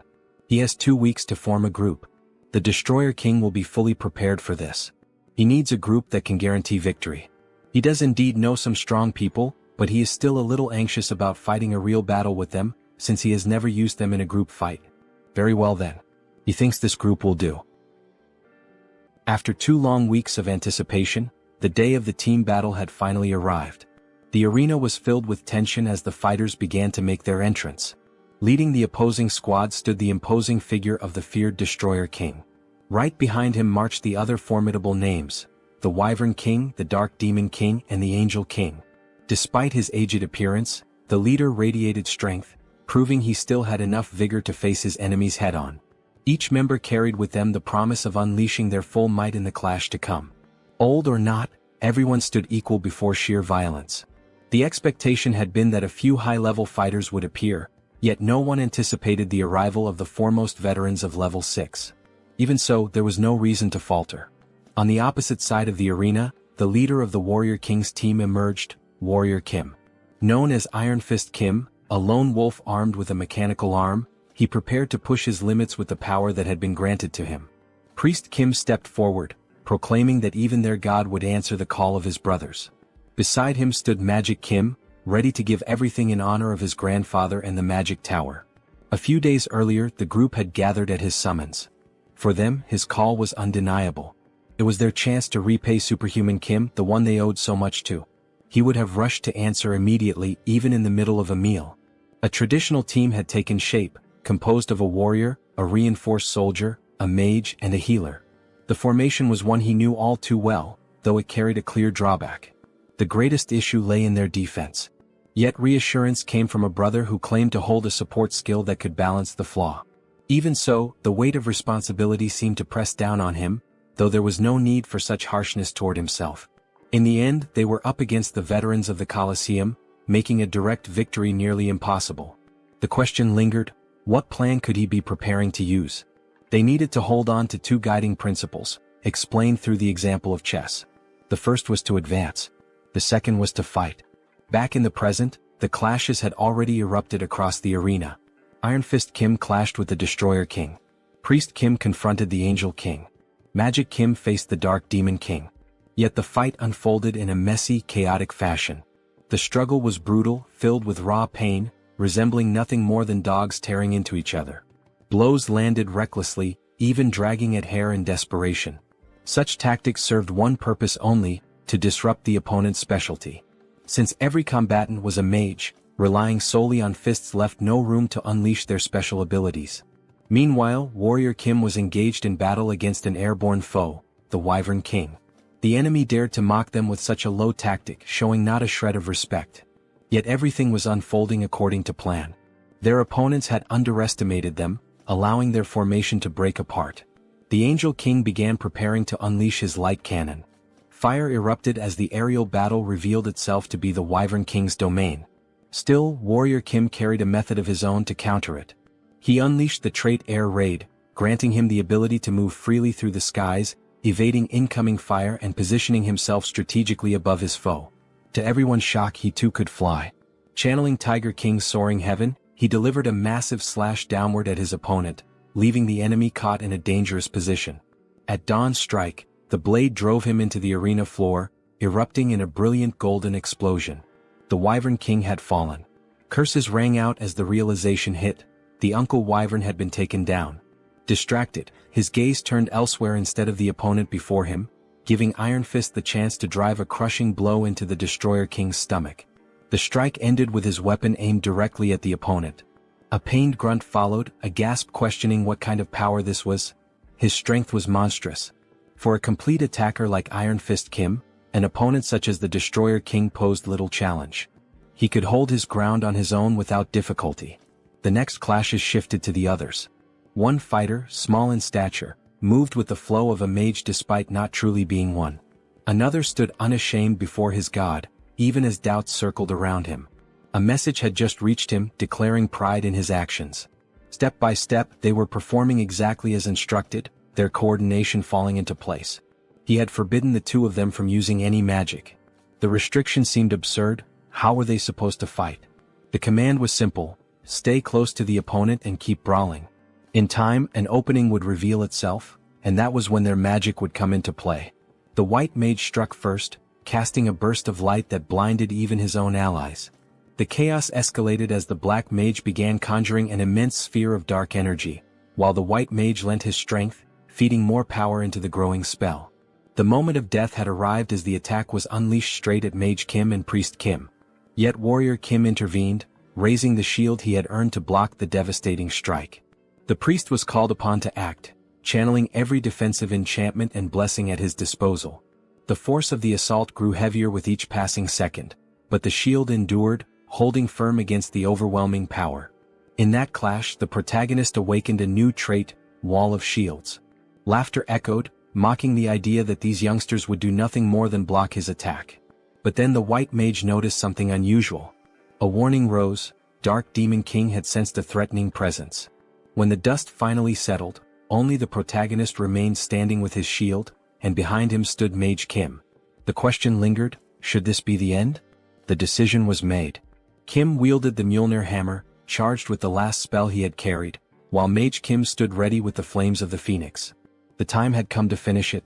Together they unleashed a combined strike, shaping a magnificent phoenix, as the protagonist's barbarian strength surged forward with everything he had.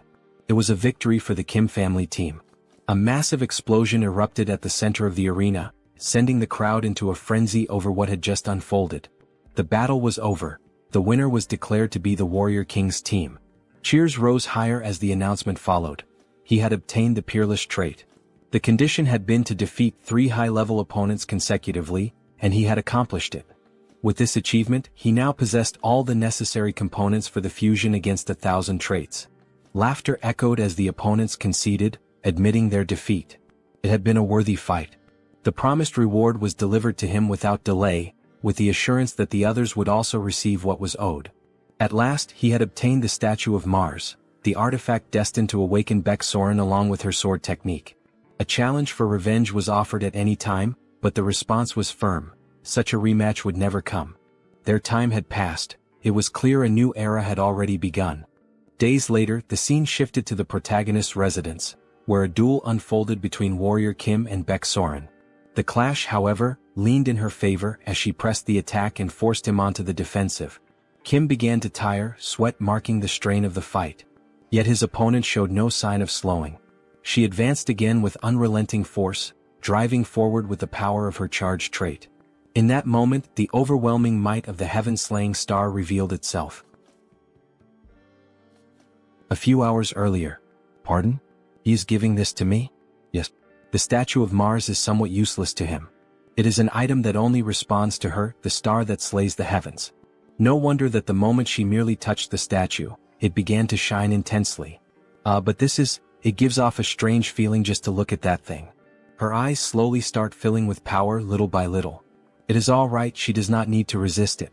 She only needs to let her instincts handle the mana. The 3 main sword techniques are martial arts, but they are also techniques for cultivating mana. The reason he never taught the disciples a special mana cultivation technique was precisely because of this. At last she understood and grasped it. With her eyes glowing red, she swiftly draws her sword and unleashes a red tornado of pure mana, something tremendously brutal. This is the true power of the star that slays the heavens. The power of Mars, the god of war, and the star that slays the heavens. Using the traits, heaven-slaying star, indomitable, runaway train, sword expert, narrow escape. And now she has finally awakened the supreme trait, Mars sword technique. This is incredible, but she cannot help imagining dark thoughts in her mind. That is only natural since it is the power of the star that slays the heavens. She just needs to accept it and focus on fighting, and she will become even more extraordinary. Thank you. She does not know how to repay him for this. After she made such a mischievous face, one could imagine how she might repay it, ha. Right then she could start paying now, says the protagonist as he draws his sword. Could it be that he is finally going to take his payment? Of course not. Warrior Kim only cares about becoming stronger. Giving and receiving. Teach him the war sword technique. Returning to the present, they continue fighting for hours. She is fast and strong. Not only that, but she is also recovering her health and mana rapidly. He keeps being pushed back by her, as the one-on-one clashes are not favorable for Warrior Kim. As expected of such a powerful sword technique. If the dance of Kali was a dazzling sword dance, then Baek Soren's sword dance is the dance of a wild warrior. He can begin to feel it little by little. At that very moment, she realizes that something has changed. Kim's eyes have shifted and turned red. The world itself begins to appear in a blood-red hue. At last, he starts fighting on equal ground against her, no longer at a disadvantage, and the battle has only just begun.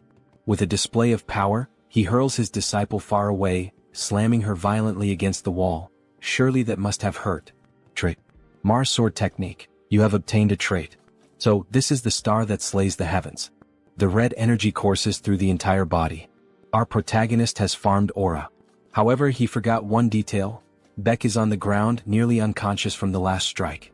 Baek Soren, are you all right? Do I look all right to you? I'm sorry. Phew. He is so close to reaching level 6 now, but still just a little short. He feels that he can reach it if he only accumulates a little more experience. And he has someone perfect for a moment like this. The next day. Joonsoo workforce. Well, look who we have here. If it isn't the pride of our association in person. The best result of our association. The savior of Seoul, Hunter Kim, the owner of the Black Tiger Sword. Oh, he's here, the superhuman Kim. Aha, he's just the same as always, President. Anyway, he heard there is a major request pending? Warrior Kim called at the perfect time. Let him explain, since he was the one who arranged the commission. He heard that the Terror Federation has fallen, right? Episode 1, The Terror Federation. They acted under the instigation of the Order of the Old Father. Unlike in the game, they were annihilated by the incursion carried out by the government. From now on, it will be very difficult for them to rebuild the organization. At present, the Empress of Massacre, Shin Yaren, and her subordinates are scattered. So, at the request of the National Army, the Hunter Association, specialists in tracking, was pursuing the terrorists, but one of them decided to hide in a strange place we cannot handle. A strange place? The Monster Village. There was a mutant among the terrorists there. Right, because any mutant is considered family in the Monster Village. But a terrorist is still an extremely dangerous individual. It has been difficult because that bear mutant has been protecting him. But to think that he has a connection with the Monster Village, that is almost like fate. So that is what happened. But he cannot simply accept this request. To reach level 6, he cannot go against the Monster Village. Yet refusing this request outright is a bit. Here is his photo. A chameleon mutant who hid in the Monster Village. Look at him. This guy is basically screaming that he is a terrorist. This guy is a mutant? Yes, is there a problem? That guy is not a mutant. Sub-boss of Episode 1, Mr. Chameleon. He is a bio-enhanced soldier. The terrorist deceived the bear. He will accept this request. And so, the protagonist dashes off toward the forest. As soon as he uncovers the truth, he will cooperate. He does not know if the man will listen to him, but he will have to try persuading him. As he was approaching, an explosion suddenly burst from the sky. An explosion in the Monster Village. Chameleon. He is beginning to take action. The fire starts spreading quickly through the forest. Some mutants collapse on the ground, unable to breathe as if they had been poisoned by something. But what just happened? It is a magic burst bomb. Owner of the Black Tiger Sword? Why are you here? He heard that a chameleon from the Terror Federation came to this place. It must be him. He is a criminal pretending to be a mutant. What, pretending? Chief, Skeleton Snake has disappeared. The chameleon who was with Skeleton Snake has also vanished. Skeleton Snake? This is not the time for panic. At this rate, everyone will turn into a bomb and explode. Quickly raise the barrier now. Just obey me. Okay, fine. Oh Godmother, please protect us. Then the sacred tree begins to channel energy and form a barrier around the mutant city. He is still alive and all the other mutants start breathing again. Please maintain the barrier. He will find the terrorist and Skeleton Snake. Are you sure he will be fine on his own? Then Warrior Kim equips the hunting traits, Phantom Eyes, Intuition, Insight, Detection, Clairvoyance, Trace. He will find them quickly and return. Kim arrives at a cave and around it there is something strange in the air. He knows they must be somewhere around here. Master. Baeksoren? Why are you here? You called me saying you needed her help. Did I do that? Alright. He sees that she has come to help. He ends up collapsing. Teacher, are you alright? Yes, everything should be fine. That is strange. Why does his body feel so exhausted? She thinks he needs to rest for a while. She will continue searching from here on. Ichem, are you sure you can handle that? Of course. Leave the rest to me and take a break. Give me a break forever? Don't make me laugh. Who would be fooled by a hallucination like that? Is this holy water? But it's already too late. Then an explosion ends up happening, and it is finally revealed who that cheap copy of Baeksoren was. We see Skeleton Snake tied up with several mana pouches inserted into his body. That damn chameleon, he's using mutant bodies to create bombs. Those batches of mutants were far too easy to take advantage of. Thanks to them, he managed to prepare the perfect terrorist attack. And now that he has lured that bothersome owner of the Black Tiger Sword, the Empress will be delighted. Some men appear behind him, forming an ambush for Kim. Does he by any chance think that this alone is enough to bring him down? This is a good moment to test it. He recently completed the set of Rage, Fighting Spirit, Fierce Assault, Destruction, Peerless, and Massacre. With this set, he now has the combination of the Mars Sword technique in matching against 1,000. With the union of the sword and hammer, he forms a red lightning bolt that leaves everyone in the room frightened, the same as Baeksoren did when she finally unlocked the new power. But what the hell is this power of his? They didn't tell us anything about it. All of you ended up choosing the wrong person to anger. He charges forward with everything against the poor NPCs/secondary characters. After some time fighting, we only see blood dripping from his sword. So this is the Mar sword technique. There's almost nothing left of this place, only useless NPCs lying on the ground. Such a fearsome power now in his hands. After finishing the fight, he runs with Skeleton Snake to the mutant city. The bear tries to communicate with him, asking what the hell happened, while the other mutants watch the situation. Skeleton Snake was exposed to mana for too long. This is going to get out of control, son. Please tell the Godmother tree to help now. Okay. Oh Godmother. Please save Skeleton Snake. It's too late. There's nothing she can do now. How could this be? Then the snake herself begins to speak. Dear bear. Tell my friend. Are you okay? Are you coming to your senses? Bear, please finish the job. What the hell is he saying? Is he by any chance asking to have the job finished? That might be the best option. If his mana core gets out of control, the explosion could sweep the entire monster village. He can't do that. Even if he has to die, he can't do that. He thinks he has an idea. Is that true? But the chance of failure is over 90%. And if things go wrong, he could be in danger. However, because he received a prophecy from our Godmother. She said that he was destined to give a part of my body to someone who would return her blood and flesh. That strangely made me think. Since Skeleton Snake helped me so much to get here, it's worth risking his life. He doesn't care as long as this can save Skeleton Snake. Even if it's a 1% chance. Please do something. He understands. Please prepare a bathtub. We'll bring one. And the Hunters Association should be waiting outside the forest right now. Please allow their entry. Under Kim. These are the things you asked for. Do you need anything else? President, no, every reinforced soldier here, he needs you to extract the mana cores and the lubricants from their prosthetic arms. How much do you need? Everything. He needs every last part of it. The only way to save the Skeleton Snake is to obtain a human body. Arg arg. In other words, he has to mutate the mutant. This method only appears after the episode of the nuclear war, but it's worth trying. Godmother. Let him ask for a portion of your blood to save the Skeleton Snake. It is only possible with the sacrifice of someone who has ascended to divinity. The Godmother's blood. Yes, take this. Good.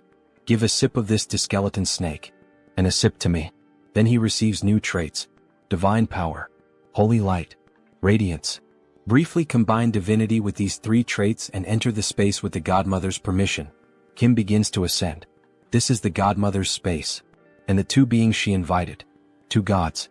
His existence is far too insignificant to face the 2 of them, but their items are responding. Blessing of Thor.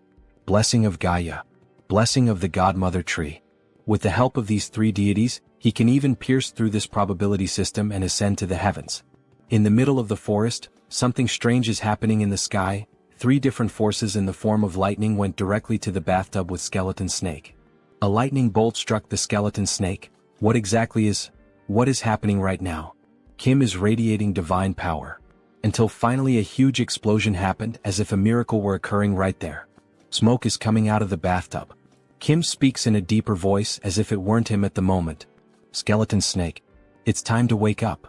Then a human hand begins to emerge from the bathtub, and a little later we see a beautiful girl coming out of it, with very green eyes like a snake's. She finally looks up at the sky, seeing that beautiful view. No words leave her mouth. Kim approaches from behind with a piece of clothing. After all, he is a gentleman. Congratulations on acquiring a new body. Ah, thank you. This honestly feels like a dream, the sensation of the wind enveloping me, the smell of the grass, and even the humidity. It's been so long since she felt any of this that it feels unreal. She really has a body now. However, she begins to feel unwell and cough a lot. Hey Snake, are you okay? Owner of the Black Tiger Sword, did something go wrong? This is very strange. He is sure it was successful. In the end, she ends up vomiting a ring. Wait, that's the treasure you receive after finishing Skeleton Snake's personal quest, the SSR Ring of the Prophet. So that's where it came from. So that was what the Godmother's prophecy was about. The prophecy? What was it again? To someone who would return her blood and flesh, she was destined to give a part of her body. That was very cute. Could it be that the protagonist will finally have a girl? The Prophet's Ring. Just as the name suggests, it is a device that provides all the game's information in advance. For example, it can show the reward inside a treasure chest or reveal the map of a randomly generated dungeon. We see illustrations of what this stolen item would look like. He did not expect this reward at all. What a lucky prize. And take this as well. This is a mana core, isn't it? Even if she is no longer a mutant, she will still need it. No, it's all right. For you to become level 6, the tree seems to be smiling as one of its leaves falls. He needs her mana core. That's what she told me. Is that so? The godmother granted us a level 6 plant. According to what is written here, you will also need mana cores from other mutants. Mana cores? He is the benefactor of our village, so this is nothing. He will give him all the mana cores he has been keeping. Yes, you can take mine as well. You can have the mana cores of our kind. Me too, me too. Take ours too. Everyone wants to help Warrior Kim, the one who from the very beginning tried to be their friend and protect them. All of these must be mementos of their masters, parents, or friends, but even so, they are giving them up so willingly. Everyone, thank you so much. After a few days, we see a huge building, and inside it, all 4 of them making funny poses with sunglasses. It is so bright, so huge. Is this building really yours, master? Yes. He bought it recently. Money is power. Now he obtains income without needing to work. With this, he can cover the necessary expenses for training. Welcome, Superhuman Kim. Oh, Director Choi. It is still early and you are already here? Of course. He is the manager of this building now. He is nothing without responsibility, sir. Of course, that is why he chose him. Now we are business partners, Director Choi. Yes. Once again, it is a pleasure. Now, he thinks he should take him for a tour of this building. Where to first? Ichim, she would like to eat something delicious. Me too. Alright, we can start things after we eat. Then we can go to the food court. However, Kim interrupts him. Let's go to the training room. Damn protagonist who only thinks about training, no wonder he is so strong. Let's see how strong his disciples have become. Kali Kurat level 3. Jeanette level 4. Beck Soren level 5. They begin training in the new training place. Kim is equipped with his training traits. Black Tiger Swordsmanship. Sword Expert. Sword Aura. Sigurd Cultivation Technique. Focus. Training. Warrior Kim level 6. He pauses his personal training a little. Everyone is making steady progress. Now he can focus only on his own training. Thanks to the Prophet's Ring, he managed to obtain the artifact necessary to reach level 6. Moreover, he managed to learn the supreme technique of the Eastern Army, the Black Tiger Swordsmanship. Now that he has obtained so many traits, the high-level trait, Master of Swords, is not very far. However, to use the Master of Swords trait, the mana cultivation technique he is currently using will not be sufficient. He is already having difficulty controlling the Mars Sword technique with it. It seems the time has come for him to go to that place. To the place where the god resides. Sweden. Great Palace of Stockholm. He arrives at the entrance and there is an angel waiting for him. Mr. Warrior Kim, unfortunately he will not be able to enter the place. He is an honorary paladin of this place. Even if he is a paladin, he is currently at level 6. It is dangerous. Please visit again when you reach level 7. Yes, he already imagined this would happen. It is understandable, since there is a saying that anyone below level 6 will die instantly upon seeing a god. But, it is not as if there were no way. He gives a rose with white flowers. This is a mythical item from Norse mythology, the regret of Mistiltine. He really managed to bring it here. Gem with this, she understands.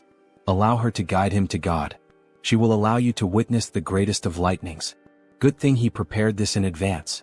Some time ago at the square in Sweden. Before meeting Thor, there is something he needs to prepare. There is a quest that gives the regret of Mistiltine as a reward. He needs to complete it before meeting him. From what he remembers, he needs to find the distinguished individuals in this market. Then a mysterious hand goes on Kim's shoulder. Long-time brother. Mr. Sigmund? He did not think he would see him here. It really has been a long time. What a coincidence. It is all thanks to our new family member. Your new family member? We have a son now. We brought our son to receive some blessings. Wow. Congratulations. He is so curious to know what our son will be like. She is sure our son will be strong just like the father. Still a little lovebird couple, huh? Now that he thinks about it, this was the sacred land of the Nordics.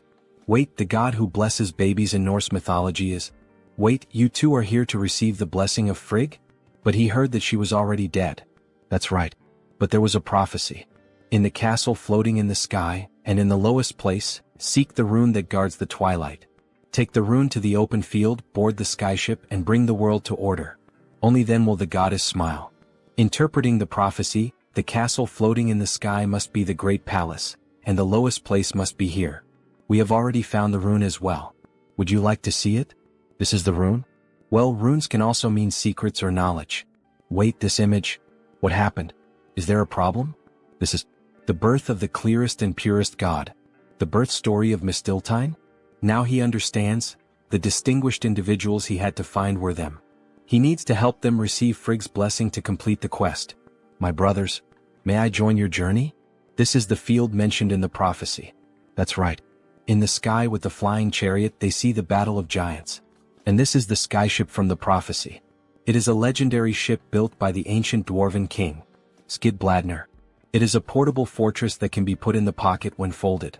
The most coveted item in Arcane Seoul today. 500x reduction. It can be put in your pocket. It is a flying portable aircraft carrier. Isn't it magnificent to see it with your own eyes? He wants it desperately. He could not obtain it in the game. This is the sadness of an F2P player. So, according to the prophecy, take the rune to the open field, board the skyship, and bring the world to order. Only then will the goddess smile. We have to take over Skidbladner and defeat those titans, right? Yes, but many have already died trying to covet that ship. Will not be easy at all. Not easy, he says? Nah, it's hella easy for him. Bro, calm down, there's a pregnant woman in the back seat. As he closed in on Skidbladner, the portable fortress revealed its defenses. Cannons emerged and unleashed fire, turning the approach into an aerial clash. Projectiles tore through the sky, incoming fast, confirming the threat. The moment had come to prove his strength. 6 new traits activated in sequence: driving, boarding, focus, phantom eyes, intuition, and sensitive. With everything set, he pushed forward at full force. With the car at ultra speed, he weaved through cannon fire and slipped past the waves of explosions. The system blared warnings: danger, too many projectiles closing in, evasion nearly impossible. The command was clear: accelerate. The vehicle surged forward, dodging collisions by a hair's breadth and breaking free from the storm of missiles. Through the smoke something emerged. What looked like a grin was in truth the protagonist's car. A new trait awakened, one with the vehicle. The connection fused him with the machine, making it entirely his. The car shifted, transformed like a mechanical giant, a living weapon under his command. The target stood clear. Kim hurled himself into Skidbladner and unleashed a devastating strike, Thor's hammer dropping like a bomb. What the hell was going on? Why would a paladin of Thor act like this? He didn't even believe in gods. Odin's name echoed in frustration. Why send that bastard here? But calling on a deity meant nothing now. Skidbladner belonged to warrior Kim. Moments later, only laughter could be heard. The clash had been brutal, a fight to remember. All that remained was to bring the place under control. Yet the question hung in the air: how would he make it work? The master's voice cut through the chaos, confident. He believed he could take command. Once linked with Skidbladner, the car came fully under his command. Power output surged and a virtual map unfolded before him. To claim Frigg's blessing, Fenrir had to be located within this place. Confidence followed. Kim could handle it. He deployed the fortress's arsenal, unleashing a storm of fire on the titans below, bullets raining down in relentless waves. The prophecy finally seemed within reach. Gratitude spilled out. This debt would never be forgotten. And now the path forward was clear. The map lit up, glowing brighter until a colossal figure emerged. A woman, the goddess Frigg herself. With delicate care, she placed her hand upon the pregnant belly, granting the long-awaited blessing. Gratitude echoed deeply. This divine gift would never be forgotten. The mission reached its end. As a reward, he received his prize: regret of Mistiltine, god-slaying Mistiltine. Consumables of near-mythical rarity, with only a 1% chance of appearing in the game, now rested in his possession. Armed with these, he was finally prepared to face a god. At the steps of Stockholm's Grand Palace, Kim felt the weight immediately. Each step forward was stifling, the very air pressing down like a god's hand. He activated the regret of Mistiltine, a one-use relic that allowed him to endure divine pressure despite lacking the proper class. At last, he stood face to face with Thor, the god of thunder, a being from beyond his own world. Thor recognized him instantly. His eyes pierced through every layer of disguise, seeing Kim's true origin. The implication was clear: if Thor could perceive it, perhaps all gods could. Still, Kim pressed on, asking what had brought him here and whether Thor knew who had summoned him across worlds. If there truly existed a power strong enough to drag him into another reality, surely the god of thunder might know. Thor grew serious, thoughtful for a moment, and then admitted he did not. What? Thor truly had no knowledge of who had done it, no clue, no trace. How was Kim supposed to know? Could it have been the old father who summoned him here? But that one was already dead. Probably not. If a god out there had burned that much power, Thor would have sensed it. The answer became clear. The gods weren't responsible. If not the old father, then who? His mind drifted, and a flashback surfaced. His conversation with the mad saint, her cryptic words still echoing like a curse. That he should become stronger than ever, that was her decree. A vessel worthy of holding the magnificence of a great soul had to be forged, a soul destined to become the light and salvation of their order. But why him? Why try to mold him into a vessel of rebirth? Was his soul?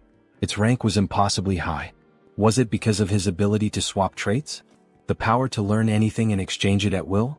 Only an omnipotent could wield such a gift. In the East he believed they called it the Celestial Star. This was called the Celestial Star. Celestial Star, he had heard that name before. Had there ever been an omnipotent like him? Yes, one known as the Celestial Demon. The way she spoke made it sound as if he resembled her master, as if he carried eyes capable of glimpsing the future. So that's why the Blood King had said those words. In any case, he had to do his best to escape that filthy order that still followed the old father. If he managed it, he'd be named as the Blood King's Archangel. Archangel? The title hung in the air. He had no intention of dying though. The promise was clear. After death, of course, little one. To be honest, he thought reviving might not be such a bad idea. Was he serious? He had no desire to remain trapped in this ridiculous palace, sipping nectar for eternity. It made sense. Thor himself was also a god of war. He remembered the opening line of Arcane Seoul, God is dead. In the divine annihilation war, when the old father fell, every defeated god perished, while the victors were all imprisoned. After being locked away for so long, Thor had to be itching for action. Yet even so, war still felt like too much. In the end, the divine annihilation treaty had been made for humans. Still, Thor would cheer him on. What he sought was a power strong enough to break free from the old father, and that power Thor would grant. A colossal bolt struck Kim, not just any lightning but the thunder god's own. His entire body convulsed under the shock, pain tearing through him, screams ripping out despite every effort to hold them back. As always, the protagonist took the harshest, most brutal attacks this manhwa had to offer. See you in the next video. Use it well. Then our protagonist gained 2 new traits. Thor cultivation technique. Lightning. And we see Kim warrior in a badass pose, after being burned by the lightning. We're done, baby Mjolnir. Thank you, God of Thunder, you may go now, omnipotent outsider. Kim is in the city sky, looking at the buildings as if he were truly someone important. The journey was long, but it was worth it. He didn't plan this, but he obtained the God-Slayer Mistiltine, which removes invincibility traits. He even managed to get the Skidbladner.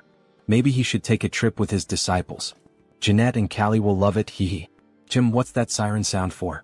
We see a huge building engulfed in flames. But what the protagonist didn't know was that the burning building was the new one he had just acquired. In the next scene we see the entrance of a hospital. Please don't run in the hospital corridor. Director Choi. Sir, you finally arrived. The director growled. Which bastard did something like this? We're currently investigating, but it's very likely it was the Terror Federation. The Terror Federation. They've gone too far. Director Choi, he's not just a business partner. He's much more than that. In the cruel and selfish society of Arcane Seoul, he was the first to show kindness. He's his right hand. Damn it. All of this happened because he asked him to manage the building. Superhuman Kim. Director Choi. He woke up. He's fine. But there's something more important here. This is his blood. Please take it. Why are you giving me this? Because he injected nanomachines into his own blood some time ago. And he spread his blood onto those terrorists. With this, he should be able to track them. Thank you for staying alive, Director Choi. We will use every medical technique available to heal you. And this time he will make sure everyone is eradicated. In the next scene we see a city that looks like a slum. Giro Stronghold. Sir, they tracked Director Choi's nanomachines. This is the result. This is where they went to hide. Their traces end right here, you say? Yes. Should we just demolish this place? Demolish, you say? Yes, most of the people who live here are either homeless or criminals. His Iron Fist gang will take care of it. That's the right choice. This time he plans to defeat the leader of the Terror Federation, the Slaughter Empress. At any cost. But the Terror Federation began as the Federation of Rights. It was an organization founded to claim the rights of the marginalized. Until they made contact with the Order of the Old Father. If he decides to destroy this place casually without much thought, that could ultimately strengthen their justice. Violence is not always the answer to everything. It can harm the lives of innocent people. Of course that's true, but do you have another plan in mind? We have to demolish and rebuild. With that, what do you mean? From now on, we will re-urbanize the Guro neighborhood. That's his plan. The re-urbanization of Guro advanced without many problems. This was thanks to the president who promptly approved the revitalization of a district with public order collapsing, and to investments from several prominent figures. And he finally found the terrorists' main base on the outskirts of Daerim. We see a door with a very strong seal on it, however that seal is quickly broken. It's been unlocked, Professor. As expected from the number one in security. Great. He's not only good at security but also at bypassing it. But don't you think this might be a little dangerous? I mean, Warrior Kim is about to face the infamous Slaughter Empress. Of course it would be dangerous. This won't be an easy task at all. And that's exactly why he asked for their help. He gathered the entire gang. Relax, Captain, you made the right decision. Iron Fist Kim. Level 5 Magic Kim. Level 5. Priest Kim. Level 5. Beck Soren. Level 5. Callie. Level 3. Jeanette. Level 4. Let's go, her heart is pounding. They've all grown well, Warrior Kim. Level 6. Co Woojin. Level 6. As expected from those with extraordinary talents. Their growth speed is much faster than average. Not to mention that Woojin is already at his level. You worked hard, man. You guys should be more than strong enough for this place, except for the Slaughter Empress herself. So there's no need to worry. Leave it to us, Professor. She's not scared at all. Me too. He will also do his best as a level 6 superhuman just like you. Yup, but there's no need to overdo it. So reliable. Now then. Upon opening the gate, a green aura seeps out as if it were something poisonous. Everyone is astonished by this intense air. The subdimension. Professor, are you sure we will be alright? I'm a little scared right now. Me too. Have I ever been wrong before? Let's go in. To finish the Slaughter Empress. Poor things. They walked into their own grave. Now that it has come to this, she should help them find the proper burial site. In the next scene, the entrance to the subdimension is revealed. 3 houses stand in the middle of nowhere, each with a distinct aesthetic. This place is... He thought it would be dark since it's underground. What is it for? The platform they are standing on can be seen, along with paths leading to each of the 3 houses. This place was known among players as the Hell of Minigames. They must complete 3 types of minigames to remove the buff applied to the Slaughter Empress. In truth, it wasn't that difficult back then since it was just a side-scrolling game. But now, it seems extremely hard to get through this place. After all, this is reality, and any mistake leads to a disastrous outcome. However, he brought his disciples in preparation for a situation like this. They will split into 3 groups to cross this area. With Co Woojin as the leader, Mage Kim, Priest Kim and Iron Fist Kim will form one team. And with Beck Soren as the leader, Jeanette and Callie will form another team. But what about the last group? He will be in a team by himself. Because he is a professional whose name once appeared on the leaderboard. Co Woojin's team will take on the first minigame. They must destroy the falling blocks and reach the finish line. Why are they so difficult? It doesn't seem easy, but since they have Mage Kim who can sense mana, this way, it won't be hard for them to find the block that needs to be destroyed. Great. Let's get out of here quickly. Yes. However, Woojin seems to be bothered by all this. Beck Soren's team will take on the second minigame. They must find a solid cloud platform to cross the sky and reach the finish line. If they follow a specific rule, they can complete it in no time. Callie, how far are we from the finish line? And they have the board game maniac Callie. Only 10 more cloud platforms left. And finally, he'll do just fine on his own, so they don't need to worry. But all of this will be a bit complicated, so it will take him some time to finish everything. If they reach the finish line before him, they must not open the door and should wait for him. Then he wishes good luck to everyone. Finally, the first group reaches the finish line. Priest Kim thinks they were the first to arrive. It was all thanks to that guy. He did a great job finding the right block. He's glad he could help. The priest's dispel was also important. He could rely on you. It was nothing really. However, once again Woojin seems dissatisfied. Shortly after, the other team arrives. We did it. Our Callie is so smart. Both of them were amazing. I'm so proud of you. That was easy. She handled all the traps that flew toward us. While everyone celebrates, Woojin stands alone. He wanted to show his master how much he had grown. What is he doing now? He simply can't keep going like this. He's the only level 6 warrior here. He'll face the Slaughter Empress himself. Surin realizes what he was about to do, prove himself and become today's protagonist. What are you doing? Come back here right now.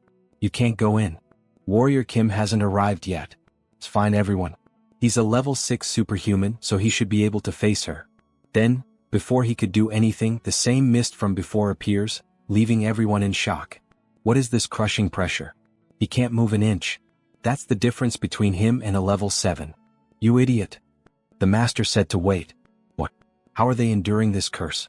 He tried to be the protagonist, but in the end he's just a beta. The three of them attacked the Slaughter Empress. They must have a death wish. Very well, as you wish. With a single strike she injures our girls. Damn it.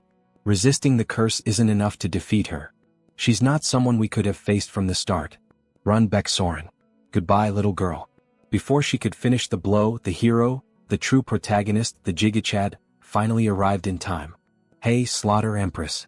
Been a while, huh? It's been a month, he thinks? Teacher? Ah. She never expected you to come here in person. There's no need to waste time. She'll kill all of you. No. Even our teacher can't withstand that attack. But fortunately there's nothing left for the beta. After all, our protagonist stands as her equal. He's on equal footing with the Slaughter Empress?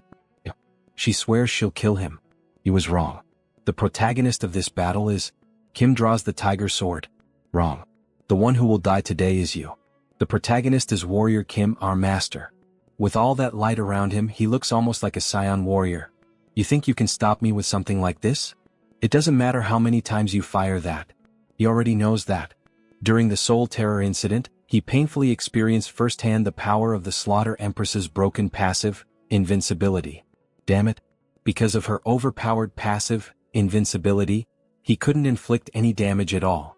Now during this duel he holds the gift of God. He's grown so much in such a short time. She'll have to be careful, especially when fighting against a sword master who has completed the title swordsmanship. Annihilation of heaven and earth. Damn. That move is terrifying no matter how many times he sees it. It's time to end this. Bearer of the Black Tiger Sword. Her blade pierces through the shield, however before she realizes it, a branch has already pierced her body. God-slaying Mistiltine. Effect. Nullifies the opponent's invincibility effect. Now that this item's in effect, she's done for. She becomes confused about what's happening. But what the hell is that? The God-slaying Mistiltine nullifies invincibility. The reason he had been playing defensively was... And with a quick movement he makes a precise cut like a sushi master, leaving her bewildered by what just happened. Then to finish it off with a badass stance he launches a point-blank attack. Inferno. A massive black beam to pulverize her. He had waited all this time to get this opportunity. Even after that attack she tries to resist. This is nothing. It's just an attack from a mere level 6. Even if she dies here she'll take him with her. Before she could speak he makes the same cut on her other arm. Everyone watching the fight is astonished by what's happening. After all, a level 6 is dominating a battle against a level 7. And in this world it's very clear, the one with the higher level is stronger. Do you feel that? This is a battle that surpasses levels. With several quick slashes, he finishes her off as if slicing meat to be served on a plate. You deserve this. And even after all that, she still remains conscious with a devilish smile, asking to be finished. The final boss of episode 1. He won't refuse and with one strike he finishes the job. The Slaughter Empress is completely dead. To think he actually defeated the supreme martial artist. What a great achievement. Incredible. Brother, at this rate he's going down in history. Haha, he's happy to see that all of them are safe. However, there was one who wasn't happy. The professor. He apologizes since because of him he almost ruined the professor's plan. Alright, since we got it, stand straight, man. Masamune, the phantom blade of the Slaughter Empress. It has a good attack attribute. Not only that, it never misses and inflicts a random curse upon hitting. Sounds like an incredible sword, doesn't it? As expected from the blade once wielded by the Empress. Alright then, Beck can have it. What? Why isn't he the one using this sword? He's more suited to straight blade styles than sabers. Take it. He thinks it would be perfect for her. Alright then, thank you very much, Master. The star that slays the heavens with the phantom blade, huh? It's going to be amazing. It'll be fun to watch. In the end, that bastard just wants to see everyone become stronger. Now let's see what the Empress was hiding behind that enormous door. Let's collect the rewards. Then after opening the door, only a blinding light appeared. The place was filled with gold coins and all kinds of treasures. The Empress was like a dragon to have hoarded all that. So many coins. And they're shining. There's so much money in this treasure. She must have plundered quite a lot during her terrorist attacks, huh? Brother, what do you plan to do with all these jewels and gold? Well, we'll probably use it for repairing the damage caused by the terror, along with restoring his building.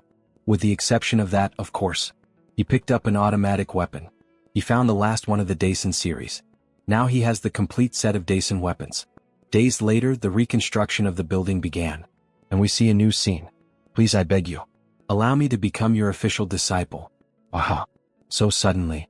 Honestly, he had been very confident during the recent operation because he thought he was a genius. But in reality he couldn't do anything. He couldn't even swing his sword once. So that's why he looked so down back then. He realized that leveling up doesn't solve everything. Of course, the teachers he has in the clan area are also amazing. But they lack an essential factor. I also want to become a warrior. The instincts of a weed that fights to survive in the wild. If that's what you wish to learn, then fine, he'll accept you. Really? Yes, but don't ask to quit later, alright? Yeah, congratulations and welcome. He promises that will never happen. Thank you so much, Master. Then, suddenly, someone pats him on the back. Welcome, Rookie. Looking forward to working with you. Rookie, my ass. He met him before you did. She's the junior here. What do you mean? We've got to follow the order in which we joined. Don't you agree, Disciple Seo? The boomer side of her is showing again. Hey, don't make fun of your senior. Stop right there. Then all of a sudden she hits someone. Jeanette. Her eyes tremble. There you are. She has no idea how much trouble he went through to find her. Let's go now. I'll wait. However, our hero stops the stranger. What brings you here? We came to reclaim our property. Your property? Surely he's not talking about Jeanette. That's exactly what we mean. As you can see in this contract, this girl is ours. So we'll be taking her back. Then he realizes who these men are, the same ones who murdered Jeanette's parents and sold her, left alone, into human trafficking. The mages of the Ilyang Magic Tower. He guesses it's time for Jeanette's personal quest to begin. She is his disciple. You cannot take her. What are you saying? This girl is our asset. Take a look at this contract. Ridiculous. Where's her consent on that damn piece of paper, huh? If you really want, he's willing to send Jeanette to your magic tower. However, he will be accompanying her. With this mission, the sword of the Nephilim will finally be inherited. Shortly after, Guachin. Ilyang Magic Tower. They storm the place. Ugh, what the hell are these things? The site of Magitech biological experimentation. A place where the disgusting greed of humans is laid bare. Master, do you think she'll be able to become strong enough to stop all the horrible biological experiments in the world? Jeanette girl. Yes, but only when she obtains the sword of Nephilim. Then we soul go right away. But there is something you must do before that. Avenging your parents. Oh, I see. I almost forgot something she shouldn't have. Let's go teach her.